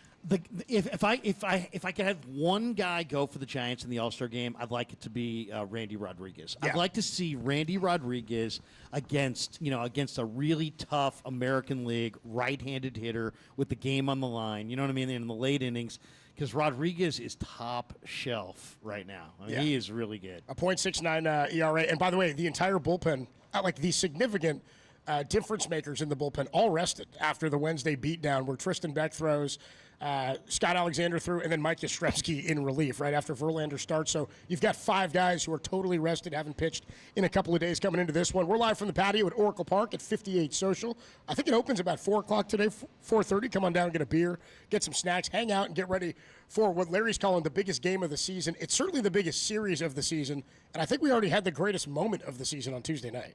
Oh, how amazing was that? That's pretty incredible. Somebody was saying, is there a moment that you can think of that was even similar or anything similar? Well, I mean, it was so rare. I mean, the only thing that bugs me is that it's going to be remembered in those terrible purple. Oh, uniforms. you're an anti. Come on, dude. You're an anti Yes. City Connect guy. Yeah, well, no, man, I didn't love last year's, but You didn't like the old version. This year's, I mean, last year's was like a pajama party. This year's like, it's.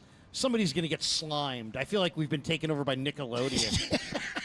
Because of the purple? Somebody's going to get slimed. I'm the purple. I'm okay with it. And the bill of the hat, with the bill. You don't like the discolored sort of bill that's on there, dude? It's purple is not one of the colors.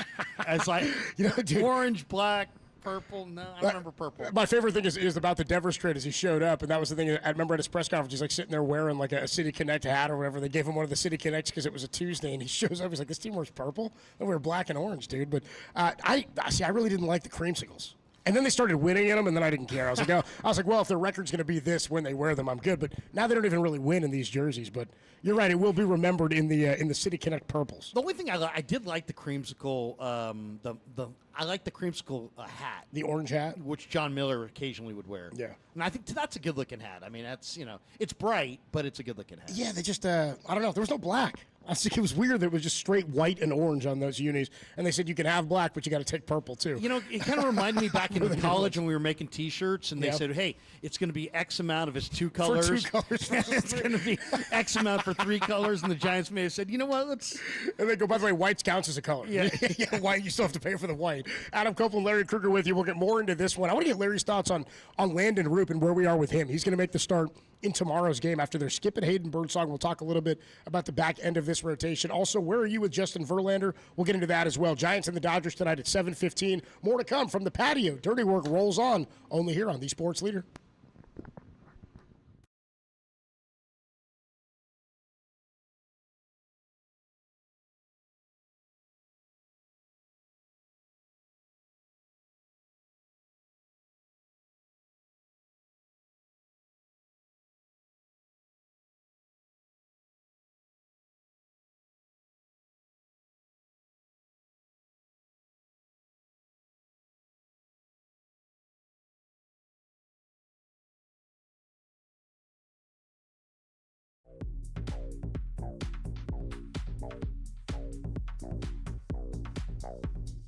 San Francisco, shout out to you for supporting KNBR, San Francisco's sports leader.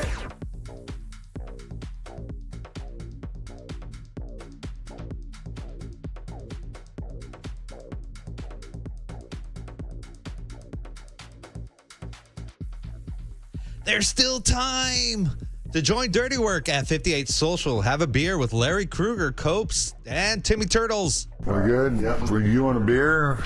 Come on down to the city to beat the heat and watch your Giants beat LA. Dodgers suck.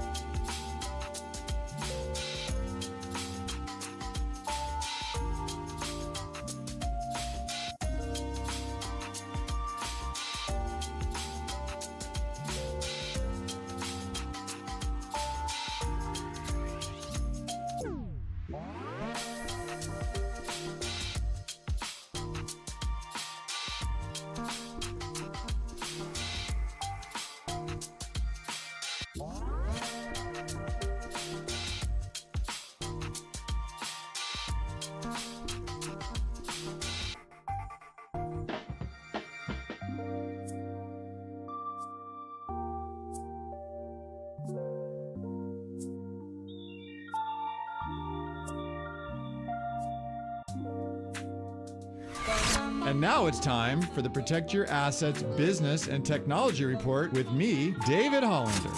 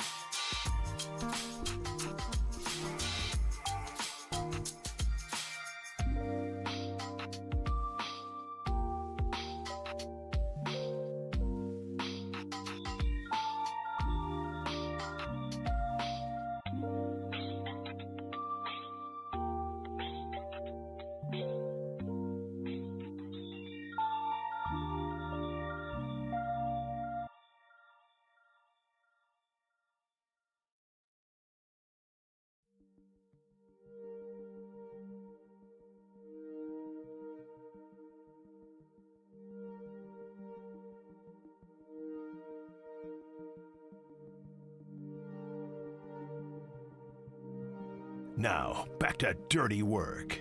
Adam Copeland and Derek Papa on KNBR 104.5 and 680 AM, the sports leader. It's Dirty Work on a Friday afternoon. Adam Copeland, Larry Kruger, Tim Webb hanging out with you from the patio of 58 Social. Giants and the Dodgers tonight, a 7:15 first pitch.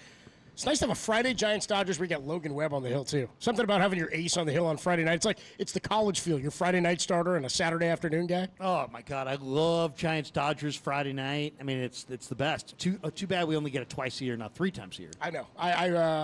What do you feel about that? With the and we'll talk more about some of these changes that have come because they're going to implement some stuff into the All-Star game, too. The automatic balls and strikes or the testing of the challenge system. But do you like the balanced schedule? I mean, I was such a fan of baseball being 2 unique leagues for such a long time that it felt like you got 2 different games and 2 versions of the game. And I mean, I'm not a huge fan of the way it breaks down now. You see the A's still twice. You know what I mean? Yeah, you see some teams. I don't know.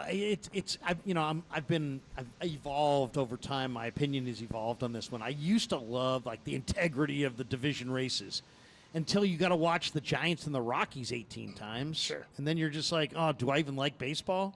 I don't even sure if I don't know if I like watching this. And I can't watch some of those games in Denver. So I kind of like the variety pack that we're getting now where you get a little dabble of everybody.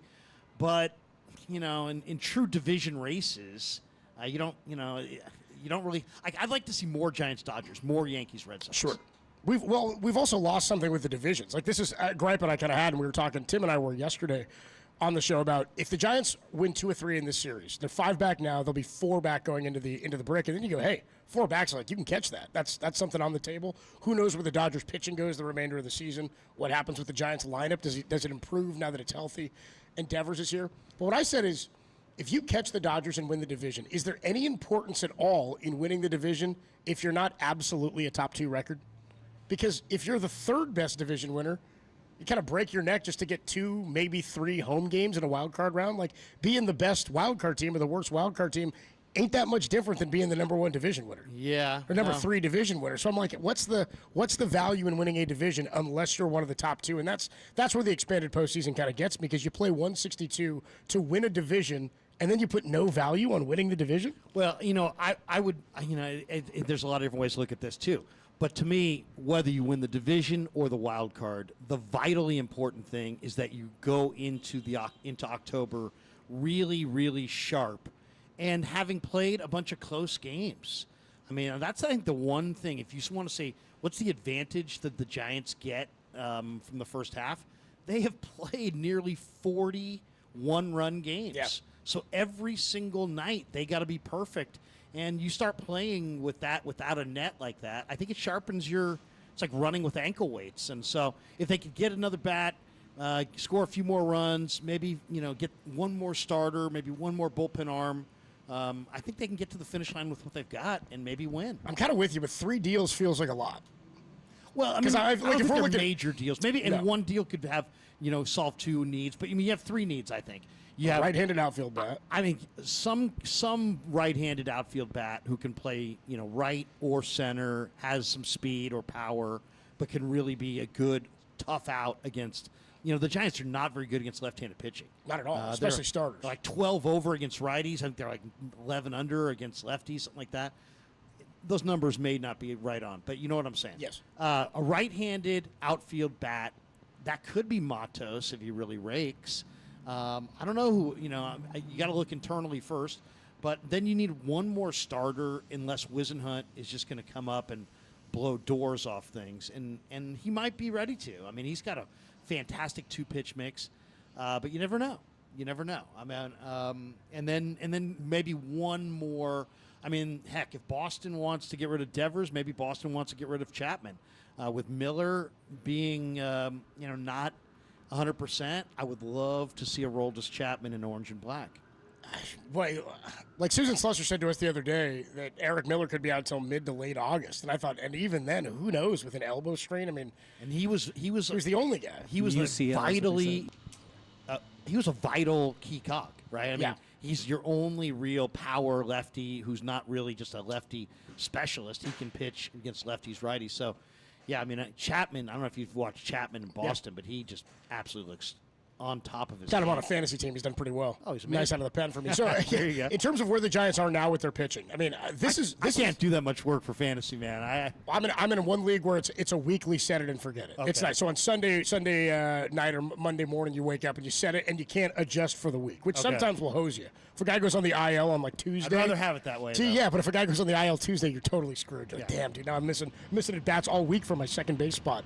Anyway, set it and forget it is the only way to go, I think, for fantasy baseball. In terms of where they are now, Landon Roop is going to, because of the off day yesterday, they move him up, and he's going to pitch tomorrow's game against the Dodgers. I mean, like, the biggest concern I think I have with not getting another starter, and this is what's sort of funny about the roster, is in spring training, we were looking at it going, man, they've got maybe 7 to 10 potential guys who we could see start games this year. Robbie Ray, Logan Webb, Justin Verlander, Landon Roop, Hayden Birdsong. We had Kyle Harrison here. You were looking at Jordan Hicks, who's obviously been traded now, as well as all guys who could potentially start at the big league level. Then there was the 3 Carsons, Wisenhunt, Seymour, and Ragsdale down in AAA, plus Mason Black's on the 40-man.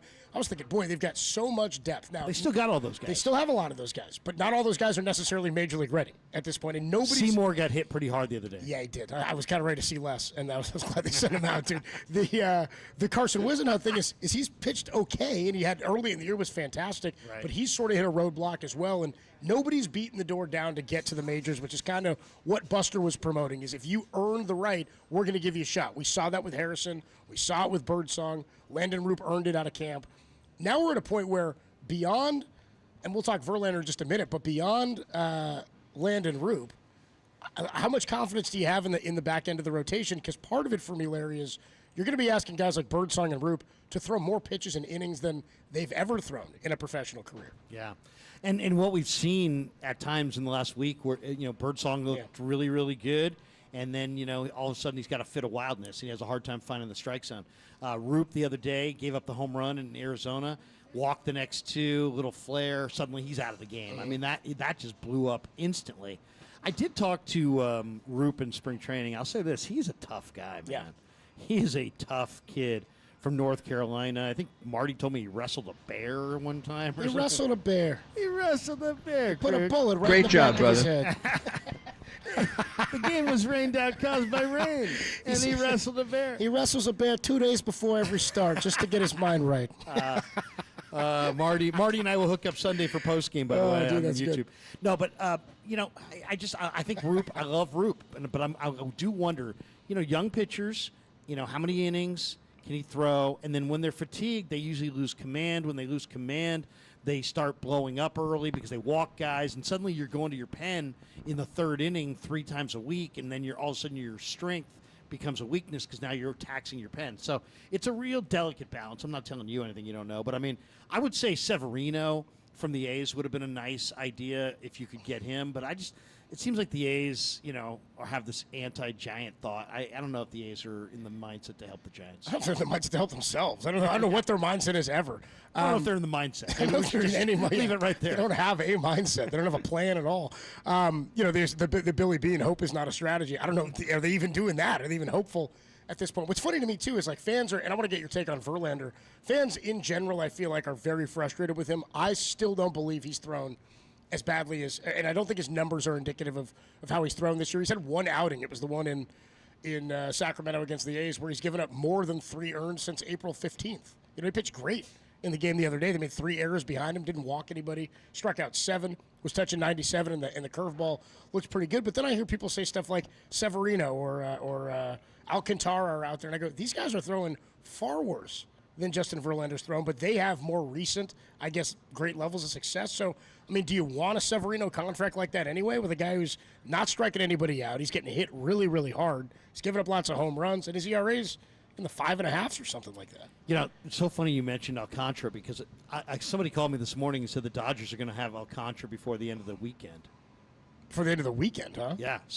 A buddy of mine who said that he's dialed in says Alcantara to the Dodgers is going to happen That's a little insight. soon. So I don't know about that. I mean, maybe you could get him to block. That seems like a Dodger move. Go get Alcantara and just see if you can fix him for. I mean, that tells you where they are with their mindset of their starters too. I don't know if it's going to happen, but that's what I've heard. I mean, I just think that the Giants are going to need. I mean, first of all, I have no problem with Verlander. Me neither. And when you watch Verlander, if you go do the dissect the pitches, he's 95, 96. He's free and easy. In Chicago, a couple starts ago, he was lubed up in that Midwestern heat, and the curveball was breaking 2.5 feet. And it had that 12 o'clock, 6 o'clock break. I don't really worry about him. I really don't. I mean, he's not Verlander of old, but I think I think Verlander is going to give you a battle every time he goes to the post between now and the finish line. And I know lots of people want to banish him, but I'm not one of them. Also, like people who want to move on from him, I go, well, he's on a 1-year deal. I think he has a no trade, right? I think he's got something like that in his. Yeah, have a no trade, $15 million no trade deal. Yeah, and the other part of this is if you he were could go, I mean, he still go. Yeah, sure, of course. The no trade just gives you a seat at the table. Of course, and it's more about to me. If you're not going to have him start games and you have 2 guys who have never pitched a full season as a starter, where are you going beyond your top 2 guys? I'm like, I'd rather have somebody who's finished a season, who knows what it's like to put that type of toll on their body for 6 months, like Verlander has for 20 years or whatever it is, instead of having to rely on Roop and Birdsong to pitch those innings when maybe you run out of some bullets. Also, everybody else is unproven. I mean, again, if Wizenut is coming up out of necessity, that's one thing. If he's coming up because, like Tim Lincecum did in 07, you go, what, are we going to have him toy with AAA hitters for another month down here? Just call him up and let him go. But we're not quite at that point yet. So I don't know that there's other options beyond that inside the organization, which is why I say, you want to DFA him? Not really. He's not going to go to the bullpen right now. I'm okay with him going out there every 5th day, especially until we know what the landscape looks like for Birdsong. I mean, how many more outings does he get in a rotational role before you say, hey, we got to figure some stuff out? And maybe as the season goes on, maybe Melvin will kind of couple up Verlander with another pitcher that he's ready to go to, so he kind of goes 2 for 1 if they make a deal and add another starter and have a little bit more depth. But, it seems totally absurd and wrong to be complaining about Hall of Fame Verlander, who I know hasn't been awesome, but he's still 96 on the gun. He still has great stuff.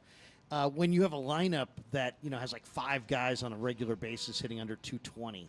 So, I mean, to me, it's still, I love the Devers pickup. I disagree with Murph, who said he would give it an F for the first month. We're going to get into that next. We can hit that because that's hyperbole. It doesn't.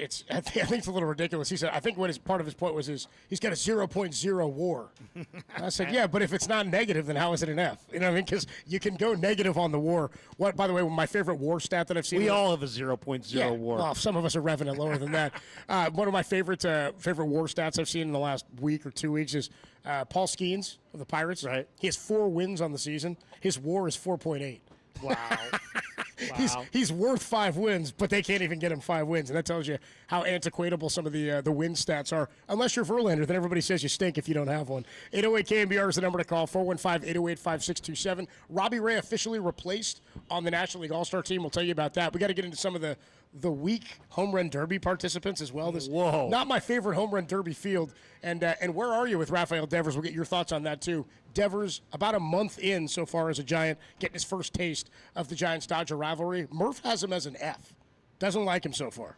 So he's not performing. I go, he's not to where they need him to be, but F is heavy. Tim Pius is really a tough grader. Well, yeah, big education out of there. 808 KNBR is the number to call and to text. We're from the patio at 58 Social. Adam Copeland, Larry Kruger, Tim Webb hanging out with you. More to come. Dirty Work, the greatest show in America on the Sports Leader.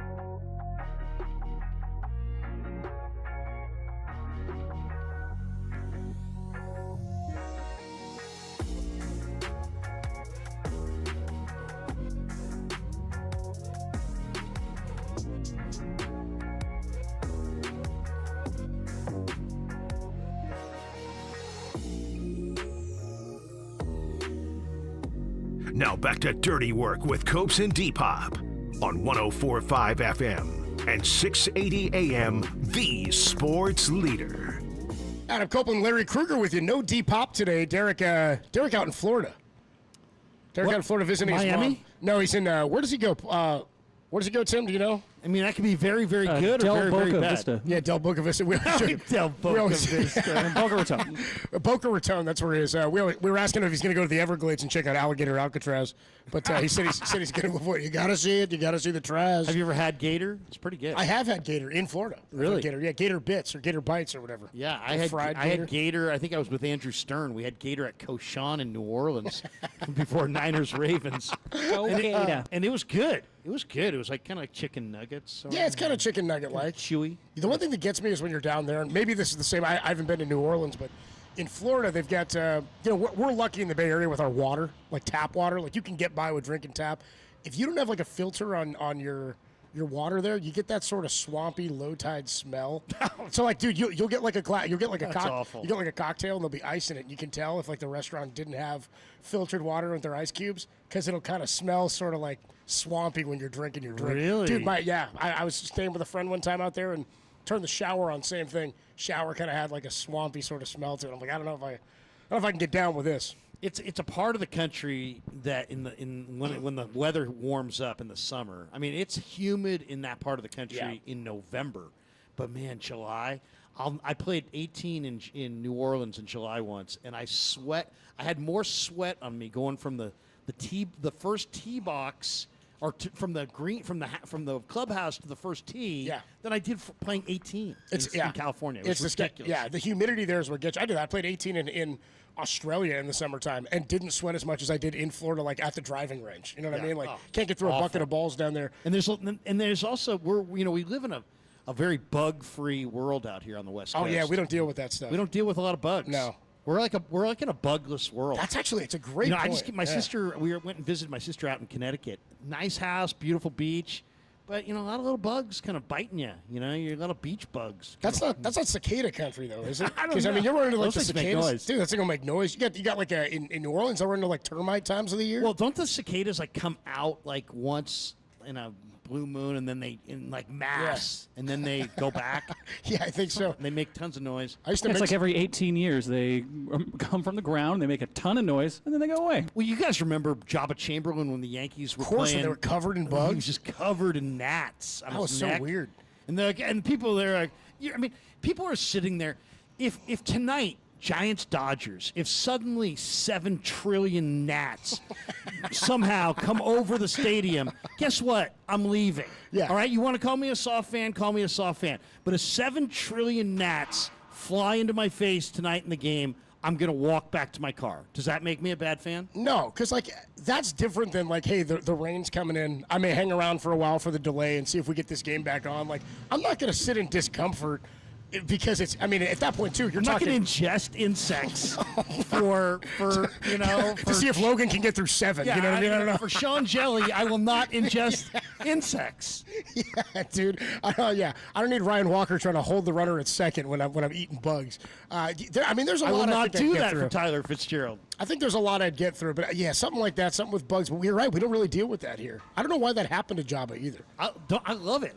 I forgot how I got back. I'm like, hey, all my mosquito bites are gone. My hand, I'm not itching anymore. Yeah. I feel great. It's because we have no bugs here. I feel like that's happened in a baseball game before, that something's been called due to gnats or due to bugs or something like that. 1947, the Reds wouldn't play. There was too many bumblebees. That did happen. Remember a few years ago in a Reds game, there was like a beehive behind home plate at one point, and they had to get the beekeeper. It happens in Arizona, it seems like, in March out of nowhere sometimes. But yeah. I'm not a bug guy. I stayed in a hotel in Houston one time. Anyway, KNBR, are you a bug guy? Are you a bug guy?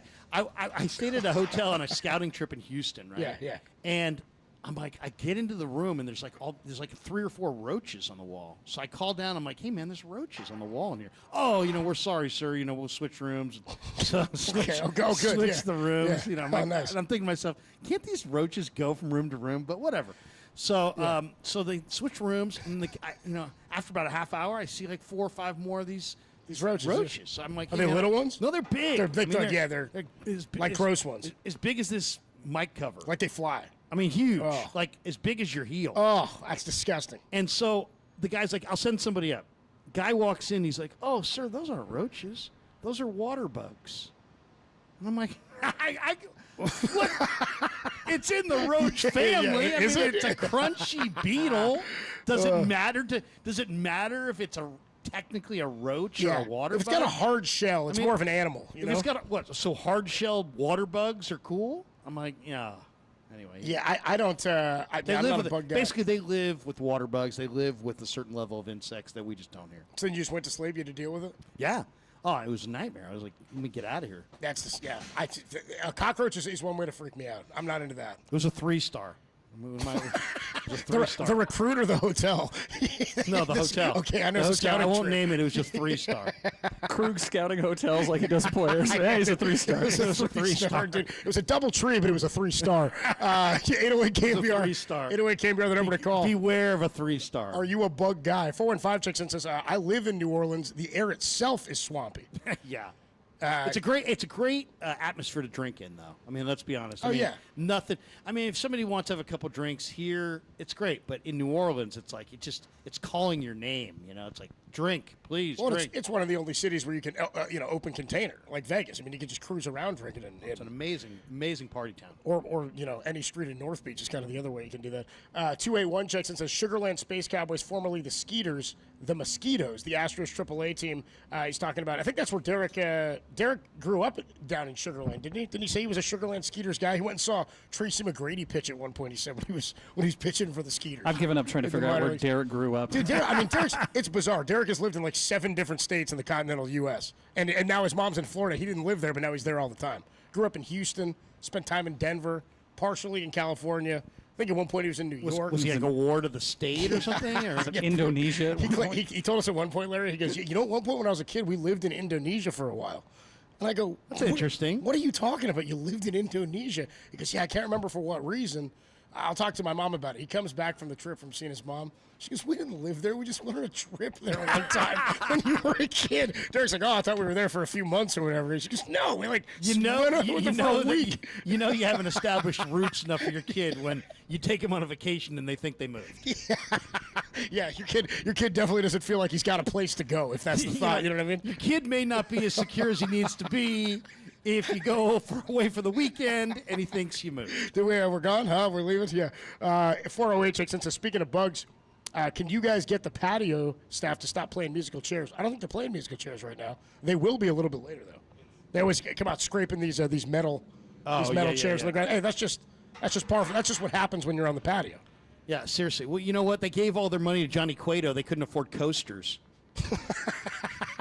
Yeah, on the bottom of the chairs, dude. Have you ever seen that when you're watching? You can put like a full-on wrap around. Yeah.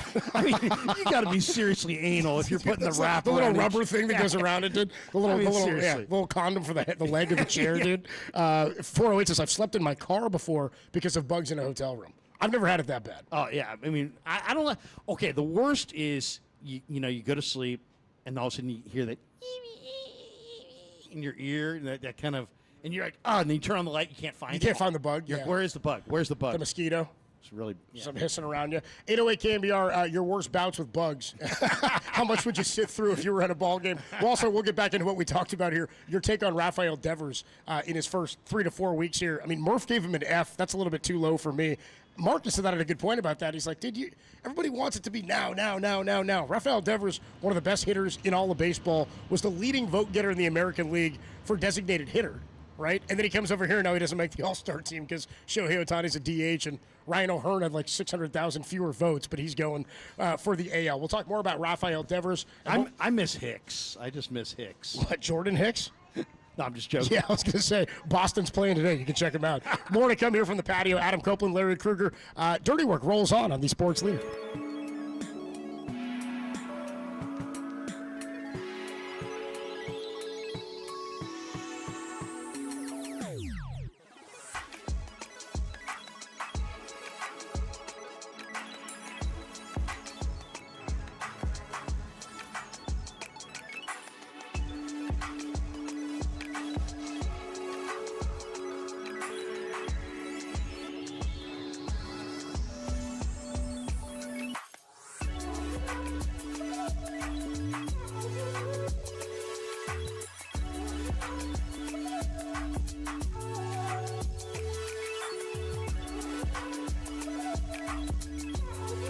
Will the Thrill Clark join Murph and Marcus to clear the air about the Raffy Devers issue? I think that this story has gotten blown way out of proportion. His comments about Dave's brother, Will Fleming. I have reached out to Will. Actually, Will reached out to me as well. And we talked about it. We hashed it out at Water Under the Bridge. And the problems he sees with AI. That's what that is. It's probably that AI bullshit. You can hear that interview and all the interviews on the podcast page at KNBR.com and the KNBR app.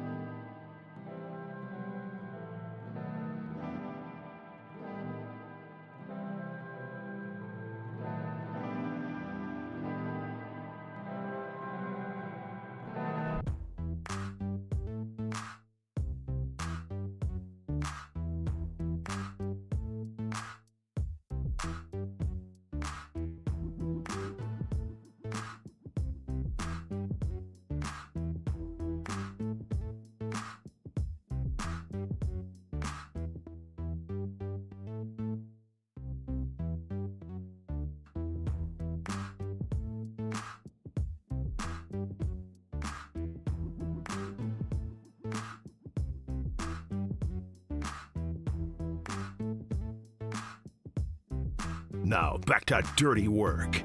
Adam Copeland and Derek Papa in the KNBR Casino Matrix Progressive Jackpot Studios. Casino Matrix Progressive Jackpots are here. Where are you? Just drop in. Please play responsibly. Call 1-800-GAMBLER. Oh, nicely done there on a Friday afternoon. Adam Copeland, Larry Kruger with you. Dirty work rolling on from 58 Social on the patio of Oracle Park. Beautiful day out here at the ballpark, too, as we're getting ready for the Giants and the Dodgers tonight at 7:15. I love a ska Friday, too. We always get ska music on a Friday. The horns sound good when the sun's out. You can't go wrong with the ska. Sounds good. Yeah. Raph back at the mothership. The It is song Raph was, today, right? Beer and tacos. Yeah, what's not to like? We lived I Moss love today. beer and tacos. We lived Moss today. We'll get some Taco Bell before the show started. Always do. A little Taco Bell. We got to. We have to. Derek is always afraid because of his weak tummy.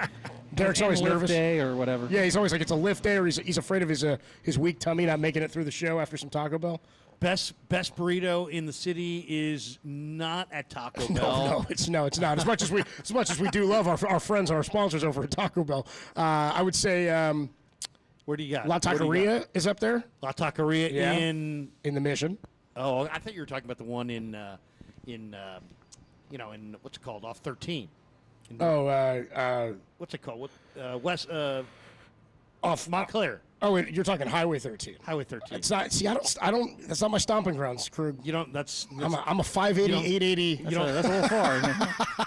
I'm not a 24 guy. You know what I mean? It's not. You're worried about fires. I just kind of stay away from 13. You're not a 24 man. Yeah, I might catch a 17 to Santa Cruz or something, but I'm not. Do you think of 13 as like the mountains, getting away to the mountains? You going up to the mountains? Hell yeah! I was up by Highway 13 the other day. What'd you do for 4th of July? I was up in 13 is where I went. I took 13 off for the weekend. Dude, me and the fam got out of town. Really? Up by Redwood, by that Safeway there? Yeah, dude. Figure we'd take the boat out and get up on 13. Exotic Ben Lomond. It's good Bay Area highway knowledge. I like this, dude. This is funny. We're getting out to Angels Camp. Yeah, exactly. Dude, really getting away. I mean, I would go La Taqueria in the city. I mean, your Guadalajara is pretty good. Your Gordo, Gordo's Gordo like on Richmond. Geary. Yeah, Geary in 16th. Yeah, it's pretty good out there. Don't forget El Farolito and Taqueria La Cumbre. La Cumbre is a good one, too. That's one that What'd you call me? Krug's a listener. I like this. But that's what I went with Creative Tony one time. Whatever there. To Gordo's. Good spot. Anything with Creative Tony is always a good time. Creative Tony, still doing his thing with Paulie Mack. All right, so Giants and the Dodgers tonight, 7:15. Yes. First pitch. Where are you with Raphael Devers? Because love him. I'm stoked about the trade still to this day, and you're gonna have to be because it's 8 more years. The same as I felt about Adames with the cold start. It was the right move in my mind to solidify that position, and what became pretty clear about how Buster was going to approach this thing, at least in the first half of his first year of his tenure here, is stability is something that he is focused on, right? The volatility of the roster in the last couple of years. I think when you hear guys talk now, Landon Roop said it the other day, if this were last season, I might have been sent down after my first couple of starts, my first few starts. He said having the ability to know or being told you're going to be able to work on some of this stuff and figure some stuff out gives you a bit more confidence that you don't have to be so fine and perfect right when the season starts or when you go through a slump. I think Fitzgerald kind of echoed that too. Early in the season, he said, I appreciate the confidence in allowing me to work some stuff out. Then it went too far, and they weren't getting success out of him, and they have to send him down to AAA. Like, with Willie Adames, there's no way you could know how good this thing or how bad this thing's going to play out, and you don't know what the fruits of this contract will be, right? I mean, for the first 4 years or 3 years of the Zito contract, we thought it was terrible. And then you get 2 world championships out of it, one of the greatest starts in Giants playoff history, Game 5 in St. Louis. I don't really care where the money's allocated when the team wins. Devers sort of the same thing. He shows up, he's got a 900 OPS. He's here for 8 more years. None of what happens in these first 20 games will be indicative of what happens for the remainder of his career or how they're able to build this thing out because he's here. I'm patient about it because it's a body of work thing. The Giants are better with him in the lineup. And so while we haven't seen great levels of success, I think even grading it at an F in the way Murph did and saying it's been an F to this point, okay, well, at what point do we regrade it? You know what I mean? Is this half of a season even worth grading? I mean, did you expect he was going to walk in and be Barry Bonds? No. I just think that, one, it takes more than one bat, right? And this guy's switching leagues. Also, you got to remember what you got when you got him.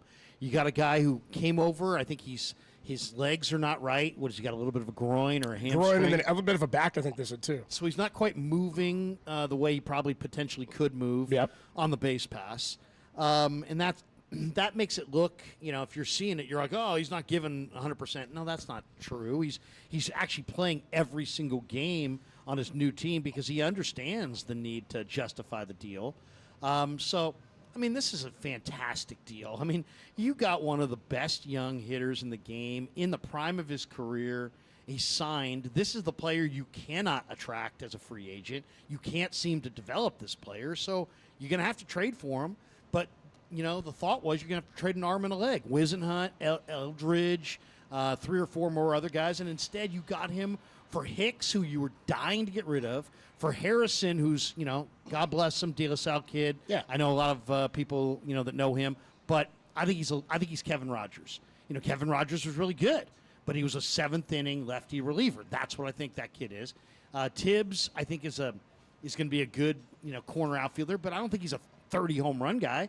I think he's like a 15 to 18 home run guy. The other guy's just kind of a live arm in the low minors.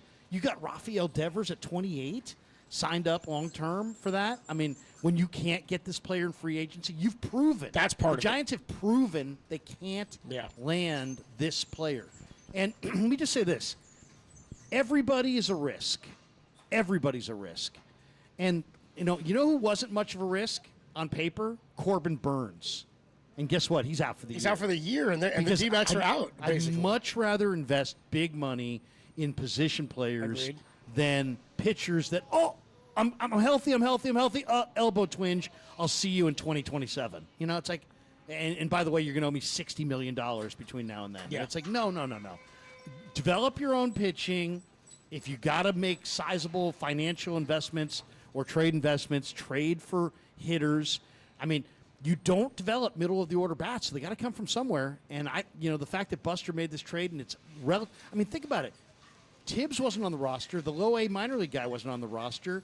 They were dying to get rid of Hicks. Harrison opened the year without a role. He opened the year in AAA. Harrison's been up and down. They lose nothing. You're going to trade nothing off your major league roster, not your number 1 pitcher prospect, not your number 1 hitter prospect, and you're going to get Devers at 28. So, you know what? All the Red Sox media people can sit there and bemoan it and try to talk up the reasons why it was a great move. The hardcore Red Sox fans that I talked to when I was back there said this reeks of John Henry getting ready to sell. And that's what it seems like. It seems like they're clearing the books.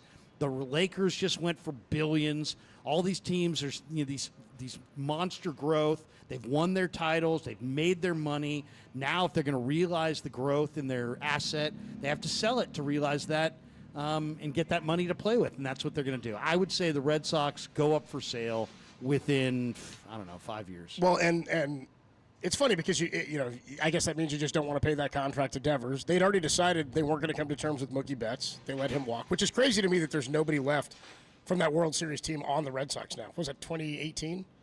Yeah. They had a core of young guys. 2018, there's not a single player on that roster left from that championship team. It's they got Jeter Downs and Alex Verdugo for Mookie Betts. Boston, sometimes when it goes south there and it becomes personal and got people start, really what's to blame in the whole situation? It's Boston. They miscommunicated with their stars. They felt like, we'll just pay the fattest check and then he'll do whatever we say and he'll be happy because we cut him the fat check. But it's 2025 and you have to still negotiate and bring your star players along. Think about a couple of years ago when we thought Farhan had landed Carlos Correa. And immediately the question was, is Brandon Crawford going to go to third base then?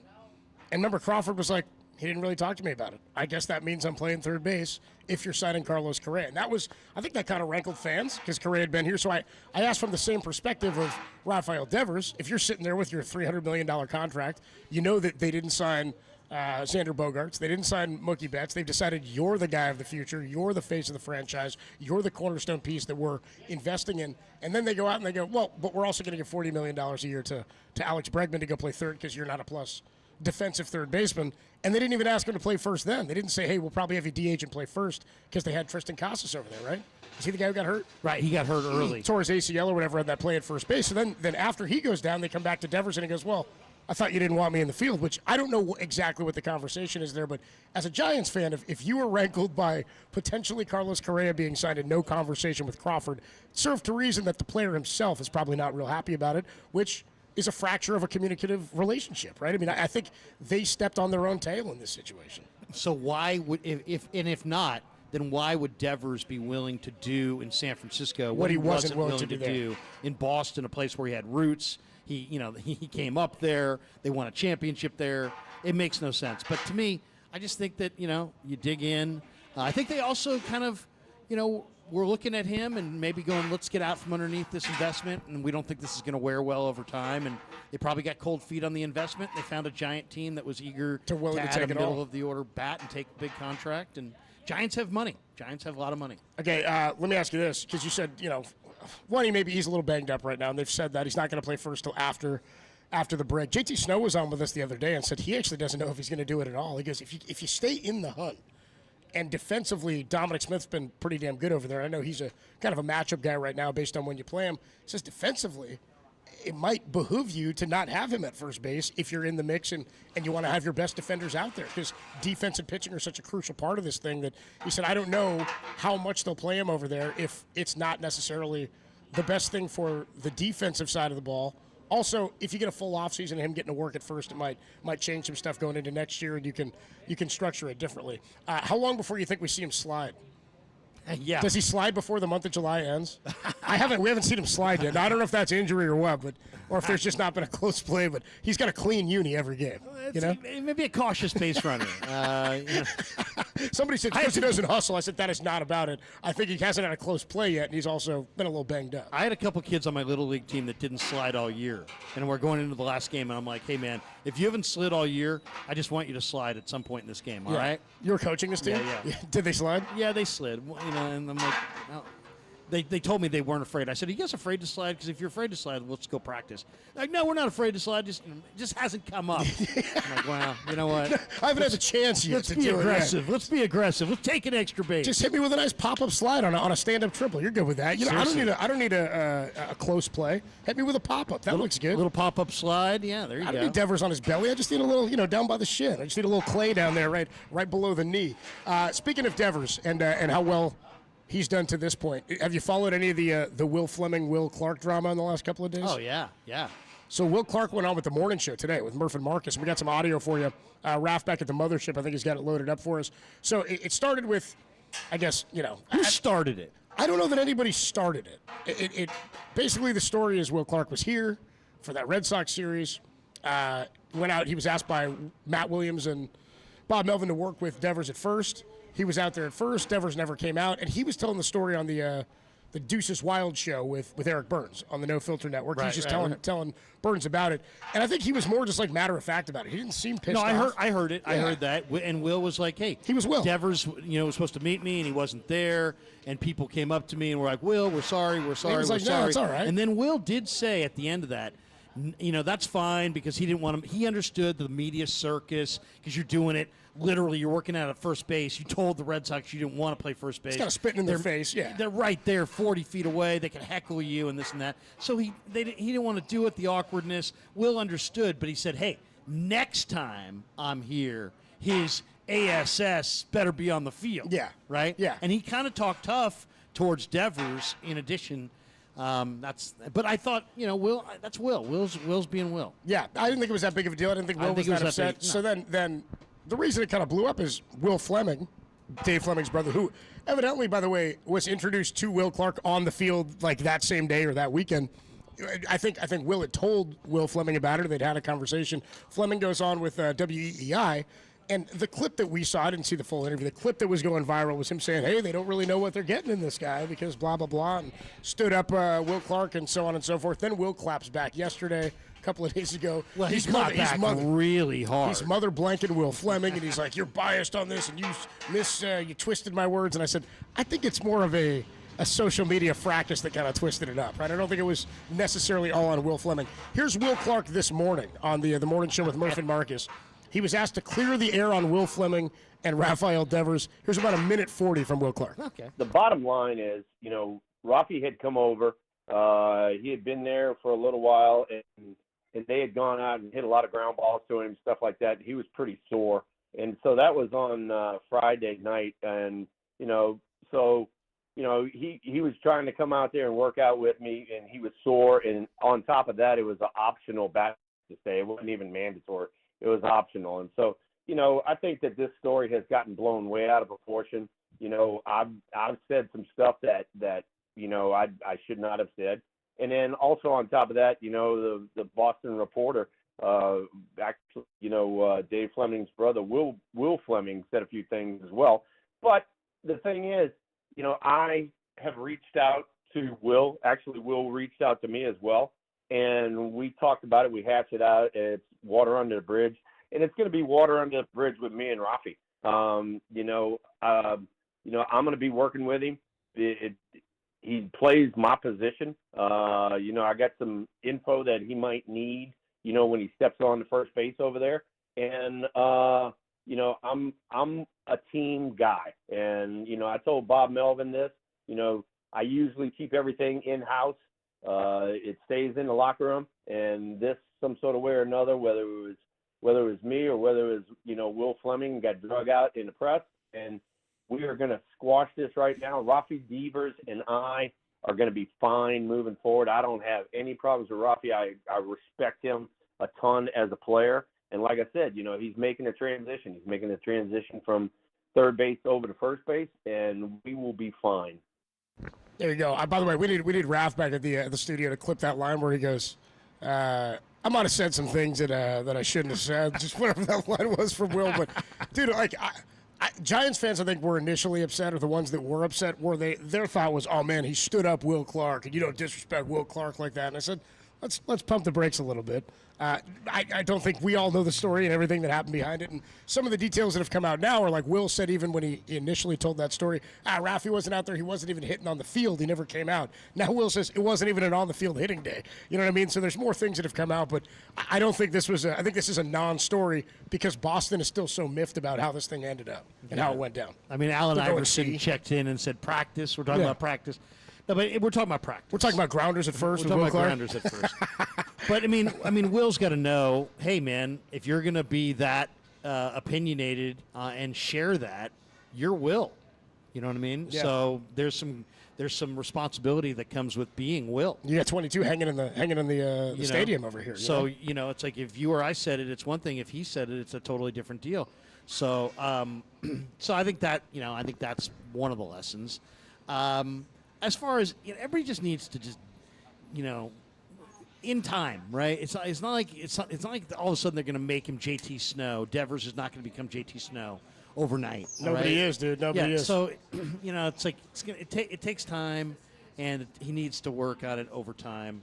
But it doesn't sound like they have immediate plans to play him at the one bag. So I know it. The way Will kind of played it out there. And led credence to them on EEI, stirring the pot that they want to stir. Yeah. The pot that they want to stir on EEI is that Devers was not a team guy. He was, they want to get beyond it because they know they didn't get a great trade and they lost their star. So they're trying to paint him as he was bad for our culture and had to be eradicated. But, that's probably totally secondary. Yeah, he was hitting, and your team's still not good. You know what I mean? Like, he was performing there and still played every day, and to your point, has played every day since he showed up here, even at designated hitter. And then there was video, by the way, on Wednesday before the day game of Devers at first base taking grounders and taking some or getting some work in over there. The day he showed up for his press conference, he took grounders and went over to first base and, again, said, hey, they're the guys. I'll do whatever they ask me to do. Just tells you the difference in attitude from here to Boston. What is his long-term spot, though? Because, I think it's got to be first base. I mean, we're talking about Eldridge. Eldridge is not, from the people that I've talked to, I think he's a DH. Copes, he's, it's like Moneyball. First base is the moon to him. You know what I mean? Yeah. And I just think that I think Devers has got to be the first baseman. I think that's the plan because if you look at the roster after this year, you don't really have a DH or a first baseman under contract, right? I mean, Wilmer's a free agent after this year. Dom Smith signed a 1-year deal. If Eldridge is your first baseman based on his size of the future, I think they were just trying to find him a position. But for me, his position is bat, right? I mean, that's the quickest thing that's going to get him here. And if you can hit, they'll find a spot for you. And the other thing, too, about DH, this is one I've always hated the DH because I like people go, you want to see a pitcher hit 120 or whatever. I go, well, it's not even that. It's that there's a different strategy to the game. And I did like something with the double switch. It's not that I love the double switch. It's that you love that the manager has pressure on him to stick with a pitcher or to go to the bullpen, or you've got to make a decision about your lineup. You've got to manage the game. Boch was the best at it, going defensive replacement when he needed to. With a DH, like, there was never even 15 great ones in the American League, was my point, right? You knew Kendrys Morales was like one. Ortiz was one. You have a handful of dudes. I mean, they were year, aging. what year are we talking about? My point is, was there ever 15 guys that you're like, across baseball, it didn't seem like even every team that had a DH when they were in the American League only had a serviceable DH. You generally had a bench guy who was filling that spot. I mean, there are people that would argue that the better way to run the DH spot is like situational matchups and, play matchups and have contact hitters and don't have these big thunder bats. There's not that many of them. But I don't know. I mean, to me, if you can have that professional hitter who knows the strike zone and, can give you doubles, triples, homers, that's what I'm looking for. I'm with you. I think that's. I mean, obviously that's what you want at every position. But OPS, it's an OPS game right now. I think that's where you can go now with a guy like Eldridge. If you go, he doesn't really have a position on the diamond, right? He's really big. He's not a great outfielder. He's still getting working at first base. You'd love him to be able to do that versatility wise. But if it ends up being Devers at first for the next couple of years, the next year before you can get Eldridge up here, maybe Eldridge is the DH until he figures it out, and it gives you more versatility. But either way, you're going to need either a DH or a first baseman going into next season, right? Well, I mean, there's this guy named Marco Luciano who also is a DH. I mean, he doesn't have a position. He was a really. shortstop, and he's hot. And that's the question I think right now for Giants fans, and one that I'm sure Buster is pondering is that you have Marco Luciano. Okay, he's not the 5-star shortstop that he was billed to be when you signed him. Yep. But he clearly has bat speed and power and offensive potential, and he's clearly going to be an offensive force for somebody, probably a DH, probably a low-average DH. But he's a trade piece. Do you trade him to acquire the right-handed hitting outfielder, or is he the right-handed hitting outfielder? I think he might be the best trade bait that they can afford to move. You think Luciano still got intrigue to other teams? I think so. Appeal with, I mean, really, I don't think you're going to get, stars by himself, but in a package, I think he's pretty intriguing if you see somebody who, looks at him and says, hey, he's projectable. Like, would you move a guy like that in division for a guy like Merrill Kelly for half a season? You know what I mean? Like, I wonder, because that's what I wonder is what's it going to cost to get a player like that? Would you take somebody that's maybe a high reward, low risk prospect if you're the Arizona Diamondbacks, or would you be concerned to do that if you're the Giants with a player like that in division? I'd be interested in pursuing a guy like Merrill Kelly. Yeah. And if the cost was Marco Luciano, that would be really tough, just straight up, especially because you've got so much invested as far as time and money and attention into Luciano. But is Buster invested in that? That's what I mean. Is with a new regime, you wonder, like, where are you invested? Right. But I mean, like, then you're going to get rid of him for a guy that may walk at the end of the year. Maybe if you could get Merrill Kelly and Jake McCarthy or somebody else in addition to that, maybe that's a little bit more enticing. But yeah, I mean, I think I would definitely, if I'm Buster, if the team is within shouting distance of a playoff berth, I go for it this year. The same reason that Sabes did it in 97, the same reason that Rosen was real aggressive at 87. When you're a first-year GM, you need to set the tone. And I think Buster knows that. I think he wants to set the tone. 808 KNBR 415-808-5627, the number to call and the number to text. We are going to catch up with Marcus Thompson a little bit later in the show. And Alex Pavlovic going to join us talking about his new book and this weekend of Giants and Dodgers. The All-Star game on Tuesday, Robbie Ray has been officially replaced, by the way, by David, what's his name? David Peterson? Is that the guy, the pitcher from the Mets? Yeah. He pitched really well the other day. 90 pitches. By the way, did you see Brian Wu last night?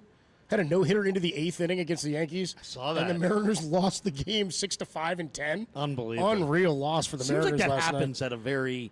It seems like it happens more than statistically it should. Well, you put a runner on second base, crap like that will happen. Yeah, That's basically what happens, why they lost the game. The home run derby lineup is set. worst home run derby field since? We'll talk about it next. 808 KNBR, the number to call. Dirty Work rolls on with Larry Kruger on the patio on the Sports Leader. I've said some stuff that, I should not have said. Livermore, shout out to you for supporting KNBR, Livermore's sports leader.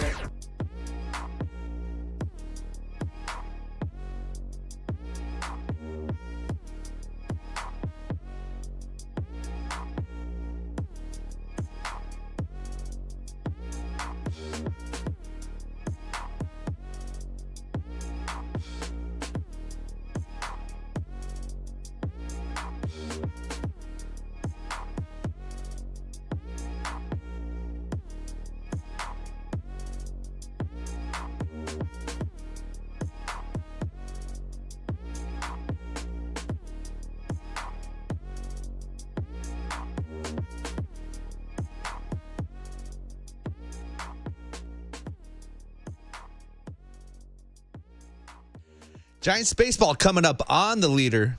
Logan Webb takes the mound against the Dodgers and Dustin May. First pitch 7:15 with pregame starting up at 6:15 with this date in Giants history.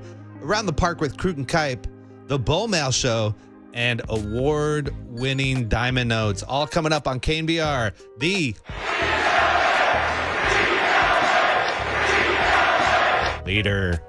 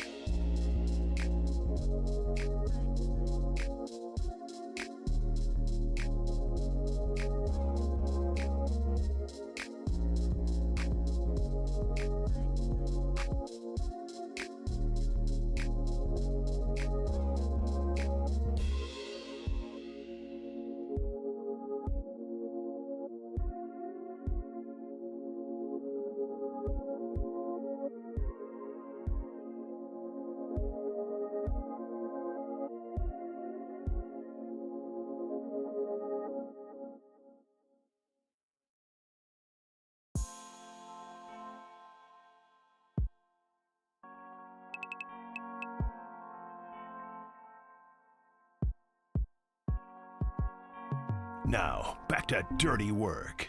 Adam Copeland and Derek Papa on KNBR 104.5 and 680 AM, the sports leader. Dirty Work rolls on a Friday afternoon. Adam Copeland, Larry Kruger, Tim Webb hanging out with you on the patio of 58 Social right outside of Oracle Park. We'll get into a little Niner stuff in just a little bit. It can't go 4 hours with Larry and not get into Niner ball. Got to get some takes from you. But Let's do it. We are talking some Giants in the All-Star game. So Robbie Ray's going to pitch on Sunday. I guess I didn't realize the rule had officially changed for pitchers in the All-Star game, because it used to be if you threw on the Sunday or like within a certain number of days before the game, maybe it was Saturday even, you were ineligible to pitch in the game. And apparently now the rule is it's up to the team and the player. Which is, I don't know that there would ever be a major disconnect. Yeah, I mean, if there was somebody who wants to pitch. If your team's out of it maybe and they're like, we don't want you to throw, and you're like, well, screw you, dude. We're out of it, and I'm the best player on the team. I'd like to throw. Yeah. That would probably be the Is outlier. Robbie Ray still going? I don't know. I would imagine so. I know Susan Slusser said he was a little bit bummed because I don't think he got to pitch in the game the only other time he was an All-Star as well with Arizona. Right. Or maybe it was at Arizona. Did he win the side with Arizona? Yeah. But he won it with Toronto. I think he won the side. Yeah. That's. It was Toronto. Might have been Toronto. Yeah. Might have been Toronto. Anyway, so I don't know if he's going to go, but the Giants were lobbying to have Tyler Rogers replace him. Which would be great. But he's not going to be the guy, yeah. Instead, they're going with Peterson. They're going with Peterson. Max Fried also replaced on the AL side, but by his teammate, Carlos Rodon, who's going to make it.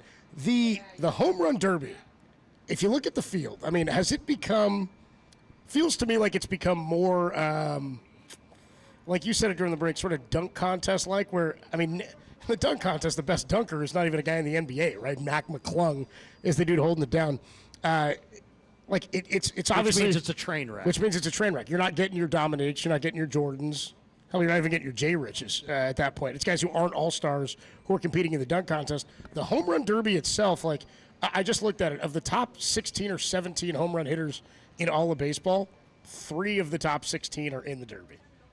Now, Cal Raleigh's number 1. He's having an unreal season. And why is he not in it? He isn't it. Cal Raleigh's in it. Cal Raleigh isn't it. I didn't see that. I saw Acuna. I'll give you the full field here. Byron Buxton, Brent Rooker. So it's Acuna, Byron Buxton. Yeah, I'll give you their home run totals as well, because here's where we're at. Acuna's got 11, and it's in Atlanta, so they want to brave in it. Yeah. By the way, he didn't debut until May 23rd, and he's got 11. So pretty good. I think he homered his first at bat. He's a superstar. He's a superstar. This all-star thing is for him. Yeah. Acuna is going to be in it. Cal Raleigh's leading all of Major League Baseball. More home runs than any switch hitter ever before the All-Star game. You're like, Mickey Mantle didn't have this many home runs? No, never. 36 bombs. To put it in perspective, Barry had 39 in 01 at the break.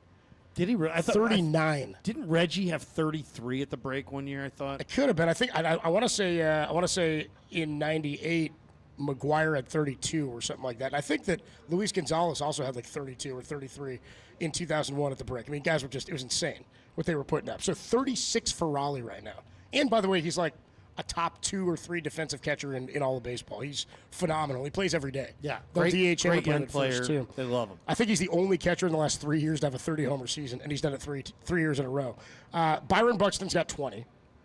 And I don't really think of him as a pure home run hitter. Really. No, he's a speed power guy, gap guy as well, base stealer. Junior Caminero, who's a young stud, made the All-Star team, plays for the Rays. He's got 22. I think of him as a kind of like an awesome line drive hitter. Yeah.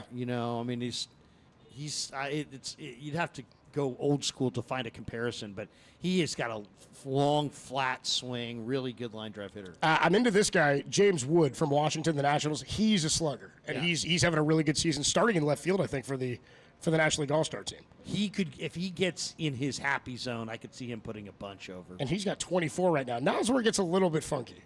O'Neal Cruz is in it.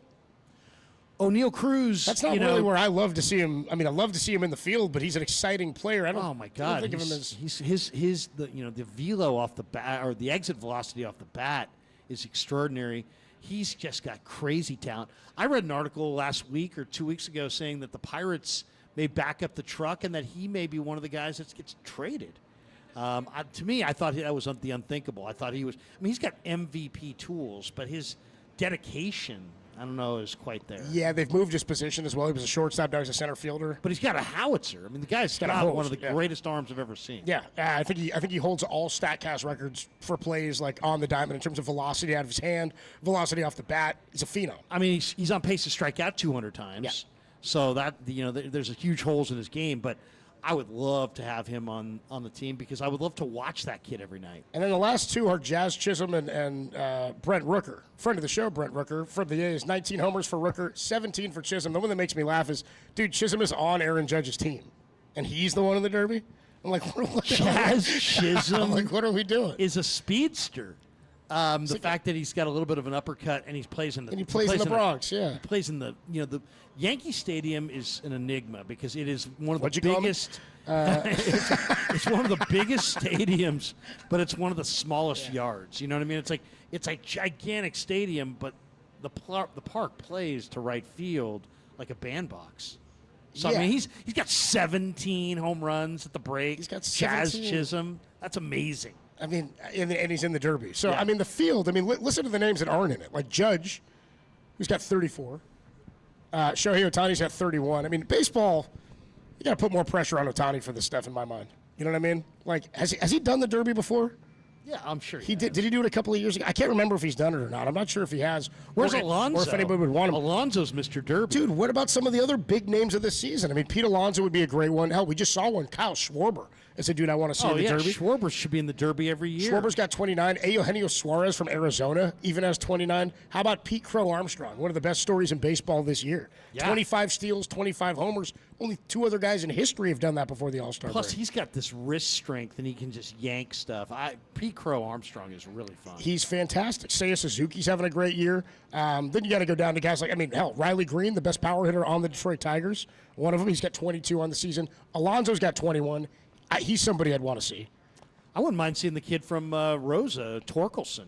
Torkelson's got 21. He could be in it for Detroit, another big slugger there. Hell, Taylor Ward for the Angels. Buxton is not. Now we're getting down into sort of like the middle of the pack here. But of the top, hell, Ailey De La Cruz is a guy I'd want to see. You know what I mean? Like, there are phenom players and superstar talent that baseball's not putting on the field or can't get guys to agree to do it. You know, with Atani, considering they made a rule for him that exists only for him, that when he pitches like he will tomorrow, the Dodgers have the luxury of saying, not only will he pitch and we don't need to take up a pitcher roster spot, so we get the benefit of an extra pitcher, but when he comes out of the game as a pitcher, he doesn't have to leave the game as a DH.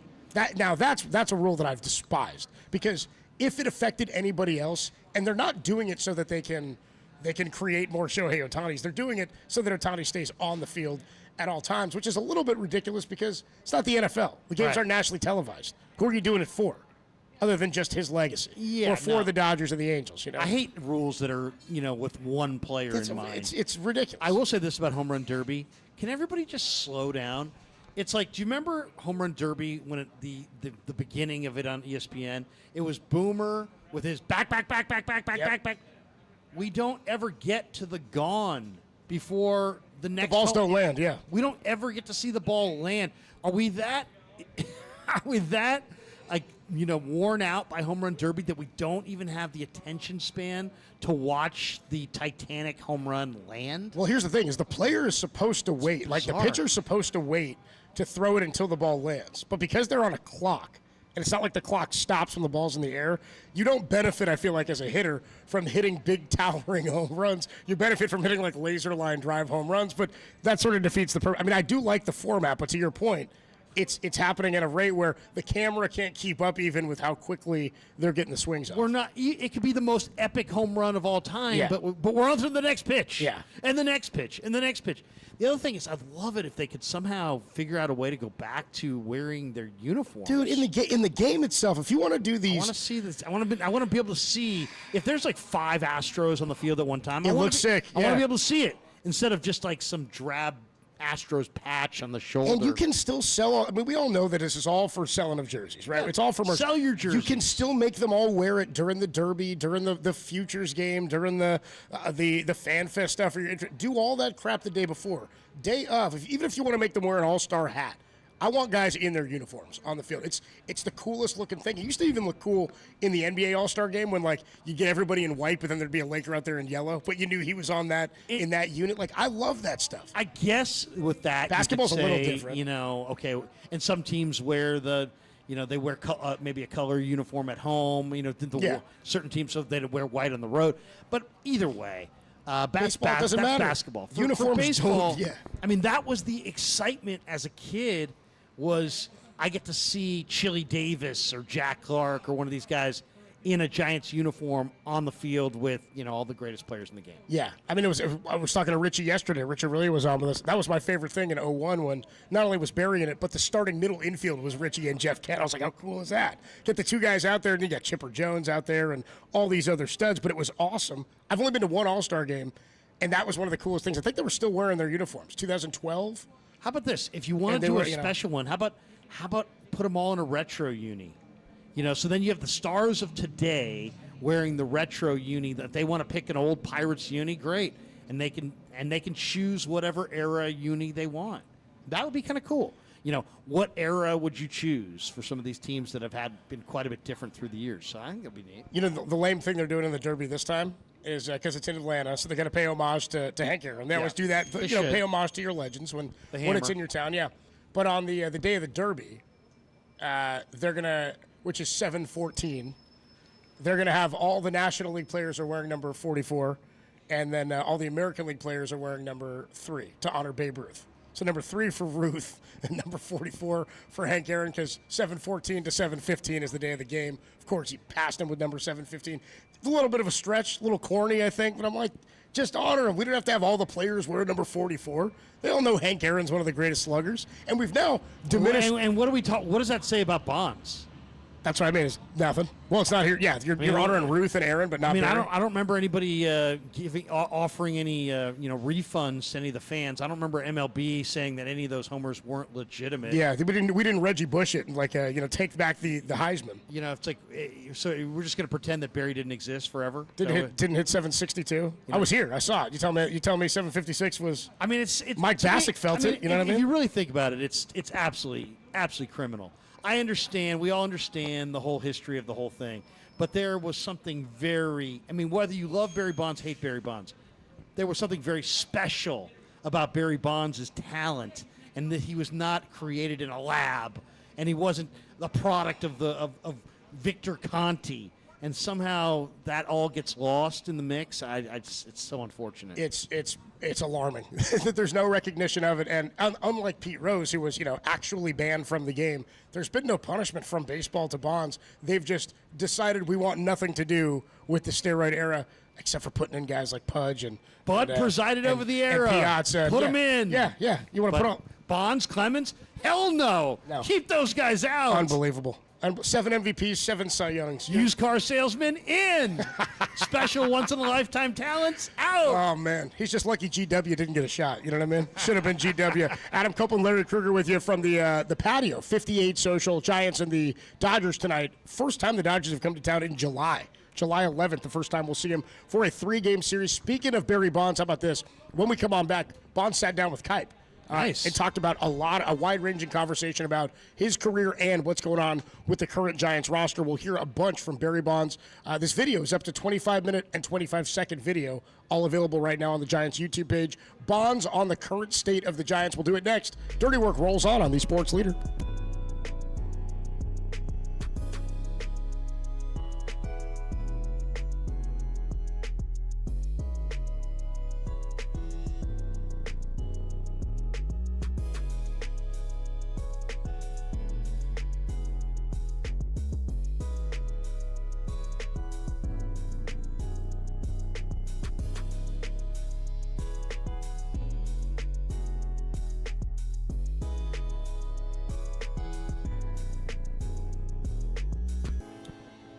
Hey, what's going on, everybody? Adam Copeland here. My good friend Steve Moskowitz is hanging out on the line. Steve, one of the biggest concerns, I think, in getting to know you and talking about taxes that people have is when they get a tax bill and they can't pay their taxes. What do people do if they can't pay their taxes?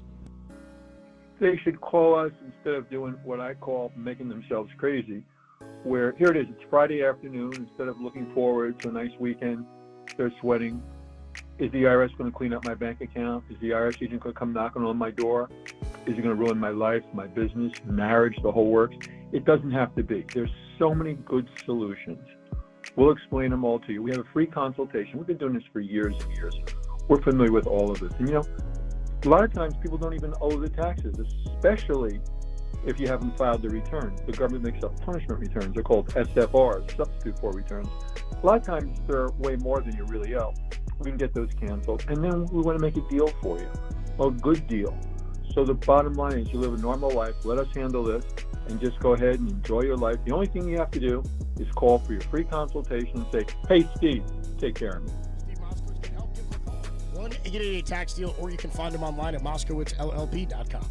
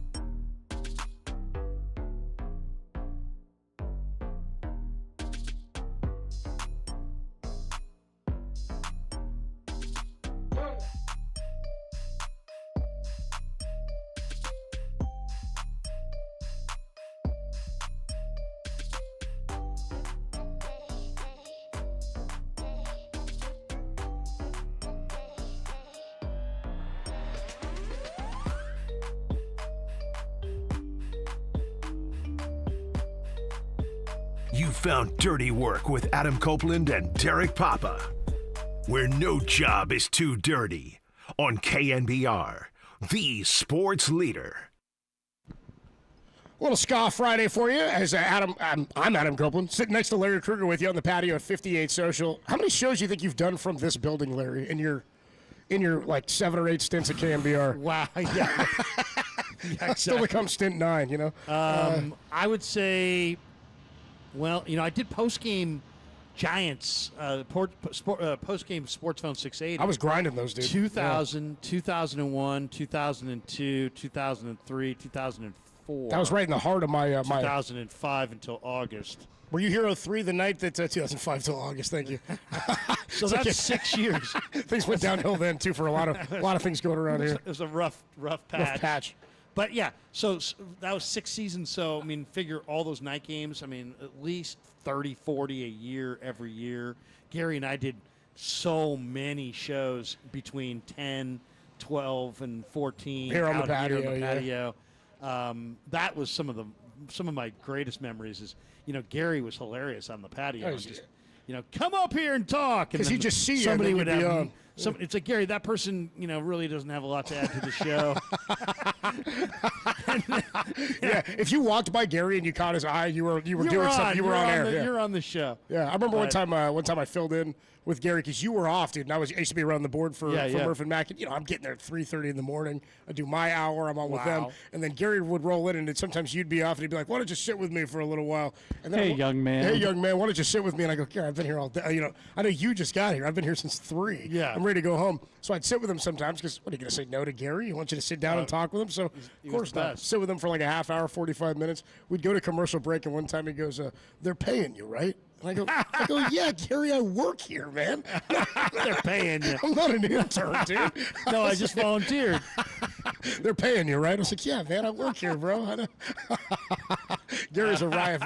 Man, we were talking about it yesterday because Tim's so much history at the leader. And obviously you go way back here, but that's when I was listening to you. I always think about the 03 game where they go wire to wire. They clinched the division that night. Did you do a post game from the bunker that night? Yes, they beat the D-backs. They won 100. They won 100 plus 100 games, and they never fell out of first. And it was like September 17th or something. They clinched. Can't even remember who they beat. Might have been the Padres or something. But the Giants finished the game, and they needed help to officially clinch. Magic number became 1, and it was like they needed whether it was a Dodgers or a D-backs loss. They threw it up on the screen, and all the fans stayed. All the players like hung out in front of the dugout to watch the end of the game. And then because they were like in the 9th, we might have been rooting for the Dodgers to beat the D-backs. Could have been vice versa, but it was funny to watch that final out and then celebrate the division win. And of course, don't want to see the Marlins in the playoffs if you're the Giants, but that was a hell of a year. When the Giants first opened this park, 2000, they clinched the division in 2000. They had a huge party, private players only, Giants only party. But we had been doing the show from inside the restaurant, and I think I had Sabes on at like 2 o'clock in the morning. Yeah, I mean it was late. I remember them just saying, "Hey, just keep going, just keep going." I'm like, "It's after 1 o'clock in the morning." He's like, "Is the place still going?" I'm like, "Yeah, the place is packed." He's like, "Yeah, keep going." So some of those shows I think were probably the best memories. We remember in 2010 when Marty was lobbying to do an all-night show. Yeah, I want to talk until the sun comes up. 24 hours of me. We're talking Fontenot at 3rd, 808 KNBR. He was going to have me produce that, by the way. Raph, you were going to produce that Oh, my show? God. I was like, don't do this, Marty. And that was Marty's first year doing Giants. He came over from he and Raph came over from the A's, and they were going to go all night. I think somebody, Hammer's like, you can't do that, man. We can't go all night. I'll tell you the one other one I do remember is I was here the night Ishikawa hit the ball into the arcade. Yeah. And I wanted to do an interview with him because we were going to get him on the next morning on KNBR, and I'm like, go to his locker after the game. I mean, there's 7,000 people there, right?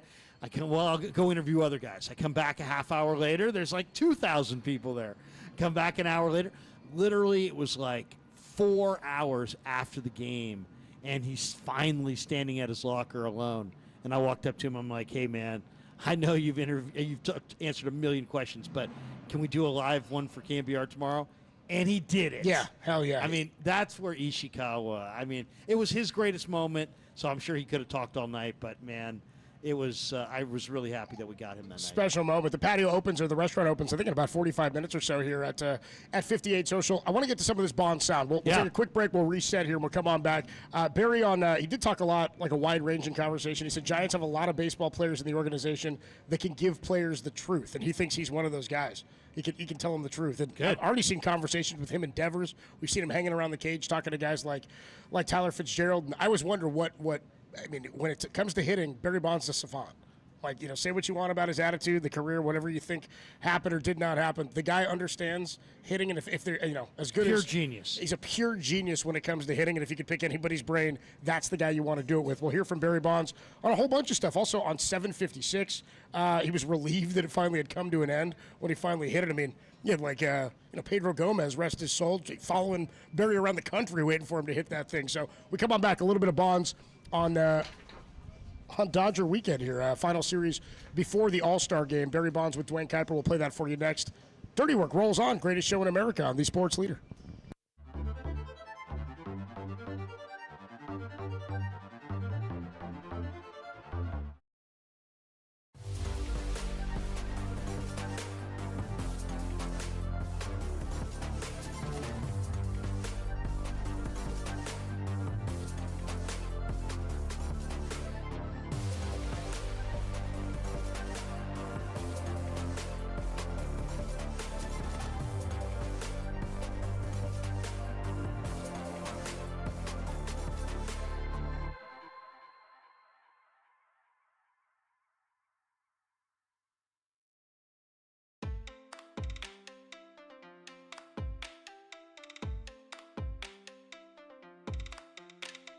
Mike Krukow joined the morning crew this morning to break down the Giants-Dodgers rivalry. Can the Giants beat LA and steal a weekend series against a slumping Dodgers team? You can hear that interview and all the podcasts on the podcast page at KNBR.com and the KNBR app.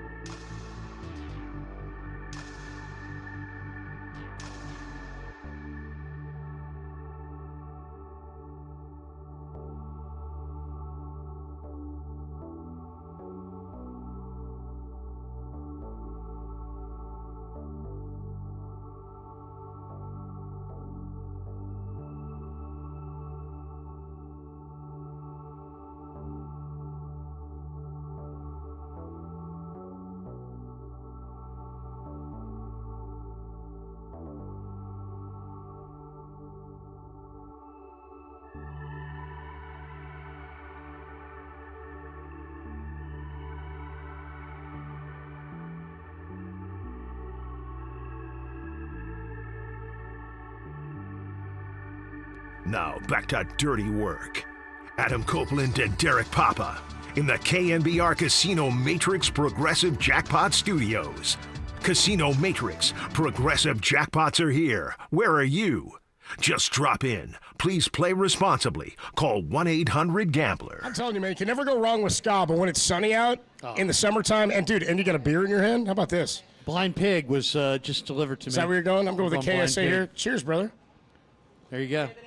If you're a Papa, you'd be like Greg Papa. I'd like a bloody is what I'd like. Give me a bloody. That's he's big on bloodies when he's on the patio. Do you have any celery? You know.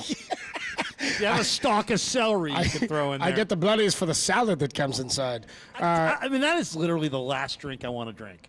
Tomato juice with a bunch of alcohol in it. It's vodka. Vegetables. I mean, it's vodka and tomato, right? Yeah, I mean, that just does not sound good. I mean, I don't mind them, but I feel like it's only done because people think it's an acceptable drink to have in the morning because there's tomato juice in it. I'm like, just have a. I have a Greyhound. Good Greyhound vodka. Little grapefruit juice. Yeah, a little grapefruit vodka, grapefruit. It's a breakfast of champions. You know what I'm big on, especially like if I'm like going up to Clear Lake next week, and if I'm doing something like that, Marcus and I are gonna go up there. Love waking up and having a cup of coffee, and then like 9, it's already like 90 degrees. You have a beer mosa.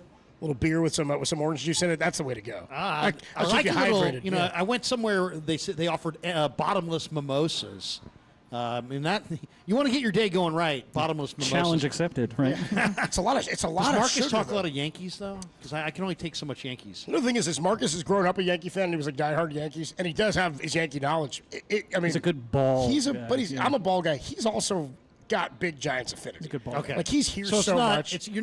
You're not sitting there and all of a sudden it's Glaber Torres wants stories or something. Yeah, dude. I mean, like, that's the thing, too, is he's a little bit younger than me, so, like, my Yankee hatred started before he was even probably online as a baseball fan. He's like, not walking around talking up Carlos Rodon. No, dude, no. He's not. He's throwing Sterling Hitchcock, like, middle relief news at me, you know? Tom Gordon. Ramiro I Mendoza. was going to say, I couldn't agree more with you about the bloodies. I don't need a salad. I'm looking for a drink. Yeah, right. Seriously. Yeah, I could go some early 2000s Yanks talks with him, though. Talk about Adam Kennedy ripping him in 2002, you know? Yeah. A couple of homers in the DS to get him out of there, but that's a good way to get the day going, a beer mosa. Because then you can, the mimosa gets me too much when it's bottomless because there's so much sugar in the champagne or in the bubbles. You know what I mean? I was at Costco a few weeks ago, and they just sell it as a whole thing. You can just, you get the Pre-made? mix, the pre-made mimosas. Yeah. You know what? And I Because thought it was so much work before. exactly. If it's more than one step, you're it's lazy not when me. you're buying pre-mixed basic Come on, drinks. dude, yeah. But I mean, I thought it was going to be, bad, but it was pretty good. It was Yeah, actually pretty good. pretty good. By the way, Giants baseball 6:15 pregame, a 7:15 first pitch for the Giants and the Dodgers. Logan Webb against Dustin May. Would you like a lineup while we're here? Game of the year. Game of the year. This is a big one. I mean, it really is. I know it's one of 162 and the whole deal, but LA's lost 6 in a row. They're kind of reeling. You reset your rotation. You got your ace going. The place is going to be packed. The All-Star break's looming. You're trying to send a message. I think it's a big game. And Logan Webb carved him on the Friday night game at Dodger Stadium. Logan looks fantastic. It's the best he's ever been. Oh, absolutely. Strikeout numbers are up, the highest rate of his career. Still getting the ground balls. But he's pitching. And He's using all of his pitches. He's going deep into games. That cutter that he started throwing a whole bunch is phenomenal. What do you got on the lineup, Tim? Yeah, Yaz is going to lead off in right field, followed by Ramos in left. Devers is at DH, followed by Chapman in the cleanup. Adames is at shortstop, followed by Lee, Schmidt, Smith at first base, and Bailey hitting ninth. Okay. They got to get so Lee again, going. Yaz, Ramos, Devers, Chapman, Adames, Lee, Schmidt, Smith, Bailey. That's one where I was talking to somebody about this last night. When he's going, he's one of the most exciting players on the team to watch. Well, and we saw that for the You first. can hit him up top too, because he can run, and you just become so much more dynamic. We're seeing his defense, by the way. I mean, he's the ball's hit towards center field. His tracking of balls, I feel like, is really, really good. He has a great arm. Almost threw a guy out at third base the other day. But I what think are we you have to seeing remember at the plate though? Because he's a guy who's got a line drive bat. You think he's going to hit 280, 290. Yep. They're challenging him. It seems like right down the middle with hard stuff, and they're blowing up his bat, and he's just hitting kind of lazy fly balls to the opposite field. He doesn't strike out a ton still. He still doesn't swing and miss a ton. I wonder if he's seeing too many pitches. I wonder if he needs to jump on pitches earlier in some at bats. I don't know what the adjustment has been to him, but we have to remember too, he's still not played 160 games. He's played about 110, right, or 120. He played like 30-something games last year. It's effectively a rookie season for him, right? And because of the way he started, 320 over March and April, with like an 850 or a 900 OPS. I was thinking, boy, if this is who this guy is, and even maybe a little less than this, they'll be phenomenal. But it's getting tough with him in the middle of the lineup and his inability to put the ball in play with hard contact, is your point. You know, it's funny because you're kind of saying that you think he's passive. I kind of think he looks uncomfortable in the moment and looks like he wants to get out of there. Like, there's been times where he just, takes a big hack on the first pitch or the second pitch, and it's like when you have as good a hand-eye coordination as he does and you can use the whole field, you should not fear two-strike counts. No. And if anything, it seems like he should be a guy that sees lots of pitches. But I mean, you are who you are, right? You got to be who you are naturally. I love the way he plays center field. When he's going good, he looks like a big-time guy. They're paying him like a big-time guy. Now, I know I always bring that up. People always get mad at me for that. But you're paying him $19 million a year. And when you're, to me, I have expectations when you're paying somebody $19 million a year that they're going to be, I mean, he's not a 20 home run guy. He's not a 20 steal guy. So he's got to be like 280 and really good D in center. Is that fair? I think that's fair. I mean, that's kind of what I was looking for. I thought 275, 280 hitter, and if he hits anything better than that, I mean, he was a bat-to-ball contact guy. Right. I was looking for 30 doubles. That's where I thought the power was. I thought maybe he was at a 50 double pace going early. I mean, early in the year, he was leading the league in extra base hits for the first month of the season. He was hitting doubles and triples. That's kind of where I was, and I thought that was the perfect type of player to go and try to sign, if in fact that's who he is, because Chapman's that type of player too. He's not a big towering home run guy. Hits for power, but hits a lot of doubles. Willie Adames was sort of a towering fly ball home run guy when he was in Milwaukee, but I was looking for more doubles and gap power from him coming to this ballpark too, because it's just hard to hit. If you're a 35, 40 homer guy, it's going to die off when you come to San Francisco. I thought this is the perfect guy. You want a bat-to-ball contact, a great defender, a guy who's going to hit doubles and drive in runs, and I thought batting him third early in the year was an interesting move. They didn't really have a true three hitter, I guess, but he's a guy who I thought legit was going to be the leadoff hitter for the next 5 years. What do you think of Ramon Laureano? Love him. One of my favorite players ever. We had Susan Slusser on. I asked her about him. He's in Baltimore, right? He's in Baltimore. I think he's hitting like 270, but he's got like a 340, 350 on base. He can play right. He can play center. We know he's got an arm. I mean, he's got an incredible arm. I'm just thinking, is it possible they got to limit the ABs? Maybe Jung Hoo's getting worn down a little bit. I mean, I think the other thing that has to be stated, and I know people don't want to talk about this, but KBO ain't the big leagues, man. It ain't. It's just not. It's just not. I mean, so just remember that next time you go spending big money in the KBO. Sung Bum Na can't do it in the big leagues. Okay, yeah. You know what I mean? And it's a classic crew classic, dude. Sung Bum Na. He can't do it in the big leagues. But when we did the Korean baseball update, you were all about Sung Bum Na. When we were doing that during COVID, during COVID, dude, when we were all locked in. Who was your team back then? Because we all during COVID, it was the only thing going on. So each show had their own team, and I was all in on the Kiwoom Heroes. Those were my guys. I thought that was Was I a Doosan Bears Doosan Bears, I think you were the Bears, dude. I forget exactly who I was. No, I was an SK Wyvern. Yeah, I was an SK Wyvern. I don't have the jersey or anything, but I was a big fan of their mediocre talent. Yeah, dude, that was good. We watched that religiously, man. We were so desperate. There was nothing, and I was showing up to do shows. Eddie Murphy. That's a good cracker. That's a good cracker. That's all we had. That's all we had. I started watching NASCAR, dude. I was like into NASCAR for a couple weeks, getting action. I mean, I think my wife might have got into like MMA back then. It's the only thing they were doing in the Apex. They were doing the small rings, right? They had all the knockouts because they were playing or fighting in a smaller ring. By the way, just to the point I was making about his first pitch swinging, when he is aggressive, when he swings at the first pitch of an at bat, Jung Hoo Lee is hitting 310 with an OPS of 752. Maybe that's why he's swinging. When he takes the first pitch of an at bat, which he's done in, by the way, 248 at bats, he's taken the first pitch of an at bat, 222 with a 688.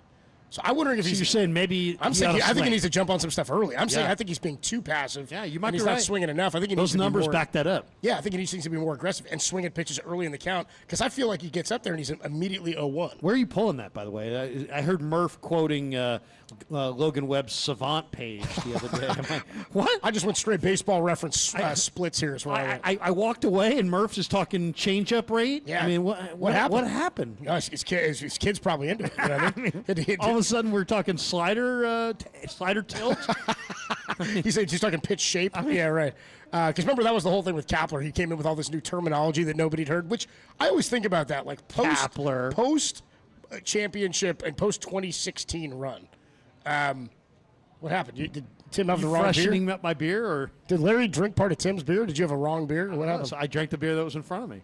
Larry's more of a pale ale guy like Sierra, so I ordered him a blind pig, but I believe he was drinking the Kolsch. That one is the blind pig. You know, and can you tell the difference? I mean, I don't know, dude. The Like, lighting. I mean, look at that. Do we have the same beer? If Tim could tell the difference in that's an unbelievable. Tim, are you accurate on this? I mean, they are different glasses too. An unbelievable. Tim's testing, swishing around. What do you got there, Tim? What's your palate tell you?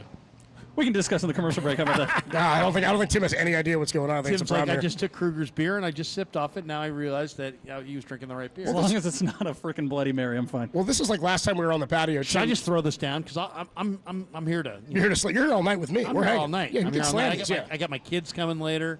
Yeah, we got Marcus Thompson and Alex Pavlovic. We'll be good. Oh yeah, we'll be good. Look, you swapping them back now? Oh, look at that. Stop it, now Tim. I gotta have it back. Now you got to drink a glass that Tim took a sip out of. Tim and I are like that. Tim, what's the matter with you, man? What's happening? I've played me and trivia Crew go before. way back, so we're fine. I've answered trivia questions. I can hang with Tim taking a pull off my beer. Let's get to some of this Barry Bonds that we've been teasing for like an hour. Barry Bonds sat down with Dwayne Kuiper and the Giants. I thought you made that up. No, Actually. yeah, I was like, I just gotta keep saying it until somebody asked for it. Bonds sat down with Kuiper because it's Barry Bonds' bobblehead day tomorrow. They did a full 25-minute, 25-second video. It's on the Giants YouTube channel. You can check it out. It's a wide-ranging conversation. They talk about a lot of the historic calls and moments. Nice quaff, dude. Well done. I'm gonna get that in during this next Bonds cut here. Thank you. I'm gonna hammer one here too. Thank you, everybody. Yeah. Reminds me, let's get the audio of Greg Papa choking on the mushroom candy bar. If we can pull that up at some point too, Raph. They're going crazy on the patio. Go ahead, John. Can't get it down. Here's Barry talking to Dwayne Kuiper on how the Giants have a lot of baseball players in the organization. He's talking about guys like himself. I imagine Ishikawa, dude, you were talking about. Players like that. They can give players the truth when they need to hear it. Here's Barry talking to Kuiper. The best thing that we have here now that has made me want to be here more than anything is that we have you, we got Kruk, we got Bob as a manager, we got Matt, we got Pat, we got Tiny, we got Will the Thrill, and you got Buster Posey. Sorry, I forgot about Buster because he's upstairs. We have ex-baseball players here around every one of these players that can actually give them the truth. It's an interesting point. Sounds like he's attacking the previous regime. The previous regime. The Farhan, Gabe, college coaches. It's like, yeah, but do you have any players that can tell you where to get a good hamburger? I will say this: in fairness to the last regime, I did an interview during the pandemic with Rod and Tom with Brandon Crawford, and Brandon Crawford told us that the intel, the information that the Giants organization was getting, this was back in 2021 when they won 107 games, was superior to the intel and info that he had been given in previous years. So before we just tear down the whole regime and be like, they're a bunch of non-baseball players and this and that, and they're not big leaguers, I understand exactly what Barry's saying, and I'm with Barry. But there is some value. The analytics era is here, and it's always going to be a blend. And I just think that sometimes the last regime got painted with too broad of a stroke, too negatively. I totally agree with you, and it'll be interesting. I do when we talk to Alex Pavlovic later, who's got his a new book out. It's called The Franchise History of the San Francisco Giants. But he talks in the book. There's a couple excerpts that are out there. We'll get into it later about the Giants going after guys like Bryce Harper, going after Shohei Atani, and what they did to try to land these players. And I think that a lot of times we felt this way about Bobby Evans too. You know what I mean? When he took over at GM, we thought, oh man, they swung and missed, and they went and they got Andrew McCutchen and Evan Longoria, and he was looking to extend They wanted window. Greinke. Instead, they got Samardzija and Cueto. They wanted other players, and so you forget sometimes the dominoes that have to fall. Like Zito wasn't the first guy they went after in 2007. Do you remember them trying to go after? And I was pissed they didn't land him. I thought Zito was. Maybe he was pitching wise, but do you remember they tried to land Carlos Lee? Yeah. And then he signed with Houston because he had a ranch out in Houston, El Caballo. Yeah. Then they tried to go. I loved him, man. So did I. He was a hitter, I man. wanted that dude from the White Sox. He and He was Maglio such a hitter. in the middle of that lineup. But then do you remember the next guy? They tried, Maglio or Donez. I think they made a run at Alfonso Soriano, who then signed with the Cubs. I always thought that was one of my favorite names of all time. Maglio or Donez. Remember their chant? Great name. Oh, Maglio. He hit that walk-off slam off of Houston Street. Oh, he was to awesome. sweep the A's He in was a 06. really good right-handed hitter. Anyway, there's all these players just swing and miss on. I want to say they went after a few other guys before they even got Aaron Rowan. I think Gary Matthews Jr. was in the mix at one point of a dude they tried to sign. Anyway, there's handfuls of players they go after and they miss on them, and so you end up with somebody else. They've been missing on guys going back to Rod Carew in the beginning of free agency, way back. And Barry's really the only guy they've ever landed. And he had history. And Barry had motivation to be here. He wanted to be here. Right. He basically, I don't know if they landed him or he landed them.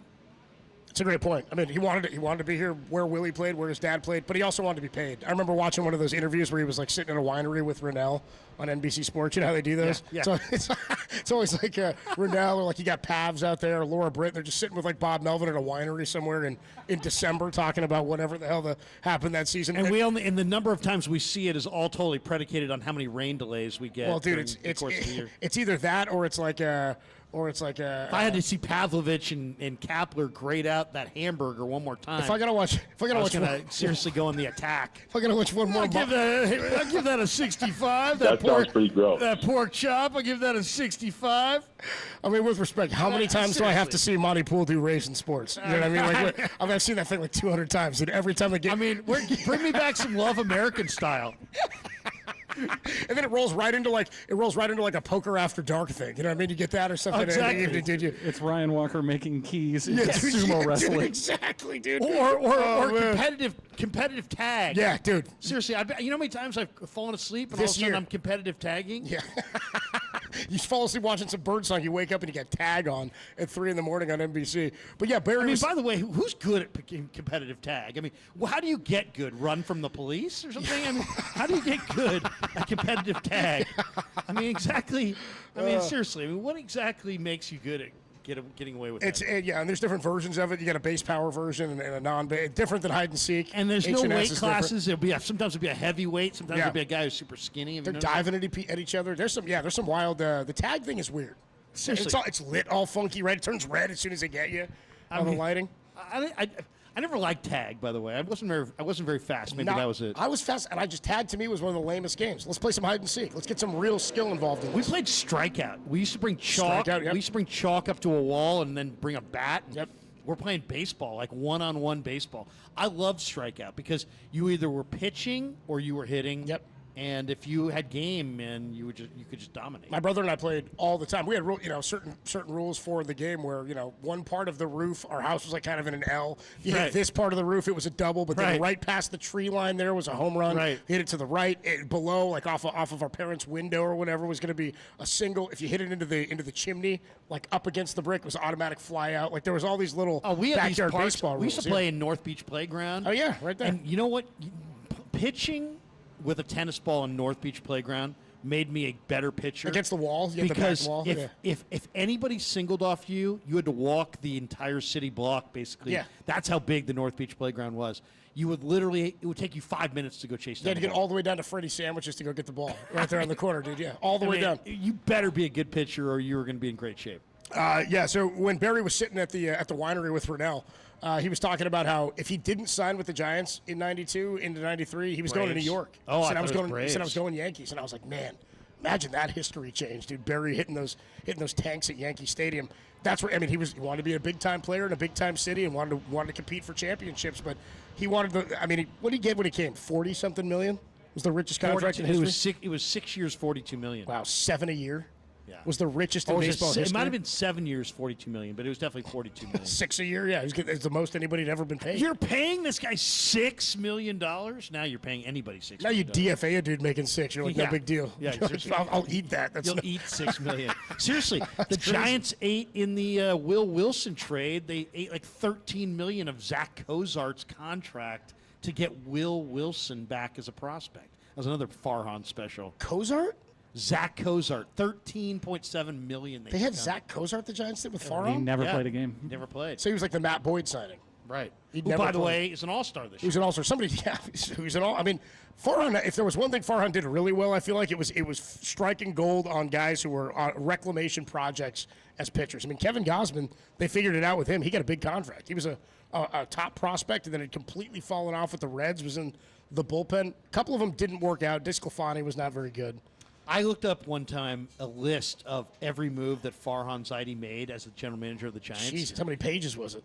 Dude, he acquired and traded more no-names than anybody in the history, than every other Giants general manager in the history of the organization. I mean, go look at the list. The list is filled with absolute nobodies. Did you remember when they got Alex Dickerson? I remember saying this to Murph one time. I said, I'll never forget what toilet I was sitting on when I heard they traded Franklin Van Gerp for Alex Dickerson or whoever it was. Franklin Van Gerp. Van Gerp. He used to burp right before every at-bat. We called him Van Burp. I mean, because you're right. Remember, what was his name? Altair? There was a guy who used to be a Philly. Aaron Altair. He had who one looked amazing. Looked he was like- like 6'6". really good in the for unit. Phillies. Yeah, I mean, he looked the part. Giants grabbed him one at bat and was gone. I was like, imagine being in that clubhouse. And this guy flies in. He's there for a day in Atlanta. You play a game, and then he's out. Like every day, it was like that. You didn't. I mean, Every day. It cannot be overstated. What about the third baseman? Remember the third baseman they had that they kept moving around? Which What one? was his J.D. name? Davis? No, he just signed to play in. Is he playing in Japan now? Maybe he was with the A's for a minute. At Elk Grove, I want to say. No, who's the other third baseman that they signed and they kept moving him around? They've had him a million times. I can't Vosberg. Was there a Oh, Vos? Jason Vossler. Vosler. He was on the Vosler. he was on the 01 or the 2021 team. Yeah, There was a Vosler. he was a in there. left-handed bat, dude. How about I mean, there was just all a lot of kinds of a lot of dudes. random guys. Dixon Machado for Yeah. like 24 hours. They didn't have They depth. got rid of Curvin Castro Yeah. to Third create heat. room for Dixon Machado. I mean, it was just a parade of nothingness. Yeah. And so again, when Buster comes in and wants to establish stability, I'm about that. And I Yeah, think that's me kind of where Barry's going to is there's not a lot of there's more structure to it in that you can buy into the stability of the players. Also, Barry played with some of these guys, right? I mean, Barry was a teammate of Matt Williams and a teammate of Will Clark and understands what it takes, obviously, to be an everyday player. But there was some wanting to distance himself, I think, Farhan's regime from the previous regime, which I get, is that you're not looking to repeat and keep everything going that you just had. There also needed to be a move into the analytics era, which is the point you were making, where we came up for air after 2016. I'll never forget this. You know, I'm a diehard baseball fan. My favorite thing, I'm into it. But when the Giants got eliminated in 2016, and then you looked around the game and how things were changing and where they were looking at stats, that was one of the years, too, around that time, a little bit before that, was when there was a big debate about who should be the MVP, Mike Trout or Miguel Cabrera. It might have been like 2012 or 13. And all the old school guys were like, Miguel Cabrera is a Triple Crown winner. You've got to give it to him. And all the new age fans and experts were saying, there's no question it's Mike Trout based on the analytics. And so there was sort of a divide there. And that was the first time I think I really became aware that, like, people are viewing baseball in a different way. When you looked at where the Giants were after 16, they were worlds behind the rest of the game because they'd had so much success that they were still latched on to the old school way of thinking in the way that they had gone about winning championships. So when I fight it myself. I put Same. more importance into batting average than I do in OPS. And I've made the switch where I'm more OPS than I am batting average, but I hate seeing a low batting average. You know what I mean? Like, it's great that you got an 800 OPS, but does it have to be 212? Yeah. Do we have to hit 212? You can have a 950 OPS if you learn to put the ball in play more. So when Crawford says something like that, where I'm a big BABIP guy. Yeah, same. I'm just joking. I am big on BABIP. I'm just joking. We're on FIP. I'm on FIP. I don't even talk FIP. You don't even talk I don't FIP. I can't go FIP. But when Crawford says, I had more information available to me in 21 than I did in the previous years, that plays and that tracks to me. Yeah. But I do think they had to make the shift to this era, and whether or not Farhan was the guy, clearly he wasn't. They had to shift into this generation at some point in order to find success now. So no question. I'm not, we'll talk more about this because, we talk about the trade Buster just made for Devers. Do you remember when Farhan got the Marlins to agree to a trade for Giancarlo Stanton and then he said no? They were going to give up Andrew Suarez and Denard Span. Not a joke. And people hate Farhan. And I get it. There wasn't great levels of success. And it was a frustrating and boring brand of baseball to watch. but he didn't land a player that he got the team to agree to a trade with, and he was going to fleece the hell out of them. And by the way, they were going to send $40 million, the Marlins, and Giancarlo Stanton, and they were going to get in return literally like another minor leaguer, Andrew Suarez and Denard Span. It was nothing. Here's the big question, I think, going forward, too. Are the Giants going to be big players for Kyle Tucker? We can talk about that at some point. But Tucker, to me, is the guy that I think they could go after this offseason.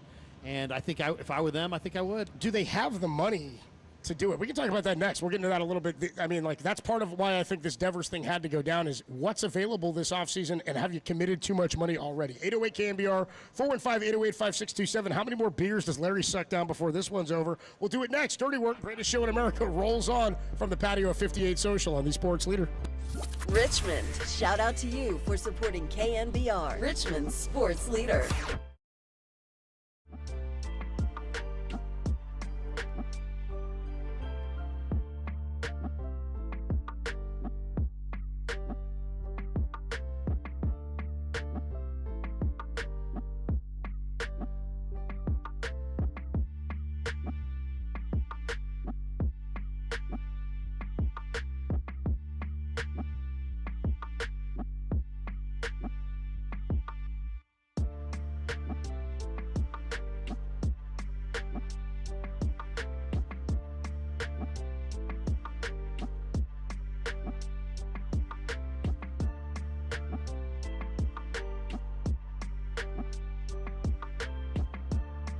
There's still time to join Dirty Work at 58 Social. Have a beer with Larry Kruger, Copes, and Timmy Turtles. We're good? Yep. For you want a beer?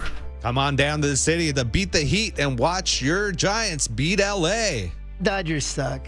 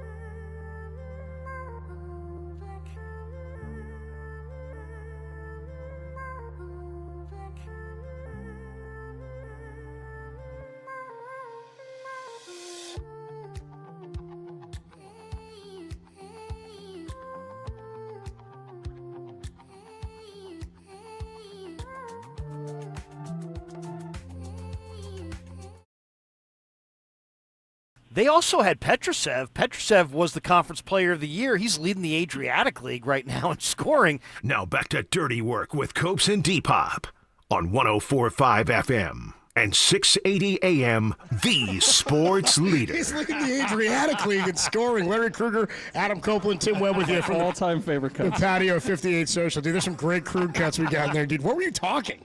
They got Petrusev leading the Adriatic League in scoring. That's the most prime Larry Kruger comment I've ever heard. I literally I saw that.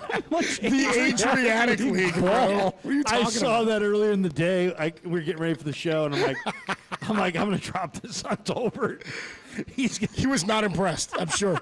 I'm sure it was like, who the hell are you talking about, dude? I think his question to you is, how many teams do you know in the Adriatic League? Yeah, exactly.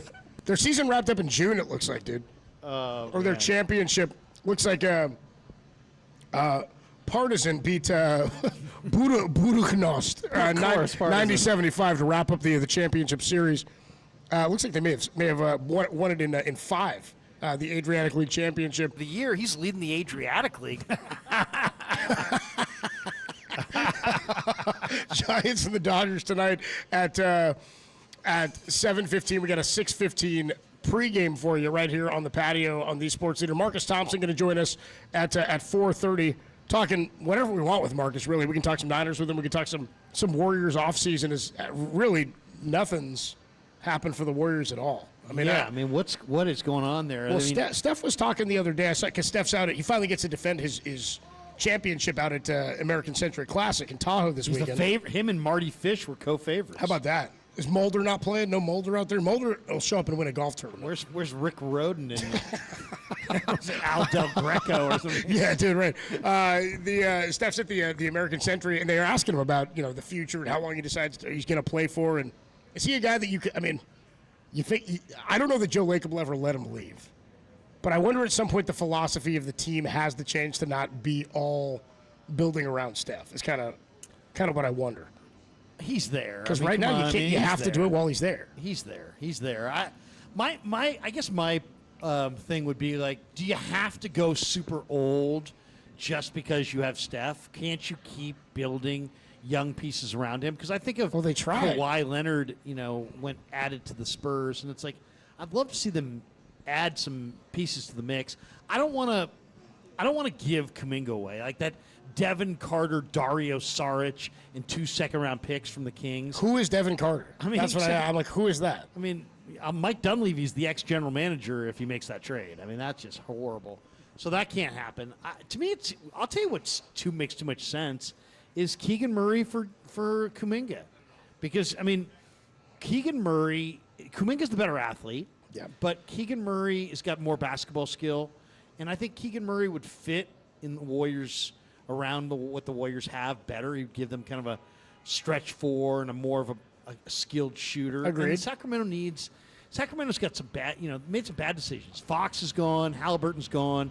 They need, with this kid, Nick Collins, they just took from Colorado State. That kid's small, isn't he? He's like 6'6". Is he that big? No, yeah, he's 6'6". Nick Clifford, I should say. They need to get downhill and dunk and run, and Kuminga would be perfect for Sacramento, but they're not getting him for nothing. So, yeah, I mean, and the longer this Horford thing goes, the more, and we talked about it yesterday, Tim, the longer that Horford, I hate things like this where, the Warriors want this guy, and this guy's like, all right, if I decide I'll play, I guess I'll come. But I'm like, that's not the dude, that's not the guy I need or want.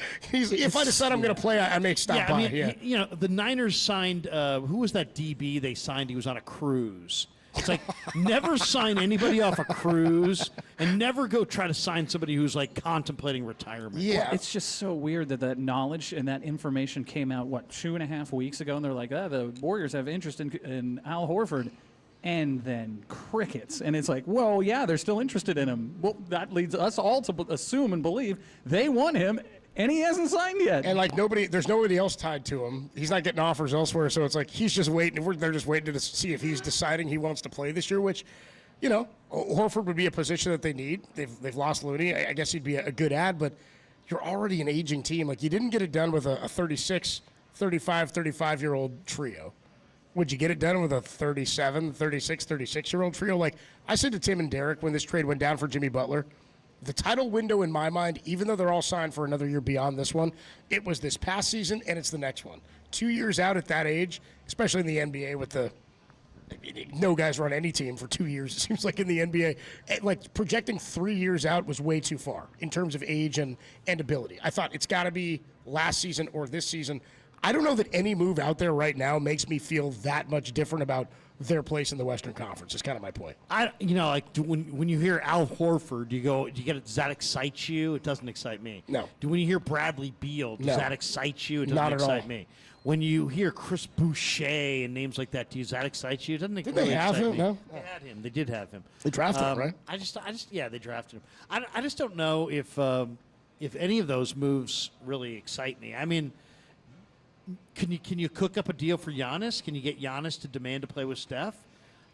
If you could, man, that would be interesting. The difference in the Kawhi situation that you just brought up, and I mean that's obviously the dream scenario in the Spurs. I mean, nobody can make Kawhi Leonard happy, but that's a situation you dream of. The difference is that when Kawhi was there, and you'd already had your big three with Parker and Ginobili and Tim Duncan, the same as when Duncan showed up with Robinson, and Robinson was the superstar prior to that. Kawhi was the best player.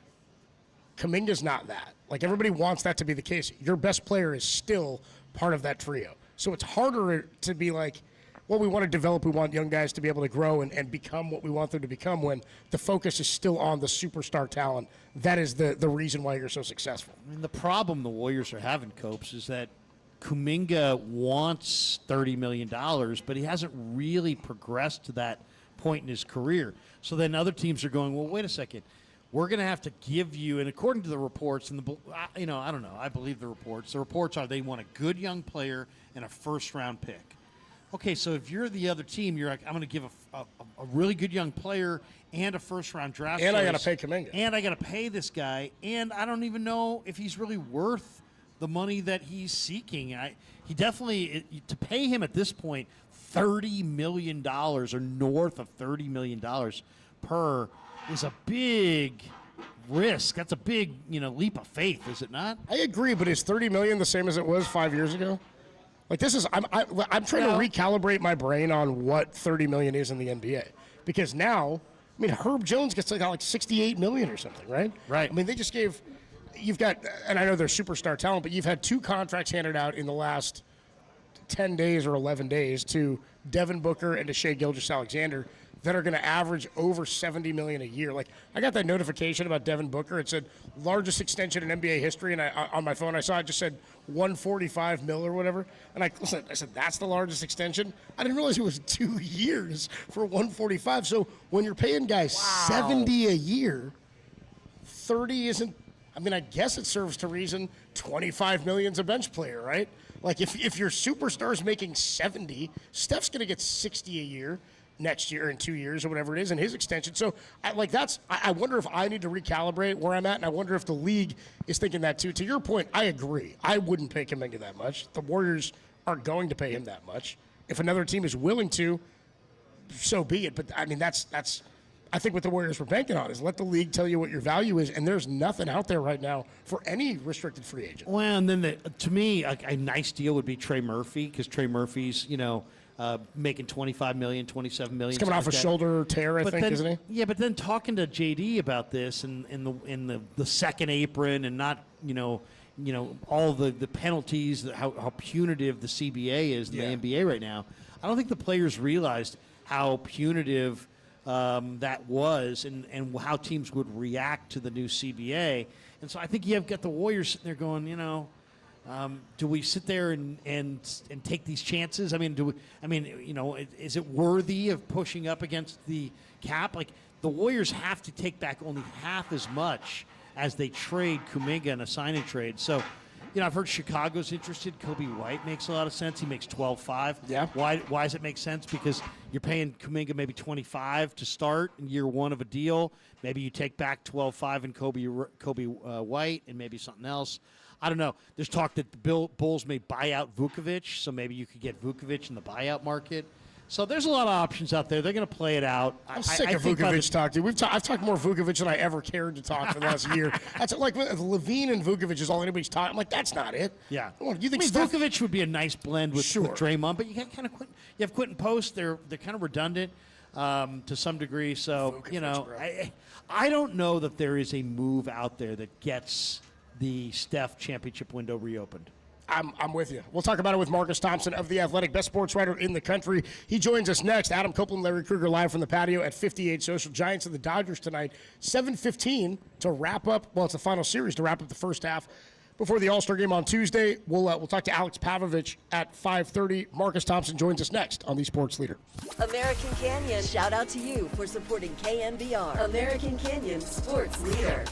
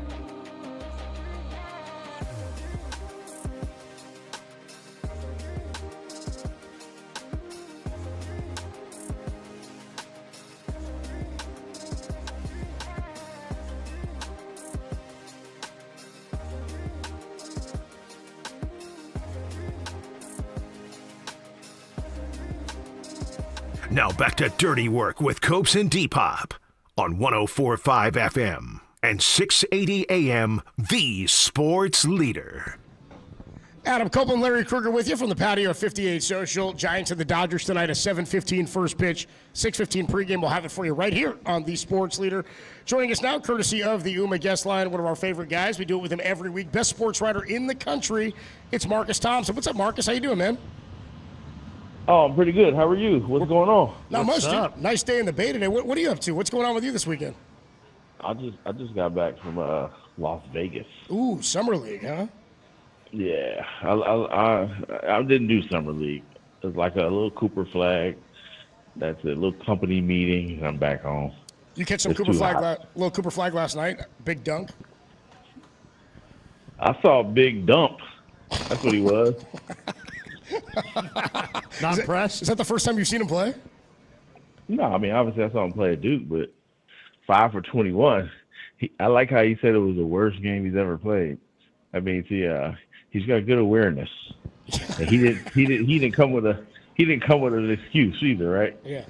I like how if guys light it up in the summer league, we rip them. But then if they're terrible in the summer league, we rip them. You know, there is no winning in the summer league. If you're Marco Bellinelli, you go for 44. We're like, yeah, it don't mean nothing. Anthony Randolph goes for 40. We're like, yeah, you're a joker.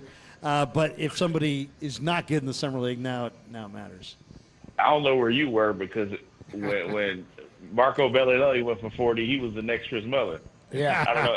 People love Anthony. They thought Anthony Randolph was going to be a superstar. Not me. There's nothing like summer league hype at all.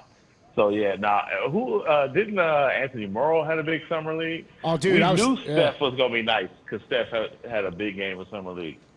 See, but Morrow carried it to the Garden. Like that's when I was like, I gotta post a blog about this. Like Anthony Morrow going for 37 in the Garden or whatever it was. Like he carried a little bit of that into a contract into the season.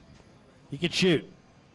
I remember writing, this might be the next Ray Allen. I had a whole headline on my blog too. Like I forget what the website was. It was like a Golden State of Mind or something like that. One of those blog sites. I was like looking towards tomorrow. I was like, hell yeah, we got our guy of the future. I was writing headlines. I was ready for it. I'm buying my LJ Cryer jersey. Should I buy my? Should I get an LJ Cryer jersey? He was good at Houston. He was good at Baylor. I say go all in. Summer league is it. I'm telling you, you're more likely to be right than wrong about summer league. Look at Kent Bazemore. Yeah, their whole career off summer league. Yeah, JJ Barea was one of my first summer league. If you're good at summer league, you're gonna be good. That's the rule. And Barea's got a coaching job now too. Now Barea's on the bench too in Dallas. So, in terms of, we were just talking Kuminga, and it's funny. Like Mark Spears was on with us yesterday or a couple of days ago, and he was saying that and the reports out there that Kuminga's asking for mid to high 20s, maybe $30 million a year, something like that. And I was thinking about something you said to Tom a couple of years ago in free agency, where he was so shocked about the amount of money that some players were getting, and you said we need to recalibrate how you think about where money is allocated and what positions get what amount of money. Because if guys like Devin Booker are getting 70 a year and Shea's getting 70 a year, and we very quickly surpassed the 60 a year mark with some of these contracts, is $30 million the going rate for an upcoming prospect or a bench player? Like 25 off the bench for a guy, is that crazy? Are we recalibrating to that level? You have to. Like 20 is nothing. 20 is poverty. Yeah. Right? Like if the Warriors give him $20 million, he needs to come with an EBT card. Like that's how rough it is out here. He's got to show that he tried to find a job first, though. He's got to prove that he actually looked for a job before he gets it. You got to turn this about the Exactly. Exactly.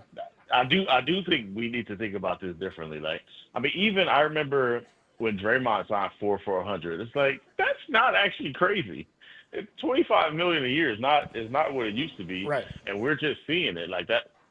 Devin Booker is getting $70 million a year. Just think about that. Like, it's Devin Booker. Yeah. It's not like LeBron. It's not Steph. It's Devin Booker. This thing it's going to keep going up too. The cap has jumped insanely, and now that you start to see this new TV money from Amazon and NBC.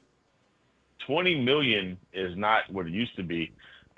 And we'll look at 30 for Kuminga and think, oh, that's a lot. It's actually not that much if he produces. So much so, if I were him, I probably wouldn't take a long-term. I'd probably take a 2-year deal if I were him at that number, because if he has one good, crazy season, some GM is going to bite. And then it's going to be, 45, 50 million. I mean, look what Herb Jones just got. 68. Is he a starter? Yeah, no. Is he? Yeah. So he's like a taller Gary Payton II. So it's like these numbers are just going to keep escalating. And keep in mind, we're like almost from the 10-year anniversary of. Remember when it was 2016 when Timothy Mozgov when the salary cap jumped and everybody was getting all that money. Yep. Like it was crazy. So we're fast forward in 10 years and the numbers are even more crazy. So $20 million just ain't what we used to think it was. So if I'm Kuminga, I'm really looking at this like, yeah, I want 20. If I got to take 2025, I want a 2-year deal with a player option. Like, I don't want to get stuck on a deal like that. Why is it taking so long? Because nobody's got any money. Everybody got EBT cards in the NBA. It's over. That's pretty much it. Yeah. So nobody's got the kind of. It's the second apron, kind of money. man. Yeah. The second apron is ruining free agency in a way. Marcus, is there a way that you can explain the second apron where the entire KNBR audience won't abandon the radio station? what would be the point? Like, we gotta bore people with the convoluted explanation of TVA. That's how you do it. That's why it's convoluted. That's yeah. politics, bro. You know what I mean? That's it. Get Moskowitz on here to talk about it. Like, that's what we need. He can't. He's doing really, taxes right now. As I said, it's a luxury tax penalty. That's what it is. It's a second. So if I were to explain it, you got to pay a fine if you go over a certain limit. And it used to be the higher you go, the bigger the fine you pay. But they've made it so it's more than a fine. It's not just a fine. Some people were fine paying the fine, right? They're like, no, it's not a fine. If you go too high, now we're taking your car, right? So, Cope's got all these speed tickets. He's like, whatever, I'll just pay it. So they're like, all right, you get too many speed tickets, we're just going to take your car. And that's what they're doing. They're taking away teams' ability to move. You can't make trades. You don't get exceptions. So you just literally can't operate. They're taking away your ability to operate. So now when the teams get close to that, when you get to the second apron, that's your team. You just have to say, this is my team. I'm fine with this for the next 2 or 3 years because I'm not going to be able to make any changes. And there's nobody on the market who feels that way outside of Oklahoma City. Everybody else needs to make changes. So you don't want to get to that level unless your team is set, and nobody's team is set. So everybody's afraid to spend money on a player that pushes them over that level unless that player puts them to the part. It's like, all right, we don't need to make a trade again. We're good. Talking to Marcus Take that, Moskowitz. Talking to Marcus Thompson on the Uma guest line of The Athletic. In terms of the money handed out like that, are we getting to a place like in the NFL? It's all about what position you play in. It's so specialized by position that the next quarterback is always going to get more than the last quarterback. There's always, or they're right underneath it, and we qualify the amount of money, or we justify the amount of money based on where we think they rank among those quarterbacks. Like Shea getting that contract on July 1st or whatever, and then the other day Devin Booker getting his contract. Are we looking at the same sort of things now where guys are going, well, if he got X number of dollars, I should be getting this amount of money? Is it a comparative thing now with these max contracts? No, you got to look at it. It's really more about percentage of the cap. Okay. As the salary cap goes up, 35% just gets you more. That's all it is. Sure. Yeah, that makes sense. Depending on who you are, if you get 25%, some players at max is 25% of the cap. Some is 30%, some 35%. So it's not really all right, Shea is that much better or Devin Booker is that much better. They don't have anybody else in Phoenix. One player is going to get the 35% max. Or if you're Booker and you're like, I want to leave now, well, we got the 35% max. We can pay you that. So that 35% is just going to keep going up and up and up because the NBA is going to keep making more and more money. And no matter how you cut it, the players are going to get 50% of the revenue, period. That's how it is. So it's not even, it is a bit of a meritocracy, but if you got yourself in a situation to where you got your team in a tough spot, like Devin Booker, you go get the 35%, and it's, at some point, it's going to be $100 million a year. It's going to happen. We're going to get there. And it's not even going to be a superstar. It's going to be Kuminga, matter of fact. In 10 years, Kuminga is going to get $100 million. When the new, AI virtual reality deal with the NBA happens in 2030, the VR goggles, and it's Kuminga is going to be the star of the league. And it's all right, $100 million because the salary cap is insane. Watch, I book it. Matter of fact, book that. Kuminga, the first $100 million a year player. Hey, Marcus, we didn't see Kuminga play much in the playoffs, and Kerr wore it. Kerr wore it. Basically, everybody, all the fans blamed him, said, oh, Kerr, he's not playing because of Kerr. I don't know. I kind of pushed back on that and said, it can't just be because of Kerr. Kerr wouldn't have sat that guy the entire time, unless he felt like maybe Steph and Draymond and Jimmy Butler maybe didn't want him out there. What do you think? Obviously those guys are not going to throw Kerr under the bus. They're not going to try to make Kerr seem smaller by making it seem like they had an impact in the decision. So everybody's going to play the cards close to the vest. But that's what you're for. You dig deep. You know these guys. You dig deep and find out the answers. How much of that was Kerr? How much of that was maybe these other guys maybe not feeling all that enthusiastic about Kuminga? 100% Steve Kerr. 100% Steve Kerr.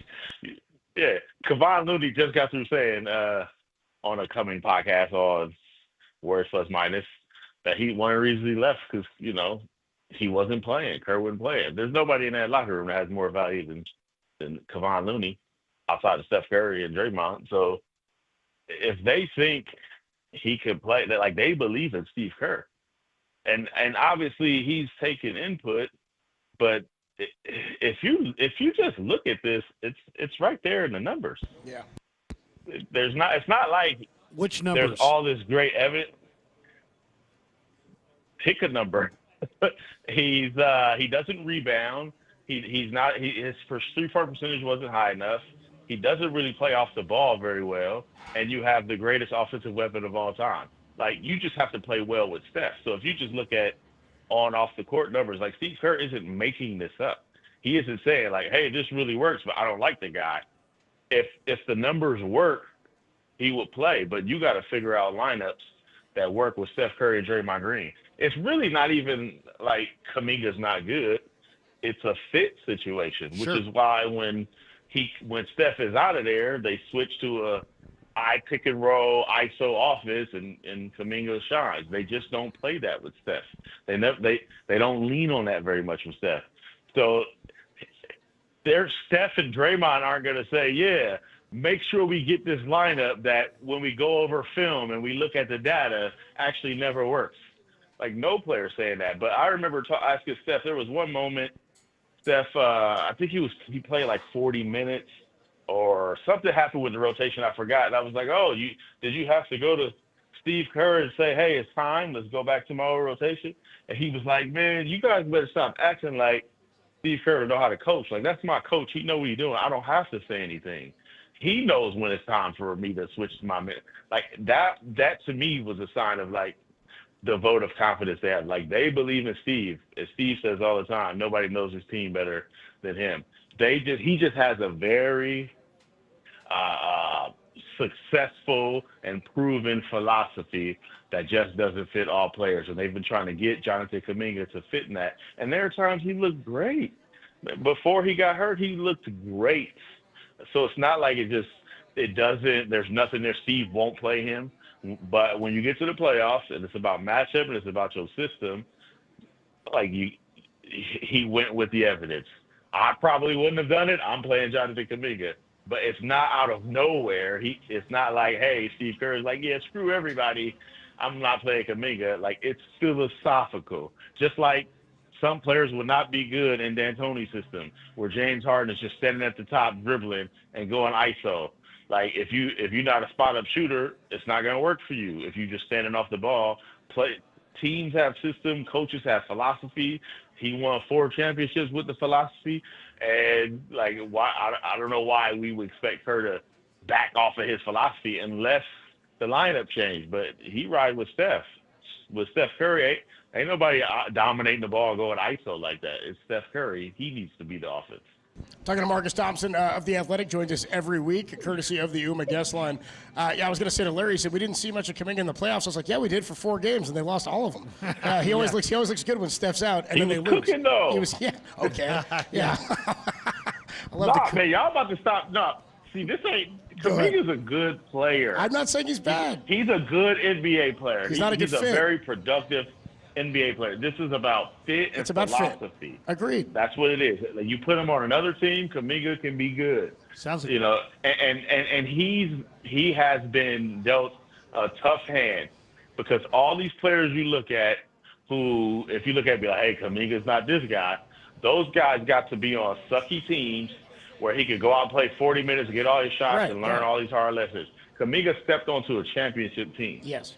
And he had to fight. He's got to be Guy Santos to get on the court, and that's not how lottery picks. It's like, hey man, we need you to hustle and die for loose balls and get us extra possessions. He's like, man, I'm the number 7 pick. So I feel like he's been patient. He's worked hard, but there is a philosophical clash that they've got to figure out because he's got to be back. If nothing's happening, he'll be back, and we'll be talking about this again. We're doing it for another year. Like Jimmy G and Brandon are just talking about this. Oh, yes. He's going to be on the side in practice, huh? Yeah. Standing there with a clipboard in a different gym, right? Until they're like, he's back. We can't give him the playbook. I got time for like one more question with you, Marcus, and I don't care about asking about Horford. Was that your boy Clay with Megan Thee Stallion? What's going on? You know, I mean, listen, I touched down and I got messages about Clay. That's what I'm saying. I'm like, wait a second, Clay. I was like, hold on. Hey, he is in Texas. Clay been listening to UGK, huh? You been out? Dude, I was like, dude, when I saw it yesterday, Tim told me about it yesterday, and I saw the photo, and I was like, my only comment is, my man, my boy. I was like Frank Lucas. I was like Frank Lucas in American Gangster. I was like, my man, Clay, you got it, my guy. Hey, Clay. I would not put it past Clay. I'll tell you that much. you know. Hey man, rest in peace to Rocco, man. Yep. He probably needs some comfort. Hell yeah. He lost his dog. So That's right. That's exactly. That's a great way to soothe your soul. That's my guy. Knocking down shots on and off the court. All right, Marcus Thompson, the voice you hear. We do with him every week. He's the best sports writer in the country. And you got a new Plus Minus Warriors podcast coming out. Kevon Looney's a guest. Is that right? Yes, sir. Good Kevon Looney talk. Check it out wherever you get your podcast. Have a good weekend, Marcus. We'll talk to you next week. Later, Marcus. All right, have a good one. Great stuff. Adam Copeland and Larry Kruger here with you on the patio. 58 Social. Giants and the Dodgers coming up at 7:15, a 6:15 pregame for you. Alex Pavlovich wrote a new book about the Giants, the franchise, and a history of the San Francisco Giants. We'll talk about that because he got into a lot of good detailed stuff. I want to ask him about how we should view previous regimes, because baseball is the one where you can draft guys, you can set your team up, and you can have a whole plan for the next 2 years and get fired in those 2 years, and then the fruits of your labor show up 3, 4, 5 years later. I mean, Elliot Ramos, that's a Bobby Evans product. You know what I mean? The curated history. The curated history. That's the new buzzword. What I decide to tell you about the history that I've gathered together. The history that I will share with you. The history I've witnessed and that I'll tell you about. We'll do that with Alex Pavlovich coming up at 5:30. We'll take a quick break. When we come on back, a little reset on what we're looking at in this series. Logan Webb tonight, Landon Roop tomorrow, Robbie Ray on Sunday. More to come. Dirty Work, greatest show in America. It's only here on the Sports Leader.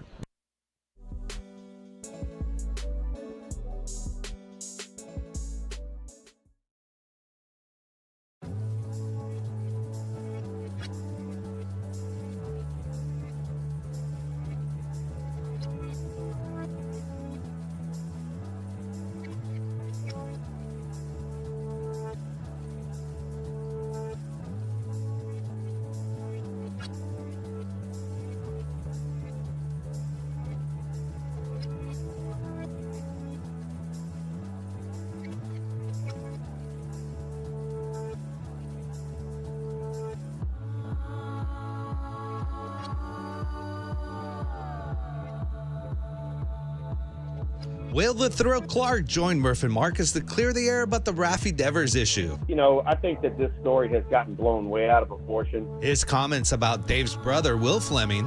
You know, I have reached out to Will. Actually, Will reached out to me as well.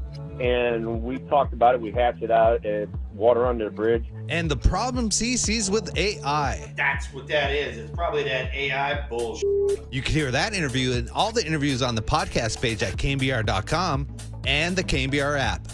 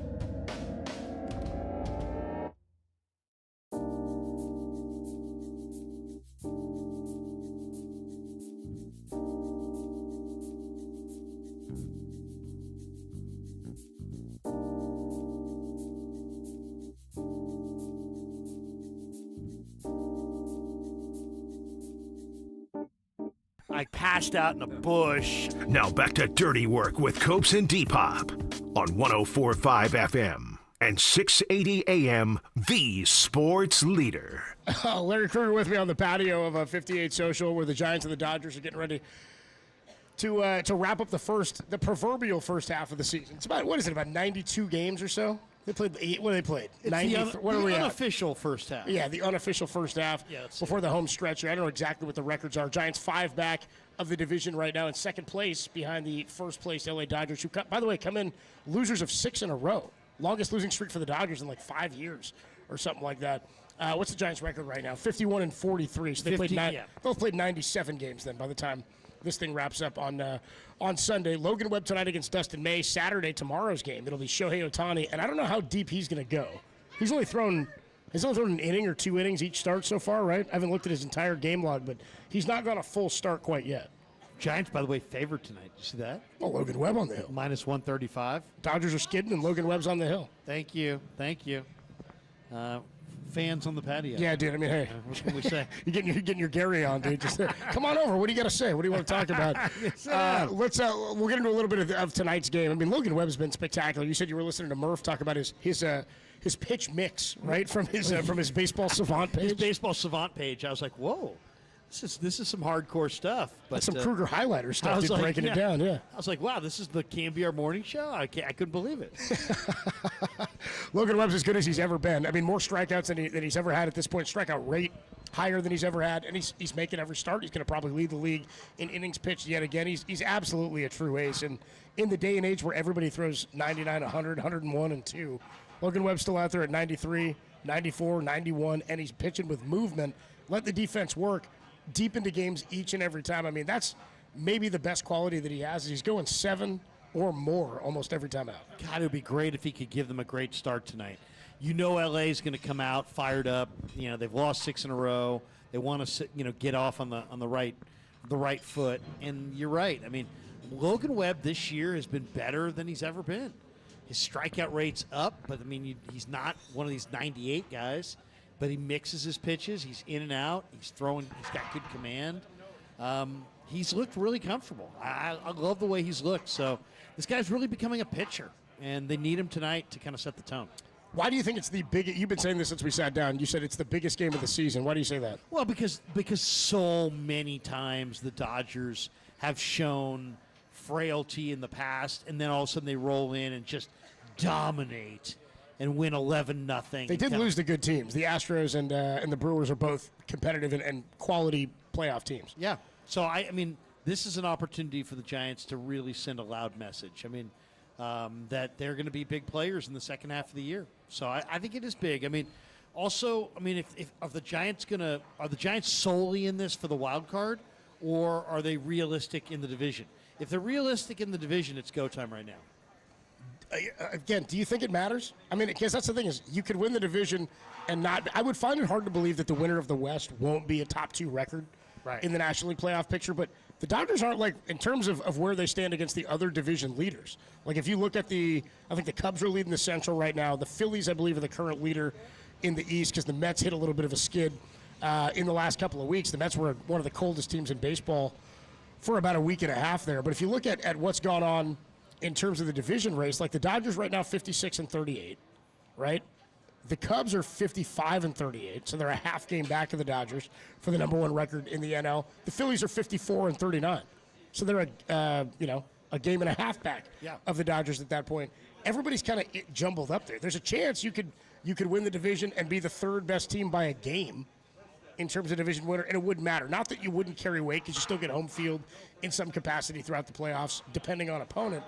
But to me, in baseball, it's about just get in. And I know that the goal has to always be win the division. And 4 games makes that a legitimate possibility if you win this series and 2 or 3. If you sweep it, you're 2 out going into the All-Star break, which would be incredible. But division's not off the table. I just wonder what the importance of it is and how much you get aggressive at the deadline based on where you stand. Well, I mean, I think they need to be aggressive at the deadline just because the wild card race is going to be a huge challenge. Yeah. Either way, I don't think it's not just the division, it's the wild card. But yeah, I mean, you're right. It doesn't make a huge difference between the wild card or the division. You just want to get in. More than anything, if you told me I could trade the wild card of the division or I'm hot in the final 2 weeks of September, I'm taking the hot. I'll take the hot. Yeah. Yep. Give me a Giants team that's scoring a few runs, that has 8 or 9 tough outs in a lineup. I mean, I would love to see them add 1 or 2 bats just to see if they could find a couple more tough outs between now and the deadline.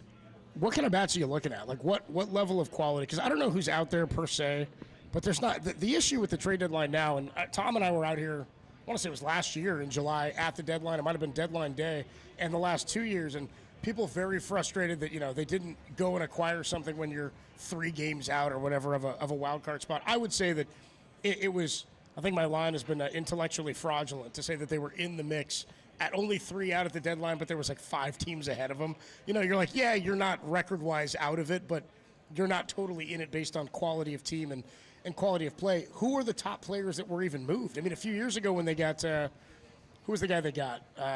Pollock, A.J. Pollock. Oh, my God, it was terrible. And people were going, oh, yeah, nice deadline move. And I go, I know that wasn't a move. Did he get a hit? But who was that? He was like, there was nobody. The best player moved at that deadline was, I think it was Verlander from the Mets back to the Astros.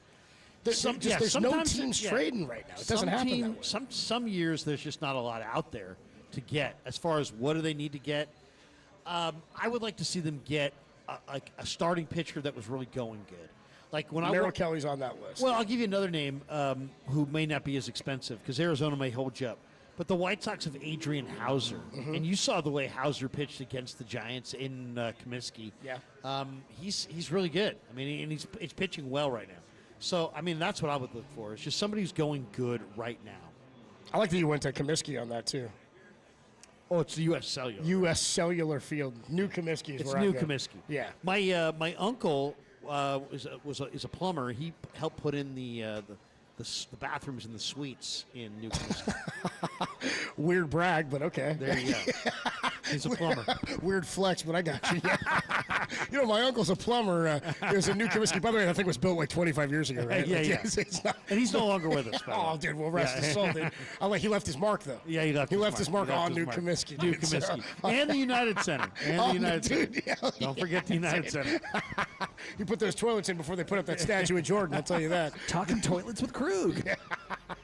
That's fantastic. How about this? Here's a weird note about all the division leaders in the National League. And this wasn't the case when the Giants finished wrapping up against the Phillies. The Giants, when they beat the Phillies in that, I think when the Phillies left, they were 500. The Dodgers, the Cubs, are both under 500 against teams above 500 on the season. That's interesting. Isn't that wild? That Dodgers are 20-22 against teams 500 or better. The Cubs 25-27. The Phillies 24-25. All 3 division leaders below 500 against teams 500 or better. Isn't that interesting? It almost is like the way to get to the playoffs is to crush the bad teams more than it is to hold your own against the contenders. It's true. I mean, the Giants right now against teams 500 or better, 25-19. Well, and everybody in the hunt for the wild card is like that. They're better against teams that are above 500. Giants have been struggled against lefties this year. They've struggled against the AL Central. We know that. They went 3-12 against the AL Central. Was it that good? Was it something like that? I think it was 3-12. It was 2-0. Yeah, it wasn't good. It wasn't good. So I mean, but to me the big part of this year is how do the Giants play inside the division, and if they can play well inside the division, I think they got a great shot. Because, I mean, it's a pretty good division. Let's be honest. Dodgers are good. Padres are good. Diamondbacks are a 500 team. Rockies are god-awful. Rockies are historic. What are they up to now? They have 21 wins yet? They're historically bad. What are they at? One of my favorite things for the first 2 months of the season was check where the Giants are every day and then see how many wins the Rockies have. Okay, so we've played the Rockies have played a total of 93 games. They have 21 wins. And their run differential's minus 251. The 21-72 minus 251 run differential. The next worst in run differential is the Nats at minus 89. Wow, that's unbelievable. I mean, they're one of the. They'll be. I mean, are they going to win 50 games? Is that Major League Ball? No. I mean, they don't. I mean, they really have never figured out how to be successful in their yard. I mean, think about that. They've been in baseball since 1993, right? And yet they've been to the playoffs. They've been to a World Series. They won a pennant in 07. But they just. If you said to me, how do you win at Coors Field? I don't know. I have no clue. It's like baseball on the moon. Yeah. And you'd think that they could play to their elements. Or the one thing I always look at, too, is they've produced how many all-star pitchers in their, 30-year history? I don't know, 2? Ubaldo and, I don't know, you might have had somebody, Mike Hampton might have made it or something at one point. I don't think so. I don't even know. He went for all those good schools Aaron in Colorado. Cook or something like that. Aaron Harang. I don't know. Brian Fuentes might have done it as a closer. Yeah, I mean, they have not figured out how to pitch in their yard. They've just fired, they fired Bud Black.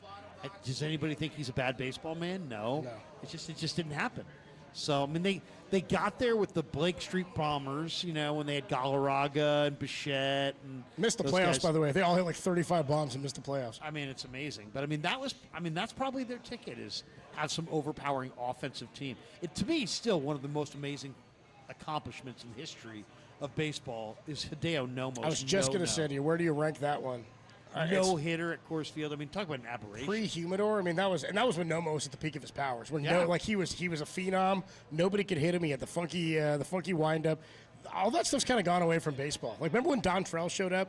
At some point, somebody was going to figure him out. The D-train. The deception was there, though. Nobody has that anymore. No. I mean, Tyler Rogers, maybe. He's one of the last ones. I mean, there are guys that are deceptive. Philly had that side armor. Rogers is a side armor. There are some guys who are different looks, but yeah, for the most part, I mean, you used to get that versatility though of guys who were kind of, remember, I mean, every team in the division for once the ballpark got here in the National League West had to have a lefty that was only there to face Barry. Remember, Jesse Orosco was 46 years old. The Dodgers were running him out there. Mike Myers of the D-backs. Oh, no doubt. I mean, you had to have that. Would the Giants have won the World Series in 2010 if they didn't have Javi Lopez against Chase Utley and Ryan Howard? They're still looking under their bed for that guy before he goes to sleep. You know what I mean? Javi was a huge part of that championship. Neutralizing those unbelievable lefty bats. So it's amazing sometimes what a lefty reliever can mean. Well, they need one. I think the Giants really need one. You know who I'd love to go get to, and there's a few guys out there. Finnegan, Brandon Finnegan, the lefty from Washington. Yeah. He's a kind of a closer Kansas for them. City before that. Yeah, he was Kansas. I think he was the first guy. I want to say he's the first guy in Major League history to pitch in the College World Series in the same year that he threw in the Major League World Series. That's right. He had that mercurial ride through the minor leagues. Because they drafted him in July or June, and then he pitched in the World Series in 2014. Yeah. I think he went to the Reds or somebody in between, but he's become a really good lefty reliever and closer. Well, it's amazing. You think about, lefties that come out of nowhere. How about Giants 0-2 against the Angels and K-Rod? Well, he's a righty, but that was... power, but he was a power arm out of the pen. And that frustrated me so much because he came up at the end of August before they expanded roster, so he was postseason eligible, and nobody had seen him. I was thinking of him as a lefty. He was a righty, K-Rod. I think he set the single season save record at one point, 62. But he also was that good. But I remember thinking in 02, this is so cheap. It's just a guy that nobody's seen before, and nobody can have a book on him. And they had Percival as the closer. He was the setup guy, and I remember thinking it was messed up. But the Giants had a starter that was like that. I always refer to the first time through the league is the Ryan Jensen effect. Because Jensen, remember that? The Giants' fifth starter that year? Righty, kind of didn't have good stuff at all. Whatever, really. But he won. I think he won 13 games, but 10 of them were in the first half. Yeah. Or something like that. Didn't make the playoff roster. They had Kurt Ainsworth at the time, too. But he was a guy who, once the league figured him out, he had a cup of coffee with the Royals the next year. Nobody ever heard from him again. Relievers, sometimes it takes a while for that to happen because you don't see as many teams and as frequently. But Ryan Walker's experiencing that a little bit. I kind of think at some point Randy Rodriguez will run into it, where teams make the adjustment, you've got to adjust back. It's really interesting too. There are times where I've liked Melvin to be a little bit more conservative in games like tonight, the first game in a series, with how he uses his relievers, so that he doesn't kind of give the other team kind of that first look at a reliever. Yeah. If you can maintain that element of surprise, do it. Do you remember when they were in LA and Casey Schmidt had hit the grand slam, and then the Dodgers brought in that dude Robleski, and he pitched 5 innings, or it was 4 innings, basically saved their whole pen. They lost the game, but they had their pen for the back 2 end of the games, the next 2 games, and they won. It's like that guy Robleski saved the entire pen. I think that's kind of where you're going with that. Yeah. Sometimes the reliever that that doesn't get any kind of a impact on a decision can save you for the next 2 or 3 games. I mean, that might have been what Scott Alexander even get knocked around and Tristan Beck had happen on Wednesday. While it's a different opponent you're seeing now in the Dodgers, you've saved your pen now from Wednesday, Thursday, and you're fresh coming in to a 3-game series where you know you got days off of rest after this as well. Randy Rodriguez didn't throw. I don't think he threw since Monday, right? He's been off almost all week since the last time he pitched. So Seriously, and Randy Rodriguez is just a weapon. It'll be interesting to see how Melvin implements him tonight. So we got into this debate a couple of weeks back, maybe about a month ago, a month and a half, when the Padres were here. There was a Padres fan who went around the ballpark with a camera and a microphone, and he was sticking his mic in people's faces going, why aren't Giants fans booing us Padres fans? How come you guys aren't hating on us? And it became a whole thing where he tried to make it out as though the Padres and the Dodgers had a bigger rivalry than the Giants and the Dodgers. And I said, nobody's booing you because you're the Padres, dude. Nobody gives a damn about your brown jersey rolling up here with no rings and 2 pennants in your team's history to show for it. The greatest moment of your entire franchise starred Steve Garvey. Exactly. It's kind of what I'm getting. You went to the World Series against the Yanks with Boch. You got swept, and then Boch showed up here and won 3. And then he went to Texas with the Rangers and won 1. You know what I mean? Like, you didn't get it done with Boch. You ran him out of town. In fact, he was under contract, and you let the Giants have him. The same thing happened with Bob Melvin after you went to the LCS. So my point here is that there's no rivalry with the Giants and the Padres in the same capacity as the Dodgers, because who cares? Well, Joe Davis, broadcaster of the Dodgers, was on with Greg Silver and JD earlier today, and he thinks that maybe the Padres-Dodger rivalry has more juice than the Giants. We'll talk about that next. Dirty Work rolls on from the patio 58 Social. Greatest show in America, only here on the Sports Leader. Milpitas, shout out to you for supporting KNBR. Milpitas' Sports Leader.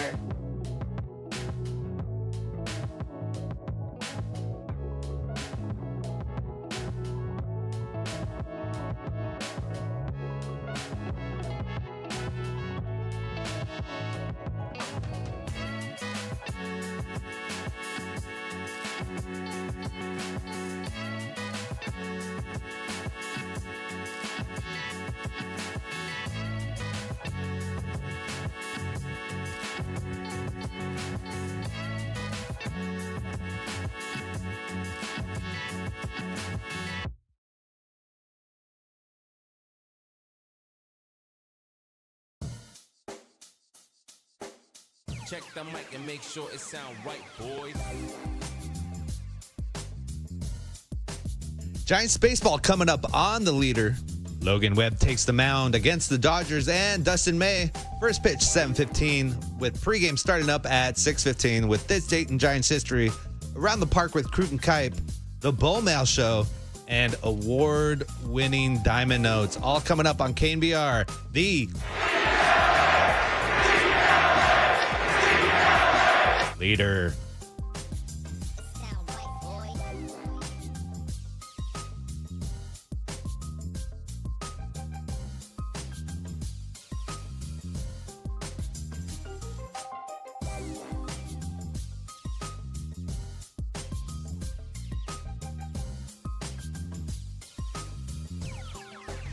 It sound right, boys.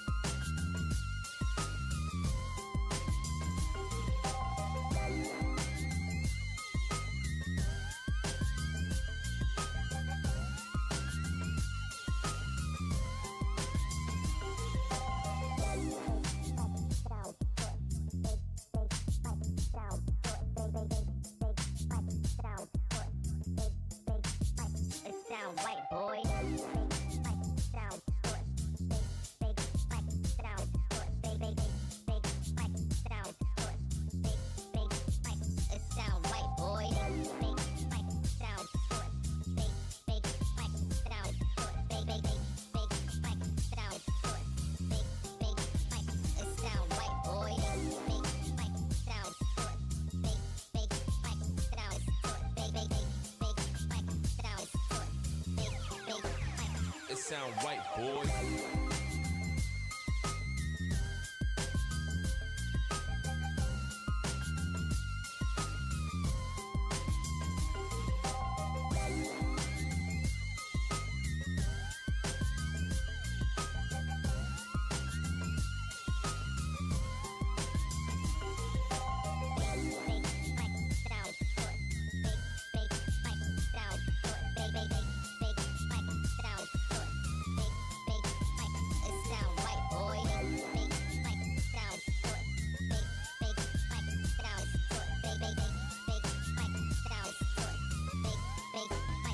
sound right, boy.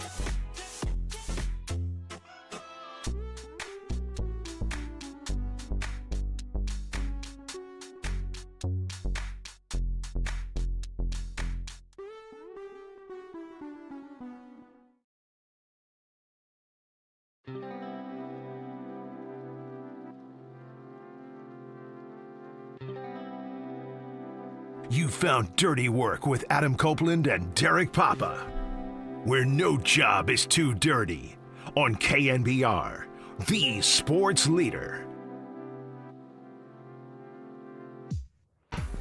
Adam Copeland, Larry Kruger with you from the patio of 58 Social. Giants and the Dodgers to wrap up the proverbial first half of the 2025 season. A first pitch at 7:15 tonight, a 6:15 pregame. We'll have it all for you right here on the Sports Leader. A little change of schedule here. Alex Pavlovich joins us live from the patio here at 58 Social. He's got a new book out, by the way, titled The Franchise, San Francisco Giants, A Curated History of the Orange and Black. What's up, Alex? Good to have you, man. You got to flip your mic on, I think. Way to go, Tim. Thanks, bro. TV guys. Thanks for the mic on. Yeah, dude. How you been, dude? It's my first year doing this. Yeah, I'm good. I appreciate you guys having me. Yeah, man. Thanks for coming out. We'll get into the book because I thought it was timely and strategic and well done of you guys to tweet out the excerpt from the book while Bryce Harper was in town about why Bryce didn't show up. And Larry and I have been talking about previous regimes and how they get such a bad rap when they get let go in baseball, yet the seeds that they've planted oftentimes end up growing and helping the team out years later. I'd forgotten that Farhan had got the Marlins to agree to a trade for Andrew Suarez, Denard Span, and baseballs, plus getting $40 million for Giancarlo Stanton prior to him saying, I don't want to come here. I think that was Bobby. Was it Bobby who did that? Prior regime. So, yeah, there you go. No, it's Farhan's first. Remember, it was really quiet. Like Mike Gerber was their big offseason. Mike Gerber, dude. I'm going deep into the Mike That is Gerber. deep. He recognized him, and then all of a sudden it's like they're in Vegas trying to get Bryce Harper. Yeah. So it was that was his first. Harper was the attempt at first one. splash. That's right. Yeah. What was interesting was Harper apparently had said he didn't come in large part because he wanted to play for Boch. He didn't know what the future of the franchise was in Bochy not being here, which I think is a reasonable concern. What's ironic is then he signs with Philly, plays for Gabe Kapler for a year, and then Kapler comes to San Francisco anyway. Yeah, I talked to him a couple years ago, and he did say that. He's like, it's weird. He called Brandon Crawford the night before he signed and just was like, have you heard anything? Because Boch told him right away, I'm not coming back. And that was, look, the money ends up being $20 million short, plus taxes, all of that. But that was something that initially spooked him a little bit, and it is funny. He said that. He's like, it's interesting because then I go to Philly and it's Gabe, and then come here, and I think when I talked to him, Gabe was still the manager. So he's like, Gabe's here now, so it ends up being the same guy. Let's talk Devers. It's funny, Murph had a tweet the other day saying that the first month of the Devers trade he's given an F. I just don't look at it that way. To me, if it's an F, you're saying that you'd want to reverse that trade. I think it's an overwhelming win for the Giants. But you're in the clubhouse every day. How has Devers fit in? How is it going behind the scenes? He's fit in well. I mean, I watched him take early BP today with Willie Adames and Matt Chapman. I mean, he has fit in with that group. The main thing, and this is why I saw that tweet. I listened to that segment. I think it's really hard right now because he's like, he came here with a groin injury that he hurt during the Yankees series before he came here. He's been worrying about that a little bit. And then this back thing is enough that they sent him for an MRI yesterday. So he's going to keep playing.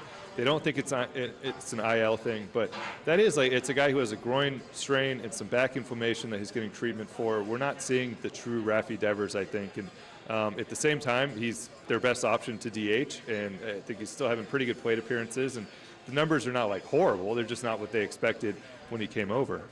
We're talking to Alex Pavlovich here, NBC Sports Bay Area, on the patio here at 58 Social. Like, we look at some of the needs the Giants might have. We've been discussing potentially maybe a platoon right-handed outfield bat. A left-handed reliever is maybe the most crucial, potentially even a starter, maybe for the back end of the rotation. I mean, I don't know that we've learned anything about how aggressive Buster will be. This is obviously something he kind of made a point to go do and go get early before the trade market started. How do you anticipate they'll go about the trade deadline? Will they be aggressive? I mean, I don't think 3 moves will happen personally, but is there one that you think stands out? I think pitching, and you mentioned left-handed relief. I mean, it's Eric Miller's confident, but it's still an elbow. It's something you're worried about.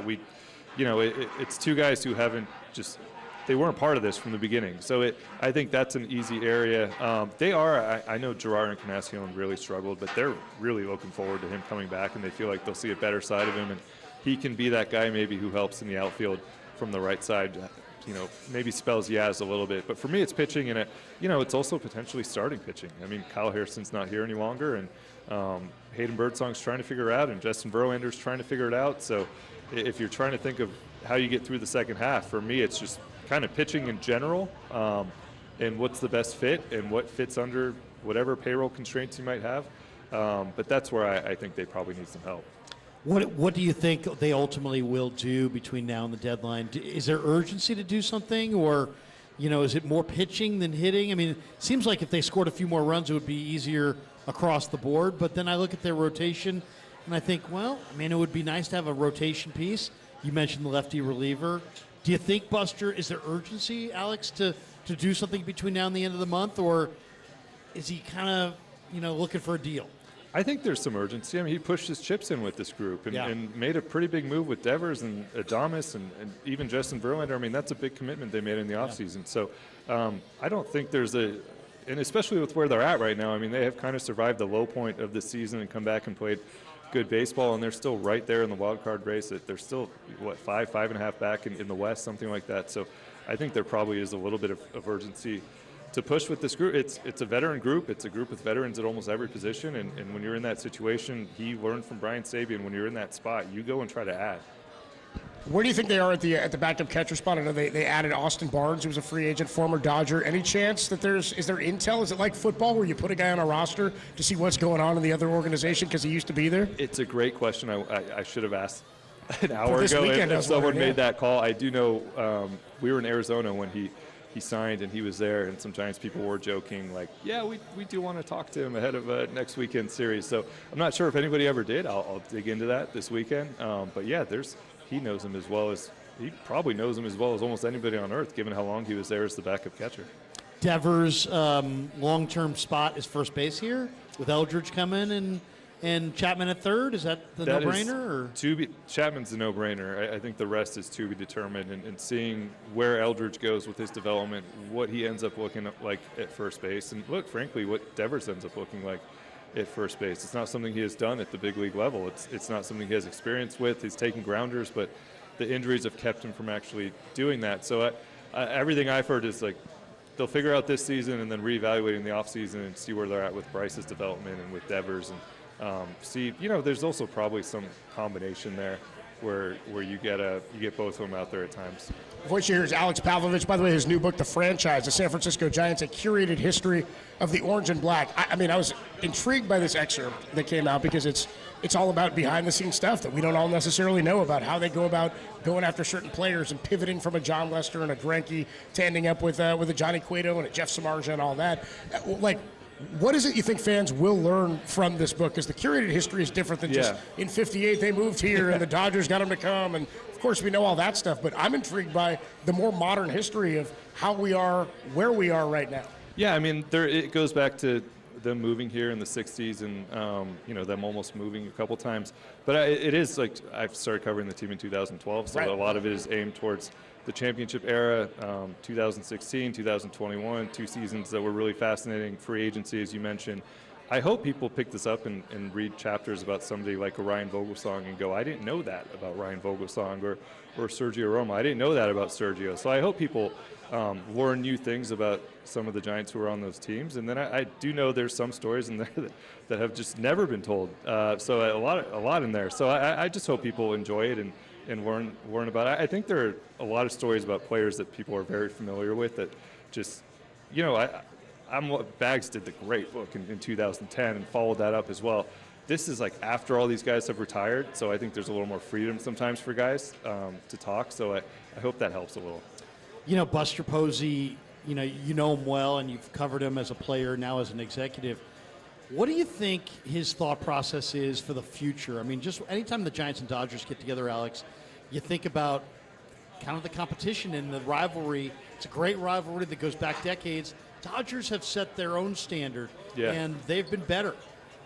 What do you think the plan is to make, because I know the plan is to run with them and to not just relinquish control of this division going forward. How does Buster look at them and the competition that they represent going forward, and what his plan may be for his club? Well, I think the first and most important thing is he's not afraid of them. And he's the other excerpt we put out was about 2021, and Buster stood up in the first meeting at spring training and said, let's go win the division. And I talked to people on that team who were kind of like, okay, but the Dodgers have won it every year for almost a decade, and they're a superpower, and we're not supposed to win the division. And he just kind of goes, no, the first goal as a Giant is to win the division. I think that was the same thing he said this year, go win the division. The Dodgers win it more often than not, but I think the first important thing is that he is going to make that a goal and just make sure these guys try to chase that first of all. And then after that, look, his first draft is coming up on Sunday, and we will see. It was ultimately something that led to, I think, the change, was that there just wasn't enough coming that you would. Bryce Elder, just a great prospect. We've seen Birdsong and Roop and some of these young guys, there just wasn't enough coming through. So I think this is a big week for him. And it's going to take some time to figure it out. But just seeing what his draft approach is and whether they can, for the first time, really, since he was a player, get a little pipeline going here where it's homegrown. Do you think, because we were discussing this too in terms of the division, and it was, fairly significant in 2021, they were the number one team and the number one seed. With expanded postseason now, right now there's only a game and a half separating the Dodgers from the Phillies, who are the top 3 division leaders. Is winning the division all that crucial in terms of what it gets you unless you're a top 2 team? Yeah, I think other than just the pride, and you get a bye there, so you get a little. I think other than that, it's not. And the most important thing, and one thing talking to people about that season, was there were a few people on both sides who felt like they pushed too hard in September, and both teams were out of gas. And the Dodgers have been very open about the Braves series after that. They flamed. They didn't have enough for it. They said we had nothing. They had absolutely nothing left. And part of it was because of that 5-game series, but part of it, I talked to Kershaw, I talked to Scherzer, Justin Turner. Some of these, they were like, we chased the Giants so hard for months, and almost would have been better off just backing off and being fully ready for October. And I think the Giants, they felt better going against the Braves. They felt internally like they had a little bit more left. But they also felt, there were some Giants people on that team who have told me, they're like, we pushed really, really, really hard to win that division, and maybe in October you saw that. Makes me think 73-win Warriors. I thought the same thing, like had the Giants gone against the Braves, I don't know if they would have had enough either. Maybe a little more than the Dodgers, because the Dodgers had like 2 starters for the whole second half. But I thought the same thing, like maybe everybody's out of gas at that point. I think, and it was because they were neck and neck for Scherzer told me he came over in a trade, and he's like, you keep thinking at some point this is going to stop. But you look up, and it was, remember the Sunday Night Baseball game here, and the Giants go on a streak after that, and it just went down to the final day, and both teams were absolutely gassed out by the end. The impact of Wisenhunt and Luciano. Give me your thoughts on those two guys. Luciano's obviously swinging a pretty good bat, but is he trade bait in their eyes? And Wisenhunt, I remember Farhan told me a couple years ago, he's like, his fastball changeup combination is so dominating. His changeup comes from such the same angle that it's really a Bugs Bunny pull the string kind of changeup. Is that all he needs to have success up here? Give me your thoughts on Wisenhunt and Luciano and what we may see impact-wise second half. Yeah, he's going to need more than that, and he's working on breaking balls and working on other things. But the changeup is big league ready right now. It's been big league ready for a couple years. I think we definitely see him because they're going to need him at some point. I mean, over the course of a year, you do need to dig into the minor league system, and he is the next man up now that Kyle's not here and the Jordan Hicks thing didn't work. Birdsong and Rupert in the rotation. Luciano's interesting. He is purely an outfielder at this point. I mean, people look at second base, people look at I know people were talking about first base for a while. He is purely an outfielder and mostly a left fielder. And Elliot Ramos is there, and Gaz has done a nice job in right, and Jung Hoo Lee's going nowhere in center. Even with the struggles, the defense, they're going to run him out there every day. So there's not like an obvious fit for him right now, short of an injury. He could be somebody at the deadline. It'd be fascinating because he's still so young that you hate to have that come back. But also maybe 17 homers now. I mean, maybe ends up becoming he's certainly a much better trade chip potentially than he was 2 months ago. Yeah, I'm intrigued by that, about where they go with those guys and how Buster evaluates what's already in the system. A couple more minutes with Alex Pavlovich. I want to ask you about Birdsong. Yeah. So the concern I have, and I think Giants fans in general are talking about when we talk to listeners and fans, is Roop and Birdsong will be looking to throw more innings and pitches than they've ever thrown in a full season or a professional career. They're both, I mean, Roop a little bit older, but Birdsong's still very young and has hit a wall as of late in terms of his control. How much longer of a rope do you think he has since they skipped him this time? I think we'll see him in relief this weekend. And if, in fact, he does get pulled out of the rotation, is that a back to Sacramento move to get him right so he can be a starter, or is it back to the bullpen where he found success early in the year? I think he has some rope here. I mean, part of this is you get a chance to bring Robbie Ray back against the Dodgers, who you are still trying to chase down. So it was one of those guys. It was an interesting decision because Roop is the one who the innings are going to be a bigger concern for, given the Birdsong started in the bullpen and was a starter last year and actually got to a pretty comfortable point last year. They sort of flipped roles, right? Yeah, so I mean, Roop threw 76 innings last year. He's on pace for like 160, but I think he's not concerned because if you go back to his college years, he was throwing like 80, 100. So he's gotten there already, and he also just physically is like, he's built like Matt Cain, he's built like Logan Webb, the guys who can do that. Birdsong, I think it's a little bit of a break here and work on some things and potentially get used out of the bullpen this weekend. And then run him back out there in the second half for a few starts and see what you have. The stuff is still good. It's still that Arizona start, the first 2+ innings are tremendous, and then he just loses it for 5 minutes. And it's happening over and over again, so he needs to figure that part out. But that's less of a concern than like losing it for 3 innings, So it's or going out and not being able to get through the third every time out. So I think it's a very strange but small thing that he's trying to figure out that they're going to give him some time here to do. Pavs, I'm asking you a question that you may not know the answer to, so forgive me if I am, but you're around this team and you got a great sense of the organization. How do the powers that be, the people that run this team, feel about the back and forth between Will Clark and Dave Fleming? Dave Fleming's brother. Obviously, Dave Fleming's brother's an announcer. He has his own opinions. Yeah. He's affiliated with Boston. Will basically went overboard and then kind of backtracked a little bit on the leader earlier today. Will's an emotional guy. Yeah. I think everybody understands that. What do you think, though? I mean, give me your insight. Do you think the Giants' powers that be are like upset with Will that he went so aggressively at Will Fleming, and maybe even went a little bit at Devers, or do you think they're okay with it? I think most people have played with him or had him as a coach or have experience with him. Will as well. And he just always is going to be. And that was what made him – he turned everything around because this is who he is. They probably don't love some of the podcast clips, but I think in general he's Will Clark, and it's unfiltered at all times. Every conversation I've ever had with him, this is just who he is. Yeah. I was trying to say that to listeners the other day. I go, look, one of the guys who I've met dozens of times since I was like 13 years old. The guy's the same guy every time. Like he's not mincing words. If he feels something, he's going to tell you. And that means when he apologizes or he says, I maybe shouldn't have said that, he's aware of it himself. So I think, they hang your number up, you get a little rope. You know what I mean? You get something to say. Alex Pavlovich, check out the new book, The Franchise, San Francisco Giants, A Curated History of the Orange and Black, available wherever you get your books. Yeah, thank you guys. Thanks for coming, man. Appreciate the time. Congrats. We got more to come. Giants pregame 6:15. It'll be Logan Webb against Dustin May. Giants and the Dodgers to wrap up the first half. More to come from the patio. Dirty Work rolls on the Sports Leader.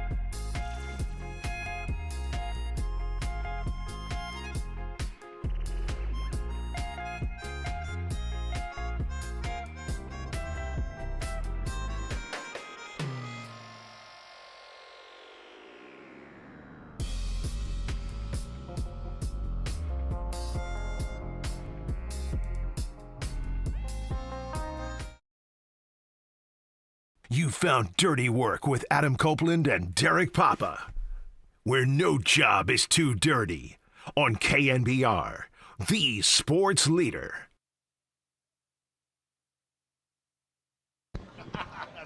Dirty Work rolls on from 58 Social. A Ska Friday here on the patio of 58 Social. Adam Copeland, Larry Kruger, Tim Webb hanging out with you. Marcus, the Waterboy Boucher in the house, too. Look at that, Boucher. Boucher hanging out. Dude, crushing Murph for giving Devers an F. I like that, Waterboy. See, now we're starting fights between them. Great to talk to Pavs, too. Check out his new book, The Franchise, the San Francisco Giants, A Curated History of the Orange and Black. Weren't you saying before off air that Boucher carries Murph? I did. I did say that, yeah. Well, Murph's lost some weight, so he's, Murph, we're joking. A little easier to carry. He's not listening to us, dude. He might be. He might be. Though he did tell me while he stayed away from Giants-Dodger games in the last few years, Too much confrontation? Yeah, I guess so. I mean, Murph is a guy who's not gonna quiet down when he's here with Dodger fans. It's gonna irk him. He's gonna say stuff, which is good. He should. He should let his feelings out when he's in a ball game playing against the rivals. He should. He's a father of two. Yeah. He's on the wrong side of 40. I would say maybe you ought to pipe down. I'm not saying he should be squaring up for fisticuffs or anything, but I think it made him so physically upset and angry that he was like, I don't know that I can get out to Giants-Dodger games anymore. And echoed by his season ticket partner, Matt Mayoka. You know what I mean? I haven't checked in with Brad Mansion to see if he's coming to games still, but against the Dodgers, I'm coming out. I got to see the Giants play the Dodgers, and even if they take over the ballpark, what's better than beating them and then having to watch them walk home? When Mayoka and Murph get together for 9 innings, is it more Giants or more Niner talk? I'd imagine it's more Giants. It's probably more like stories from the road talk. They get like Kevin Lynch out here or something. Or is it stories from the Giants board meetings? Maybe it's Junior Giants talk, yeah. Junior Giants talk for Murph. Or is it strategies on how to win Little League in Marin County? I don't think that's where Mayoka's expertise is. I think they're talking like 1997 Niners is what they're talking. on a division trip to to Atlanta. You know what I mean? Like that's. Remember when Dennis Erickson wanted the kegerator in his office? Yeah, dude. Remember Lynchy was with us? Kevin Lynch is out there, dude. Okay, here's something that I'm not sure Larry's aware of is that every weekend in the Bay Area, and this happens to me, dude, during the week, and maybe it used to happen to you when you were on daily on the Sports Leader.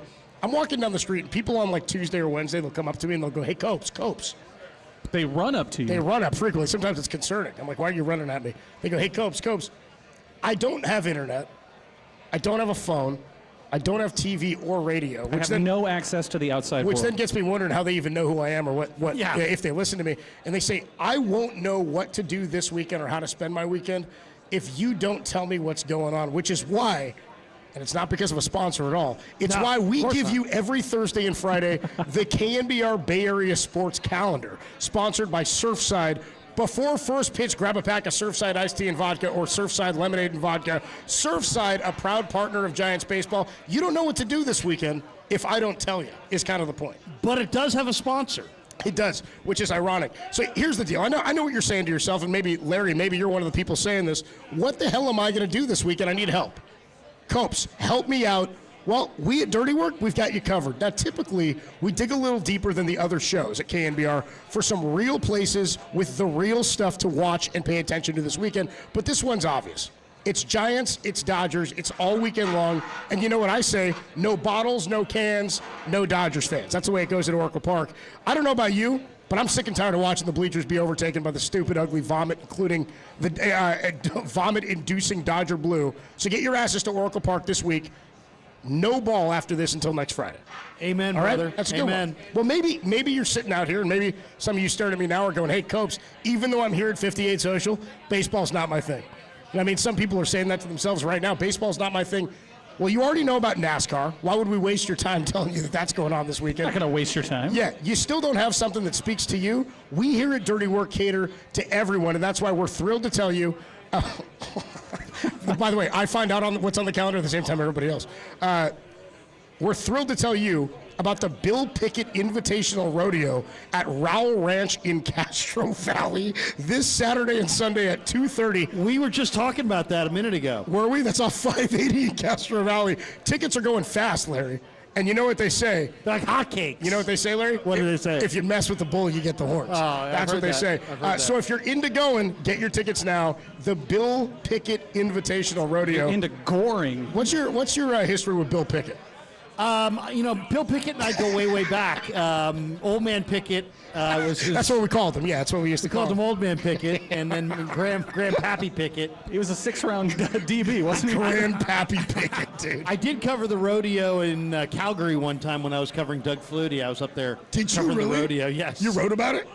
No, I didn't write about it. But You didn't cover it? What are you talking about? I was there. I covered it. I was there. I went to the event, dude. Just because you go to a movie doesn't mean you reviewed it. You know what I mean? I was at the damn rodeo. So I can hear the collective groans and mumbles out there now. They're saying, "Hey, Copes, I do hate the Dodgers, but I'm not really into baseball, and I'm not attractive enough." We told them yesterday about the 2025 Hot Girl Walk in San Francisco that's going down on Sunday afternoon. Yeah, the Hot Girl Walk. Larry knows about the Hot Girl Walk. I could pretend like I could pretend like I know nothing about it. But the Hot Girl Walk, this year's slogan, "You be the judge." Anyway, maybe you're saying I'm not attractive enough for the Hot Girl Walk on Saturday. Do you have anything for me? Are they walking towards you or walking away from you? I think I need to know that. Yeah, before you get out there. Tickets still available, by the way. Well, do we have anything for you? Does a bear ass in the woods? It's the second annual deadlift competition. It's going down right here in San Francisco tomorrow, Larry, from noon to 4. Deadlifts? The deadlift competition. The event's going to take place at the Athletic Training Center at Fitness SF at Trans Bay right here in the city. Larry Kruger will be there deadlifting, so get swole on Saturday. Rumor is Derek Papa's flying home because it's a lift day. He's got to compete. He's got to compete on Saturday. Will he eat peanuts on the flight knowing that it's a lift day? I don't think so. Peanuts, no pie. He'll take him home for afterwards. He'll get the protein in. Maybe legumes is what he'll get in. That's going to do it for your Bay Area Sports Calendar. Sponsored by Surfside. Now everybody knows how to spend their weekend. We'll take a quick break when we come on back. By the way, we got a sound soiree for you. We still got to get to this Joe Davis sound, who was on with Greg Silver and JD earlier. He claims that the Dodgers and Padres rivalry is better than that of the Giants. Where's Joe Davis from? Hey, by the way, where's this punk ass from? The 2000s. On a related note, happy 9th birthday to Joe Davis. Yeah, dude, seriously, what are you, 6 years old, dude? I just realized what baseball was, and the Dodgers and the Padres is a bigger rivalry. Oh, is it now? Is it? Is it, Joe? We'll talk about it next. Dirty Work rolls on. Greatest show in America on the Sports Leader.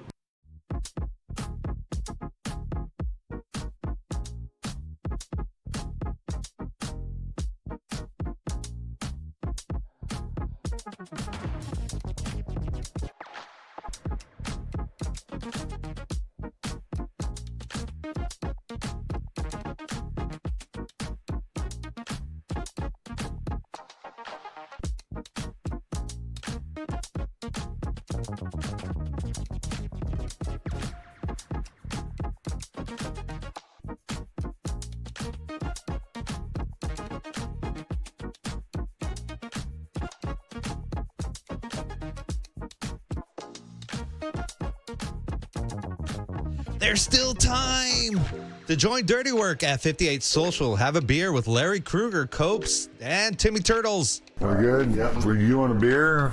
Come on down to the city to beat the heat and watch your Giants beat LA. Dodgers suck.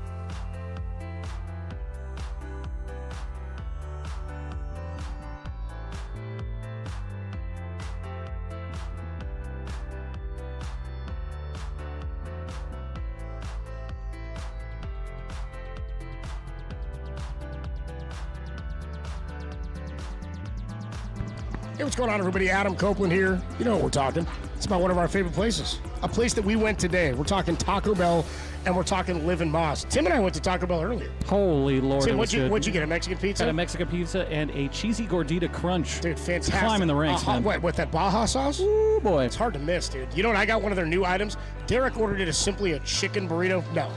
No, it's the spicy ranchero, crispy chicken burrito, and it was fantastic, dude. I went no cabbage on mine, but I added some extra sauce, some hot sauce. It was good. And you know what happened? In doing so, I was able to up my tier from a hot tier ranking to a fire tier ranking, which means my rewards are at the highest point they've ever been, and yours can be too. All you gotta do is simply download the Taco Bell app to unlock exclusive rewards and access. You can earn points on every order in the app, on a kiosk or in the drive-thru. And by the way, when you join the rewards program, Cesar, have you joined the rewards program? If you haven't, I'm going to recommend you because we'll each get a Doritos Locos taco if we do. But when you join the program, they're just going to give you a Cantina Chicken Crispy Taco, a beefy 5-layer burrito, or a soft taco for free. They'll do it just because you signed up for the Taco Bell